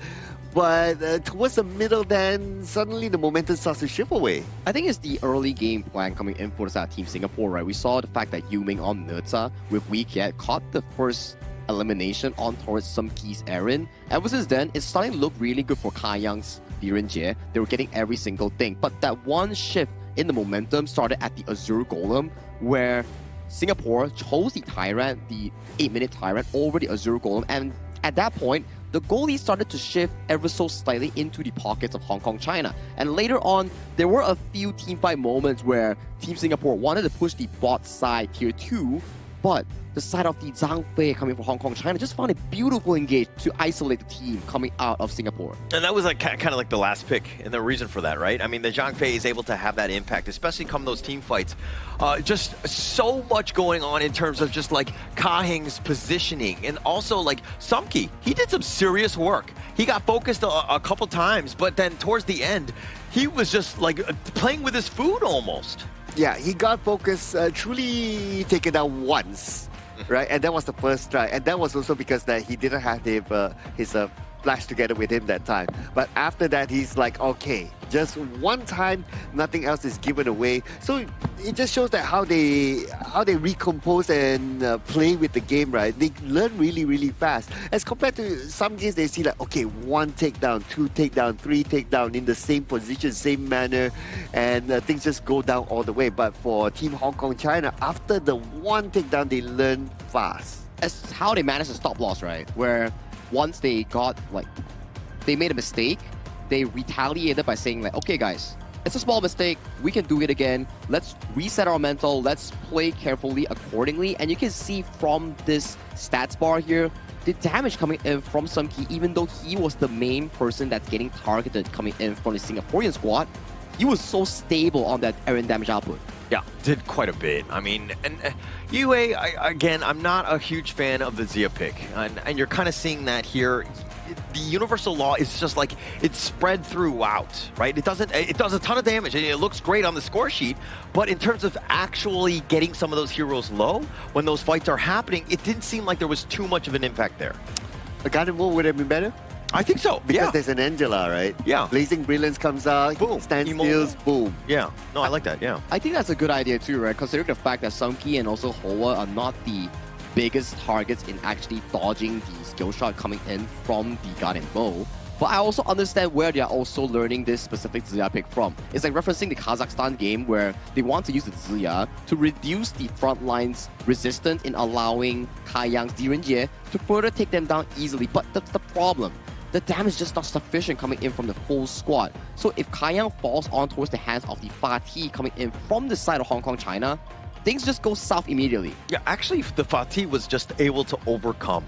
There were so many moments where he got on top of Kaiyang and was able to just take him down, even in that, like, the Overlord pit, right? Found him just isolated, right? And having that solo, not all the Clash laners can do that, right? Where they have enough damage and to survive and to do all the good things that you want. When your cores are going up against cores, you're going to have a much better time. They had that edge, and you're seeing most of this gold graph when that favorable fight was happening, and you're seeing just like Singapore, again, on the defensive side, had zero answers to that. Yeah, it took a while before the graph truly went down, right? Yeah. So that was how much consistency they had at the early stages of the game. Now, what we're seeing here on screen is, okay, I believe this is the part where it starts to swing towards Team Hong Kong China, right? Like, Team Singapore, yes, they tried to go for the backline, but they failed to get it. But on the other hand, for Team Hong Kong China, when they went for the backline of Team Singapore, they got something. And this is the few plays that we see that Singapore actually overextended for the push itself. You can see Kaiyang is severely separated with the team, and then the Unbridled Outburst coming in from Kahing, separating the team further once again, isolating the farm lane player from any sort of cavalry. And you can look over to the composition that has been drafted coming in from Singapore. If Kaiyang falls in any single situation, it's over. It was so good. Like the ghost ship, he thought, and this is that 5-man umbrella outburst, really like perfectly set up. But I mean, somehow all of them survived here. Somehow Yuming out of the blazing brilliance and taking this one. And this is that one last fight. Once you saw that Kaiyang, he was by himself fighting with Zekin in that one. He goes down. The wheels completely came off at that stage. Yeah. Sagi, do you think that they overly forced the Overlord? I would say it was a 4v5 situation because prior to that play, Kahing was taken down on the Unbridled Outburst in that 5-man in towards the bottom side. So it was a must-do situation for them. But maybe the teamfight could have been better here. But this man, talking about teamfight, Sumki on this errand here. I think this is his 3rd MVP in a row from yesterday until now. The man is still hot on fire with a 517 KDA, only suffering 1 death from that first level minute play. Yeah, somebody needs to wake him up. I think that, yeah, I mean, I'm just kidding. Don't wake up the beast, right? I think you want to put him to sleep, I think, at this point. You want to somehow avoid him because he's just completely just terrorizing the Singapore squad on this one. And the fact that he was 5-1-7, just finding the right targets as well. And staying alive, not easy to do. And Sumki just proved that, hey, he's more than up to the task. Yeah, and that one takedown was that very, very early when he didn't have his flash and all that. But after that, it's like adapting to the situation. He knows how to keep himself well and healthy. And also his teammates know how to protect him as well. So, yeah, it's just shown that why he is the MVP. He adapts and learns quickly. Yeah. And he just does it so well, right? Like, if we were to think of it from his perspective, right? There's the Guan Yu coming in from the back. And from the front, there's a Skyfall flying on towards him. So in every single situation, he's being sandwiched by both ends, trying to get rid of the main carry, which is Sumki on that errand here. But in every single situation, aside from that first death on towards that gank that you mentioned that he has no flash, he survived all of them. Yeah, somehow he was able to find it, right? And even with the potential like airstrike that they might have in terms of the Skyfall, just being able to find that target, even then he was surviving. That was not a problem. And of course, all of this, you know, where are we at right now? Where are we at right now? Hey man, I think I repeated it quite a few times here. Why don't you remember here? Of course it's going to be Battalion Jaya Marriott Hotel here, the official venue and hotel sponsor coming in for the 2026 Asian Games Esports Qualifiers for Honor of Kings. Thank you so much, Marriott Battalion Jaya, for sponsoring this event. The stay, the food, the AC has been amazing at this place, and we are loving it alongside with the players. Yeah, amazing place, amazing venue, and the stage all is just beautiful here.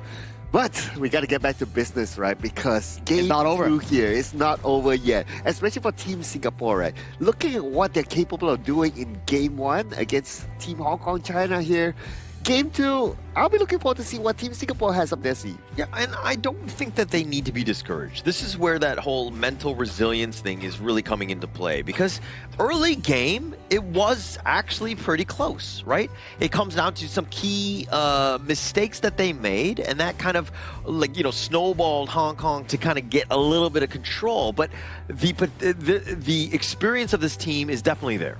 Yeah, I will have to definitely agree, right? Hong Kong, China, although they had mistakes like you mentioned there, the way that they paced back into having control of the game through team fighting, through isolating targets one by one, knowing who to take down is pretty mesmerizing, I would say. But for the side of Team Singapore, I think they had a good early game. Mid-game was fine as well. The gold lead was neck and neck at one point. They weren't that far behind. But the main issue is the draft, whereby I think the Gan and Mo swapping the Zia might be a better choice, because that composition just now is only one carry. If Kayang falls, everything is in shambles, so maybe revisit something of similar, but put Yi Hui on a pseudo carry or a damage dealer. Did you think that the Neza was the right pick too? I think it's okay. You think it's okay? Considering the fact that you have a Fatih, you have a Ata coming in from Hong Kong, China, those two picks could be pretty demanding if there's no healing reduction, and the Neza provides it very early on in the head-to-head matchup against Ata. Oh, we're going to see a very different pick here from Team Singapore, starting off with the Dharma. Very good, able to set up team fights, able to get to the backline as well. So this will be a very interesting hero to look at. Unfortunately, the channel is banned out because, well, Team Hong Kong China plan to pick the Arlie. So there's no direct counter, at least at the early stages towards the Arlie for another farm laner. So they have to figure out something else. And they're going to go for the Diren J again, which I think is the next best pick anyway. Yeah. Perfect pick here, right? Coming in for the side of Singapore's farm lane here. You need that to actually go in against the Arlie in those early game matchups here. Might not be the best outscaling potential, but at the very least, early to mid game, Diren still dominates against Arlie here. Now, coming in for the third pick, coming in for Hong Kong, China, there are a few picks, right? They can go for the Mage, they can go for the Roam, likely something like a Zhangfei Diadea, or even the Angel again. They had a lot of success with this so far, and revisiting on a Hoa, I think it's a good choice. Yeah, definitely a good choice. But I think they need to do a better job of protecting. The Ganenmo, again, a huge counter, right? If they're able to get that one, because she's so immobile. If you're able to just lock and load on top of her, she's going to have a tough time. But I don't know if it's just like Singapore are staying away or what. No, that's the issue here. At the very least, last game, you can go for the Ganenmo because there's no Arlie here. And we know for a fact, Arlie's Maple Dance can block any sort of projectiles here. So if they do pick a Ganenmo here on the fourth pick, will it be walking to the trap of Hong Kong, China? Also true. Also true. Okay, I guess it really depends on like the timing, also the execution at that particular moment, right? So it's really, really hard to tell. But I guess if I was Team Singapore, I'll be like, okay, I'll take some risks. I'll go for the Ganenmo. Yeah, I would risk it too, because like you're working around cooldowns at that point, right? I mean, every single shot that he's got in terms of the blades, like you have more, right? Like, are you going to force it out? Is the Arlie going to always be in the right spot at the right time to block them out? I mean, obviously in the big T fights, obviously it'll be there, but you know, you're basically saying that, you know, she's babysitting the Angela, or they're sticking together. It's a good reaction game, right? And that's a Liang Rom coming in for Hong Kong, China. They're doubling down on Hoa's capability on landing those skill shots. They really want to burst down Yuming on that dude. The moment Yuming comes in, click of a finger, immediately engaging on Yuming and bursting him down. But I think this opens up several counters coming in from Team Singapore. You have the Lapu Lapu, you have the Zhangfei, both extremely good into the Liang matchup here that Hong Kong, China is proposing. I would say go for taking the risk, right? Take the Ganenmo right now because you have the Liang. If one of them happen to be protected, well, at least you have another target that you can go for as well. So go for it. Okay, are they going to? Okay, Garuda instead. All right, fine. Actually, I'm okay with the Garuda. It kind of largely mitigates some of the Arlie that you were talking about, right, in terms of a counter. But now you've got the Lian Po. Set it up, right? Every time dude with glasses tries to lock somebody down, you punch him in the face. Oh, wow. No? A little going on a little strong? In the jiu-jitsu style? You pop in, you know, you pop in and knock him up, you know? Okay, I'll be afraid now. Maybe I should change seat with Sagi. You are wearing glasses, though. Exactly. Thanks for reminding me. Yeah. Liang wears glasses. He didn't specify if it was a Liang or Sir Cloud, you know. So you might want to be careful later on in the cast. Oh, just like how Team Singapore will need to be careful of the Bai Chi now. Wow, you have to Bai Chi, you have to Fate. So Bai Chi will be a very strong frontliner. Obviously, he can absorb damage, and he can also track down the Dharma if the Dharma tries something funny. Oh yeah, and I'm interested to see whether this Bai Chi is going jungle or Clash Lane, because yesterday Kahin was pulling it in towards the jungle, which we saw yesterday, and today he is going once again towards Give It a While. We're still waiting for it to load. Once again going towards the jungle on towards Kahin. Yeah, interesting. Because also it kind of counters the Dune tank as well. Like you want to be like, okay, you want to be that frontliner? Let's go. Wind Slash? Okay. I'm tanky enough to go there. Plus I've got my own talk. I can lay waste, if you will, get to that back line where, again, you're trying to get the squishy heroes as we go into, of course, the final series of the day. Game number 2, Cloud. Who are you giving the edge to here? Oof.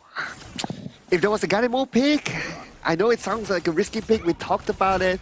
I'll probably put it onto, okay, because you have a Ganemo, I'm going to give it to you, right? But without the Ganemo right now, I'll be like, Garuda, yeah, long range, Wings of Judgment. It's not because of damage, right? Especially if you want to like just burst that damage down and try to take out one as quickly as possible. So to me, Hong Kong China is the better draft. I'm not so... Okay, I do agree to a certain degree with the Ganemo, but I think that the Garuda is fine, right? I think in terms of like a mid laner, it still has... It outranges. It has... as long as her positioning is flawless, and he needs to be a little bit careful as he dodges some of these barriers here. But, you know, again, it's trying to outclass Hao on the Angela, who has proven time and time again that the Angela is a great mid-pick here at the Asian Games. Yeah, and he can combo with the Liang, like, obviously. So Liang holds down with a power word control and then comes in the Blazing Brilliance. Yeah, it's a very, very strong control. It's just that they'll be putting themselves in a very, very vulnerable position. Now, can that be countered? Yeah, the Dune is there as well. If the Dune can counter, okay, the Dune can counter for sure. Weekend can counter too. So I would say that Team Singapore, they have responses. Oh, the Chaos Cinder. This is annoying, right? We were like, the Dune would go in. You have the Liang with those barriers. You have Angela with the Chaos Cinder. You have so many different ways to control because it is very predictable. You know where it's going to be. And this is why this draft, you were talking about how you favored it. I mean, there are definitely counters to it. And they do quite a bit on this Yuming. He's going to struggle. So this will also depend on like execution of a Weekend, right? Like when will he go in with the Tremor Smash? Will he go in as an engage or as a counter engage?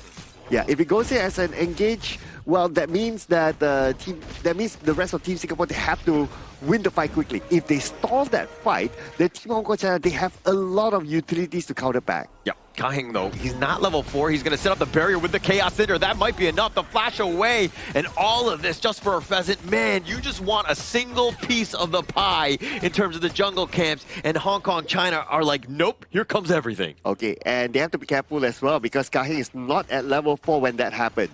So the next time they meet in that similar scenario, they are probably going to get a strike for themselves. Yeah, and so this is going to give them a spike in terms of this early game, right? Being able to find that control, and they actually have the lay waste as well. He's not able to unruly blade on back, and they have just enough. Yuming down, giving up first strike. And that was what I was just talking about, right? Like the moment Kahing got level 4, he's ready with the power control. That's exactly what will happen. And that will happen again until Team Singapore gets enough items to hopefully tank it. But they're going to struggle in the early game, right? This is a huge power spike for Hong Kong, right? Kahing, anytime that ult is on, you're looking for a gank. You're looking for something. And so Singapore have to work around that cooldown as it looks like Kaiyang is taking a little bit in terms of this trade with Sumki. Yeah, it's the similar theory of like if you have a Liang Princess Frost sort of combo, right? Yeah. It's just that this is Liang with another girlfriend, which is the Angela, right? So should we tell Princess Frost? But here's the control. That's the lock in, and they lock it down. Yanchi's going to be taken down. I mean, that wombo combo is just too much at this stage. Oh yeah. This is again same theory with Liang and Princess Frost. It just repeats and repeats and repeats. But Singapore, they respond with aggression. Yeah, you want to take this down, but look, here come the assault. This is a perfect flank. The wings adjustment looking to go for that flank, and now Yuming, he's going to just take out most of this, but they've got 4 members down here, and they find UA as well as Yuming. A great rotation by Hong Kong China. Oh, and so happened that the Tyrant is up, so this will be a free Tyrant for Team Hong Kong China, but inside... Oh, here we go. And now it looks like he's locking it up. The Tremor Smash only onto 1, and he's going to be going down just way too deep. Hong Kong China gave up the turret because they thought there was going to team fight, and they took him down. Yes, and the moment he went down, maybe next is going to be the Tyrant. No, interestingly, Team Hong Kong China not interested in the Tyrant. Okay, this is not the usual playstyle that they're deploying. Yeah, but they will start it. They do have enough. I think that is just like, okay, we're so far ahead right now. Like we don't need the entire team to do this. Everybody go your own way. Let's get as much jungle efficiency across the map as possible. Yeah, efficiency is the name of the game here for Team Hong Kong China. Yeah, they've calculated everything, right? They can send people up to farm other lanes and everyone gets the best of that situation. Wow. But again, right, so we are still at like, what, the 5th minute? So this combination between Liang and also Angela is still very, very dangerous. So whenever this rotation happens, whenever Team Singapore sees them rotating as a duo, as a trio, they have to immediately run. Yeah, immediately run. But it starts with vision, right? Getting the sentries. Weecat is going to be chased here. Kahin might go for the late waste. He's actually got the taunt on top of him. He gets the pullback. No, he's going to burst Ram on out, using those skills to his advantage. Okay, at least Weecat is not that target that Team Hong Kong China wants to do that combo on, because there's a chance that he will be able to survive that one as a tank. So he's going to let that one go, but they're looking for their next target. So Weecat will be that key person to open up the map to give as much information as possible. Where will these 3 be rotating at? Yeah, Sumkey here on this Arlie. Just how much threat does he have? Like, Yuming was like, saw him, took a couple shots. He's like, all right, I'm really playing. I'm getting to safety, right? I can't even fight here. But now they actually find him with that control, the blazing brilliance, everything to take him down, and he gets melted. And they're going to take the Crimson Golem away off the smite off of Kai. If the dude can go down that easily to that combo, everyone else can, right? So this is going to be very, very dangerous for Team Singapore. The only one that can probably withstand that is going to be Weecat. But Team Hong Kong China can easily say, okay, we just ignore you. We just look at everyone else, and then there's a lot of options. Kahin with that Wings of Judgment, just trying to zone him away. Kahin is on the low side, but UA needs to be careful about this potential flank. Zekin is thinking about diving in, goes on, a couple slashes on, but now the Azure Golem is going to be picked up. Singapore left wanting, and again, just see all of the buffs being stolen from under them. Okay, all right. So now at least they're starting to back off a bit, but that's also because that they need to reset their skills again, especially Kahin. So Kahin and also Hoa, they're ready with their respective ults. We can see them pairing up together just like how they are on screen right now. They're looking for the next target. They're looking for the backline. Yeah, but those two have been on point, right? Kahin has just been an absolute beast. But do you know the difference between Kahin and Kaiheng? Is it G? Yeah, it is the G. That's keeping them in, right? That's the only difference. I like it how you got it. Awesome. But now we're going in. I mean, Kaiyang, also with a G, he's looking to defend this top lane, right? Kaiyang, again, he needs that space and to kind of compete here with Sumkey, who's gotten the better of him this game. Oh, Hoa putting himself as a bait. Look at that, right? While Kaiheng is really behind. But here comes Sumkey. Play with that control all the way from the Frosher with the blazing brilliance and Sumkey's damage. He goes down yet again. That is nasty how they position themselves. You wouldn't expect that. You see one Angela, you'll be like, ha, Angela's alone, let's go for it. And then they were forced inside and Kaiheng was ready and all that happened. Yeah, and they're going to take the Crimson Golem here. Okay, if there's anything against the Liang, is that he does fall off. Probably at the 15-minute mark plus, right? But at this rate, the way that Hong Kong are rolling, this has got to be incredibly discouraging. Singapore right now need to just hold on. Use these Wings of Judgment, clear the way, make sure that nobody's touching this mid T1. The 15-minute mark is still miles away. You gotta believe, man. You gotta be positive. Okay, let's be positive here. Oh, the truth. Yashi, he not too much on this one, but Kaihen's on the side. He's just so tanky. He turns it and takes down Kaiyang. The Blazing Brilliance is a little just taking the mark, and Yu Ming too will fall, not even able to get the wind slash off. Oh, they got two very, very important heroes on the side of Team Singapore. But again, disciplined gameplay shown by Team Hong Kong China. They're not going to stay there too long. They're going to focus onto the mid lane. After taking down the mid lane, the Tyrant is going to be up. It's about time for them to refocus back onto the bottom by then. Yeah, and taking this one down, I mean, the mid T1, that was with. I told them that, hey, they had one job, and that was to keep the mid T1 up, and they didn't do it. Oh, okay, all right. Yeah. Yeah. Too bad. You have to answer the call after this. Yeah. All right, but now, okay, Hong Kong, China have been playing a flawless game. Haven't died a single time. 8K net worth lead, everything going in their favor, finding things out in terms of just like the movements, the way that they're ganking, they're playing together as a team. Singapore right now, really, what are you doing as Singapore? Like, how do you get back into this? Well, firstly, you have to literally get back. Yeah, the control just too much at this point, and the toss as well, just locking him down. Yansu was trying to make the heroic play to save him, but he too will fall. And now the turnaround, the pullback with the layways as well. They've taken them all down. Yiwei is going to be dove under, and they get him with a chaos strike, and Hawa with a quadra.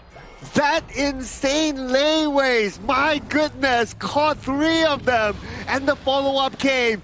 That was definitely something that it all started again by Team Hong Kong China with what? With a combo of Kahing and Hoa. They catch one, and the one that they caught was actually Wicket. As tanky as Wicket is supposed to be, he got melted down. They know that, okay, this is the threshold. If they're able to take out Wicket just like that, they know they can take out anyone. Anyone, anything, and they've taken the Shadow Tyrant here, starting them off. They're up 14-0 as Singapore. They got to be feeling a little bit rough, but this Kahin Bai Chi has just had so much value. He is just taking all of the shots, literally shrugging it off, and turning fights. All of the time, you try to run away, he pulls you right back in. Yeah, and when the combo between Hoa and Kahing is on cooldown, like, Kahing shows up. Yeah. With the layways, and everyone just goes in with their basic attacks and all, especially with Sumki. Right now, Sumki is already really strong. Just look at his items. He's way ahead of anyone, especially way ahead of Kayang. Oh, they dive right in. They try to go on top of Yuming. He won. Really plays on back. He gets pulled under the tower, but it doesn't seem like Hong Kong, China cares as they take him down, as well as the mid T2. Oh man, you can't step out right now. The moment you step out of base, that's it. So you have to. Okay, so Team Singapore right now, they have to play like, okay, pull Team Hong Kong China come towards them. Because why? Wicket can counter engage. Wicket can dish out a big CC. So they have to try to pull Team Hong Kong China together and then try to take advantage of that. But look at how Hong Kong China, I mean, yeah, they're grouping up in this mid lane, maybe potentially baiting them out here, but they're taking the mid T3, taking them all down. Wings of Judgment now going to be used to zone them away, but Hong Kong China largely don't care. I think they're going to be happy with this regrouping stage. Oh man, Yanzi's position compromised there. Okay, I'm still waiting for the moment, like, okay, we see the big Tremor Smash, like Tremor Smash into 3, into 4, and then follow up by all the other attacks from Team Singapore. Right now, they have yet to be able to do that. Yeah, I haven't been able to do it because, you know, Hong Kong, China, they're the ones initiating. You want to take a fight, it's on what, you know, the Hong Kong, China want to do. They're the ones that are taking things out, and now you're seeing most of this is like through Kahing and Kahin. Both of those guys have been immaculate in this one. Oh, right now, it's 15-0. This scoreline is so huge at this moment. Well, Wicket is still doing what he can, opening up the map, and if he chooses to execute his plan of like going in with the Tremor Smash, his teammates has to be together with him as well. So there are a lot of compositions to fall together before he can do it. Yeah, if not now, when? Now he's looking to go. Wicket gets to the back line, then Tremor Smash, but he's knocks him aside. Here we go with the wombo combo. Hawa's going to be taken down, but four members down, make it an ace. They just counter-initiate, and just like that, Hong Kong, China taking game 2, and they will take the sweep over Singapore. Clean game, right? I'm telling you, 2-0 sweep, and in the final score, it was 20-1.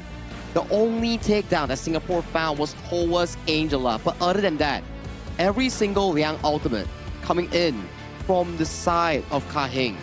Ultimate into takedown, ultimate, takedown into buff, buff into another buff. And it just kept cycling for the rest of the game. That was unacceptable, Hawa. How dare you die, right? I think that you no, I'm just kidding. I'm just kidding. Being a perfectionist, of course. And going into this one, I mean, Hong Kong, China, we're just on another level. They had zero answers for the way that they were onslaughting. Like, the hero selection and the way that they were able to dissect any sort of approach on top of them. And there's a reason why Hong Kong, China were the favorites in Group D, and you saw why. Yeah, I mean, I know towards the end we did call out for like, okay, we need to see a tremor smash and everybody goes in and take that fight. Yes, I gotta give them credit for it, right? They did do it. Team Singapore did do it, but it's not because of like, oh, they were targeting bad and all that. It's just because like, okay, the items and the levels were just too far away. But if you don't do it, then you're going to lose anyway because you keep falling back. So you have to take some level of risk. So I applaud them for that. Yeah, they did try, right? But in a sense, when how the game actually unfolded into that situation, it's more towards this specific pacing, right? The moment Kahin was level 4, we start seeing Kahin and Kahing and Hoa, the trio, to just jump into someone, pop him, and then go for the jungle objective. Next time it comes up, Yuming again, gets popped, jungle objective again. Then it keeps rinse and repeat and cycling to a point where they are snowballing so ahead that whatever damage coming in from Kaiyang, Yihui, was just not sufficient to take down the main tank, which is Kahin on that Baichi. You can see Yuming, 0-8-1. He's not enjoying this game. This is a tough one for him to swallow. Oh, tough one. 0-8-1, right? And also, another tough one is you snapping. Every time you snap, I feel like you're going to Thanos snap, and like half of us are going to disappear. So let's just kind of hold off on that as we go into this one. But the breakdown, I mean, Yuming completely got caught out, right? He was like constantly focused. Yes, he's tanky, but it's really not enough against the Hong Kong China squad, which are looking to burn you down as quickly as you even approach them. Yeah, and throughout the entire game, like Hoa had an amazing game. Of course, it was set up as well by Kahing with the power word control, right? But towards the end, yeah, that one kind of tarnished it a little bit. But yeah, that's okay. He had a godlike at some point. Wow. Yeah. He It was like straight down. Yeah. 9-1-7, man, and yeah. Kahing was Kahin and Kahin. Look, this jungle roam duo, they are just everywhere on the map. Every single play, it's either started by the power control coming in from Liang, then subsequently follow up by Hoa's full burst on the Angela, or Kahin finding a really, really beautiful layways on towards the backline, and then the claw pulls back all the members of Team Singapore into the warm approach coming in from Hong Kong China members here. Like if Sumki was the main damage dealer, the consistent part in game 1, this game, it was the jungle mid-roam trio. Yeah, just too much impact, right? And it makes everything else easier when you have Zikin, and Sumki to just clean house, right? You don't have to make the pressure of going for the initiations when they're setting things up for you, right? They're getting the initial pickoffs, and then it's a 5-on-4. It's such an easy team fight from there on out. Yeah, so this game, I would say it didn't really drag out as long as the game before, because I would say Team Hong Kong China, they had a little bit more control from the start to the end because of this. And there was something that we kind of expected when we saw this combination of like, oh, the Liang was the last pick. What are they going to do? Or they're going to combo with the Angela, just like how it will be comboed with the Princess Frost. And because of that, it is shown by this graph as well. From the early stage, I believe this was like the first or second minute, it goes all the way down because they started that control when the Liang got the level 4. It was really stressful coming in for inside Team Singapore. The moment Liang got the level 4, we keep talking about it, like Liang is a hero that requires snowball and momentum. And if you find the first engage on the correct target at the perfect timing, which was very well calculated coming in for the side of Team Hong Kong China, where Yuming got taken down on the Dune, which is on this one. And you can see on your left side of the screen, timer for Azure Golem, 5 seconds on towards the respawn here. First strike, great and all, but when you get another Azure Golem on towards that, that's like a 300 to 400 gold shift coming in for both teams. Yeah, it's a highlight reel of just Kaiyang just setting things up. I mean, almost all of them have been with just control, right? It just lock it down. Boom. Okay, nice tremor smash. All right, but now we're going to lock you down. You want to go in? Let's go. I mean, every single one, the CC is unreal. The control, and then it's so easy to, when you have that guy locked down, to target priority him and just blow him up. Yeah, the moment they start locking down the more tankier heroes, right, like the Dune, they know that, okay, this is what we can go for. Right? Basically, if we can take down the Dune as quickly as what we saw in the highlights, they can take down anyone quick, just like this one. Again, even the Liampo. Like godlike at this point coming in from the side of Hoa. And if game 1 was a back and forth game, although Singapore, that was beautiful coming from Kani. The Baichi, the triple claw, that was insane. But as we were talking about, right, if game 1 was a back and forth coming in from both Singapore and also Hong Kong China that dragged it to a 60-minute mark, although Hong Kong China took some time, it was still pretty clean team fights. But this game, it was no team fights. It was just pure execution coming in from Hong Kong, China, and decimating every single one of those power controls. Yeah, they were just too far behind at this point. I mean, it was a really nice tremor smash, but the rest of them just trying to run in and get back into the fight, it was just too much Hong Kong, China. And Ka Hing, off of the Liang, off of that punchable face, if you will, somehow goes 2-0-17 to set it up for the rest of the team. Hey, show some love for guys with glasses, okay? Yeah. I can't. Yeah, honestly, I would have thought that the Angela would get it, right? But to be fair to Ka Hing, right?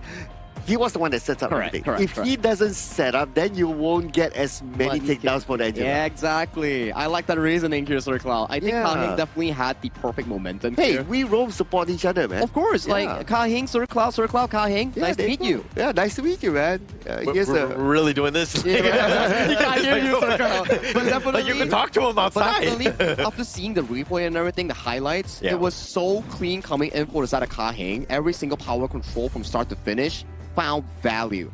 Like, it led to most of the takedowns. I think 90% of the power controls, all takedowns. If not, it will always burn a common spell or common skill, which is the flash coming in from Lian Po, or Yu Ming, one of his 8 devs, probably like 7 of them was from the power control. Yeah, just like every single time. That's the number one target. Once you take it down, like, who can tank it? Right? I mean, we can't ideally, but he was even far behind. He was very squishy as well, right? So taking those guys out, and then now Ka Hing is all by himself. He's trying to just stay alive on the D-range, just like literally running for his life.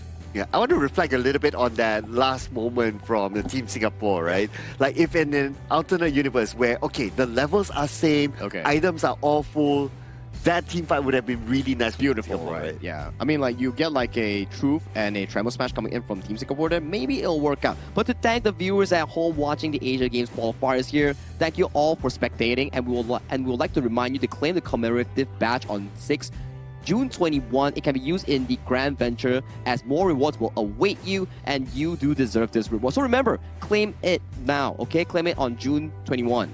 Oh, no, it's not now, it's June 21, yeah.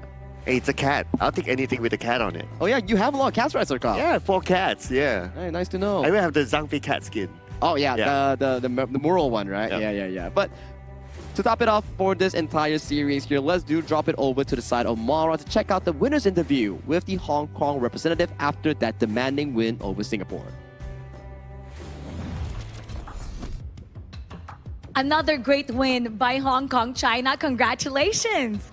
Even from the start of the match, Singapore's lineup, they are so successful in terms of what they're meant to do was to form together to have that chain crowd control. But what Hong Kong, China consistently does is that they're able to split up those formation. So how do you and your team know when to find the right fight and identify that without giving Singapore that fight that they wanted?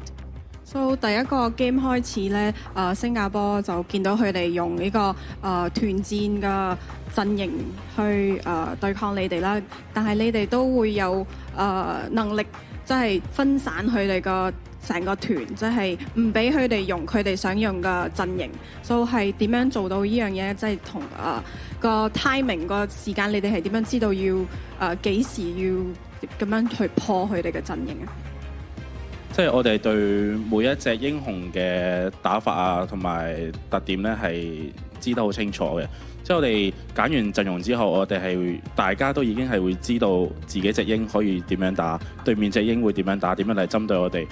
我哋亦都會好細心咁關注小地圖每一分每一秒啦，即係對10個人嘅位置係非常敏感嘅。即係我哋每一波團戰之前都係會分好工，我哋每個人要做啲咩，所以例如關羽冇路咧，我哋係每分每秒都會報，然後揾人去針對佢，然後去揾咗個好好嘅團戰嘅陣容。So even from the band pick stage, we are very clear of what heroes we're using and what they are representing, and then also we are very sensitive of all 10 heroes on the map, and then when to to do focus and isolation, all this from the start. So I think that goes to answer your question on because of heroes understanding and also the sensitivity.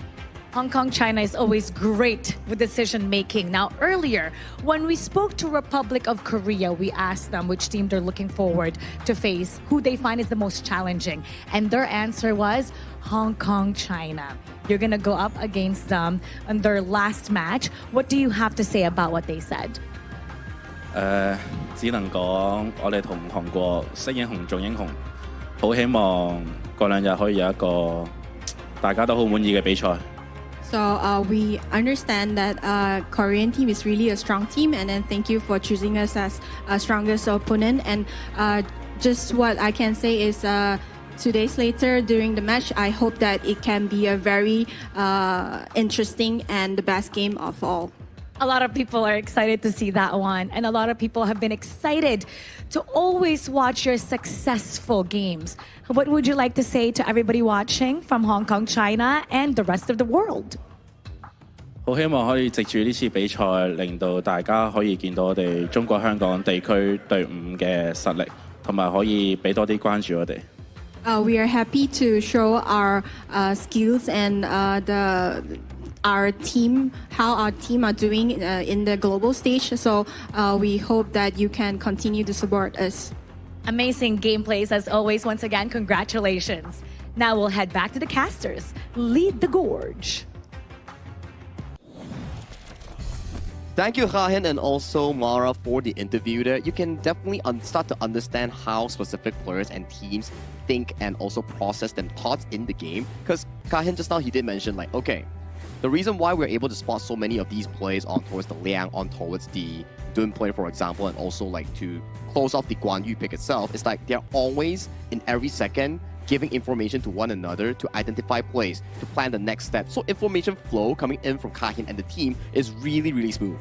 And you want to continue that. Correct. I think that speaks of a high-level team, right? When you're able to constantly communicate and do it where it's very effective, where you're able to kind of make sure that, hey, we're on the same page, we're going in together, the timing of, going in. And they're able to stack the skills because of that. And coming to the standings real quick here, Indonesia and the Philippines have directly qualified to the main event. And Uzbekistan, Pakistan, they are still looking for their slot in the final few moments because Uzbekistan, they are the deciding factor here. If they win, then they are going to the last chance. If they lose, they have to force a tiebreaker in Pakistan, if I'm not mistaken here. But we'll check on that later on. Group B, Myanmar qualified, Nepal and Kyrgyzstan tied. And Jordan, they have a shot of playing spoiler here if they can go to a 2-2 standing. Unfortunately, UAE, they are already out for the tournament contention here. For Holler, what's happening in Group C and Group D? Kazakhstan, I think that's the biggest surprise, right? I think that a lot of people were like, hey, Vietnam is going to be the top dog. And it's like, actually, Kazakhstan exactly showed up, right? And we have a little bit of a three-card Monty, if you will, in terms of who's going to take the top 2 slots here.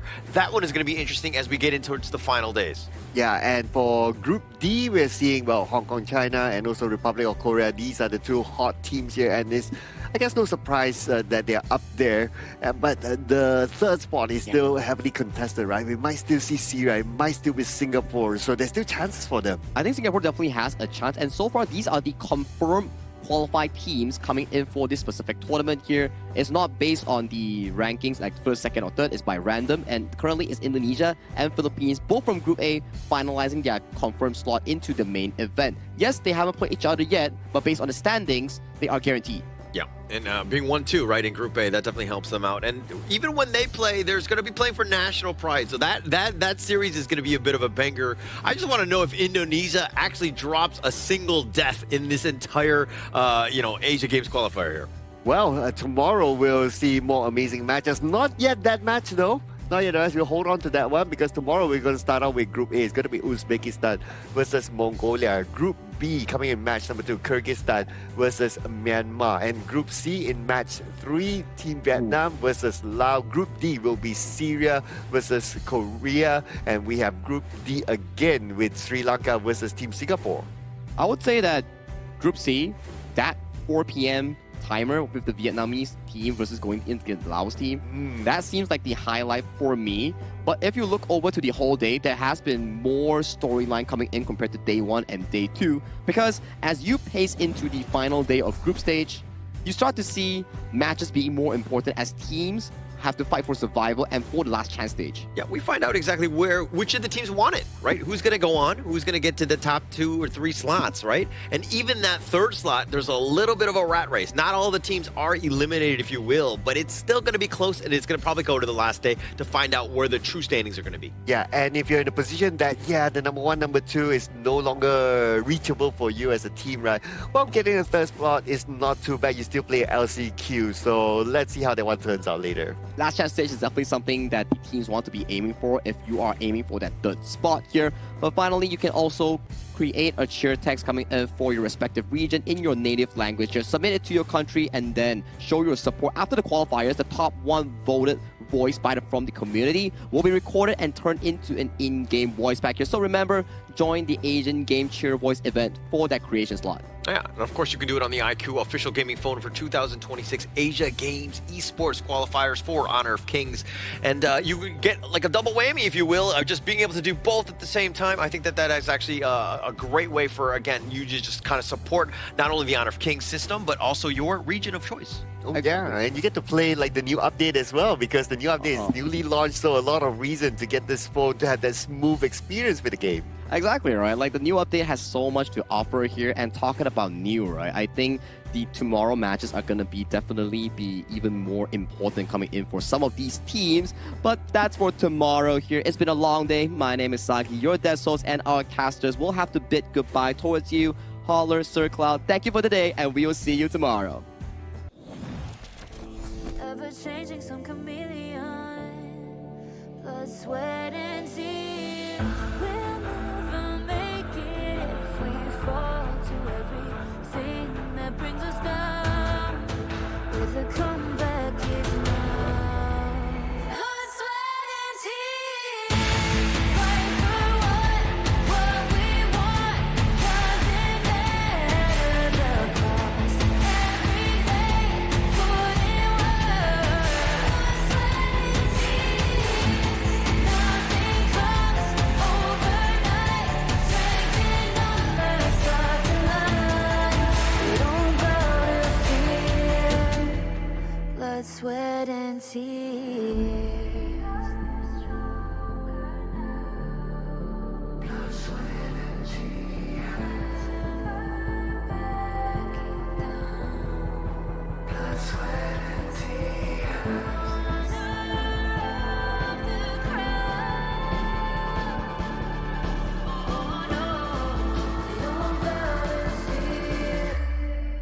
Blood, sweat, and tears. Fight for what we want. Doesn't matter the cost. Every day, put in work.